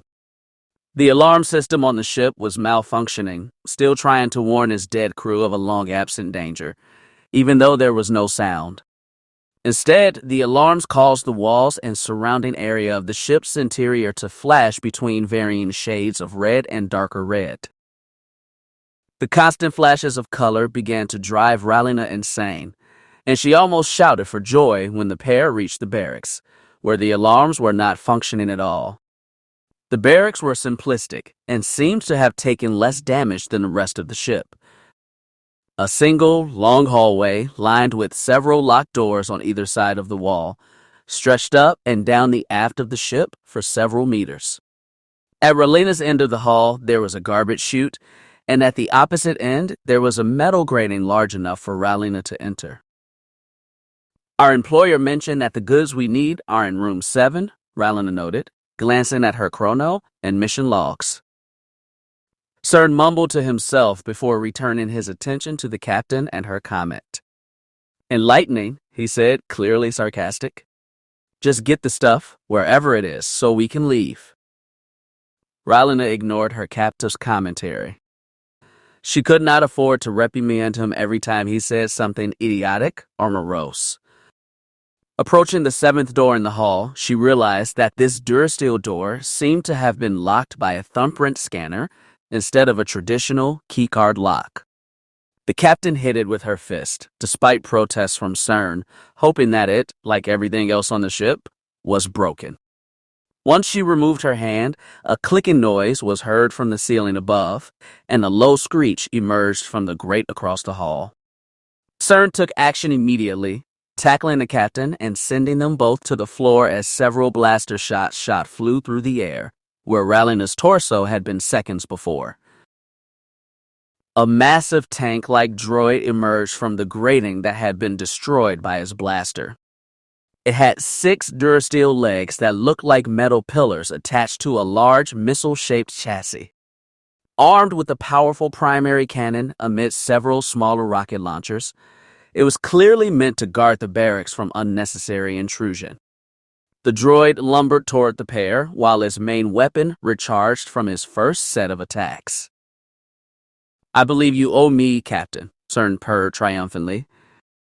Get off me, snapped the captain before shoving him off of her in a single throw. Freak. Now deal with that droid. Me? Cern mumbled, barely recovering his footing. I think I enjoyed my cell better. The droid let out a low moan and charged at the pair.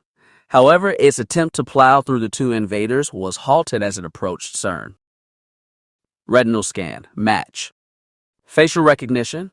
Identified as electronic voice stated. What's going on, CERN? Why isn't it attacking you? Asks Ralina. I'm about as confused as you are, darling, CERN admitted. Maybe it has me confused with someone else. Whatever, the captain sighed, annoyed. Get that thing into the chute over here, so we can get rid of it. Fine. I'd like to keep it, though, CERN grumbled before returning his attention to the droid. Droid machine thing. Follow me to the garbage chute by the corner. Voice recognition certified. Carrying out command, the droid's shrill voice whined. The defense droid slowly stalked CERN, following the former assassin to the shaft near Ralina. The captain waited for the machine to carelessly enter the garbage disposal room, and once it was inside, Ralina hammered the wall panel nearby. The airlock sealed shut, separating CERN and the droid, before the room itself was jettisoned into the vacuum of space with the droid inside of it. I should have let you go inside with it, Ralina spat. You useless idiot. Too bad. CERN shrugged. Lost your chance to be rid of me, I suppose. Ralina sighed hopelessly, not knowing what to do with her difficult captive.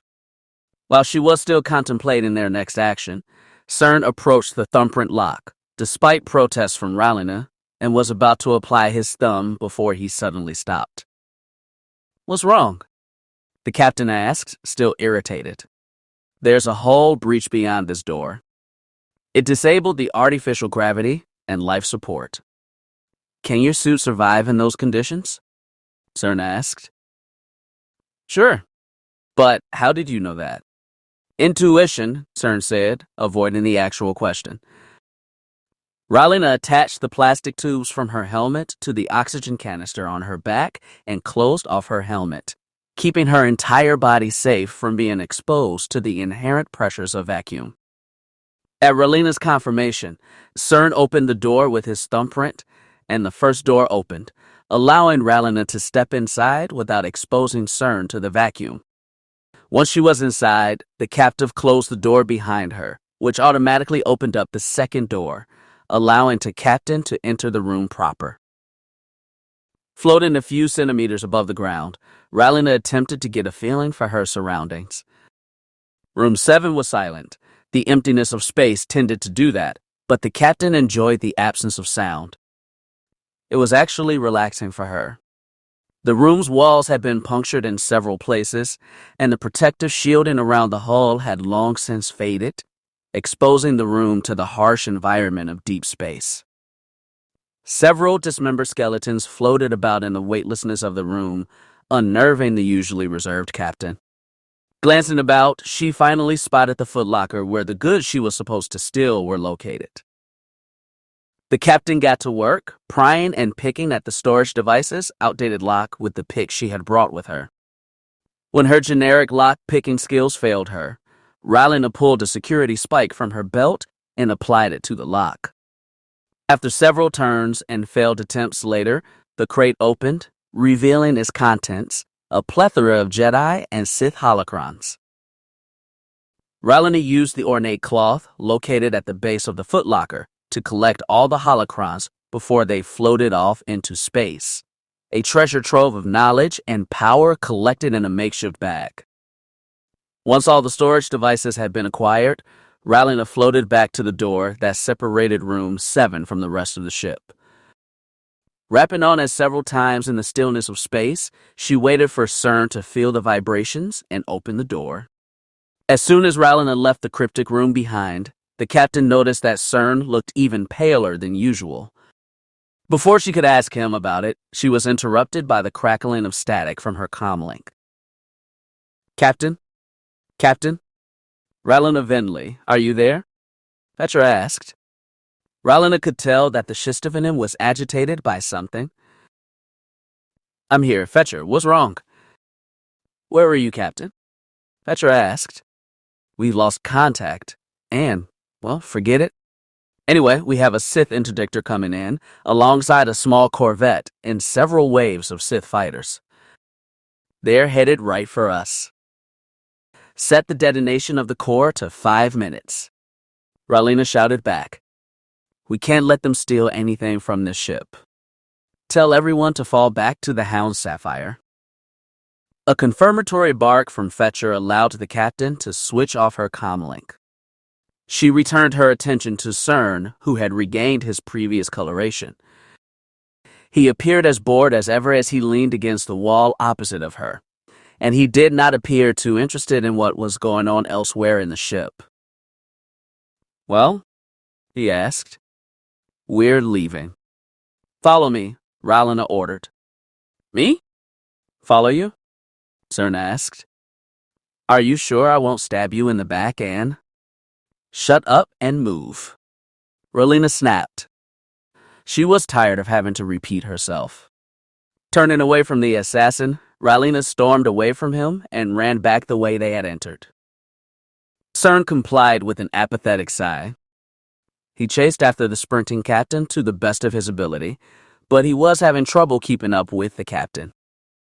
Ralina remembered that he had not eaten much lately, surviving on the bread and water she had given him, and he was probably nowhere near as strong as she was. Ralina reluctantly slowed down for the weak compatriot, who was grateful for the concern, even though he did not show it. The long hallways were as barren as they were when the captain and her guest first traveled through them, and the broken alarms were still flashing throughout the ship.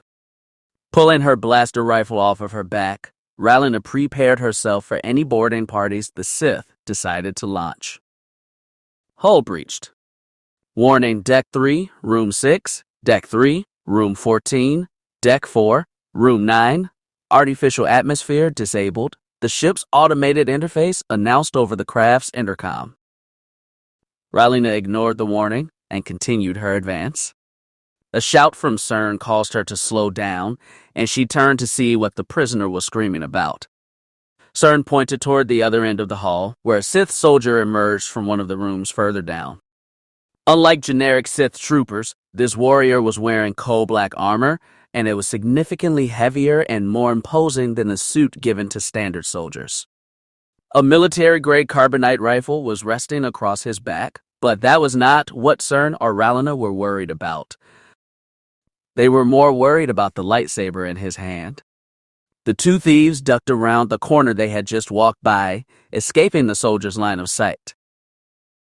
That guy has a lightsaber, CERN noted. Ralina almost slapped her head in frustration. Your clairvoyance is almost matched by your usefulness, she whispered. Thank you. I try, CERN retorted. Listen, I can't fight a lightsaber-wielding combatant, Ralina lamented. So we'll have to find another way around. Isn't the ship going to blow up? CERN reminded her. I think it'd be better for me to handle our new friend. It would save us some time. You don't even have any weapons. You're incompetent, you're lazy, and you're incapable of saying anything remotely optimistic. I could count on a nerf to get more done than you, Ralina shouted. Ah, but like a nerf, I've got horns, CERN countered. Ralina stared at him incredulously. That doesn't even make any sense. CERN sighed loudly. Do you have a combat knife I could borrow? He asked, ignoring her comment. Yeah, Ralina said. Pulling the vibroblade from her belt, she handed the weapon to CERN. It's Cortis's standard grade, right? CERN asked, tossing the knife in the air and catching it repeatedly. Yeah, Ralina whispered. But what does that have to do with anything? Get to the ship, CERN said, ignoring her. I'll handle the manka over there. Before Ralina could respond, CERN vanished, disappearing into the shadows. Ralina was visibly alarmed. She had not expected her ally to disappear. Cursing loudly, Ralina realized that the Sith trooper had probably heard her. He had started to approach her position with a wide gate. Scanning the hallways leading up to hers, the soldier searched for the source of the noise he had heard. Worried that the soldier would attack before CERN acted, if he acted at all, Ralina jumped out from behind the wall she was hiding behind and opened fire on the dark-clad Sith soldier with her blaster rifle. Although the first few shots managed to hit her opponent's armor directly, the powerful shielding on his suit negated any damage that her attack might have done. The Sith trooper charged forward, deflecting any further attempts to shoot him down with his ignited lightsaber, and approached the captain at an alarming speed. She subconsciously reached for her vibroblade in self-defense, only to realize that she had given into discern. Cursing her ill fate, Rallena tried to use her blaster rifle as a melee weapon to block her foe's lightsaber. The soldier's red-bladed weapon easily broke the rifle in two, but before he could strike at Rallena, the captain noticed that a small piece of vibrating metal had torn through his left arm, hindering his attack. Once the Sith soldier's weapon arm was disabled, Serene grappled him from behind, clasping his neck with one arm and his weapon arm with the other. Now that the Sith trooper was immobile and helpless, Rallena took advantage of her allies' assistance and shattered the soldier's visor and crushing his nostrils with the remains of her blaster rifle. The soldier cried out in pain and toppled over between the two smugglers. "Told you I could help," Cern said proudly. "Thank you," Rallena said. She was still surprised that he had helped, so it was not totally sincere. "This ship's going to explode. Let's go." The two ran from the corpse of the Sith Vanguard and continued in their trek toward Rallena's ship. After bypassing 3 more short hallways, the pair reached the empty hangar. Metallic casings and fusion coils that were dangling from the roof were already falling to the floor, causing extensive damage.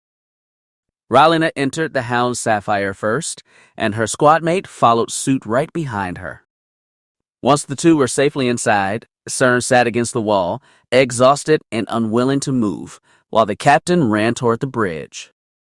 The crew was already waiting for her, and they were surprised to see that Cern was not with her. "Did the assassin survive?" Manda asked, with a hint of optimism and hope in her voice. "I'm afraid so," Rallena said. She almost felt bad confirming Manda's fears, and Dave Veronia's face became crestfallen and dark when she received the news. The captain would talk with her later. For now, they needed to get away from this ship. "Fetcher, the Convict's Dawn is going to cause more damage than that Corellian senator's affair. Get us out of here." Fetcher complied with silent obedience. He and John activated the ship's engines and pulled the freighter's hangar away from the Convict's Dawn. By the time Fetcher had pulled their vessel away, the Convict's Dawn was already quaking and falling apart on itself in preparation for its inevitable, silent destruction. The Hound Sapphire glided away from the doomed derelict seconds before the vessel was engulfed in a raging plume of smoke and multicolored flames. The shields of Rallena's vessel took the brunt of the impact, although some of the flames managed to puncture the primary shielding and scar their hull. After the ship had exploded, Rallena glanced at the tactical readout on the arm of her chair. She swore quietly as she noticed that the Sith interdictor, screened by several dozen starfighters, was rapidly gaining speed and approaching their position. The Sith vessel was close enough to fire its forward turbolasers, but for whatever reason, it did not. "Captain," John said, "the Sith interdictor, which my ship library has identified as the Leviathan itself, is employing its gravity well generators to prevent us from leaving the system via hyperspace." The Sith interdictor cruisers were well known for their gravity wells, capable of pulling ships out of hyperspace or preventing them from fleeing by utilizing vast fields of gravity to hinder hyperspace flight. Although it was fairly new technology and the devices currently in use had a range that left much to be desired, Rallena sadly acknowledged that the Sith were already putting it to good use. "If the Leviathan is here," Cern said, walking onto the bridge, "that's the least of our problems. The behemoth will be here soon, and then none of us will survive." "The behemoth?" Delvin asked. "You mean Darth Revan's flagship? I had presumed that his vessel was destroyed when Darth Malak killed his master." "Yeah," Manda snapped. Keep up with galactic events, please, Reverend Apocalypse. Rylena ignored the bickering that was taking place between her crew. They were always arguing about something. She turned her attention to the ship's AI. John, how far from the Leviathan do we have to be to escape its hyperspace interception range? Several hundred kilometers, John surmised. I doubt they will let us get that far. The ship itself is faster than our own, and it would appear that they are interested in capturing, as opposed to destroying us, considering they have not fired upon us yet. Why do you think that is? Petra asked. Unknown, John said plainly. However, that seems to be irrelevant and trivial information at this point. They have sent a wing of starfighters to pursue us. They will be making their first run in 5, 4, 3. Rylena's eyes widened. Divert all power to rear shields? Brace for impact. The crew steeled themselves for the Sith Wing's first strike, but they were surprised when no attack occurred. No laser shots were registered on Manda scanners, and no approaching starfighters were seen on Rylena's readouts.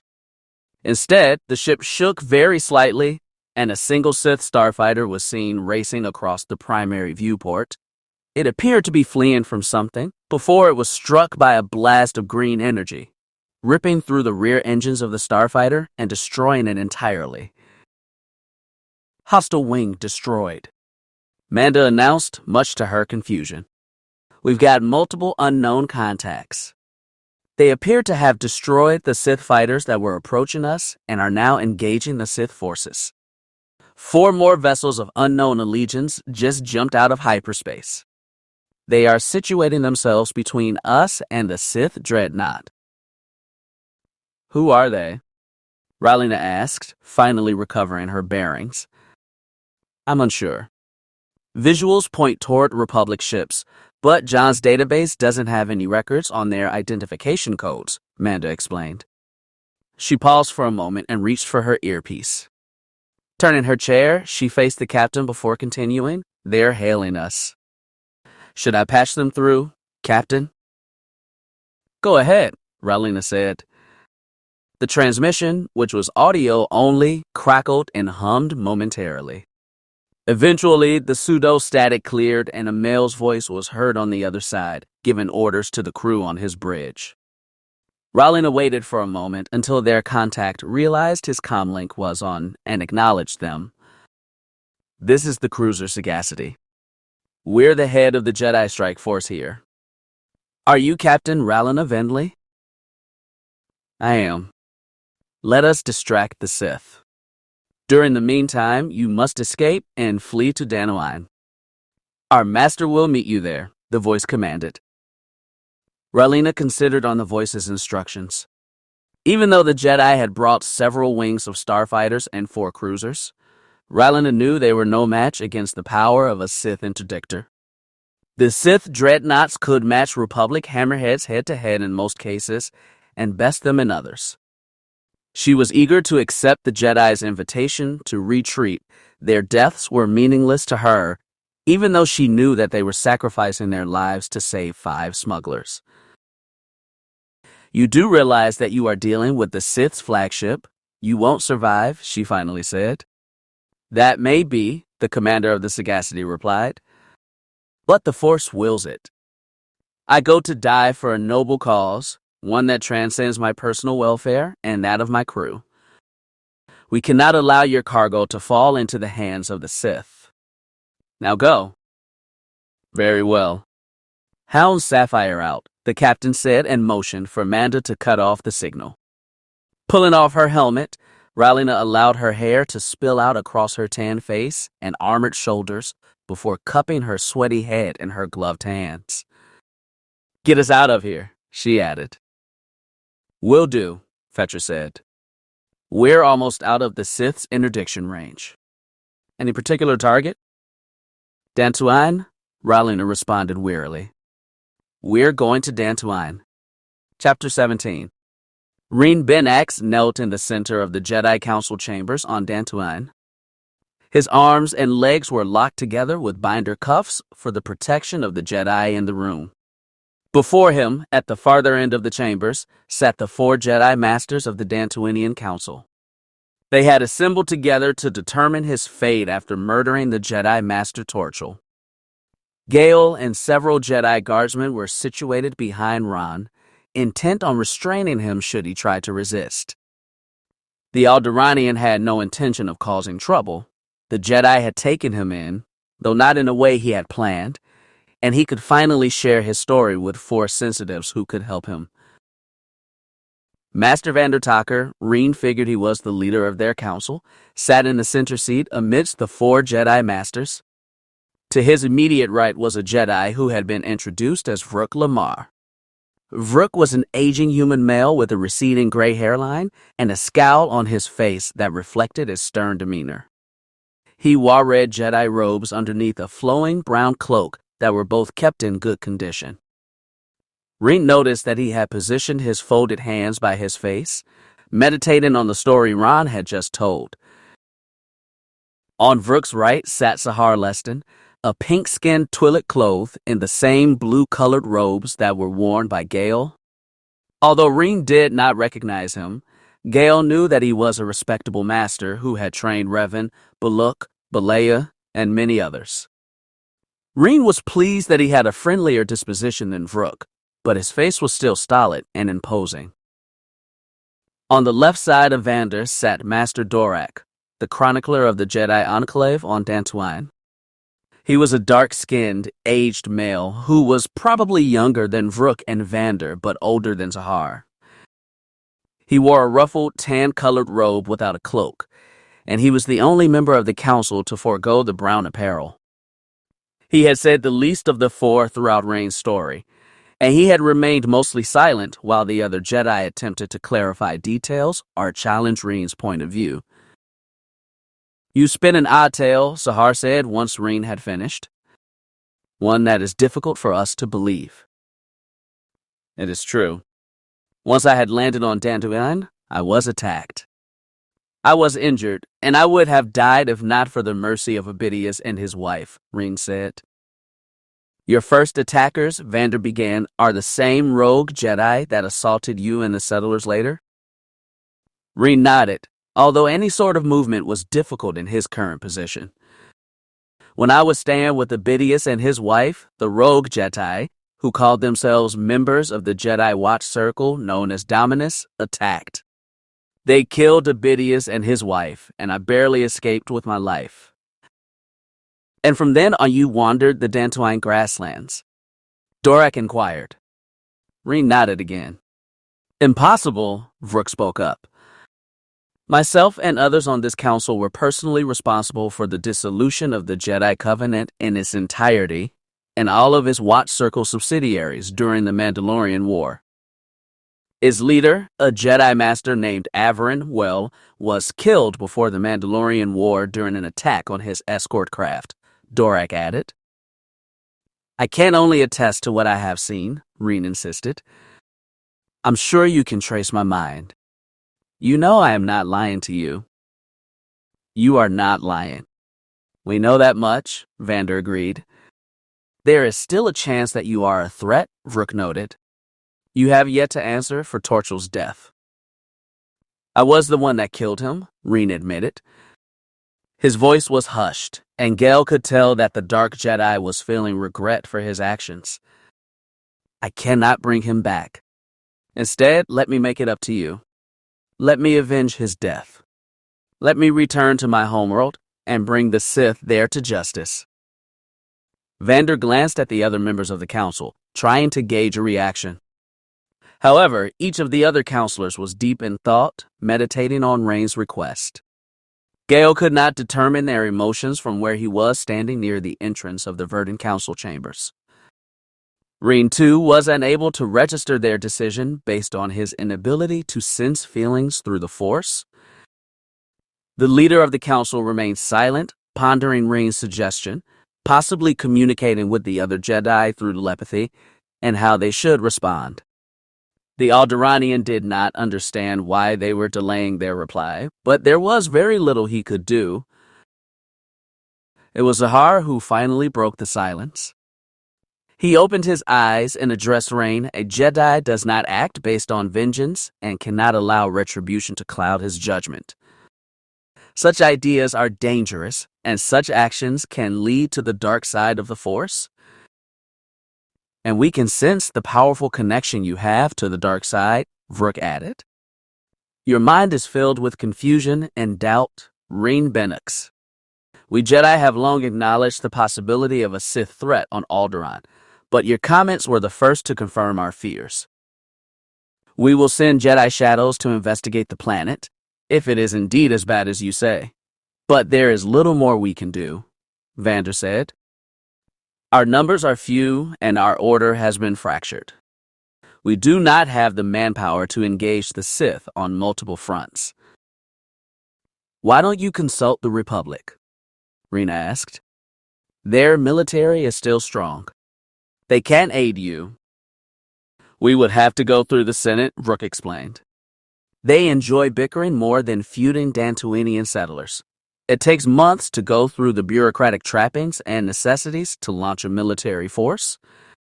Besides, even if they did propose the idea, there is a possibility it could be rejected, and then we would be back where we started. And to even consider providing aid to Alderaan, every representative and senator from Alderaan must agree to accept it, Doric added. I see. He found himself out of options. He needed to return to Alderaan. He needed to extract his revenge. The Jedi were proven to be quite a hindrance. Don't you understand? The agents you send won't succeed. You sent Torchel, and now he's dead. Because of you, Vrook snapped. You're right. That brings me back to my initial proposition. Let me help you, Raen pleaded. I know Alderaan better than all of your Jedi agents. You give me a chance to kill the Sith, and you will save lives and valuable time better used elsewhere. You make a valid point, Vander said. Our Jedi are spread thin, and when Malak Sith are not killing our knights, they are recruiting them. The Jedi Order cannot condone your actions, Raen Benax. You have killed a venerable and powerful Jedi Master of our Order. You also endangered several other Jedi in the process and have caused trouble for our settlers on Dantooine, Sahar explained. You cannot leave us without punishment, Raen Benax, Vrook said. Even the Jedi must hold criminals responsible. You will be confined at a high-security prison on Coruscant until the Jedi High Council decides to deal out its judgment. After you aid us, Vander added, much to Raen's surprise. Why would I aid you? Raen asked, his tone taking a peculiar combination of disgust and idle curiosity. If you do not feel like assisting us, there is a vacated Jedi prison cell on Coruscant that I'm sure would not mind having an occupant, Sahar noted drearily. Raen grumbled. Very well. What must I do for the council? You and the Jedi Knight Gale are to head for Polis, Vander explained. We received a distress signal from the locals. We have reason to believe a Sith outpost exists somewhere on the planet's surface.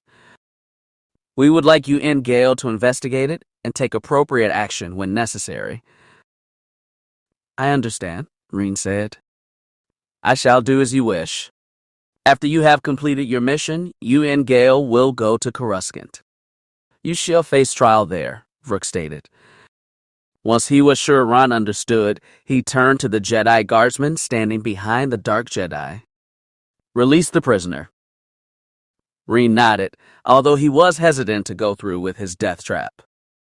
He waited patiently as the Jedi guard standing nearby undid his bonds. Once his arms and legs had all been freed, Raen struggled to his feet in a rather ungraceful maneuver. Massaging his cramped and injured wrists, Raen was pleased that the council had given him a chance to aid them and eventually escape before his imprisonment. He still had little intention of joining the Jedi Order. He was much more worried about what Deadlay and his cohorts were accomplishing on Alderaan in his absence. At this point, there was very little Raen could do until he could get off Dantooine, so he decided that leaving had to be his next course of action. At the behest of the Jedi Council, one of the guardsmen returned Raen's lightsabers to him. The Alderaanian took the weapons with glee and returned them to his belt, allowing them to rest until it was time to use them again, which would probably be soon. Another guardsman, a Togruta, had left Raen's presence for a brief moment, only to return with a small metallic crate. He handed the storage box to Raen, who barely managed to hold out his hands fast enough to catch it before it fell to the ground. "You look like an absolute mess," the Togruta guardsman said. "Clean yourself up, kid. This crate's got a razor, new robes for you, and some basic hygienic products. The public refresher is across the courtyard, near the dormitories. Please use it." Raen gave the Togruta Jedi a mocking bow and muttered in sincere thanks before both of the Jedi guardsmen left the council chambers. Walking by Gale with a quick sprint, Raen bypassed the Nautolan and headed toward the dormitories. He probably looked worse than he had initially thought, and this chance to clean himself up after his ventures was certainly a welcome one. Once the Alderaanian had left, Gale turned his attention to the Jedi Council. He was eager to speak with them, and now that Raen was gone, this would be the best chance for the Nautolan to receive answers. The Jedi Masters had not acted as Nazir had predicted. Sure, the Council has shown Raen a degree of mercy, but the Jedi killer would soon be paying for his crimes. The prospect of the Dark Jedi suffering bemused Gale. He convinced himself that this was just... However, Gale was surprised that he had been appointed to watch Raen in their place. Why would they send him, an upstanding Jedi Knight with a sterling track record, with the Dark Jedi on a Padoan's mission to Polis? The Jedi Council was preparing to head their separate ways, but they halted their efforts to disband when they noticed Gale's approach. Instead of returning to their respective seats, the counselors remained standing, watching the Jedi Knight intently. "Masters," Gale greeted them. He bowed low and stayed knelt in reverence and dutiful humility for a brief moment before rising again. "May I inquire the reasoning behind sending Raen with me to Polis? Make no mistake, Raen Benax is not escaping the judgment of the Jedi Council." Zahar dissuaded Gale's doubts. We all felt a desire for revenge inside of him. This desire runs deep, enrapturing his being, his purpose, and his destiny. Until he can part ways with that revenge, he will not be able to escape the lure of the dark side. "We are sending you to guide his path of redemption," Vrook said. "Without a proper beacon to light his course, he will not survive his journey. The dark side will destroy him. As a Jedi, it is your responsibility to ensure that this does not happen." "I don't understand," Gale admitted somewhat sheepishly. "Would his death not benefit our order?" "Upon his death, all his crimes are irrelevant and our order is safe from his threat." "Gale," Vander said wearily. He was speaking in a hushed tone, but Gale recognized it as the old Jedi's tone of correction. "You must know that there are more deadly threats to the Jedi than a sole Dark Jedi. He is dangerous, but his death should not be heralded. Would he not escape our justice through death? Why waste a life that the Force has given us to amend and extend our mercy toward him?" Gale meditated on Master Vander's words for a brief moment. He concluded that his advice were believable, he would obey as requested. "Very well, Masters. I will travel with Raen and ensure that he reaches Coruscant. He will receive the justice of the Jedi." "Indeed. There is also a chance that you find the answers you did not find in Polis's orbit on the icy world's surface. A chance you will solve the mysteries of the death of Betra, the Dark Jedi, and others," Vander continued. "I understand," Gale replied. He bowed again and turned to leave the chambers. "Does something else trouble you, Gale?" Vrook asked, sensing the chaos within Gale's feelings. "Yes, Masters," Gale muttered. He stopped as he was just about to leave the council's presence and head into the courtyard. He did not want to continue wasting their time. Yet he felt that he needed to know about him, about Revan. I feel confused. I do not feel as though you are being entirely truthful with me, or for that matter, the Jedi Order as a whole. And why would you say that, Gale? Dvorak questioned. Even with his fairly monotonous voice, Gale felt that Dvorak and the rest of the council already knew the answer. Revan, Gale said. I have heard of Revan's return. By your hands. Why? Why would you do it? He was a Sith Lord. Why would you not tell us? Gale, please understand that this knowledge was intentionally kept from the majority of the Jedi for a reason. We do not withhold information if it is not crucial for the well-being of our order. Revan is key to solving the mysteries behind Malak's apparent limitless supply of soldiers and materiel, Vander explained. Have you never found it odd, Gale, that the Sith are able to replenish their equipment and rebuild their armies, even after we have destroyed them dozens of times throughout the galaxy? Dvorak asked. I have, Gale said. It leads to the death of many Jedi. To find his secret would be to win the war. Exactly, this time, it was Zahar who spoke up. If the Dark Lord knew that Revan, his former master, was still alive, he would stop at nothing to destroy him. And we cannot tell the majority of the Jedi because many of them still view Revan as a hero. A fallen hero, but a hero nonetheless.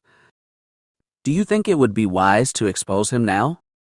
When he is weak, lacking his former abilities, and still does not know who he once was. Vrik questioned, although they were clearly rhetorical. If we exposed him now, the Jedi would demand that he be killed, or they would appoint him their leader. When his mind was destroyed, he lost most of his former memories and abilities. Should he lead our forces now, he will either perish or join the Sith yet again. And these are things we cannot allow. Wait, Gale interrupted the elderly Jedi. You said he lost most of his memories. Was told that he lost them all permanently. Are you implying there is a chance of recovering them? There is always a chance that he could reclaim all of his memories and take on the persona of Darth Revan yet again, Vander admittedly sadly. But that is a chance that we have to take. The Jedi are dying, Gale. This is our final, desperate attempt to force the Sith onto the defensive. It will be difficult, and it may not work. All we can do is surround him with those who serve the light, like Padawan Bastila, so he might avoid straying from the light. Gale stood silently for several minutes, with the dazed expression painted across his lime-green face. The Nautolan had known that the Jedi Order was weakening, and that it was hardly holding itself together at this point. At least the Council had remedied some of his fears about the man who was Revan. The 4 Jedi Masters truly had the best intentions of the Jedi Order at heart, and Gale felt foolish for believing Nazar's distorted view of the Dantooinian Council. Hearing the 4 Jedi explain their reasoning had lifted a burden from his mind. Nazar and Gale had both judged the Jedi Council far too harshly. Gale's suspicions were baseless. Thank you, Masters. I understand now. Your insight on this matter is much appreciated, Gale said. Before he left, he added, I shall not speak of this to anyone else, as it should be. Gale bowed once more before turning around and heading toward the exit to the council chambers. He passed the 2 Jedi guardsmen, who were only now returning to their posts, on his way. Walking in a respectful silence, Gale left the spacious chambers of the Jedi Council behind him and entered the Academy's courtyard. It would be as good of a place as any to wait for and meet up with Raen Benax. Once Gale had left the council chambers, Zahar waved his hand, signaling the 2 Jedi guardsmen to leave again. One of the Jedi, Abith, muttered under his breath as he and the Togruta Knight ventured away from the presence of the council. Now they were undisturbed. It was clear that the counselors of Alderaan had something very important to discuss amongst themselves. Master Dorak, the petite Master Vander, began, his voice hushed. Did you search the archives? I did, Dorak responded. We have no record of any romantic relationships. It's impossible for him. Yet there he was, Zahar mused, standing before our eyes, attesting to his past. Did he have any living blood relatives? Raen Benax. But Raen informed us that Raen was his uncle, Dorak reminded them. It seems almost impossible, Frooke spoke up. How could he be a Benax? If he is being truthful, and I believe he was, sadly, then this bodes ill for us. The fact that he could have a son is inconceivable. Zahar interrupted the human counselor. We must ensure that Gale keeps careful watch over Raen. Indeed, said Vander. Otherwise, we will find ourselves with another dead Benax. After Gale had concluded his business with the council, he had walked outside and entered the central courtyard of the Enclave. However, Raen Benax had been waiting for him, and he surprised the Nautolan with his presence. Gale was shocked at how quickly Raen could clean himself up and make himself look presentable. Raen sat underneath Vado in the Academy courtyard, lingering in the same area where Balea usually stood. It seemed that the female knight had gone on a mission, so Ron took her position at the crossroads between the courtyard and the business sector. Raen Benax had traded his tattered, worn-down garbs for a new, red-dyed Jedi robe. He wore khaki pants to complement his choice of robes, and had cheap, dark brown boots that were typically worn by Jedi Padawans.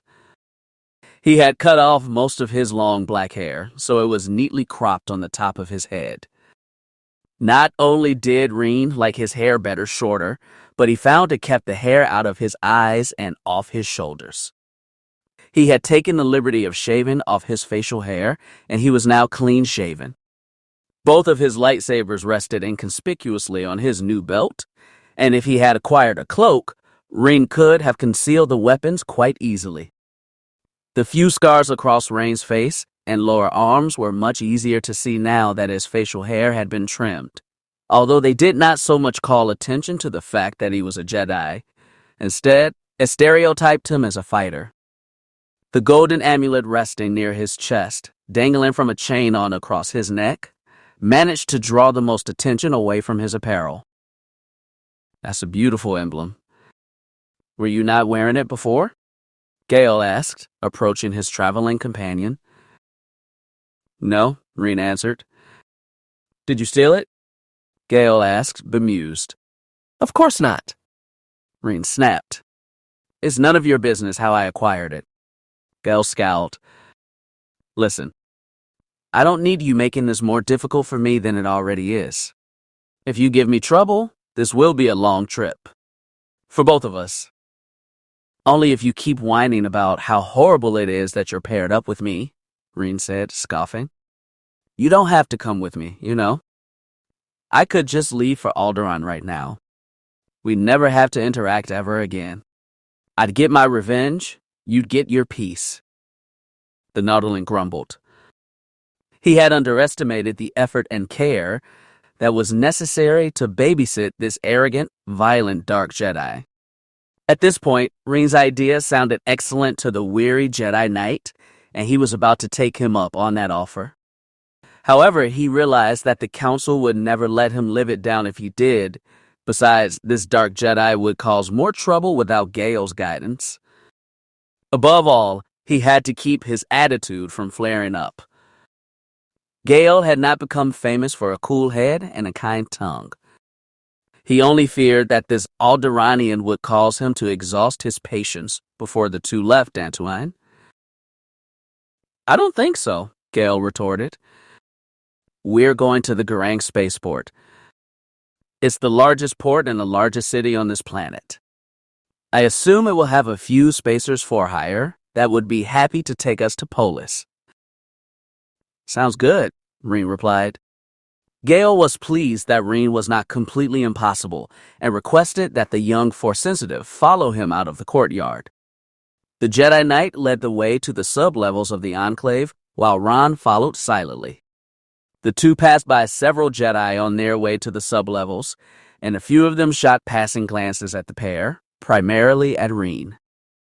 He ignored their inquisitive or occasionally malicious stares and continued on his way, trailing Gale as he walked. Raen pondered the character of Gale. He seemed like a typical Jedi Knight to the former Sith trainee. Unlike Torchel, something about the Nautolan felt chaotic, muddled, or disoriented. The Jedi Master who Raen had met was serene and orderly in his mannerisms. Perhaps it was something that came with training, age, or a certain degree of wisdom. Whatever it was, Raen did not necessarily dislike the Nautolan Jedi. He just found him as a hindrance. Perhaps he could prove useful before the end. Gale, meanwhile, was hesitant to say anything to the young Force user. He wanted to make a good impression while not appearing to be either overtly critical or overbearing. The Jedi were neither of these things, so Gale thought he should do his best to imitate the actions of other Jedi. The Nautolan Jedi Knight refused to believe that Raen was his Padawan. Such a ridiculous idea was pointless considering Raen's past.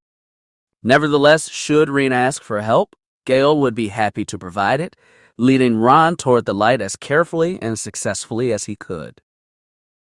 The Jedi Knight eventually reached the garage in the lower levels of the Jedi Enclave. Upon opening the door, he allowed his traveling companion to enter first as a sign of respect, before he headed for the nearest hover speeder and powered up the engine. Gale motioned for Raen to open the door to the dimly lit garage so the pair could make their way outside the academy walls. The Alderaanian, although initially hesitant, followed Gale's instructions and opened the door with the force. The boxy hover speeder flew away from the orange-brown walls of the Jedi Enclave, sending them racing through the golden blades of grass that littered the hills of the Dantooinian countryside. While Raen and Gale had been bickering in the Academy's courtyard, several Jedi had been passing by. They were either carrying supplies to the lower levels of the Enclave or simply walking through in their attempts to navigate the Academy. None of the Jedi paid particular attention to the pair of Jedi because they were all much too busy to care. No one, that is, except for a single Jedi Knight, a human male several years Gale's senior. He had bothered listening in on their conversation, and he had not done it accidentally. Rather, he had eavesdropped on their conversation on purpose. This Jedi Knight was clothed like every other Jedi in the Enclave, wearing a simple pair of robes, in this case, a deep red, underneath a dusty brown-colored cloak. He wore khaki trousers and faded, almost brownish boots, both similar in color and style to Raen's attire. The individual had fiery red hair that raced from his head this way, and that, as though it was trying to flee from his forehead. He had tiny, shifty eyes contrasted against his obtuse figure and pale, rotund face with equally rounded features. Despite the fact that every Jedi walking through the Enclave should have noticed such a being, no one in the courtyard, including Gale and Raen, noticed him. He had masked his presence in the Force, causing his Force-empowered aura to diminish. This caused him to appear as a mirage to most passers-by. He was a paranormal mirage in the corner of their eyes. Since Jedi walking through had no time to waste, none of them bothered to confirm that what they saw was really an optical illusion. It was not long before Gale and Raen headed elsewhere, leaving the Jedi Knight to linger in the courtyard. After several short minutes, he left his position and made his way across the courtyard, heading toward the eastern courtyard. Panting heavily, the Jedi, known to most as Estin, made his way from the shadow of the burnt sienna walls of the Enclave and into the wilderness beyond. Once he was well out of the way, and sure that no other Jedi could bother him, Tellerus withdrew a small comlink from his cloak pocket. "Macallan, are you there?" Tellerus's corpulent, rich voice practically sang into the receiver. "I am here, Master Estin. What did you discover?" His associate and apparent pupil, Macallan, answered. "I found the Corrupt One. He and his ally, the Nautolan Jedi named Gale, are headed for Garang. Get a team of our Jedi and intercept them before they can escape the planet, Tellerus ordered. Very well, McCallan replied obediently. Any news on Nazar? He added. He perished, it seems, Tellerus noted apathetically. His loss is tragic, but necessary for our organization to grow. Not only do we know where to find our enemy due to his death, but we also know exactly how strong our foe is. In either case, Nazar was tainted. It was only a matter of time before he became corrupt, and we would have to rid ourselves of him. Of course, sir, McCallan stammered. However, his voice was clearly reflecting his nervousness, and Tellerus could sense his worry and doubt. McCallan continued, I'll gather some Jedi and combat them. Shall I capture them for you, or would you rather I kill them there? Tellerus paused for a moment, meditating on the question. It was worth nothing. He did not feel it was necessary for him to kill Raen Benax. As long as the taint was dealt with, the corruption could not spread. There were much more pressing matters for Tellerus to attend to anyway. Do as you wish, McCallan. Make Watch Circle Dominus proud, he said. Before McCallan's shaky voice could reply, Tellerus cut him off by switching off his comlink. The deed was done. Chapter 18. Gale guided the speeding, if unwieldy, hovercar from his resting place at the Jedi Enclave, leading it far from the walls it had left behind. The vehicle soared across the vast plains of Dantooine, startling many calf-hounds, wild dogs native to the hills of Dantooine, and kicking up dry flowers and remnants of grassy stalks. The sun was already beginning to set off the far western coast of Dantooine, descending toward one of its seas. On its way down, it appeared to carry all the light on this sanctuary world with it. The once blue skies of Dantooine were now glorious shades of sharp violet, dazzling orange, and vivid rays of red. Every so often, a glimpse of yellow and blue were visible amidst the dismal amount of clouds that floated from across the skyline toward Garang. The darkness would be a long time coming at this rate. After passing the last sparse hill country separating the almost unending plains from the capital city of Garang, Ron was pleased that his eyes could spy civilization again. No matter how beautiful nature may have been, Raen enjoyed the sights of industrialized cityscapes with throngs of people so much more. Raen knew that Garang was nothing like Terrace's upper city or even the capital of Alderaan.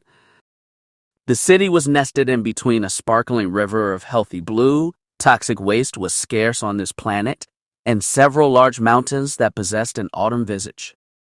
The Garang River, itself extending several hundred miles before ending in the sea that the two had seen earlier in the west, was a testament to days long past.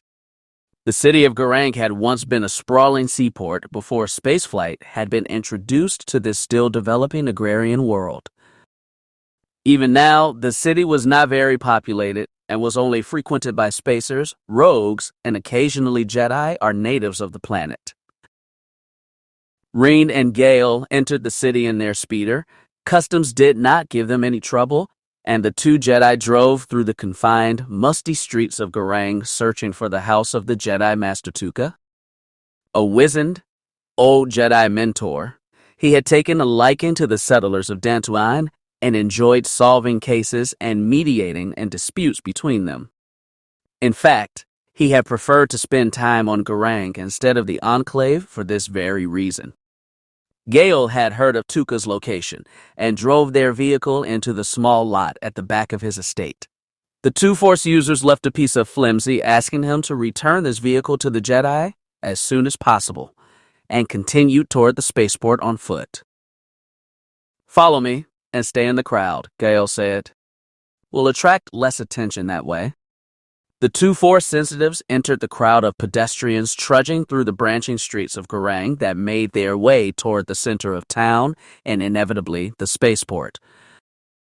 Gale led the way, always 3 or 4 individuals in front of Ron, who was taking time to admire the quaint little bakeries and smithies that lined the side of the streets. Every so often, they would pass by a larger building, probably some sort of office tower, but the city was primarily made up of smaller structures. As they approached the center of town, complete with large skyscrapers and a large square that doubled as a bazaar and a town meeting place, the bulk of the crowd began to disperse. Heading towards smaller side streets in the distance, or stampeding through one end of the epicenter of town to the other, the majority of the crowd split and fled. The mass of people had divided and abandoned each other so suddenly that Raen and Gale found themselves alone in the city's heart. Once the last of the crowd had gone, 9 hooded individuals, each armed with lightsabers, emerged from the shady, graffiti-lined alleyways in between the office buildings. "Stay in the crowd, what a great plan," Raen muttered in a condescending voice. "What do you propose we do now? Shall I throw myself into their lightsabers and save them the trouble? We've done everything else for them." "Quiet," Gale snapped. "I'm a Jedi. They're Jedi. They'll listen to me." The Nautolan turned his attention from Raen and at a few of the lightsaber-wielding figures that had approached. "We give up. My name is Gale, and I am a Jedi Knight. You are all clearly servants of the Order as well. This does not need to escalate into violence." "It's not you we are after, Knight Remus," the apparent leader spoke up. "We're just after the Alderaanian. He's a Benax, and he's tainted. He must be cleansed." "Taint? Cleanse?" Gale asked. "Are you mad?" "You can't kill me," Raen interrupted. "I was known as Jedi's Bane. A demon. I've killed teams of Jedi Masters. What makes you think that your mindless horde of Jedi Knights will even slow me down?" Gale shot his ally a confused glance, and he knew that the young Alderaanian was bluffing. Raen did not respond. Instead, he reached for both of his lightsabers, igniting the red lightsaber first and then activating the cobalt blade he had stolen. When the second lightsaber was ignited, Gale noticed the leader's face contort slightly in confusion. "Are you okay?" the Nautolan asked. He was still not ready to fight these Jedi. I'll be fine," the leader of the gang said. "Gale, if you surrender the Alderaanian, you won't be harmed. I promise. I don't want this to end in violence either."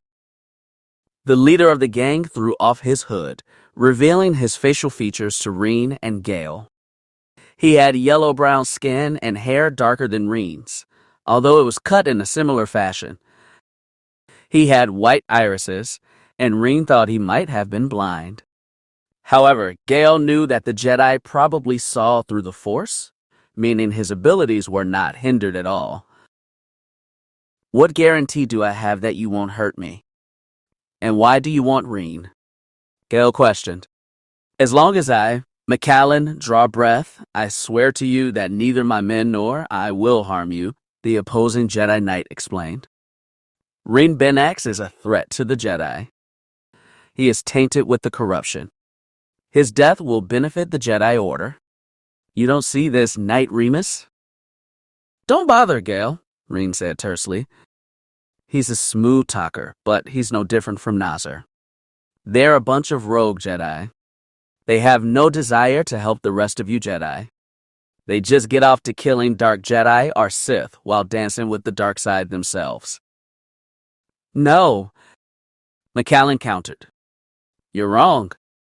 Nazar was just a bit misguided, that's all. We want to help the Jedi Council. That's why we still exist. The Watch Circle, that is." "I don't believe him," Raen countered. "He's clearly lying to you, Gale. Trying to mess with your head. Don't let him deceive you." Gale lingered, staring at the group of Jedi before him. He could not raise his hand against them. They were Jedi of the Order, just like he was. He had regretted aiding Raen in his fight against Nozar. Even though the Jedi Knight had taken his own life, Gale blamed himself for the fellow Jedi's death. If he had not sided with Raen, he would not be dead, and most likely, he would not be dealing with this right now. McCallan said that Watch Circle Dominus existed to help the Jedi and their council. Gale did not believe him, but something about his calls sounded right. It sounded like they truly wanted to help. Nevertheless, Gale was tasked with keeping Raen safe. He could not let him die until he reached Coruscant. Gale had promised the council this much and stood trial for his crimes.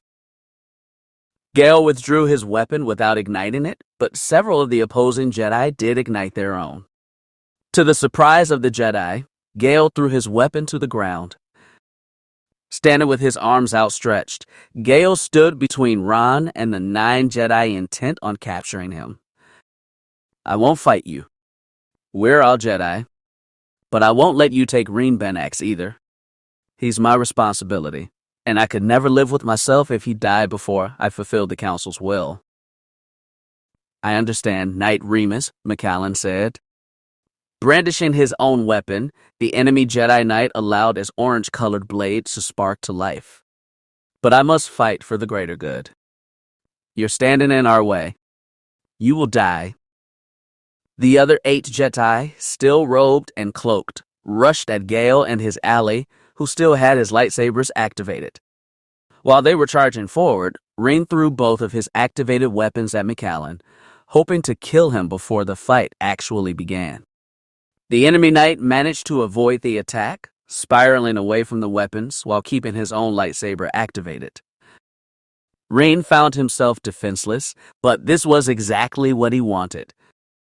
While the Alderaanians' weapons were returning to him via strands of the Force, Raen allowed sparks of flame and noxious steam to emanate from his hands. Within seconds, tongues of fire had engulfed the young Jedi's hands and were threatening to burn Gale as well. The Nautolan, fearing the fire and its effects, jumped out of the way just in time for Raen to propel his attack forward, much to the alarm of all the Jedi present. Raen sent the wave of burning energy forward in a single, wide pillar. The fire hit several of the Jedi who were moving in to attack the pair of Force users, devouring their flesh and bones in a raging wave of heat. Some of the Jedi managed to jump or backflip their way out of the fire's path, but half of them had found themselves caught in the blazing inferno. The young Force-sensitive caused the flames to dissipate after 4 Jedi had died, not wanting to waste any more of his valuable stamina. What in the name of the Force did you just do? Gale yelled at the Alderaanian. Giving myself an advantage, Raen retorted. Since you're not helping me. Roan smiled as another Jedi was slain, while his 2 blades returned to him, fluttering through the air like deadly spirits. Snatching them out of the air as they approached, Raen waited for the first 2 Jedi to approach before parrying each of their single blue lightsabers. The next Jedi leapt over Raen and the 2 Jedi who were currently fighting and attempted to cut him down from behind. However, Gale used the Force to snatch the 3rd Jedi Knight off his feet and propel him away from Raen and the other 2 Jedi. This gave Raen the time he needed to deflect the next few strikes from the Jedi he was facing and keep his momentum going. Gale used the Force to pick up his lightsaber from the ground and ignite his Viridian blade. When the last Jedi, McCallan, tried to join in the attack against Raen, Gale leapt forward and deflected McCallan's orange blade with his own. Gale, McCallan pleaded, step aside. We don't have to do this.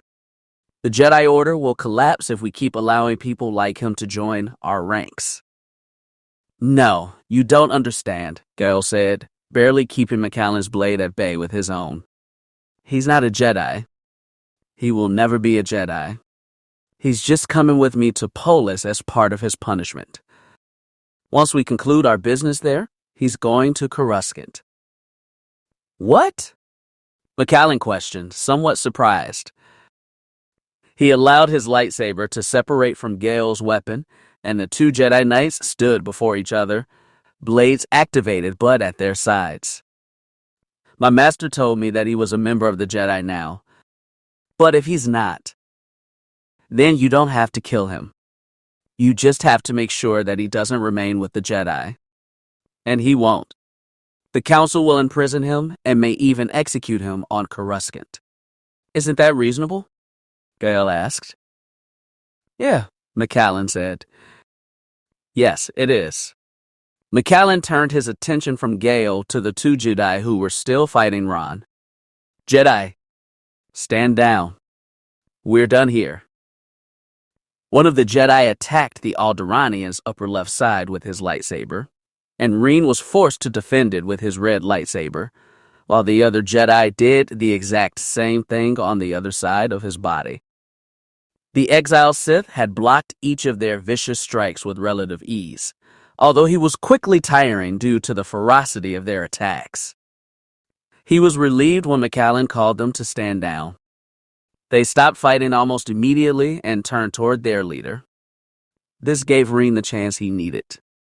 In a single motion, Raen severed both of his Jedi opponents' heads, lopping them off of their necks in a clean, horizontal motion. McCallan screamed as Raen attacked his two agents and decapitated them before his eyes. The Jedi commander ignited his lightsaber to attack, but he was halted by Gale, who stood in front of McCallan with his own Viridian-colored weapon. As Raen approached Gale and McCallan, the last of McCallan's Jedi jumped toward Raen, landing behind the young Alderaanian. This Jedi had hid on the rooftops to avoid Raen's earlier fire attack, and he had only now returned to the streets, hoping to avenge his fallen comrades. Although the exiled Sith's precognitive senses warned him of the incoming attack, he had not reacted quick enough to dodge the attack, and the Jedi's lightsaber managed to sear the flesh around his right shoulder. While Gale was distracted and worried for Raen's survival, McCallan pushed the Nautolan out of the way. Gale flew through the air and found himself thrown into a nearby alleyway as McCallan went to join his last 8 and kill Raen. Once Gale was out of the picture, Raen took notice of his absence almost immediately and found himself in trouble. Since the penultimate Jedi's attack on his arm, he could no longer wield his weapons, and he was forced to combat the Jedi with a single red lightsaber. The other weapon had been returned to his belt and was currently useless to him. Without his second lightsaber, he was at an inherent disadvantage because he had never fought off two enemies with a single blade. Besides, he had not fought with a single blade since he left Alderaan, and his skills with one blade were not as fine-tuned as they once were. Jumping away, he narrowly avoided a slice at his face from the Jedi he was currently fighting and dodged McCallan's first strike at his back. Landing on a nearby rooftop, Raen watched his two foes prepare to join him on his lofty position. McCallan's ally moved first, jumping at Raen with his lightsaber in hand.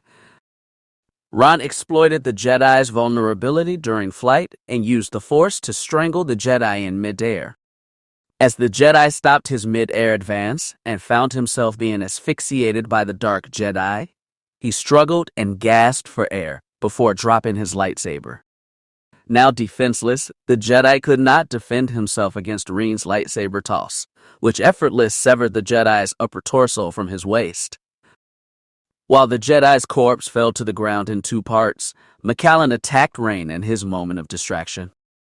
The Jedi Knight leapt at Raen, who had not yet recovered his thrown lightsaber, and the Alderaanian barely managed to counter by deflecting his attack with the cobalt lightsaber on his belt. Raen prepared to strike back against the Jedi, but a quick Force push repelled him, separating him from McCallan. McCallan wasted no time in getting closer to his target and prepared to strike Raen down with his lightsaber, but another Force pushed through McCallan to the rooftop stony base, barely allowing him to avoid Raen's lightsaber. The thrown weapon had returned to his master and nearly took off McCallan's head. While the 2 Force users recovered their footing, Gale leapt to the rooftop. He had pushed the 2 apart, and he was not going to let them keep fighting. They were all on the same side here. "Would you 2 idiots stop?" Gale shouted. "In the name of the Force, stop. I swear, you 2 are impossible. Raen, put your weapon away. McCallan, you too." "I'm not putting my weapon away until he does," McCallan muttered, fearful of Raen's blade. It had, after all, cut down most of his allies. I refuse to sheathe my weapon as long as he stands there, Raen said. Gale responded by rushing at Raen and elbowing him in the chest, startling both of the other combatants, and the resulting pain caused the Alderaanian to drop his lightsaber. The Nautolan picked up both his lightsabers with a quick burst of telekinetic energy and turned from Raen. He might apologize to his associate later. Turning toward Macallan, the Nautolan stood between his fellow Jedi Knight and Raen with his arms across his chest. You can either give me your weapon, or I'll take it from you. Which would you prefer? Gale asked. Macallan deactivated his weapon and threw it to the Nautolan Knight. Smart, Gale said. The Jedi Knight placed all 3 lightsabers on his belt near his own. Now then, Macallan. Why did you attack Raen? I had orders, Macallan muttered. I thought he was a Jedi. He isn't. If he is not a Jedi, then technically I don't have to kill him. Hear that, Raen? Gale asked. He's not going to hurt you. He's lying, Raen said. They hunted me before they found out I spoke with the Council. Why would they stop now? You were a dark Jedi on Dantooine. This is a Jedi sanctuary world. What were we supposed to do? Macallan questioned. Take me to the Council. Before trying to kill me, Raen shot back. Was this before or after you tried to kill us? Macallan replied angrily. Enough, Gale shouted. We should all be on the same damn side here. If you two would just get over your petty rivalry, we could leave this planet. Raen was silent, so Macallan spoke instead. Where are you guys headed? Polis, Gale said. We need to get a ship at the spaceport. I have a contact at the spaceport, Macallan admitted. They're a smuggler crew. They work for my master.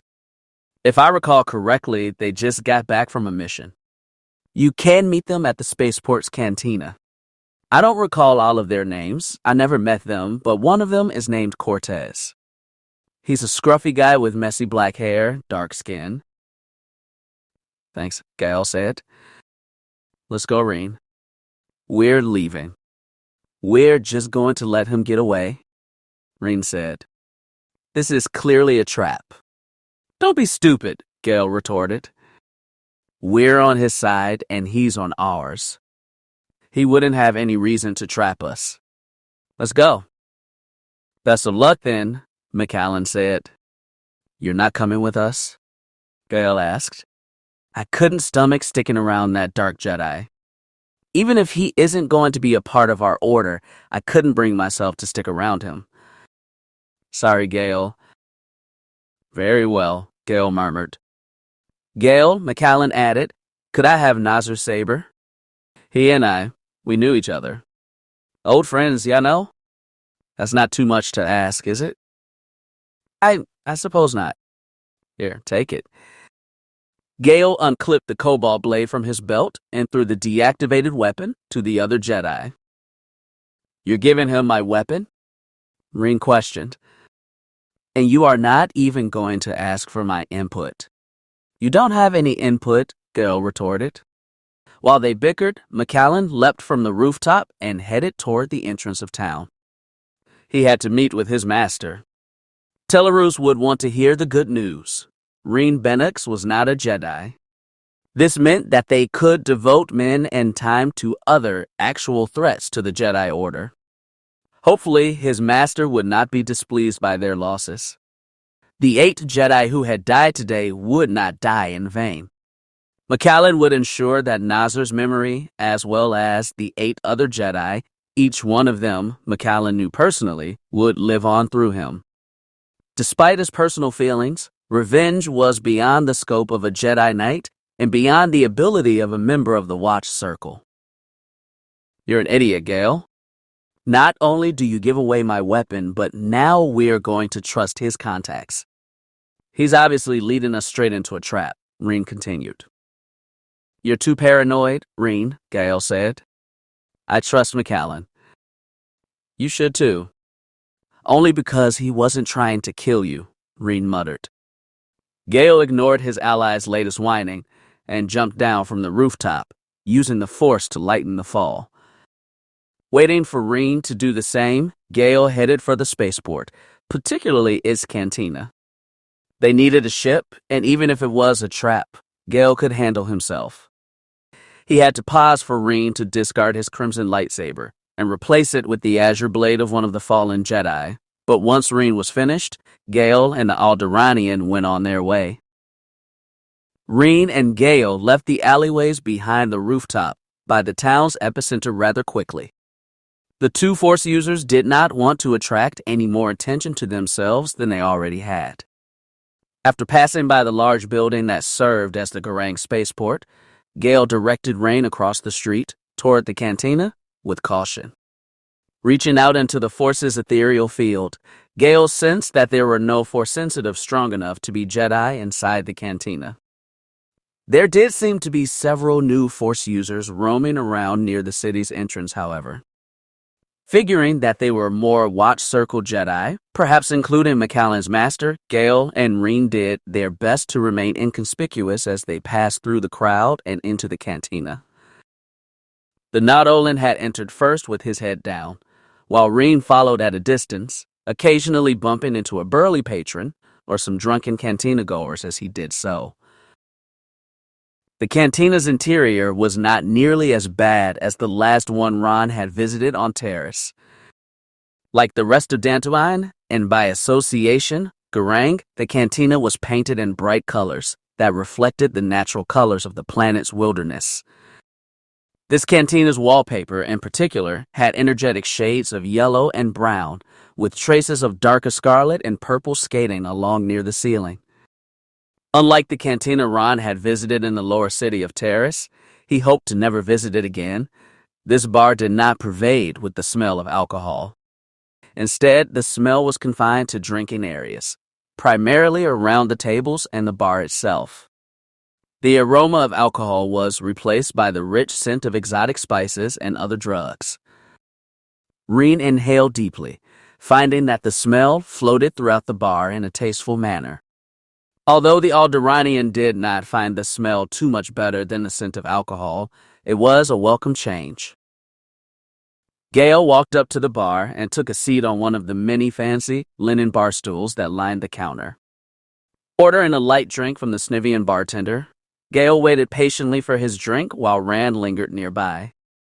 Gale took notice of his inactive associate and feared that he would look suspicious just standing there.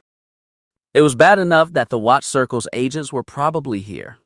Gale had seen some of the fellows that Ron had bumped into walking in, and they looked like they wanted to pick a fight with the Alderaanian. Although Gale imagined he could handle them himself, he would rather not cause trouble and have the two get kicked out. Raen, I'm going to chat with some of the spacers around here. Perhaps I'll find this Cortez during my talks. Stay out of trouble in the meantime. What do you want me to do? Raen asked. Just go off somewhere by yourself and keep busy. I can't handle this, Gale ordered. Raen headed off in a fuming silence, leaving Gale to talk with the nearest spacer he could find. The Alderaanian was furious. Why did Gale think he was useless? He knew Gale did not want to serve as Raen's guardian mentor, and Ron had offered him a chance to leave. The stubborn Nautolan had refused, and now they were stuck together for the remainder of the mission. Hopefully, Gale would get separated from him on their mission to Polis. Raen figured Gale wasn't way over his head, and if he wasn't careful, he'd lose it. The Alderaanian took a seat in the nearest empty booth, sliding on top of the uncomfortable Iriaz hide chairs.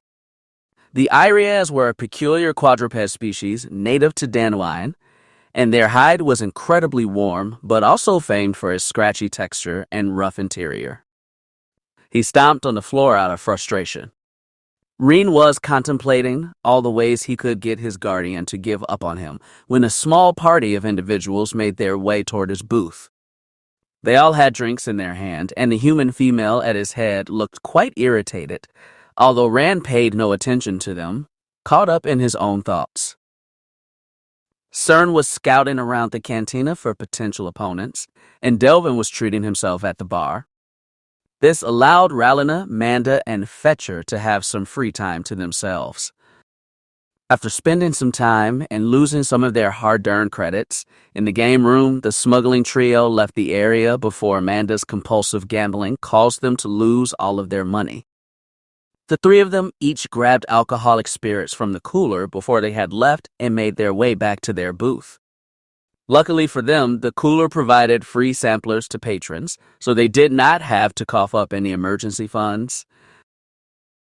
The leader of the Jedi, the same man who had contacted them before every mission and gave them instructions, was finally meeting Rallena and her crew in person. Why he picked this dingy cantina in the planet's capital, the captain was not quite sure. The entire crew was tired after their run-in with the Sith over the CONVICT'S dawn, but Rallena in particular was unbearably exhausted. She just wanted to relax, get some drinks, and maybe even win a few credits before they met their contact.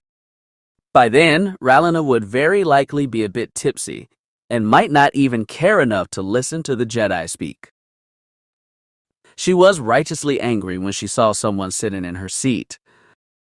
She nearly shouted at him, but she managed to keep calm. "Excuse me, kid. You're in our seats." Raen turned to face her, although it was clear that he was either distracted or simply did not care. "I did not see a reservation, and no one was here when I sat down. Get lost." Fetcher growled and prepared to attack Raen, but Rallena signaled for him to stay put with a wave of her copper-toned hand. Fetcher grudgingly accepted, but he continued staring at Raen, occasionally baring his fangs. The Shistavenin was more than willing to tear this ridiculous individual apart if Rallena requested it. Rallena handed her drink to Manda.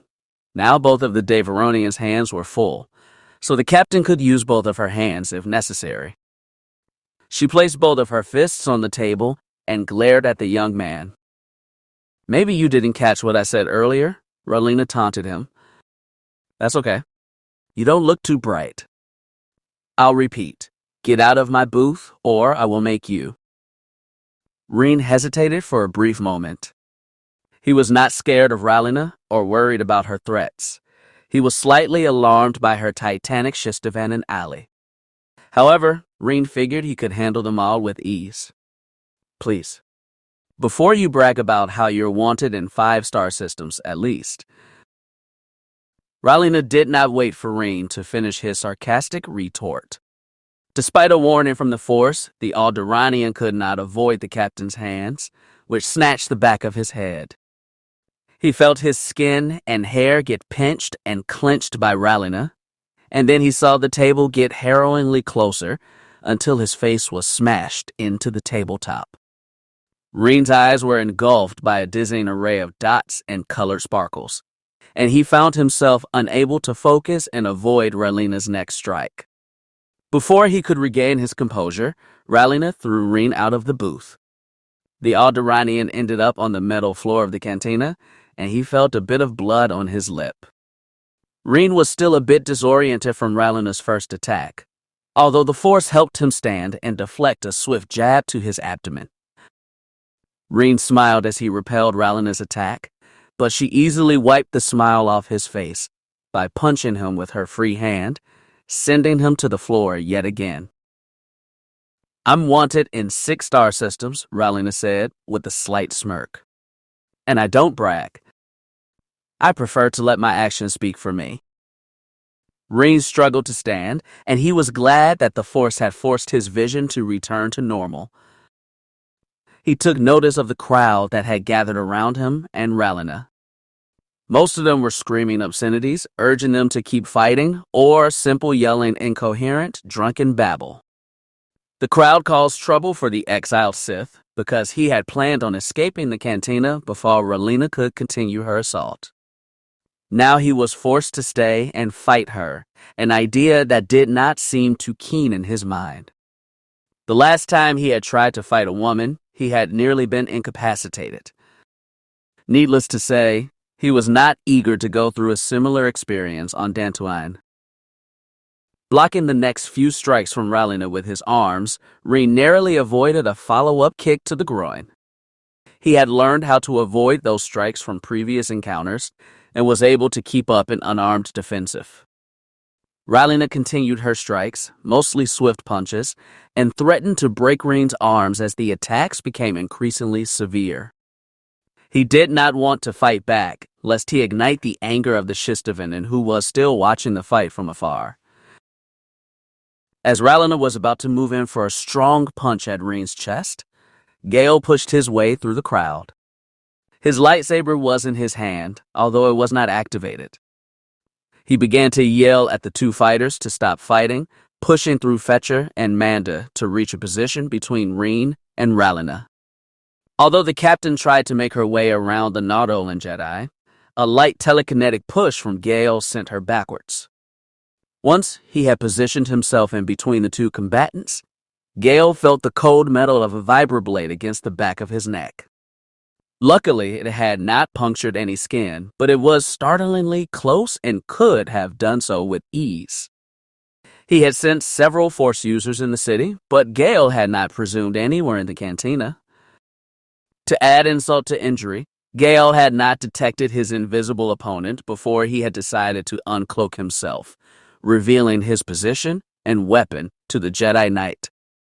Cern Delarain looked like death himself to the startled Nautolan. Gale saw a haunting emptiness in the man's eyes as Cern threatened to cut open his neck. The fight was about to break out again, this time between four combatants, when the spacer Gale had spoken to earlier ran toward them.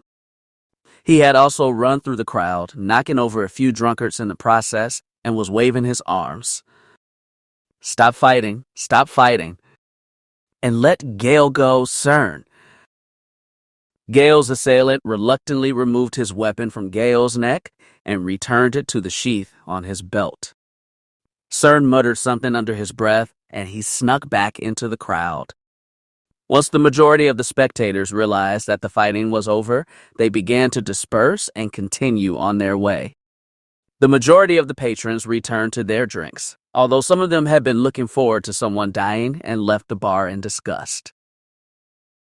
Rhalyna sighed as she cleaned off the hair and blood that she had collected around her shoulders and fists and took her drink from Manda. The Devaronian was still shocked about the entire ordeal, so it was difficult to pry the alcohol out of her hands. The three spacers took their seats on the booth that Raen had occupied, while Delvin walked away, giving himself distance between the booths. Delvin himself looked exactly how Macallan had described him. Raen took note of the fact that Cortez was shorter than himself and Gale, and was about as tall as Rhalyna. However, he made up for his shorter height with his build. His muscle mass made him appear strong enough to fight the SWTOR and their crew. He was clothed with brown slacks and a buttoned-up red-brown spacer's jacket. He smiled once Raen recovered. "Hello, Raen. My name is Delvin Cortez. You've met my crew, I'm sure." Gale snuck around from Delvin's left side and walked up to Ron. Placing a firm hand on his shoulder, he whispered tersely, "Didn't I tell you to stay out of trouble?" "Trouble found me," Raen muttered. Anyway, Delvin continued, ignoring the private conversation between the two Jedi. Rhalyna over there is our captain. You'll probably call her Captain Venley. The SWTOR, well, we call him Fetcher. You'll do so too, I think. His real name would sounds like a squibs. The Devaronian is Manda. She's a bit odd. And the freakish knife wielder? He's with you? Gale asked. His name is Cern, Delvin said softly. None of us enjoy his company, but we're forced to deal with him. For now, anyway. So you guys are Macallan's contacts? Gale asked. Who? Delvin asked. I've never heard of any guy named Macallan. But you can take us to Polis, right? Gale asked. Of course, Delvin assured him. You must be kidding me, Raen began. However, the young Force sensitive was cut off by a sharp pang in the Force. He realized that Gale had also sensed that a threat was approaching. It felt as if someone had died not too far from here. "Delvin, where's your ship docked?" Gale asked. "Well, it's not my ship, but Hangar 21, Hound Sapphire. One of our guys will let you in. If you guys are leaving, you can meet us there in 15 minutes. "Not a problem," Gale said. Gale motioned for Raen to follow him away from the cantina. The two Force users shoved their way through the crowd, not bothering to stealthily avoid patrons now, and worked their way toward the back entrance. Raen followed Gale as quickly as he could, although he had to be careful not to step on Gale's heels in the process. The two Jedi paid the burly, an apparently unintelligent human bouncer, several dozen credits to allow them to use the back door of the cantina. Gale figured that it would lead to an alleyway that would connect to the streets outside the spaceport. The bouncer happily complied, opening the locked door without asking any questions. Gale left the cantina with Raen at his side, hoping that the Jedi Watch Circle had not encircled the cantina to trap them. But, Master," McAllen said, "don't you understand? The Jedi Knight was dangling from invisible strings, and he was clawing at his neck in a futile attempt to stop the pain. Telarus and several other agents of Watch Circle Dominus were standing in an alley near the entrance to the cantina, and the McAllen's own master was choking him. McAllen felt tears well up in his eyes, whether about sadness, fear, or simply the fact he was choking, he couldn't tell. "I understand perfectly," Telarus cooed. "I understand that you are useless, tainted Jedi who has bought into their lies." Telarus waved his hand and walked out of the alleyway with his other minions. As soon as Telarus had left the dark back street, a vicious cracking noise was heard from McAllen's neck, and the Jedi Knight died in midair. He was still floating, a lifeless corpse suspended by Telarus's power, when the Jedi Watch Circle agents entered the cantina's front door. Ralina had watched the two Jedi scurry out the cantina, and she let out a sigh of relief. The Nautolan Jedi did not appear rude or demanding. His human friend, though, was simply annoying, arrogant, and idiotic. She had enough Jedi in her life in the form of her employer and his aides. She did not need more idealistic and haughty Jedi inviting themselves in at will. At least Delvin got rid of them. She beckoned for Delvin to sit down with the rest of the crew, and he took the last available seat. Once the entire crew of the Hound Sapphire, except for Cern, but only Ralina considered him a crewmate, was seated, Ralina proposed a toast to a job well done. The entire crew cheered, clinked their drinks, and finished their beverages. Manda, in particular, was nearly drunk enough to pass out on the table, but the other members of the crew had enough alcohol tolerance to stay sober. "So, Cortez, who were the two Jedi?" "Why were ya talking to M?" Manda asked, her voice bubbly and a bit garbled. "Latest cargo," Delvin said. He tapped the barmaid on the shoulder as she passed by and requested another drink. "Since we're not going to be working for our other employer, it seems." Ralina nearly spit out the rest of her drink at Delvin's revelation. Manda cackled in drunken delight. "Wait, what?" Ralina asked. "You permitted them to ride in our vessel without my permission?" Delvin nodded and shrugged. "With all due respect, Captain, they're rather wealthy. When I met them, I asked myself, what would Ralina do? And I decided that you would take the chance to earn 15,000 credits. Especially for one simple escort mission." "Where are they headed?" Petra asked. "Polis," Delvin answered. 15,000, Fetcher repeated. The amount they were willing to pay just sank in. They must be desperate. That's what we earn in 3 months. Ralina had noticed that the Jedi Watch Circle agents had entered the cantina. At first, she watched them out of the corner of her eye, wondering if they had seen them. Then one of the agents pointed toward Ralina and her crew, and the 4 or so Jedi, robed and hooded, made their way toward the Hound Sapphire crew. "Hush," Ralina said amidst the chatter. "Our contact is here." From elsewhere in the cantina, Tellaroo stalked toward the crew of the Hound Sapphire, flanked by 3 Jedi guardsmen. He and his associates were all wearing standard Jedi robes, although Tellaroo's guards also had hoods to conceal their identities.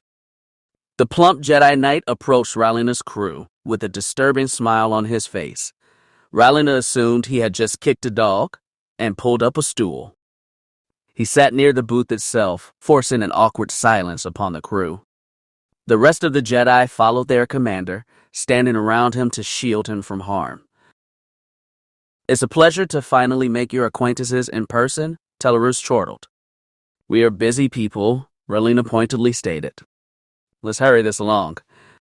Tellaroo heaved a thick sigh. "Do I ever waste your time, Miss Venley? There was that one time over Karulag," Fetcher began. "That doesn't count," Tellaroo protested, eyeing the Shistavinan fiercely. "Regardless, I suppose you're right. Enough banter. Do you have the goods?" Ralina nodded and then beckoned for Cern, who was standing in the distance, to approach. The sickly assassin stood by Tellaroo, although his guards prevented him from getting too close, and showed the Jedi Knight a large satchel. At Tellaroo' orders, one of the guards took the bag from Cern and opened it. Inside, dozens of Jedi and Sith holocrons of all shapes, sizes, and designs were resting. Tellaroo' eyes bulged out like surgeon olives upon seeing the holocrons for himself. "Excellent," Tellaroo bubbled with delight. He giggled and bounced about in his stool, and Ralina was worried that the poor seat would be shattered by Tellaroo' girth. Tellaroo handed one of his guards a cred stick, and he, in turn, handed it to Cern. Once the assassin had taken the payment, he departed from their presence. "How much did you pay us?" Ralina asked. 6,000, as promised." "I want double," Ralina demanded. "This was a dangerous mission, and we're concluding our services with your organization." Tellaroo chortled. Now, don't be greedy, my fair smuggler. My men distracted Malak's vessel, and they paid for it with their lives. You owe me nearly 4 million credits, the cost of the ships I sent to protect you and your crew, and you're demanding payment from me. It's a pity that you won't be working with us anymore, but I'm afraid that trying to get rich and run is not going to work with me. Ralina's crew was silent for several unnerving moments. The captain sorely wanted more payment, but at this point, she had to accept the fact that their employer had sent his own men to protect her ship. She also had to acknowledge that if he had not, Ralina's crew would never have escaped and managed to get here. The captain nodded begrudgingly and accepted defeat. The entire crew immediately became downcast as they realized their captain had lost the bargaining, but Tellaroo smiled wryly. He was just happy their groups could come to an agreement in his favor, of course. He stood up with some difficulty and returned the now damaged stool to its location at a nearby table. Waving toward Ralina and her crew, Tellaroo bid farewell to the smuggling crew as he and his guards walked away. "Wait," Ralina shouted. Her request halted the Jedi in their tracks, and they turned their attention to Ralina. "What are you going to do with those holocrons?" she asked. "Haven't you learned yet, Ralina Venley?" Tellaroo's voice had taken on a radically different tone, and the change startled the entire crew. "We don't meddle in your criminal activity, and you don't meddle in our business. It was a mutual respect between employee and employer. Now that you don't work for us, no such respect exists. Do not compromise the already thin ice you're on." "Was that a threat?" Ralina snapped, standing to her feet.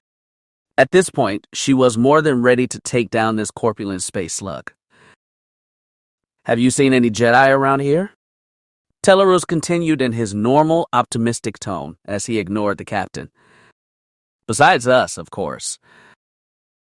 Ralina hesitated for a brief moment. She was about to tell Tellaroo about Gale and his friend, but then decided against it. "No, I'm afraid we haven't. Were you looking for Jedi?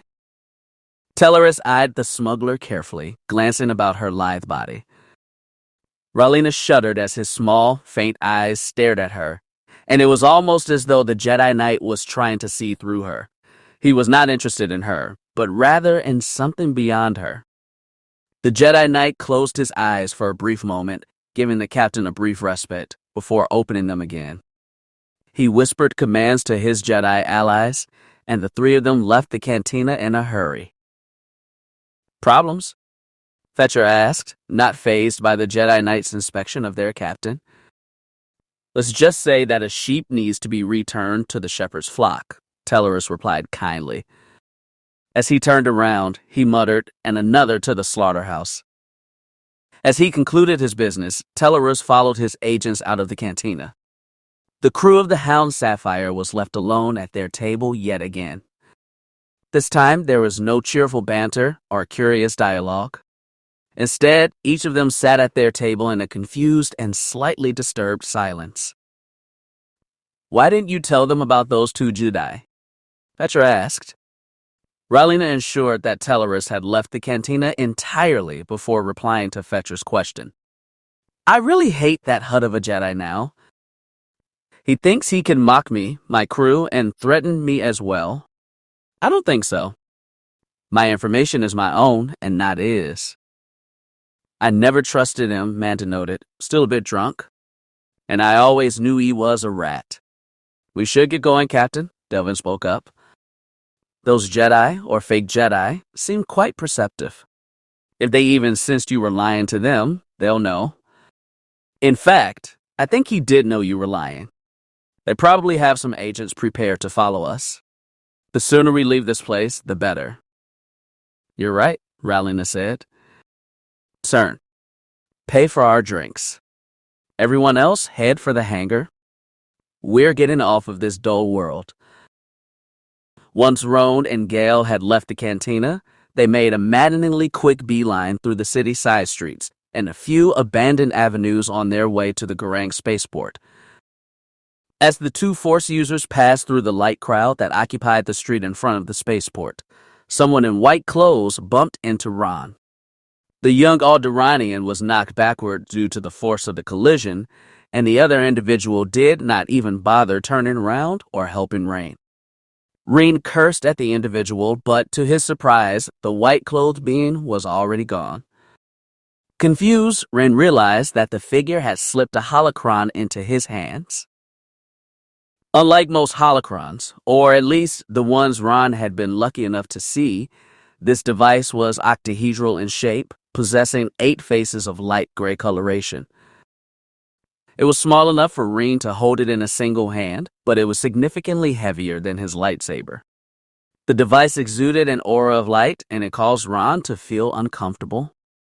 The power of the light side seemed to burn at his skin, and he was surprised that he could feel pain in his hands. Ever since he had started to use the flame-based force power, he had been unable to feel pain in his palms and digits. What is it, Raen? Gale asked, realizing that the Alderaanian was lingering. Nothing, Raen said. He slipped the device into a pocket in his robes before the Nautolan could see it. Just some junk I found. I'll discard it once we get to the ship. Gale could tell that Raen was lying to him, but the younger Force sensitive did not answer any further questions and continued on his way to the spaceport. The Nautolan followed him to the dockmaster's office at the entrance of the port. After paying the dock's paltry 25 credit entry fee, they headed down the blue-colored halls toward Hangar 21. The two approached the doorway of the hangar, and Raen noticed that it was unlocked. Opening the door, Raen entered first, while Gale followed him shortly thereafter. The two were awed by the size and status of the smuggler's vessel. Their ship was a modified and refurbished Lethis-class armored freighter that had been painted blue instead of the standard yellow. The freighter itself looked like an oblong spoon to Raen, particularly its stern. The Alderaanian almost laughed aloud at the sheer ridiculousness of the thought, but Gale silenced him. The Jedi Knight knew they had gotten off to a bad start with these smugglers, and he did not need Raen causing more trouble. None of the ship's crew was present in the hangar except for Fetcher, who was tending to some of the ship's external damage before the ship left. He had a rag, a box of tools, and a headlight strapped between his lupin ears. At the moment, he was cleaning out one of the ship's starboard guns. "Hi, Jedi," Fetcher called out, noticing their approach. "Took you long enough to get here. Go ahead and step inside. The captain and Manda, if you remember her, are out. They're gathering some last-minute supplies, but they'll be here shortly." "And we can leave as soon as they arrive?" Gale asked. "Of course." Gale nodded kindly and stepped into the ship by using its metallic boarding ramp. Raen followed suit, barely casting a passing glance to the working Shistavinin. Once the two were in the confines of the ship, which was duly painted and hardly spacious, they were greeted by Delvin, who was sitting on a bench near the entryway. "Come with me, Jedi," Delvin said. "I'll show you to the bridge." Raen nodded complacently and allowed Delvin and Gale to lead the way. He wanted to get this mission over with as soon as possible. Tellerus was seated in the commander's chair on the bridge of the Jedi Covenant's flagship, Clairvoyance, a powerful Hammerhead-class cruiser that had been converted for use by the Jedi Order. The crew of this vessel alone numbered in the hundreds, and the majority of it was run by droids, prisoners, and recruited soldiers. The bridge itself was not large by the standards of most capital ships, barely able to fit 20 people at once. The ship's interior was also primarily painted in Republic red and Senate yellow. However, it was spacious enough to please Tellerus and his associate, a Quarren Jedi Master. The Quarren wore ornate, scarlet robes and a shimmering, equally beautiful white cape. His head was squid-like, and he had tentacles over his mouth in addition to fleshy protrusion on each side of his head. "Master, why did you send our agents after those smugglers? Would our agents not better be used elsewhere?" the Quarren Jedi asked. "For the same reason I had my men attach a homing beacon to their ship," Tellerus mused. "To startle them. I want them to know that they are not exempt from the justice of Watch Circle Dominus." "Of course, Master," the Quarren said. "But why? What did they do that requires our justice?" "They are helping the Tainted One and Gale reach Polis. They lied to my face. And the captain has too much of a temper for my liking," Tellerus purred. "She'll have to be calmed down." "How do you know they're helping Raen?" asked the Quarren. Dear, Dram," Tellerus said coolly. "You're still so blind. You haven't yet to see the light like I have. Your mind is still clouded, like all new recruits to our covenant. Don't worry. You'll be enlightened soon enough. But to answer your question, nothing is hidden from the light. All secrets, those that dwell in the shadows, are visible like an open book to me." "Yes, Master," Dram muttered, somewhat alarmed. "Shall I inform the crew to pursue the Hound Sapphire?" "No need," Tellerus replied. "The Sith seem to be doing our job for us. Apparently, Raen Benax is not popular amongst the Sith either. No, he'll be dealt with. We're heading for Alderaan." "What is on that pitiful excuse for a planet that could possibly require your presence, Master?"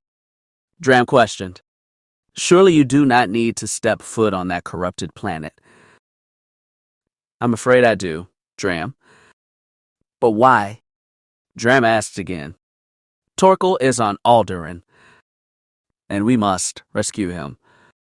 The two Force users and Delvin arrived on the bridge after Delvin had shown them around the back section of the ship. The bridge, Raen noted, was rather unimpressive. Barely large enough to hold the smuggling crew's 5 individuals, Raen feared that they would not have enough room to maneuver should someone attack their bridge. Regardless, it was more comfortable than the bridge of the Rocket One. He had lost it over Terrace, and he had lost Tion during his time with the settlers here on Dantooine. Raen sighed. He missed his belongings. Who are the new organic beings, Delvin? John's digitized voice asked. My name is Gale Remus, the Nautolan Jedi introduced himself. And this is Raen Benax, an Alderaanian. Pleased to meet you. My name is John. It's not a fancy acronym for anything, but I suppose my official designation would be Virtual Cruiser Assistance Program Model 2040. Apparently, CAP 2040 was not as easy to say as John, the AI explained in a detailed monologue. Pleasure is all mine, Gale responded, trying to be as brief as he could. Once introductions were out of the way, Rallina and Manda arrived on the bridge, panting and gasping for breath. They were both still in the garb they had worn at the cantina, although it was a bit messier than the last time the two Force users had seen them. Fetcher was trailing them and followed them onto the bridge. Delvin helped the captain into her seat while the other two crew members trudged toward their positions. What happened? Gale asked. We were attacked, Rallina said between gasps for air. She was already punching commands into her chair's readout console. By Jedi of all people. We escaped, but they might still be following us. I'll prep the engines, Fetcher responded quickly. And I'll get the hyperdrive active, John said. Rallina nodded. Manda, any hostiles on the sensors? No, Captain, Manda murmured. She was glancing at her displays, although she had a frown on her face. Our vessel's sensors don't work too well in urban areas, though. Gale stood by Rallina's chair as the ship began to leave the hangar and ascend into the Dantooinian sky. Raen took a seat in the technician's chair, Halindet's chair, and he was immediately glared at by every member of the Hound Sapphire crew. Fetcher returned his attention to the steering module rather quick, guiding the vehicle toward the dark realm of space that encompassed Dantooine. If you don't mind, Rallina addressed Gale, I heard you're willing to pay us quite heftily for this trip. Gale hesitated. I'm afraid we don't yet have the funds. Would it be too much trouble to pay you once we arrive on Polis? Rallina grimaced then sighed. She knew she couldn't force credits out of them, and she couldn't exactly just jettison them into space. They were Jedi, after all. If you must. Thank you, Gale continued. Would you mind if I retire now? I am feeling weary after today's ventures. Go ahead, Jedi. CERN. Show him to his room, Rallina ordered. CERN appeared from the shadows near Gale, effectively startling the Jedi Knight half to death. The former assassin motioned for him to follow CERN to his new quarters. Although he was initially hesitant, Gale was assured by Rallina that Serene would not attempt to harm him. Once he had been convinced of his safety, Gale left the bridge with CERN, leaving Raen alone with the crew. Raen appeared dazed and lost in thought. He was wondering why he was still doing this. Wasn't he supposed to be going to Alderaan, not on a joyride with these smugglers to Polis? You all right, Jedi? You seem flustered, Delvin noted. Yeah, I'll be fine, Raen assured him. I'm just overwhelmed. This ship too impressive for you, Jedi? Manda snickered. Hardly, Raen retorted. I just need some sleep. Fine, Rallina said, somewhat flippantly. You get the engine room. The engine room? Raen repeated. Rallina nodded, smiling. Yeah. Just because we're helping you doesn't mean we're friends or anything. Your Jedi friend is nice enough, but you're a brat. You get to sleep in our engine room. Raen angrily stormed off of the bridge with a scowl on his face. How dare they make him sleep in the engine room like an animal? Manda was clearly enjoying the spectacle because she laughed loudly upon seeing Raen's face. Rallina had to silence her, despite her better judgment, lest Raen return to the bridge and try to kill them all with his Jedi powers. Once Raen had left the bridge, he stalked through the confined corridors of the Hound Sapphire on his way to the engine room. Cern was walking toward Raen on his way back to the bridge, and he bumped into Raen. The Alderaanian was nearly thrown off his feet. However, neither of them bothered to react to the other. Raen finally reached the engine room after a vicious march through the otherwise empty halls. Finding himself in the cramped engine room, Raen considered destroying or sabotaging the engines to force the crew to suffer. After meditating on his plan, he realized that his idea was counterproductive and pointless. He did not want to spend more time with them than necessary, after all. The Alderaanian began to place his belongings, like his lightsaber and the holocron, onto the deck itself, and he had almost finished preparing a quasi-bedroom of sorts when Gale entered the engine chambers. Raen felt his presence and quickly threw a small crate over the holocron itself, shielding it from the Jedi's view. Turning around, Raen saw the dour expression on Gale's face, and he knew that he was about to get lectured. "Something wrong?" Raen asked half-heartedly. "Do you feel that, Raen?" Gale asked. He entered the room and spoke softly. When he was acting this aloof, Raen knew that something was amiss. "No," the younger of the pair admitted. "What is it?" "The dark side. It lingers in this place. This entire ship, even. At first, I thought perhaps it was just the presence of those who were chasing us on Dantooine, but I can still sense something here, and we're leaving the world," Gale explained. "It's very subtle, possibly unintentional, but it is sinister and deadly." "You sure it's not me?" Raen asked. "No. It's not you. Then what is it?" "I'm unsure what could be creating such a pervasive yet lingering aura. Just watch yourself." "Is this where you've been assigned?" "Yeah." "All right. We should trade off nights then. You sleep tonight, I'll sleep tomorrow. If you're not sleeping, you're on guard duty." Raen smiled. "Does this mean you think this could be some sort of trap?" "I never suggested that. But you're acting like it." "I'm just not sure," Gale admitted. "Raen, I'm not a Jedi Master. I'm not a prodigy in any sense of the word. I could have been wrong about McAllen. Admittedly, I shouldn't even be here." Raen felt slightly uncomfortable. Weakness in a Jedi was something he had never heard of, though he certainly suspected those like Celsus were rife with it. "The Council chose you for this mission, didn't they?" "Yes. And you trust their wisdom, don't you?" "Yes." "Then you'll be fine," Raen said. He hesitated for a moment and then continued, "Gale, I'm sorry." "You... sorry." "What for?" Gale asked.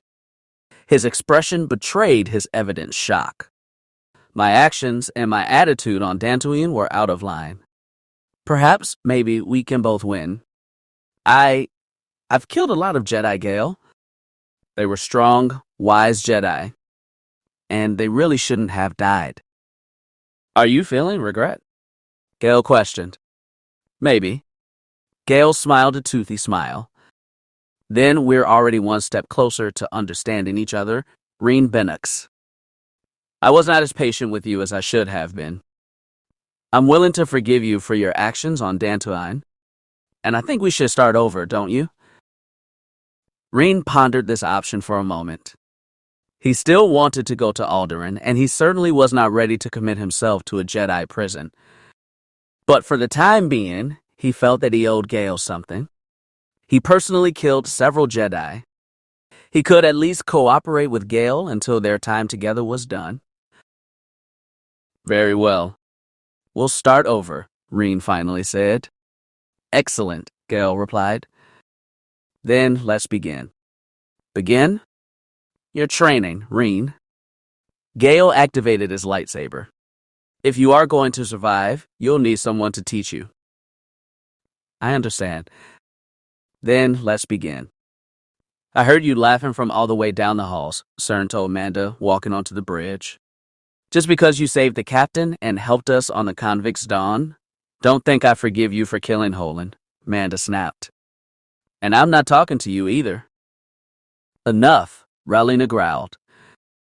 I know you guys can't stand each other, but your bickering is driving me mad. Save it for when you guys are in private, please?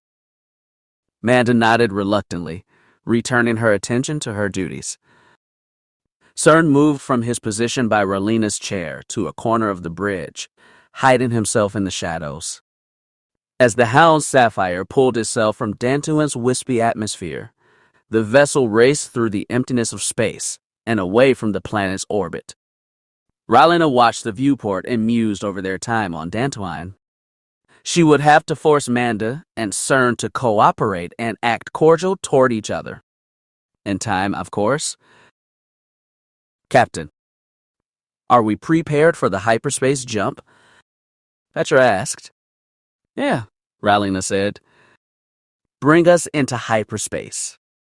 Slowly. 10, 9, 8, John began the countdown. To Polis, then, Rowlena said. The Hound Sapphire groaned with excitement as the vessel's hyperdrive kicked in. The freighter slowly propelled itself into the realm of hyperspace, fluttering out of real space with a burst of speed and a glimmer of light. Leaving Dantooine and the safety of the Jedi Enclave behind, Rowlena's smugglers forced the vessel to head for Polis. Carrying Jedi and smuggler alike, the Hound Sapphire ventured into the unknown and the beginning of a new adventure.